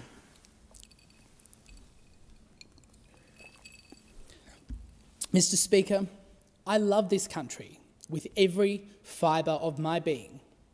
I love it for what it has given my family, for the values it holds dear, and for the promise it still carries in the hearts of the quiet Australians. Australia is not just a place on a map. It's an idea, a spirit, and a shared story. And though we face great challenges ahead, I have never been more confident in the capacity of our people.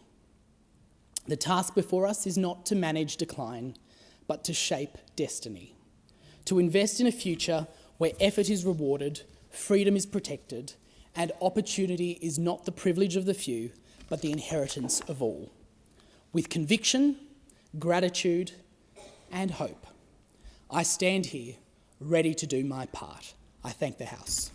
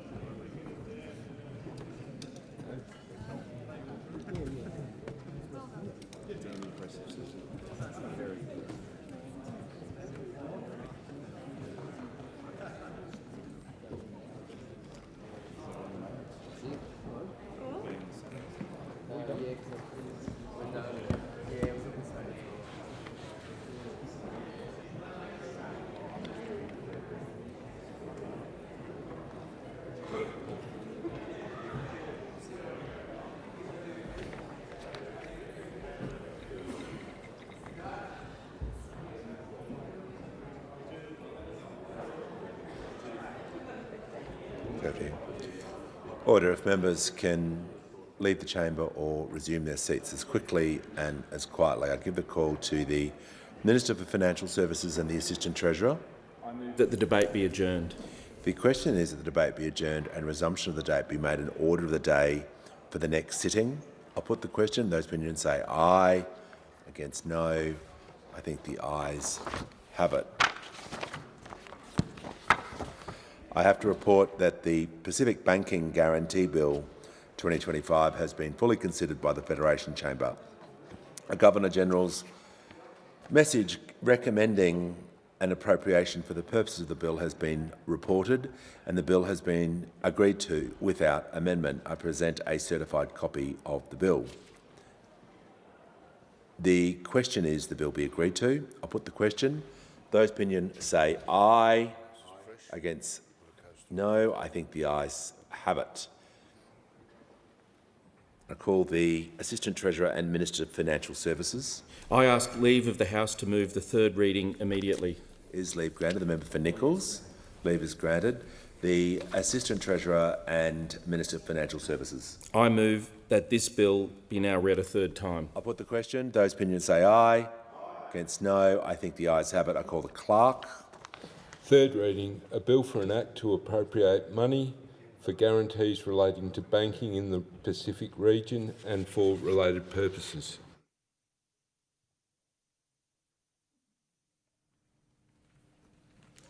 Call the Assistant Minister for Health.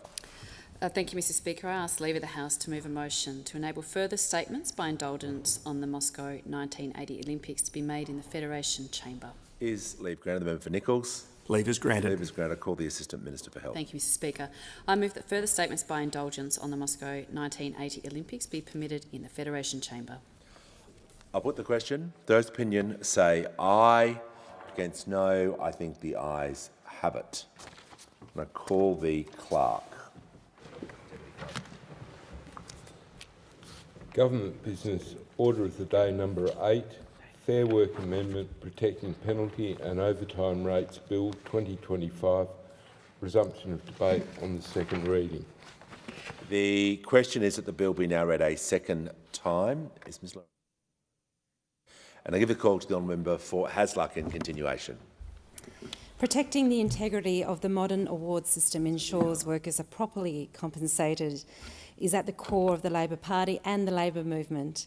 Young workers in my electorate of Hasluck, like Patrick Hunt, deserve their penalty rates. Patrick is a proud member of the SDA. In fact, he just celebrated his 17th birthday last week, and so he is still on a youth wage. Without his penalty rates, he would see substantially less of his wages. As Patrick's mum said, penalty rates make working weekends worth it for Patrick. It makes time away from the family, the long hours and the late nights worth it. We want people like Patrick to continue to receive the wages that he does in order to be able to serve us. Penalty rates are not the luxury. They are recognition of the unsociable hours that hundreds of thousands of Australians, just like Patrick, are doing all around the country, be it in retail, in fast food, in pharmacies and so many other sectors. They reflect the sacrifice of the weekends, the public holidays, the family time. For many workers, especially those on modest incomes, they are the difference between making ends meet and falling behind. For many of my local volunteers, people like John Topless, penalty wages mean the world. His words. John had worked just across Midland Gate, just across from my office, and he's relied on those penalty rates that he's received. When we made our election commitment on this issue, John told me that it means everything to him to have a local member who stands up for his rights at work. His penalty rates provide the security that got him through university and have provided him with the means to start full-time work with some savings in his pocket. And another volunteer, Lucinda Bartlett, in her own words, said that her dad and her granddad were also able to work through university because of penalty rates. The sanctity of study is preserved by law, protecting penalty rates from the opposition unfamiliar with the work-study balance of modern young people.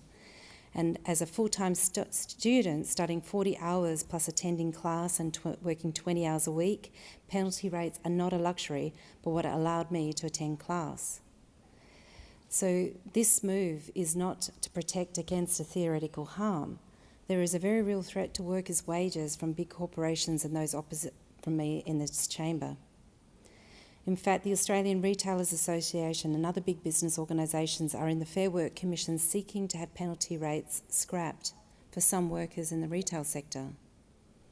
And I want to extend a thank you to the work of the SDA National Secretary, Jared Dwyer, in this matter, because modelling by the SDA found that a typical retail worker working afternoon and evening shifts and working every second weekend would be more than $5,000 worse off under the Australian Retail Association's proposal.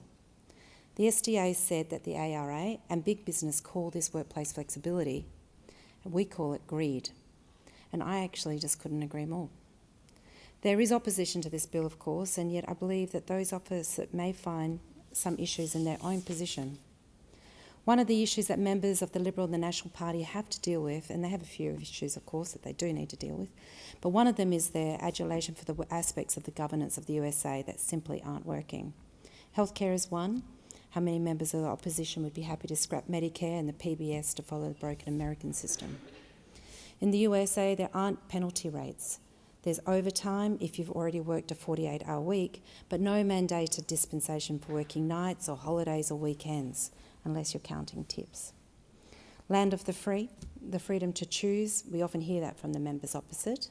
But as usual, it's freedom that you only get to enjoy if you can afford to pay for it. The member for Goldstein pretends this legislation might mean workers are paid less. Our government has presided over real wage rises, over tax cuts for all workers. The coalition of which the member for Goldstein was a part, perhaps he's forgotten, saw the real wages go backwards over their 9+ years in office. Now, as the Shadow Minister for Industrial Relations and Employment, he's criticised this bill, which is not a shock to anyone, but he does not believe in protecting workers' wages and upholding the award safety net.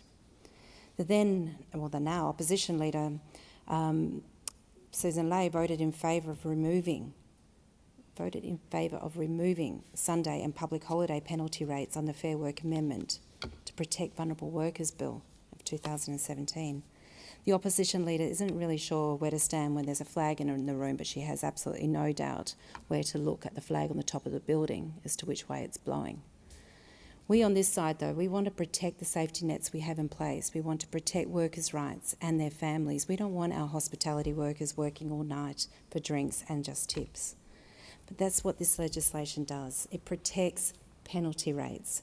It doesn't extend them, but it ensures that they can't be given away under undue pressure.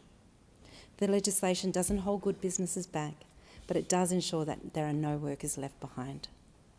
The Independent Education Union, which represents teachers and support staff in independent schools, has welcomed this legislation.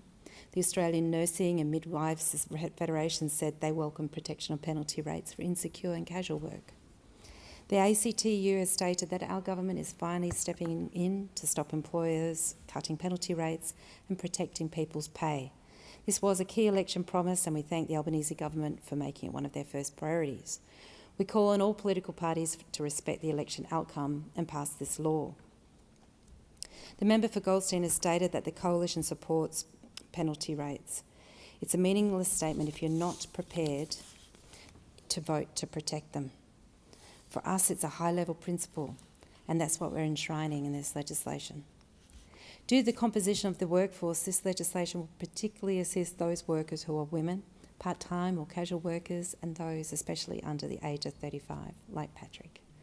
The Australian Business Journal stated last week that for many Australians, especially those in hospitality, retail, health and transport, penalty rates make a significant difference to their weekly earnings. The government's move to protect penalty overtime rates aims to offer certainty for these workers, ensuring they're not disadvantaged by any award change or enterprise agreements. It also sends a strong signal that the safety net for vulnerable workers cannot be eroded through backdoor mechanisms that leave employees worse off financially. Essential research polling suggests that 70% of Australians see protecting penalty rates as a critical workplace issue. This demonstrates the support of this legislation felt around the country. We all know someone who benefits from their penalty rates. It may be a family member, a friend or a worker at the local store. But many of these workers rely on their penalty rates to actually get by. They rely on the penalty rates to pay their bills, their fuel, rent, childcare, or to get through their studies. Now, they deserve to have those wages protected, and the Albanese Labor government is committed to doing just that. In our first term, the Labor government gave workers the right to disconnect. The Albanese Labor government ended the forced permanent casual loophole, providing a proper pathway to conversions for casuals who want it. The Albanese Labor government criminalised intentional wage theft, and now the Albanese Labor government is protecting the penalty rates of Australian workers. Defending workers' rights is our blood of the Labor Party. For as long as there is an opposition that threatens workers' rights, there is the Labor Party protecting Australian workers' rights and their wages. I commend the bill. The question is that this bill be now read a second time. I call the member for Curtin. Thank you, Deputy Speaker. I rise today to speak against the Fair Work Amendment Protecting Penalty and Overtime Rates Bill 2025, which was introduced yesterday and is being debated today. Now, you may ask how I've managed to get to an informed position on this legislation in 24 hours, and it would be a reasonable question. Turning legislation around in 24 hours does not give members of the House an opportunity to hear from all stakeholder groups, consider the impacts and really understand the outcomes of new laws. I've done my best, but this is not the path to passing the best legislation. I'm surprised that this is not being referred to a committee. I abstained from the member for Goldstein's motion to refer this to a committee because the committee he referred it to doesn't exist, so it was not a practical suggestion. But I would like to see greater scrutiny on these changes. Let me be clear, I support fair pay and decent working conditions. Penalty and overtime rates are a vital part of our industrial relations framework, especially for those working unsociable hours. But based on the limited time I've had to review this bill, I have formed the view that this bill is not the right way to protect them. This bill introduces provisions to prevent a reduction in specified penalty or overtime rates in modern awards, preventing provisions in modern awards that allow employers to roll up penalty and overtime rates into a single pay rate, if it will result in a reduction in remuneration for any employee. Now, we have one of the most complicated workplace relations systems in the world. For businesses of all sizes, but especially small businesses, which are the powerhouse of our economy, navigating our workplace relations system is a huge headache and a drag on business growth. It's not conducive to dynamic businesses. And there's been no political impetus to reform the industrial relations framework so it becomes more functional. We've seen over the years that ideological overhaul wins out over pragmatic iteration. And in such a complex regulatory environment, the main winners are the specialists, lawyers, unions and IR professionals who will have a steady stream of work ahead of them. Neither businesses nor workers benefit from complexity. Efforts have been made to rationalise the number of awards in recent years, but each award is still ridiculously complicated.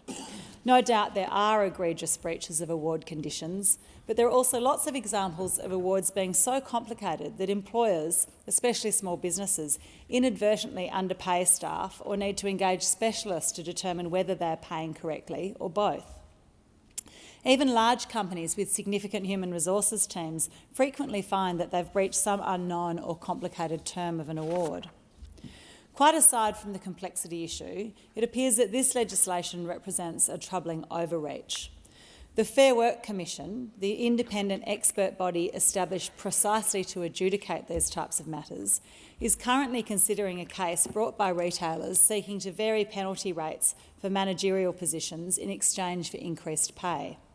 Now, that process should be allowed to run its course. Instead, we see the government preempting the Commission's decision with legislation that undermines its independence. Now, this is not the first time we've seen this pattern. When governments legislate to override or anticipate decisions from independent institutions, it erodes trust in those bodies and politicises what should be impartial processes. Unions have raised concerns that this case may be the thin end of the wedge, the beginning of a broader campaign to dismantle penalty rates. But the solution is not to bypass the Commission with politically motivated legislation. We must protect workers, but we also must protect the integrity of our institutions. If we continue to legislate around the Commission every time we disagree with the potential outcome, industrial relations becomes even more of a political football.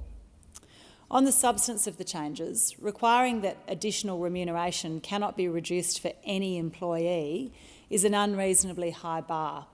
One example of an employee who may be disadvantaged could bring down a common-sense simplification to rates. This echoes the attempts to make the Better Off Overall test a bit more practical, which ultimately couldn't do much because of the hypothetical situations. It's also not clear how these new provisions would interact with any variation to other modern award provisions that affect when the rate is triggered. In short, there are some complexities here and they deserve to be investigated rather than the bill rushed through a day after it's introduced to override a potential Fair Work Commission decision. In the context of an already far too complicated industrial relations framework, this is just more complexity. For these reasons, I cannot support the bill. I urge the government to respect the independence of the Fair Work Commission and allow it to do the job that it was created to do. Thank you. And I call the member for Newcastle. Thank you, Deputy Speaker, and it's the first opportunity I've had to congratulate you in your magnificent role as Deputy Speaker in the chair. I do wish to rise this evening to speak in strong support, unlike the member we just heard from, with regards to this amendment for the Fair Work in order to protect penalty rates and overtime rates of Australian workers.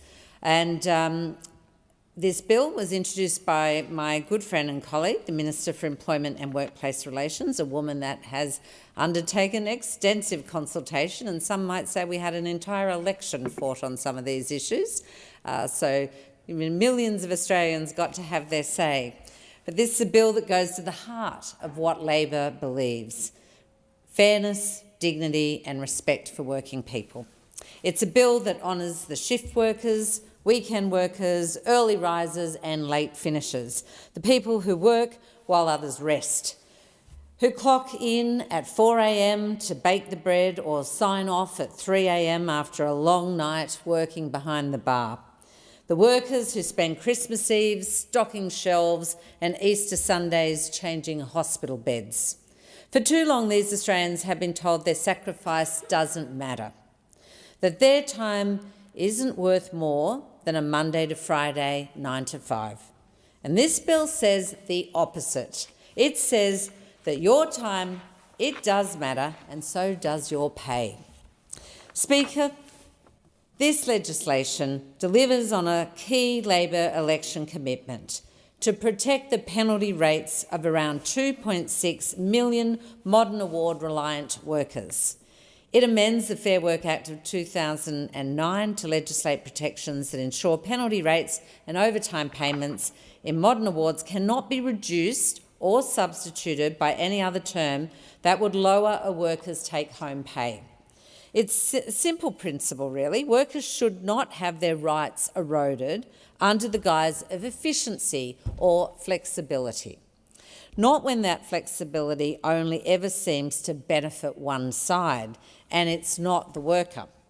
Right now, there are active applications before the Fair Work Commissions in sectors like retail, banking and clerical work, industries where workers are already underpaid and undervalued, that seek to trade away penalty rates.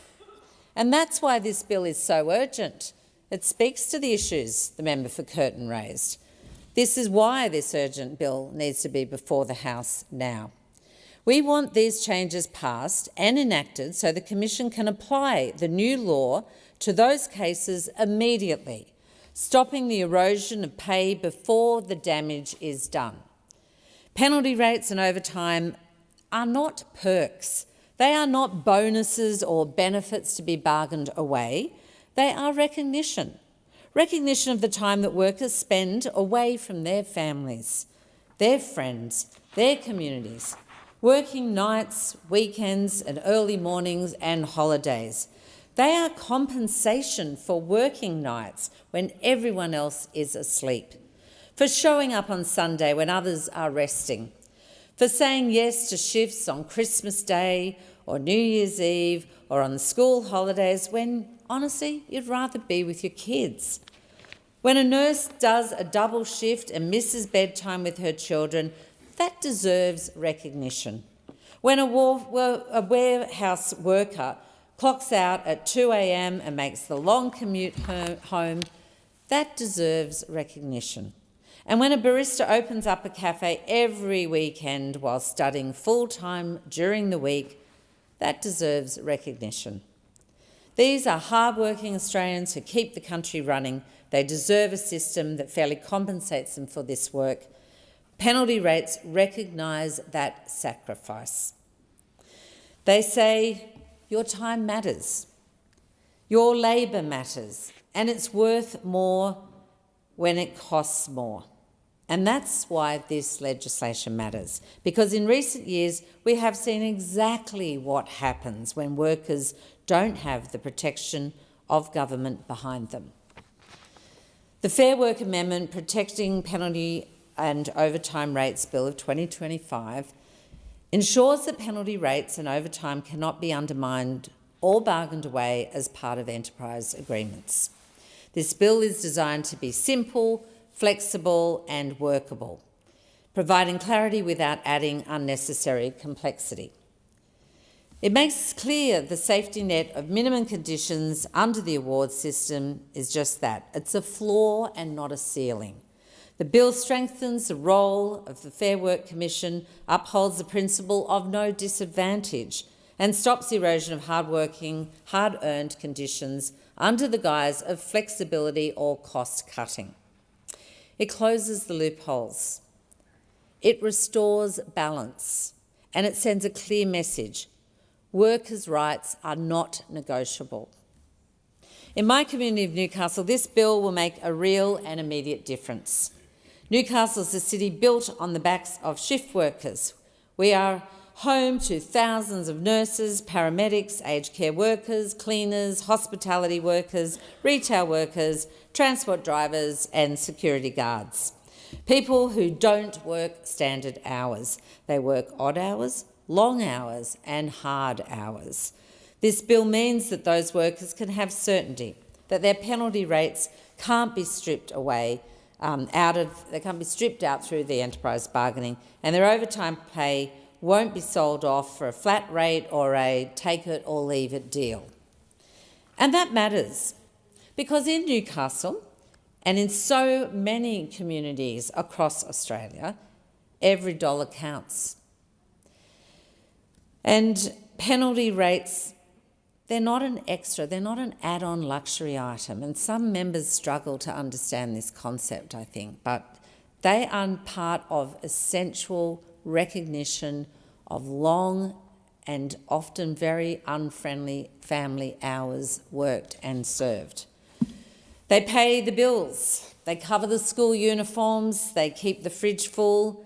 I've had many conversations with workers in Newcastle who told me that penalty rates they earn make the difference between just scraping by and actually getting ahead. For single parents, carers, casuals and part-time workers, penalty rates are a lifeline. And for too long, they have been under attack. Let's be very clear about how we got here. Penalty rates were cut under the former Liberal coalition government. They allowed it to happen. They indeed defended it. They said it would help business. They said it would create jobs. They said the impact would be minimal, but for the retail workers who had to cancel their kid's birthday party, it wasn't minimal. For the student who had to take on an extra shift instead of studying for an exam, it wasn't minimal. For the aged care worker who watched their pay shrink while costs kept rising, it wasn't minimal. Labor opposed these cuts from day one. We stood with workers, we fought alongside their unions, and I want to give a very special shout out to the Hunter workers who are at the forefront of defending workers' rights each and every day. It's hard work, but noble work. We stood with everyday Australians who knew that a pay cut, no matter how it was packaged up by those opposite, was a blow to both dignity and fairness. The Liberals never believed in strong workplace protections. They don't support collective bargaining. They don't support a robust awards system. They don't support workers having a real say. We know those opposite won't lift a finger to protect workers' entitlements. The former leader of the now opposition confirmed it when he said, "The independent umpire sets the conditions," and affirmed, "We don't propose any departure from the current arrangements." Of course, we have seen the Shadow Minister come out criticising these laws as well. In contrast, Labor has always fought for a fair day's pay for a fair day's work. It's part of the founding principles of our party. We've brought you the Fair Work Act. We introduced universal superannuation. We created paid parental leave. We criminalised wage theft. We banned pay secrecy clauses. We've legislated same job, same pay laws to stop the labour hire exploitation. We gave workers the right to clock off, and now we're acting again to protect penalty and overtime rates. Because when Labor is in government, working people are never on their own. Let me highlight exactly who does benefit from this bill.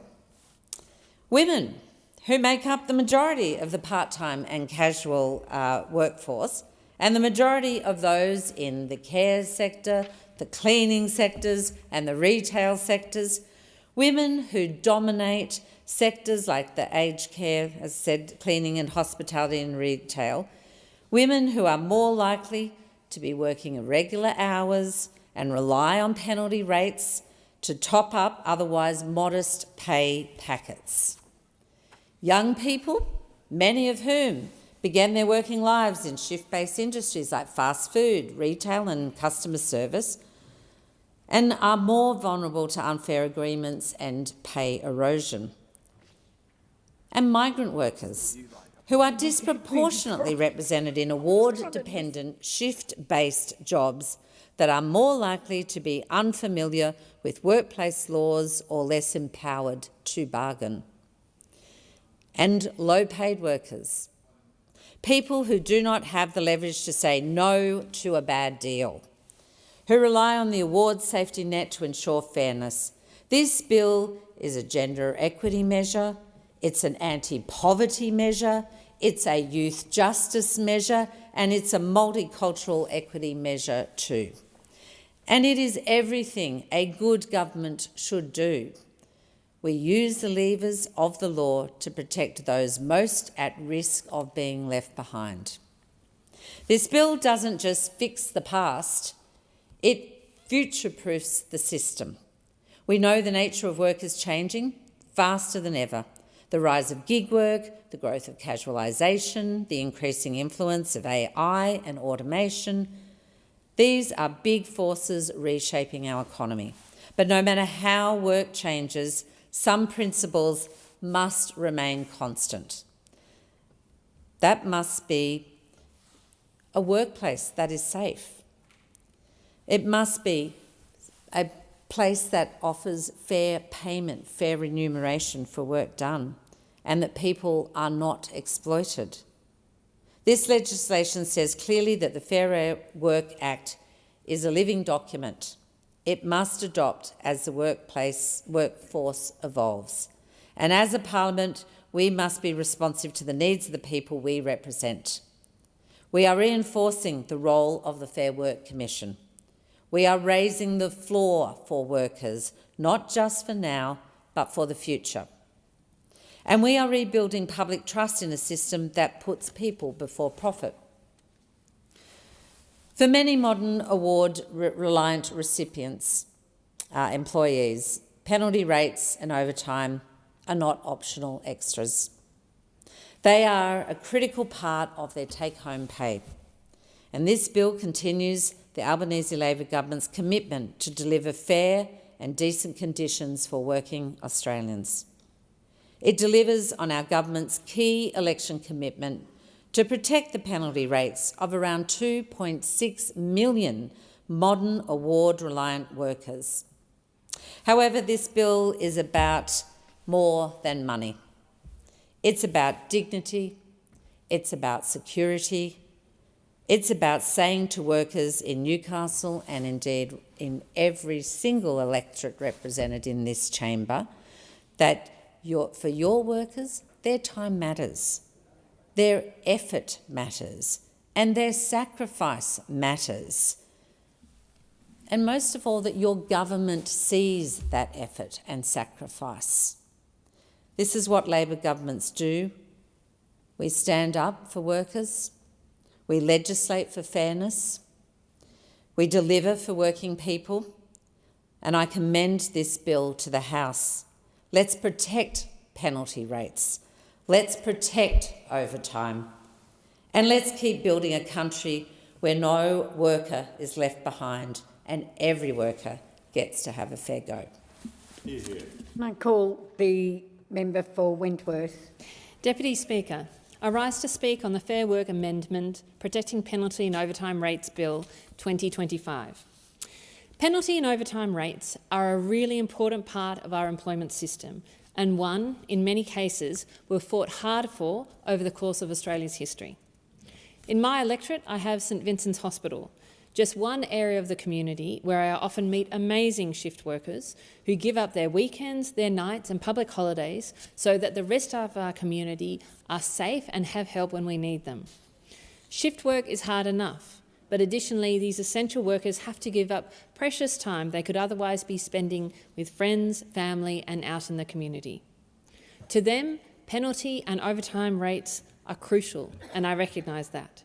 So it is with those people in mind that I considered this bill.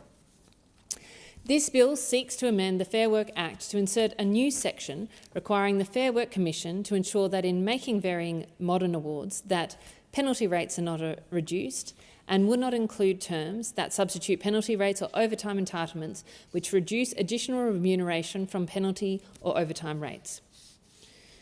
Now, no one disputes the fact that people who work those shifts and those hours should receive fair compensation for doing so. And I think it is disingenuous to characterise any sort of questions on this bill in that way. But I do have serious reservations about the bill, principally that it undermines the role of our Independent Fair Work Commission, who we've entrusted to take politics out of such decisions. It will prevent reasonable options and menus in awards, and in some cases hold back an overwhelming majority of workers for accepting better outcomes, and that it adds additional complexity to our already complex award system. None of these objections seek to undermine the ability of workers to receive compensation for their tireless work, particularly that work done in unsociable hours.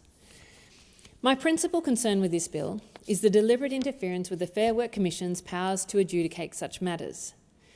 And I think it's really critical to identify that the protections that this bill seeks to insert are already explicitly stated in the bill under section 134(1) of the Fair Work Act. These protections exist. This section states, under the objectives of modern awards, this section states, under the objectives of modern awards, that they must consider the need to provide additional remuneration for employees working overtime, unsociable, irregular or unpredictable hours, weekends or public holidays, and working shifts. That is already enshrined in the current Fair Work Act, and the Fair Work Commission has to work under those objectives. So, in other words, the Fair Work Commission is already instructed by the Act to consider the provisions these bills seek to protect. Legislating an additional Section 135A represents a complete lack of faith in the Independent Fair Work Commission to adjudicate this matter fairly on the guidance that already exists.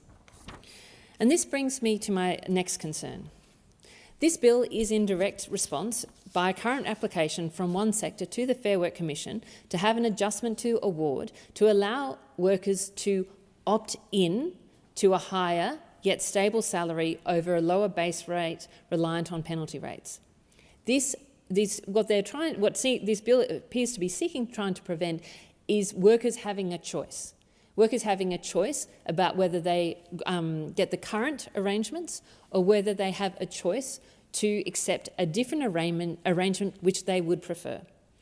Look, I do understand from some people that this concern is this just represents the thin edge of the wedge, and if we introduce a reasonably acceptable change, this will be start of the slippery slope to gradual degradation of penalty rates. I have heard that argument. But respectfully, I disagree, and I think that this shows an unreasonable lack of faith in the Fair Work Commission, and an unreasonable lack of respect for individuals' right to choose what options suit them best.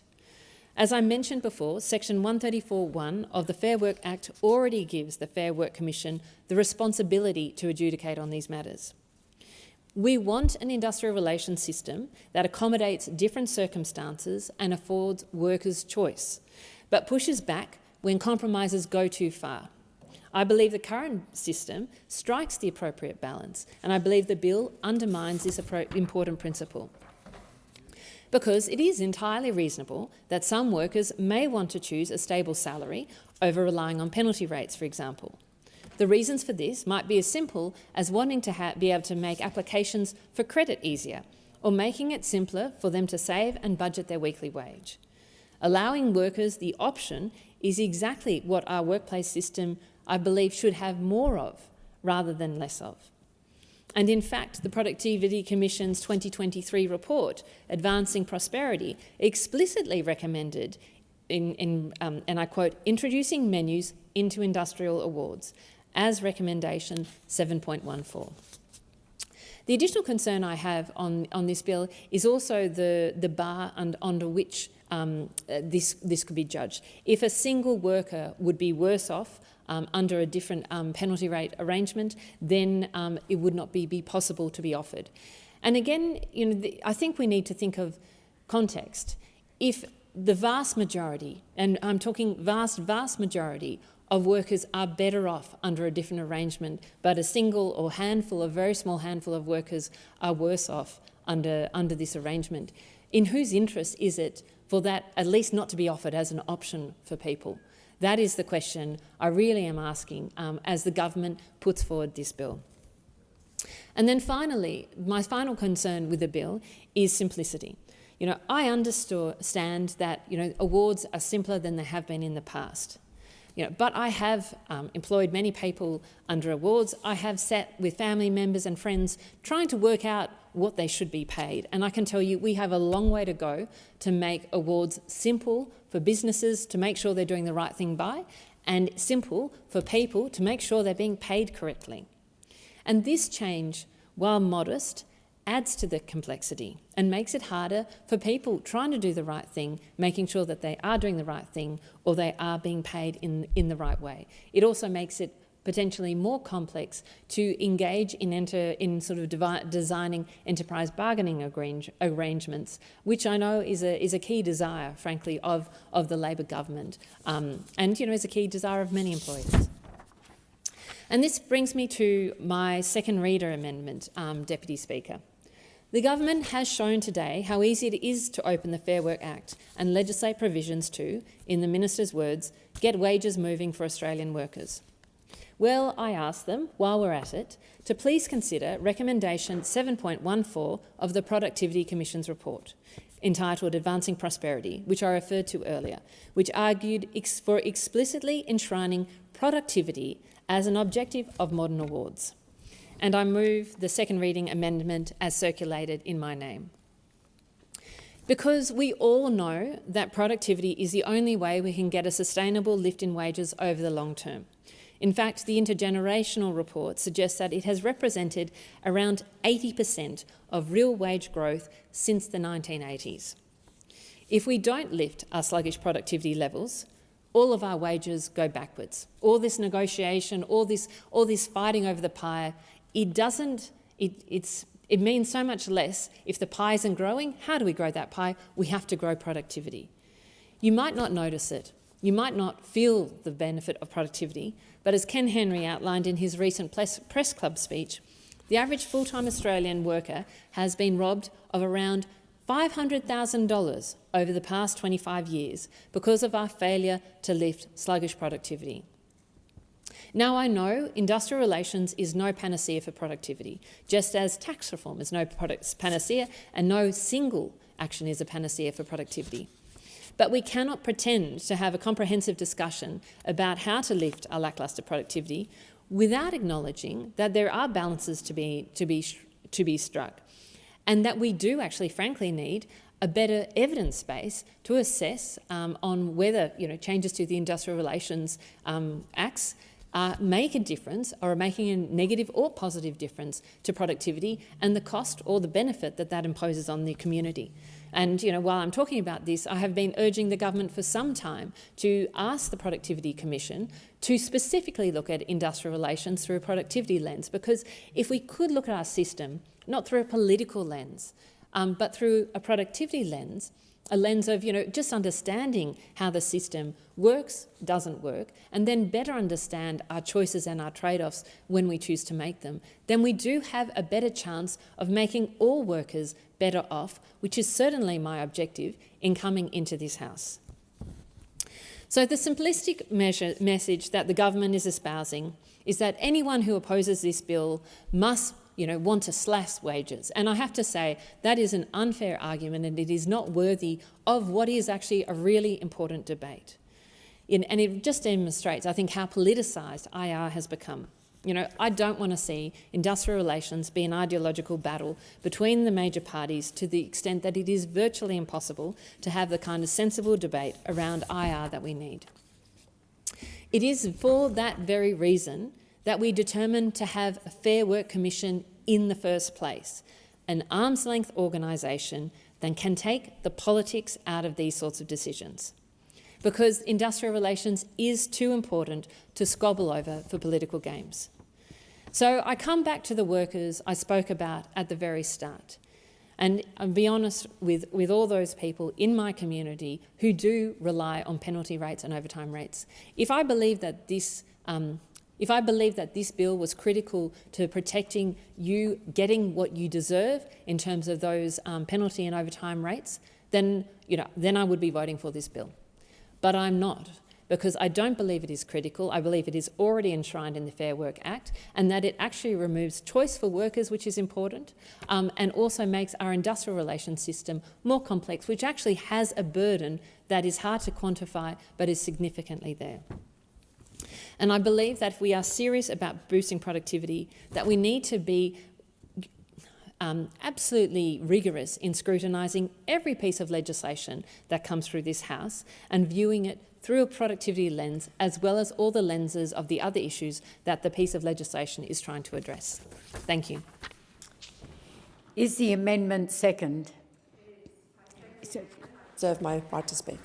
Sorry, I should have called member for Bradfield. Sorry. The amendment is seconded and I reserve my right to speak. Thank you. The original question was that this bill be now read a second time. To this, the honourable member for Wentworth has moved as an amendment that all the words after that be omitted with a view to substituting other words. The question now is that the amendment be agreed to, and I call the member for Adelaide. Thank you, Deputy Speaker. And Deputy Speaker, again, I'm very proud to be here speaking on this bill, which protects workers' penalty rates. And I do so because it's an important bill, and especially to my electorate, but to everyone's electorate, as it amends the Fair Work Act 2009 to legislate protections to ensure that penalty and overtime rates in modern awards cannot be reduced or substituted by another term that would reduce that employees' take-home pay. Our workers who rely on overtime and penalty rates deserve nothing less, Deputy Speaker. And that's why I'm supporting this bill, and all of us on this side are. In the electorate of Adelaide, there's approximately 8,925 people employed in the retail industry and 6,328 employed in construction industries, and, Deputy Speaker, many other industries as well that work overtime, that work on weekends, after hours within my electorate. And every single one of those workers deserves to have their penalty rates and overtime rates protected, and that's exactly what this government bill is doing. Deputy Speaker, representing the seat of Adelaide with a CBD at the centre of the seat within the geographical boundary of the federal seat of Adelaide, we have, for example, the state's major department stores, retail workers, hospitality industry, cafes, pubs, shift workers in the hospitals that are based within my electorate, people that work after hours. We have part-time workers, many university students that rely on these penalty rates where they work on the weekends to be able to get by and to be able to meet the cost of living that's taking place at the moment, the hardships that we hear. So it's very important that as a government we are doing everything to protect workers and their penalty rates and their overtime rates when they work. Now, let's just think about it. Many of us on Mother's Day, Father's Day, on these Sundays, on even Christmas Day, we may go out to a restaurant to eat. We're enjoying the day. We're enjoying it with our families, with our kids, with our grandkids, yet there are workers there serving us and making sure that we are enjoying that day.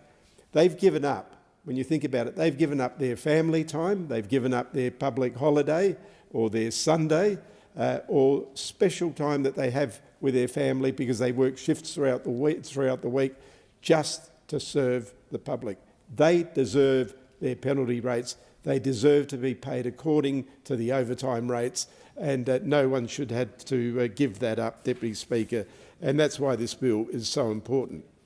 Now, when you think of industrial relations and the many bills that have come before this place, there's a regular pattern that takes place. When you look at things like, for example, work choices, it was the other side that brought them in that looked at downgrading these rates, at eating into those extras that existed for workers because they gave up their free time or worked extra hours, etc. When you look at when we very first formed government, we were the side, the government side, the Labor side, that actually lobbied for the Commission to give an extra pay rise to the lowest paid workers in the country. Yet the other side said it wasn't up to us or governments to do that. We know that workers are better off under Labor governments. That is historically a fact. If you look back at the history since the party was established in 1891, every time there's been a Labor government formed, workers are better off. And there's no better time than now for a Labor government with a cost of living, because all of this assists and helps those people that are struggling, that are doing it tough. It's been so important. Penalty rates, Deputy Speaker, have been around Australia for many, many years, well over 100 years. And as I said, from 1891, when the Labor Party was formed in Queensland and then gradually in other states, this was the bread and butter of our political party. We were formed for this reason. We were formed to govern, of course, but one of our major scopes was ensuring that workers' rights were protected, that workers were given dignity, and that workers could actually get paid and afford to live and to put bread and butter on the table and ensure that they could dress their kids and send them to school and do all the things that give dignity to human beings. And as I said, penalty rates have been around for many, many years. But it wasn't until 1947 there was a ruling at the time by the Court of Conciliation and Arbitration that penalty rates were effectively established and standardised for millions of Australians that they relied on penalty rates to keep their heads above water. And I recall clearly when my parents were working, both were working. My mother worked at the Royal Adelaide Hospital in Adelaide as a domestic, as a cleaner and in the kitchen in those days. She worked shift work. And my father worked at General Motors Holdens. And I remember him waiting to hear if he was going to work on the Saturday, which was overtime for him, the extra 8 hours that was paid in those days, time and a half, I think, which made all the difference for our family. And I remember the conversations around the kitchen table when occasionally he'd be despondent because he wasn't given overtime on that particular Saturday. And you've got to remember this was in the 60s when production was pouring motor vehicles off the production line non-stop, and people had to keep up with the sale of those cars. So many factory workers were actually working on Saturdays, and I recall it very well. Now, had there been no penalty rates, it could have been a very different story for my family. I don't know, and we'll never know. And the case is exactly the same today for all those people that I mentioned at the beginning when I started talking, of part-time workers, a lot of women in retail, the hospitality industry, university students that keep their head above water by being able to work on Saturday nights, Sundays, etc. So it's very, very important. Deputy Speaker, there's been a sustained effort from certain employers to combine penalty and overtime rates into one single rate of pay. And this, obviously, it's not rocket science, would leave some of those workers worse off. And we don't want that situation.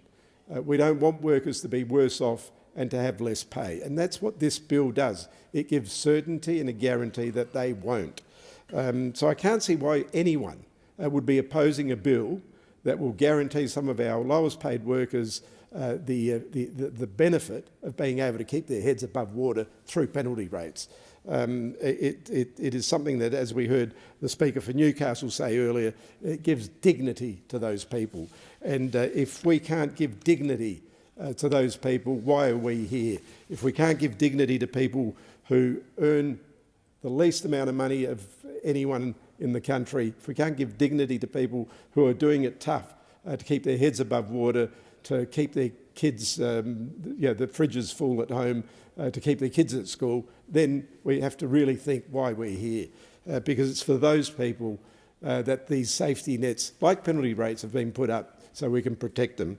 Deputy Speaker, these are hard-working Australians who keep the country going, running on weekends, public holidays, late nights, and through many shift hours, etc., shift work. They deserve a system that fairly compensates them for this work. And relative to all employees, award-reliant employees are more likely to be women who work part-time, who are under the age of 35 and employed on a casual basis.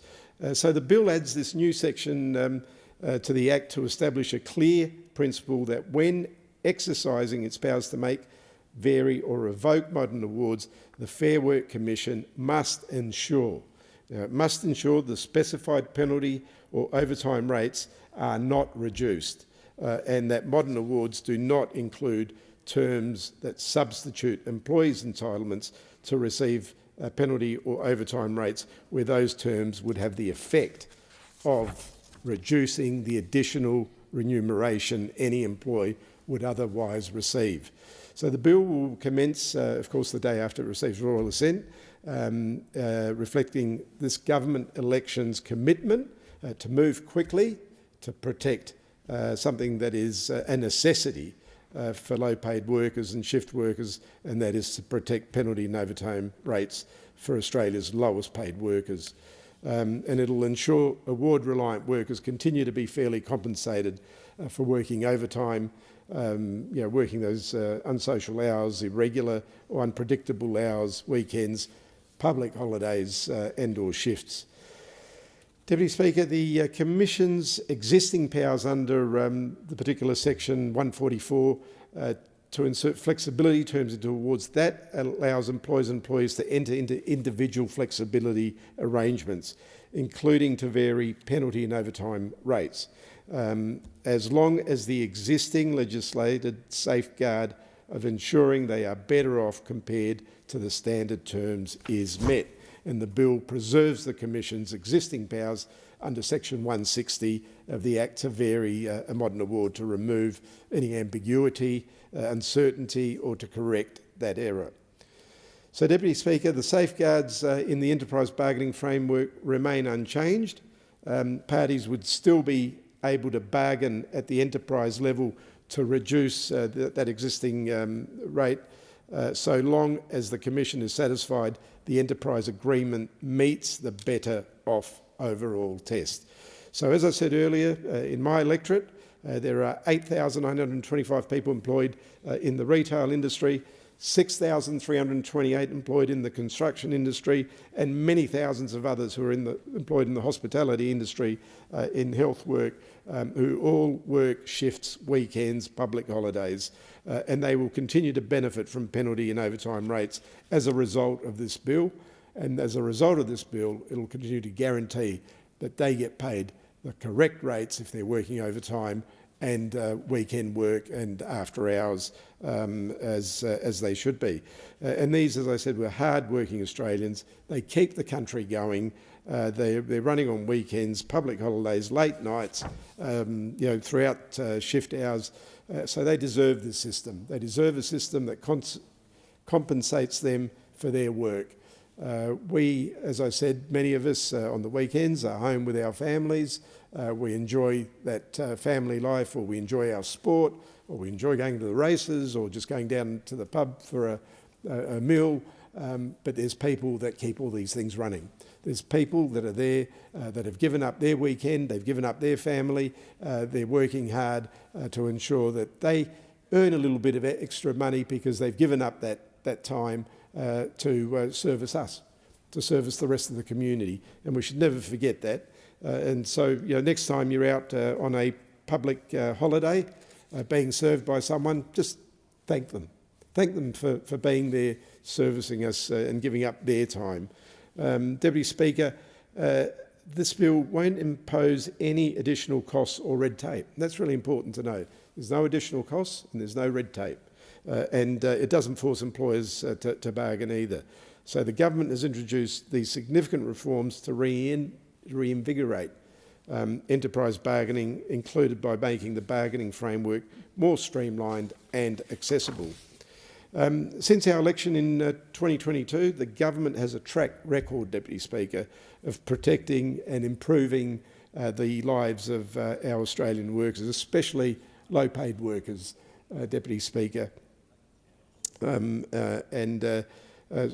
example, our same job, same pay laws have seen thousands of workers receiving up to $60,000 extra in their pay packets each year. Another reform that was about dignity and fairness. Two people working side by side doing the exact same job, yet there was loopholes in the law that allows one to get paid less and the other one more. How is that fair? How is that fair? It is not fair, and we made sure we put an end to that. And we've criminalised intentional wage theft, meaning that starting from 1st of January this year, any employer who deliberately underpays a worker's wage or entitlements could be committing a criminal offence and could be referred to the Fair Work Ombudsman for criminal prosecution. And we've seen many cases where it's systematic, and they can argue that it was a mistake or it was something that they weren't aware of. But we've seen it, and it happens. It happens regularly. We've seen it in the 7-Eleven story that came out a few years ago. These are people that are working shift work, that are working weekends, and yet there's scrupulous people that will take advantage of them, and we don't want that. We don't want that. This government supports the everyday hard-working Australians, and it won't end there, Deputy Speaker. Our workplace relation framework has gender equality. It's at its heart, and it's helped reduce the gender pay gap to the lowest level since records began. So, Deputy Speaker, as I said, I am extremely proud of this bill. It's something, as we heard earlier, gives dignity to workers and ensures they get paid the correct amount when they give up their family time and work after hours and extra hours. I call the member for Blair. Thank you, Deputy Speaker. I'm pleased to speak in support of the Fair Work Amendment protecting penalty rates and overtime rates bill of 2025. Deputy Speaker, in some countries, politics is divided on the basis of religion or race or culture or geography. In Australian politics, it's really based on the attitude people have to bills like this, to the working men and women of this country and the working class people that we purport to represent on this side of the chamber compared to the attitude of those opposite in relation to this issue. So there's much contention between Labor historians and people in different states as to the origin of the Labor Party. Some people think it's a pub in Balmain. I, as a Queenslander, think it's under a ghost gum, the Tree of Knowledge in Barcaldine in 1891. And there were Labor parties all through the colonial period, from about that period and rising out of the shearers' strikes. And, of course, on the 27th of April 1904, Chris Watson led the first Labor ministry, not just in Australia, but in the world. And the first majority Labor government came about when the fifth Australian Prime Minister, Andrew Fisher, was elected in 1910. And that was a situation where we had a majority Labor government. And Labor governments, when in power, legislate to protect workers' rights, like the legislation that's before us here tonight. That's what Labor governments do. And it doesn't surprise anyone, it shouldn't have, that one of the first acts of the Labor government in 2022 was to support the rise in minimum wages for millions of Australians. And we've done it again. And what we're doing tonight with this legislation is about making sure that the men and women who work in our workplaces, the teachers, the nurses, the shop assistants, the fireys and the ambos and all those people who serve us, who work hard for our local community, can get their penalty rates protected. Now, I never saw anything like that from those opposite during their 9 long years of of office over here, not under Abbott, nor under Turnbull, nor under Morrison as Prime Ministers. Not once. We promised this legislation as one of the very first acts of business if we were re-elected. And we're doing it and honouring it. And this debate is all about honouring our election commitment. So I will be really fascinated to see the vote and attitude of those opposite. Because, you know, the Labor Party, the party of good, secure jobs, wages that give men and women the opportunity for financial security and dignity in retirement. The party that delivered Medicare and superannuation and all the pensions that we have. Or those opposite that believe in insecurity and not a fair day's pay for a fair day's work. And historically, that's the difference. This bill is one of those pieces of legislation that defines the difference between the Labor side of politics and the non-Labor side of politics. And in Australia, that has been the defining issue. You're either Labor or non or anti-Labor. And that's been the difference in Australian politics since the pastoral workers met under that ghost gum tree in Barcaldine. Millions of Australians will have their penalty rates and overtime rates protected under this legislation. Millions. We want to make sure they're protected. The Fair Work Amendment protecting penalty and overtime rates will prevent variations to awards that will reduce or remove an employee's penalty rates or overtime rates. Not for us, AWAs, not for us work choices. We want to protect workers' rights. The legislation inserts a high-level principle into the Fair Work Act that operates alongside the modern award objective, ensuring penalty rates and overtime can't be rolled into a single rate of pay, which leaves an employee worse off. That reminds you of something that John Howard might have done.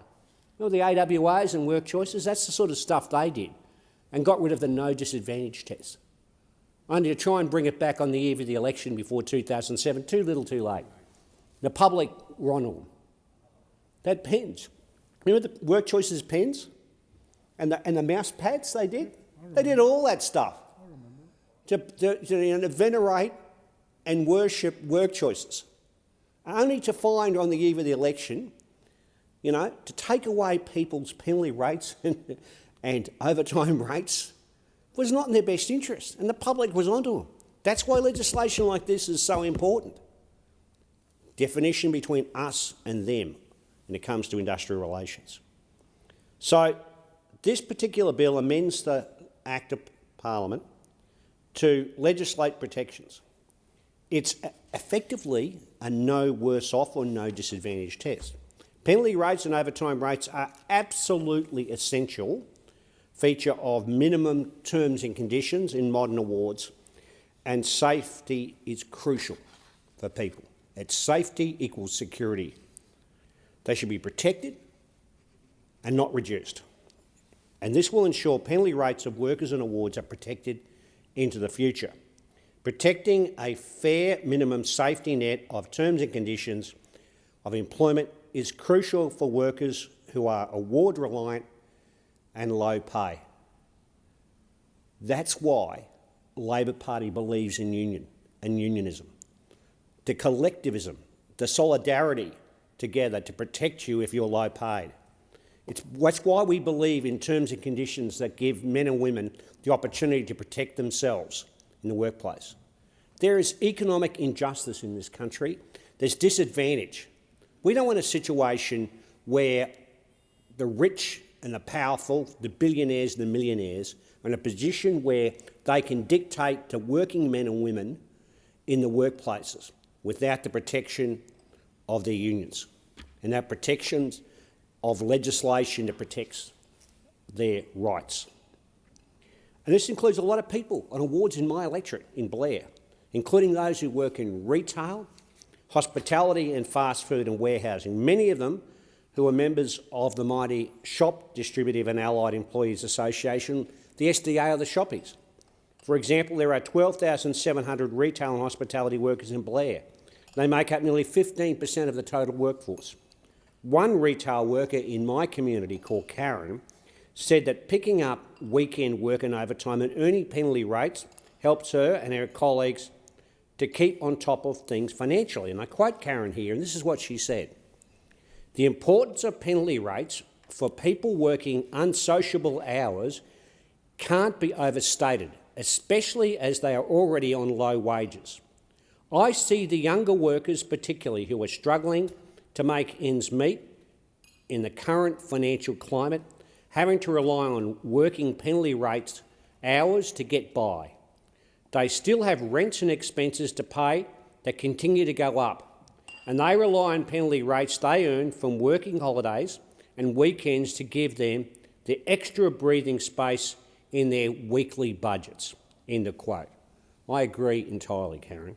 And I know the work you do, and I know the work you do in shopping centres around Ipswich, and I know the work you've done. I know your communitarian spirit, because I know you personally. Before the election, my fellow Queenslander and former Minister for Employment and Workplace Relations, Senator Murray Watt, announced a re-elected Albanese Labor government would legislate to protect penalty rates in awards, ensuring the wages of around 3 million workers won't go backwards. This commitment and this bill will ensure that in the future, and that position is enshrined in law. In recent times, we've seen big business lobby groups in the retail, clerical and banking sectors make applications to Fair Work Commission to cut penalty rates of low-paid workers from awards.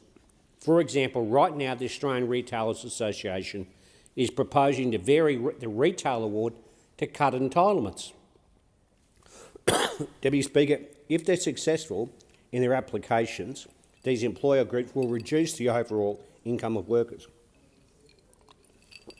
And that'll be done by thousands of dollars every year. In the retail case, the Albanese government intervened to argue, as a matter of principle, that the wages of low-paid workers should not go backwards.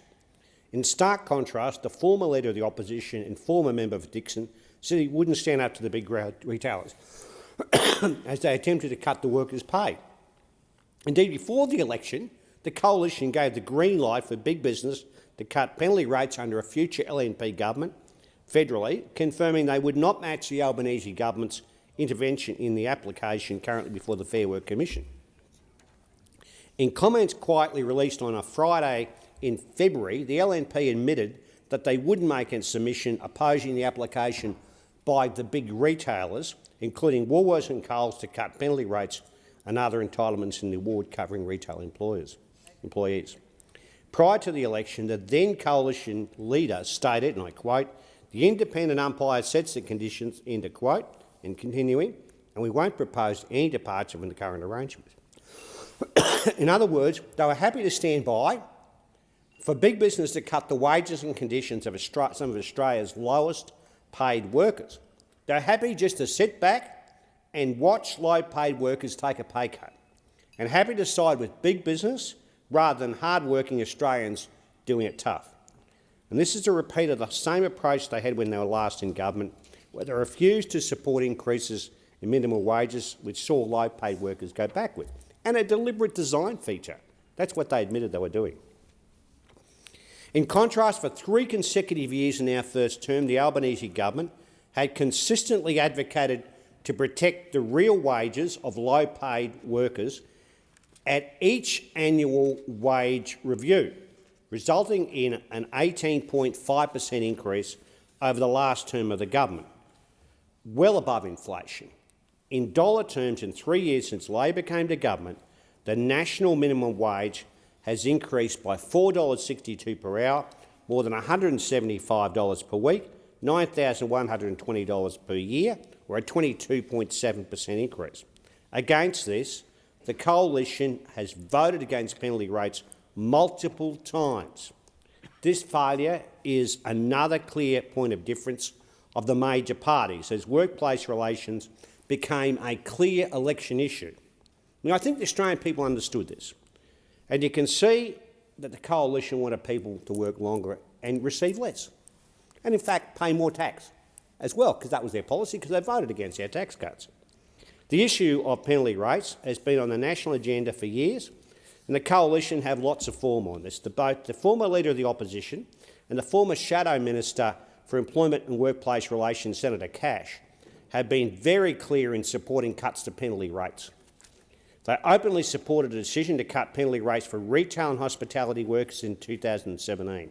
Senator Cash said this: "Instead of getting double time on Sundays, casuals on the retail award will now get time and 3/4, while permanent staff get time and a half. Anyone who approaches this issue honestly will acknowledge the benefits the decision brings for small businesses and jobs." End of quote. This is a real kick in the guts for many low-paid workers who rely on penalty rates to make ends meet. And of course, we've seen the Shadow Minister, now the member for Goldstein, come out and criticise these laws because we know the Coalition doesn't believe in protecting workers' wages and upholding the award safety net. Let's be clear, in addressing how we boost productivity in this country, it has never been and will never be a solution, as far as the Labor side of politics is concerned, to make workers do more for less. This legislation is aimed at protecting penalty rates and overtime rates for award-reliant workers and ensure they can't go backwards. Some of the people I referred to in my speech and the member for Adelaide mentioned in his speech. And what's more, there's even evidence, can I say, Deputy Speaker, that without penalty and overtime rates, not only would workers be disadvantaged, but skill shortages and productivity might end up being worse than before, which is bad for business. After all, better paid workers are happier and they're more productive. We on the Labor side make no apologies for advocating for higher wages for workers. And Deputy Speaker, I was in business for 20 years before I came to this place. Making sure people had good, secure jobs and were well paid was absolutely crucial to the function of my law practice to make sure that it operated profitably. I don't understand why those opposite can't see these issues. Real wages have grown for the past 5 consecutive quarters, in contrast to the previous Coalition government's real wages went backwards for 5 consecutive quarters. So, Deputy Speaker, when you look at what we are saying here and our track record compared to those opposite, it's only Labor that protects award wages, it's only Labor that protects penalty rates, and only Labor that protects overtime rates. The contrast between us and them is stark. It being at 7:30 p.m, I propose the question that the House do now adjourn, and I call the member for Page. Thank you, Deputy Speaker. Deputy Speaker, I just want to get up to talk about a few things on the adjournment speech tonight. First, look, I will acknowledge those opposite and the Australian Labor Party. They obviously had great success at the recent federal election in the sense of the number of seats they won, so I certainly acknowledge that.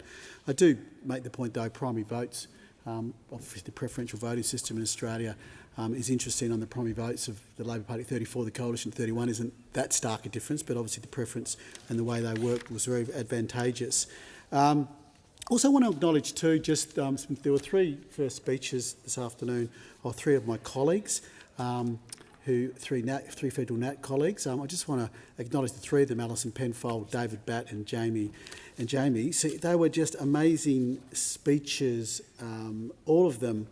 There were themes about the 3 speeches, Deputy Speaker, too. The importance of family and community to them. They all professed a belief in their Christian faith and all spoke about their experiences as children and as adults in small business and the importance of small business and the family businesses for some of them and the importance of that. So I just want to acknowledge those as well.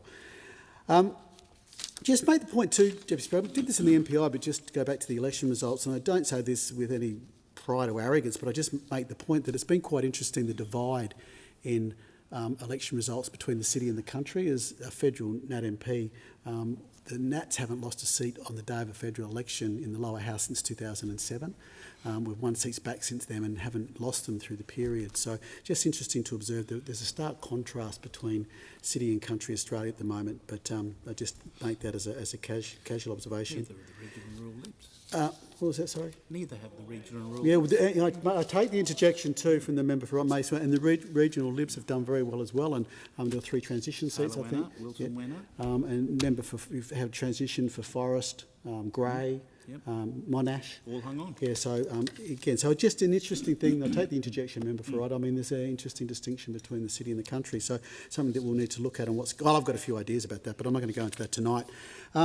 So, Deputy Speaker, look, I think there's a stark difference between, you know, again, I acknowledge the Labor Party, they can run a great campaign. I do struggle. I don't think they necessarily run as great an economy, but, you know, and I think there's some interesting things that I want to point out tonight. The one, we raised it again in question time today, and I think, you know, everyone gets up and talks about integrity. Now, I actually don't have a problem with the sense that the Labor Party back before the 2022 election said that they'd done modelling, and I believe they did, and I think they believed the modelling was right and the modelling was thorough, and that's what they said at the time, and I understand and believe that, that they were going to lower your power bill 5 years later would be $275 lower than it was in 2022. Now, that hasn't happened. Now, you may well say, okay, there's reasons for that, but what has happened from this government is they never acknowledge that. And they will come up with, they'll either divert, won't answer the question and go to something else. Oh, well, they're down 6%. And say, today they were saying, oh, yeah, but they're down 6%. They won't acknowledge that that hasn't happened. And in fact, power bills are up $1,000 for most families. But they'll say, oh, it's down 6% in the last year. Well, look, that's true too. But the fact that, and this is where I think people struggle sometimes with, you know, what political leaders are saying, is you just need to acknowledge that and maybe explain why you thought that happened. You might have reasons why the modelling wasn't, what the model did, what the model assumed that wasn't right, and explain that to the public. There's others. I mean, you know, again, questions that we're asking yesterday and today in Parliament was the Prime Minister was obviously saying at the election campaign that the only thing you would need, I haven't got it, the only thing you would need when you go and see the GP is this. And he'd hold up his Medicare card. Now, the statistics, not me, this is not me, Deputy Speaker, the statistics have said, they're public, you can't refute them, is that bulk billing has fallen in the last 3 years. Now, again, you might say, well, there's reasons that happened out of our control. Well, tell us what they were. And, you know, then we've had the Health Minister today or yesterday say, well, we never said that universal bulk billing would be 100%. Well, you can see the cleverness here, the slipperiness here of language. You know, hundreds of times through the campaign, this is all you'll need. This is all you'll need when you go to the GP. Now, Australians who don't have a lot of time to take in politics, to watch politics, to listen to the debates, would believe that and go, oh, great, all we're going to need when we go and see our GP is Medicare card. That's not the truth. That's not the truth. And it's... Your time has expired. I call the member for Melbourne. Thank you, Speaker. Today I rise to speak not just as a member for Melbourne, but as a voice for the thousands of people in my community who know we are in a climate emergency. Australians endorsed the Albanese government's policy agenda at this election, which involved protecting jobs and the environment. Our platform included making sensible reforms to protect our environment. In my first months as the member for Melbourne, I've met with advocates from local climate action and environmental groups urgently fighting for these issues. But also I've heard from dozens of other community organisations and hundreds of passionate individuals, people who are worried, who are informed, who are ready for action now. From the grassroots efforts of Yarra Climate Action Now, known as YCAM, to the leadership of Electrify Yarra and the national advocacy of the Australian Conservation Foundation, the message is clear. Our communities are mobilising, they are innovating, their message is constant. We are doing our part, we need you to do yours. At the May election, people put their trust in Labor and rejected the extreme politics on both sides. People in Melbourne want governments, businesses and environmental groups to work together to protect our environment. We want to reap the climate, health and economic benefits of sustainable development. My community tells me time is up for taking small steps. Fires, floods and heat waves are not a distant threat. The impacts of climate change are no longer abstract. They are here, they are now, they are visible. And they are hitting the most vulnerable in our communities first and hardest. In inner Melbourne, it's renters in old drafty houses struggling to afford cooling. It's families trying to make their homes cleaner and cheaper to run. People in Fitzroy, Carlton, Richmond and Collingwood don't need another warning from the IPCC. They see it in their gardens, in their power bills, in the smoke haze that creeps in during summer fire season. They are not waiting, they are acting. I want to tell you about two local environment groups in Melbourne who are taking action. Electrify Yarra is helping households to ditch gas and switch to clean electric appliances powered by rooftop solar. They are proving that climate action isn't a sacrifice, it's an upgrade. YCAN has spent over a decade knocking on doors, hosting community forums and holding all levels of government to account. Their message is powerful. Climate justice must be social justice. And the Australian Conservation Foundation continues to remind us that protecting country is not an option. It's a duty, especially to First Nations people who have cared for these lands for millennia. These groups and so many others are showing us that a clean energy future isn't a dream, it's already underway. But they can't do it alone. That's why I'm proud to support Labor's Cheaper Home Batteries program, which is rolling out right now.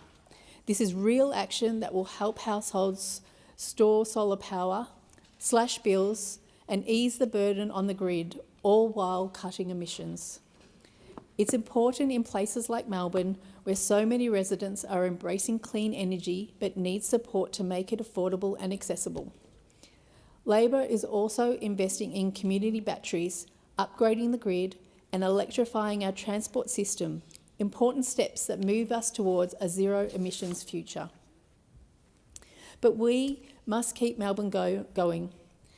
The people of Melbourne know that a serious response to the climate emergency means continuing to invest in renewable energy and making it accessible for households and businesses, supercharging the electrification of homes and transport, especially for renters, public housing residents and those living in older buildings. The people of Melbourne are not asking for miracles. They are not asking for perfection. They are asking for courage. Because when we act on climate, we protect lives. We create jobs, we clean up our air, and we build a more just and sustainable Australia. So let's honour the work already happening on the ground by groups like YCAN and Electrify Yarra and many, many others, while we in this place seize the moment before us. We have a responsibility to listen to the communities on the front line of the fight, to stand with them and to act with urgency. Has concluded. The question is the House to now adjourn and give the call to the member for New England. Thank you, Mr Speaker. The people of Melbourne are not asking for miracles, they're asking for courage. So have the courage to put the windmills up in your electorate, member for Melbourne. Have the courage to put the solar panels over your parks, member for Melbourne. Have the courage to actually live your virtue, member for Melbourne. Don't just foist it onto us. Don't foist your garbage and your virtue onto our seats for us to live with. Put the transmission lines over your suburbs, member for Melbourne. It's very easy to be brave when you're actually brave with someone else's, where someone else has to pay the price. I say to the member for Melbourne, how would you feel if you came back one day and found a plastic bag tied to your gate with a peg, telling them they're going to put transmission lines all over your property? Didn't even have the dignity to come into your house and knock at the door. I say to the member for Melbourne, how would you feel if I took an easement through the middle of your house as you walk out the door and enforced it with security guards, a $12,000 fine if you don't abide by it, backed up by police? I say to the member for Melbourne, how would you feel with helicopters flying over your place and planes flying over your place to check what you're doing? I say to the member for Melbourne, with your courage, how would you feel if you couldn't pay your power bill, been forced out of your house, to live in a car because of the virtue of certain areas where they did have the money to pay for things? I say to the member for Melbourne, for me, as a member for New England, this is personal. This is really personal. And I see the member for Blair nodding. I don't know whether you're in agreement, member for Blair or whether you actually believe it, because I know the member for Blair, you're very close to people who is very personal for them as well.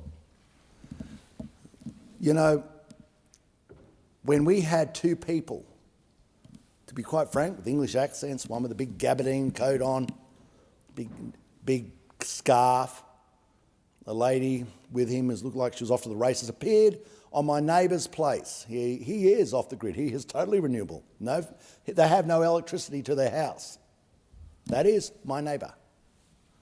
And they just appeared at his house to tell him, not to discuss him, to tell him that the transmission lines were going to go over the middle of our valley, over our airstrip that we use for firefighting, for put out chemicals, near his house and my house are actually in the grey area that's shaded in by the corridor.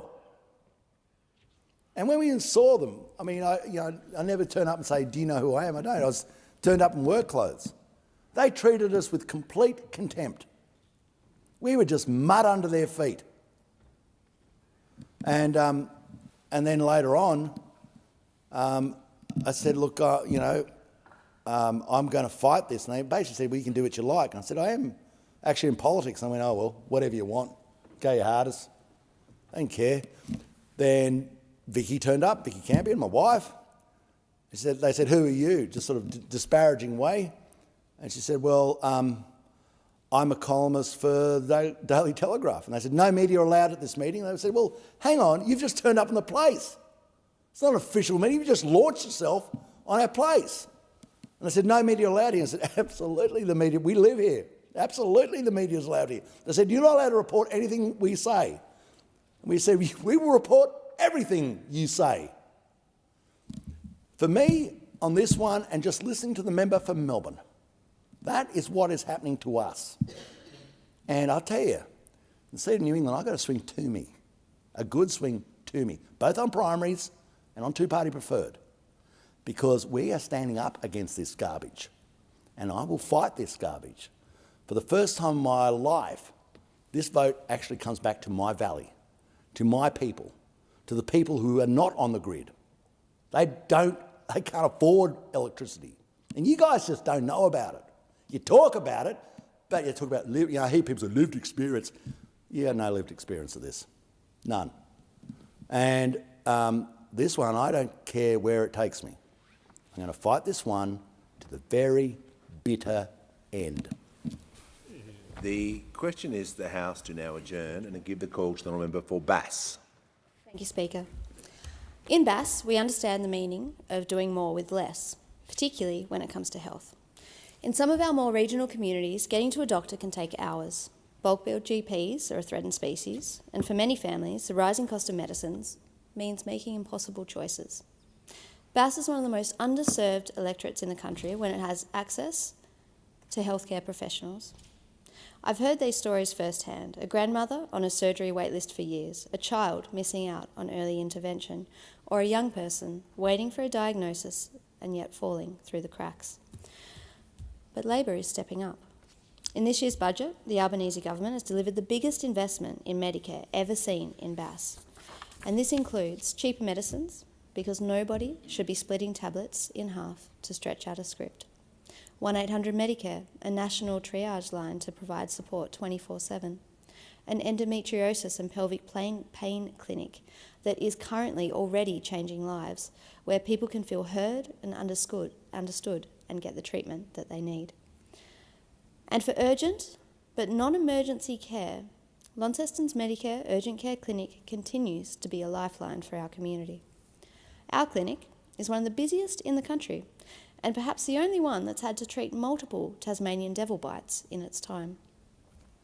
And the numbers don't lie. In the first half of this year, the Launceston Medicare Urgent Care Clinic saw an average of 54 patients per day.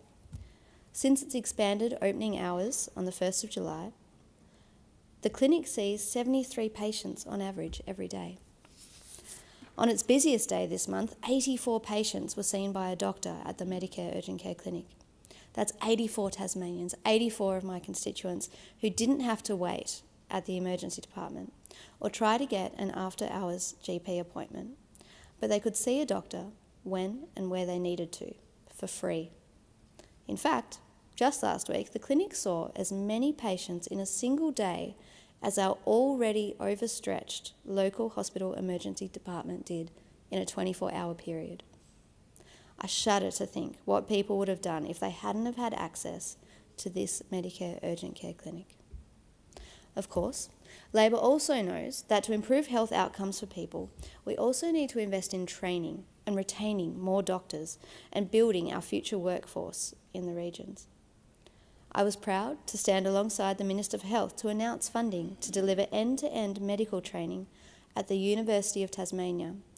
This means that for the first time ever, medical students can complete their entire medical degree in Launceston. Now, for a regional community, that is huge. And when I was growing up, quite frankly, that was unheard of. More medical students graduating in Launceston will mean more doctors living and working in Bass. Because when you train in a regional area, the data tells us that you're more likely to stay in that area. I think of Peter, a local medical student who did her placement with the exceptional Dr. Reddy's practice at Beaconsfield. That experience helped her to solidify her future goals. She now wants to be a regional GP because she saw firsthand how powerful that role is within a community. We also know that fully bulk billing clinics like Dr. Reddy's are worth their weight in gold. He has won the Tasmanian Award for Best Clinic and Best Practice in Tasmania, and we are so proud to have him and his workers. So thank you very much, Dr. Reddy. It is integral that more Tasmanians are able to train closer to home, which means that more Tasmanians can deliver the healthcare they need in our much-needed community. This is the model that works, and this is the commitment that Bass deserves, because every person, no matter their postcode, should be able to access quality, affordable care when and where they need it. Thank you. The question is the House to now adjourn. I give the call to the Honourable Member for Cook. Thank you, Mr Speaker. On Sunday the 27th of July, something remarkable took place in my electorate of Cook. Something cold, but something full of heart. Down at Gunnamatta Bay in Cronulla, just after sunrise, dozens of locals gathered for the Special Olympics polar plunge. Now, it's not every day you see members of the police, emergency services, community volunteers and sports teams like Cronulla Water Polo sprinting into icy water in the middle of winter, but that's exactly what happened, and they did it for a reason that deeply matters. The polar plunge is part of the Special Olympics Australia and the Law Enforcement Torch Run, raising both awareness and funds for Australians with intellectual disabilities and autism. It's more than sport, it's about belonging. It's about inclusion, not just in words, but in action. There was a torch run through Gunnamatta Reserve and a ceremonial torch lighting. And then the plunge itself. Everyone from young athletes to senior officers took part. The money raised during the events will fund uniforms, equipment and transport, and competition opportunities for athletes who too often face barriers to participation. It means more kids on fields, more smiles on podiums, more stories of achievements in every postcode of Cook. To the organisers, volunteers and especially the athletes, thank you for what you've done, not just for raising money, but for reminding us all what inclusion and community looks like. I want to congratulate Wanda Surf Lifesaving Club, which has served the Sutherland Shire with distinction for 75 years. It's more than a surf club, it's a community institution built on service, self-sacrifice and teamwork. Each year, Wanda recognises members who go above and beyond to keep our Bait Bay and our club culture strong. I want to recognise the 2024 and 25 major award winners who reflect the very best of that tradition. Congratulations to Grant Sandstrom, the most consistent member, Mark McGuinness, the Open Lifesaver of the Year, Lawrence Scallion, the Junior Lifesaver of the Year. The Golden Cap Award went to Joshua Van Dyke, and the Member Services Award went to Paul Russell. Adam New was named the most outstanding IRB operator, Ken Smith the most outstanding instructor. Dean Sutton as the Open Ski Paddler of the Year. Charlotte Bomer was awarded the Swimmer of the Year. Noah Steiner the Board Paddler of the Year. And Cole Mason the Beach Athlete of the Year. The Masters Awards recognise Robin Lester as the Master Beach Athlete of the Year, Michael Georgiadis as the Master Athlete of the Year, and Nick Middleton as the Iron Person of the Year. In leadership roles, Layla White received the Beach Captains Award, Ben Sutton the Champion Lifesaver Captains Award, Deborah Wallace the March Past Captains Award. The Boat Captains Award went to William Cregan and Molly Parker, and Olivia Dalgleish was named the Most Improved Boat Rower. The Boat Crew of the Year, the Wanda Weapons, included Matthew Pescard, Jack Spooner, Hayden Ward and Bradley Quizzoli. Nathan Spinner was the sweep. Emily Caddison and Isaac Lowe were named the R&R Competitors of the Year, and the Open Male R&R team, Colin Jones, Kurt Melville, Stuart Smith, Grant Sandstrom, Brock Douglas and Gordon Mackay as coach, received the Most Consistent and Most Improved Team award. Brent Porteous was recognised as the IRB captain, a vital role in coordinating water safety and rescue. And in youth development, we saw under-15s Most Improved, Lawrence Scallion and Ellen McGuinness. Under-15s Most Outstanding, Ryan Harris and Kayla Galen. Under-17s Most Improved, Reese Wakeham and Jess Henville. Under-17s Most Outstanding, Kyle Mason, Dane Sutton, Charlotte Bomer and Mia Grechen. Under-19s Most Consistent was Will Steen and Sienna Anderson. Under-19s Most Outstanding, Joel Steiner and Inda Hubert. The Most Outstanding awards went to Kai Hammond and Emma Blanche. And finally, Jeff Charlie Brown was named Volunteer Coach of the Year and Natasha Seidel received Official of the Year. Mr Speaker, these names represent more than just awards. They represent hours of patrols, mornings, trainings and years of contribution. The impact of Wanda Surf Lifesaving Club reaches every corner of the Sutherland Shire, whether it's keeping our beaches safe or mentoring the next generation of leaders. To all award recipients, congratulations to all of you. The question is the House to now adjourn and give the call to the honourable member for Blair. Speaker, my campaign in Blair at the last election was focused on cost of living relief, health and delivering key road and community infrastructure needed in my rapidly growing community. I was able to announce a multi-million-dollar package of initiatives which were the product of years of hard work and building relationships with a range of stakeholders on the ground, including councils, community groups and sporting clubs. It meant the final suite of local commitments I announced really resonated with people. The reality is Ipswich and the areas west of Brisbane are one of the fastest growing regions in the country and we need to invest in infrastructure and services to support the booming population. And that's why the Albanese government is investing more than $400 million in road and transport infrastructure in Blair.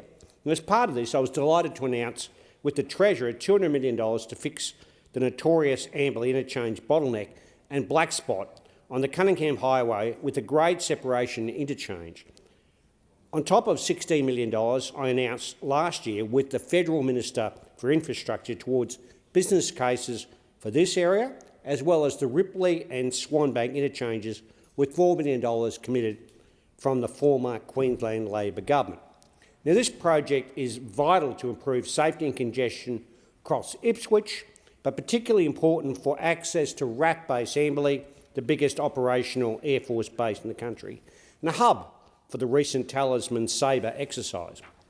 Also, there was $20 million for the critical Brisbane Valley highway safety upgrades, first announced in this year's budget, that brought the total of federal government contribution to $40 million for this vital artery in Ipswich and the Somerset region. I was particularly thrilled to announce $5.5 million to assist the Federation of Indian Communities of Queensland, or FICQ, with you, Mr Speaker, to establish a new House of India community and cultural centre in the very diverse Greater Springfield area. Complementing this was $700,000 that you and I, Mr Speaker, announced for the upgrades of Springfield Central YMCA Community Centre for a shared community space for multicultural and sporting groups. When it comes to our precious native wildlife, we committed $1.2 million for the Chuwa Koala and Native Fauna Conservation Park in Ipswich. This will help Goodness Enterprises charity establish a rescued koala rehabilitation centre to rehabilitate injured koalas for release into the wild. Something near and dear to my heart was also $5 million commitment for a one-court extension of the Ipswich basketball stadium, on top of the $2 million we committed previously to increase the number of courts from 4 to 5 for club competition purposes, and will assist also in state competitions. This builds on the commitment I announced previously. Ipswich is rugby league heartland, so another project I'm really excited about was our $4.5 million in funding for the Ipswich City Council to establish a new rugby league and sports centre in Monterey, a sports field located in the Ripley Valley Priority Development Area, the PDA, for new fields and a clubhouse and lighting. And I'm hopeful the council will see fit to put my old rugby league club, Swifts, in a long-term lease in this locale. It would be the making of Swifts, as they really need a home. The Somerset region didn't miss out with $4.05 million to redevelop the Lowood Pool and $1.6 million for upgrades to the Fernvale Sports Park netball courts, both of which I was proud to announce with Senator Anthony Chisholm, who I think should become really the senator for Blair. She spent so much time there, and I'm looking forward to him renting a house in Ipswich. Finally, the Speaker and I were pleased to recommit a re-elected federal Labor government to a new Headspace centre in Redbank Plains to support young people seeking mental health support, a very worthwhile initiative.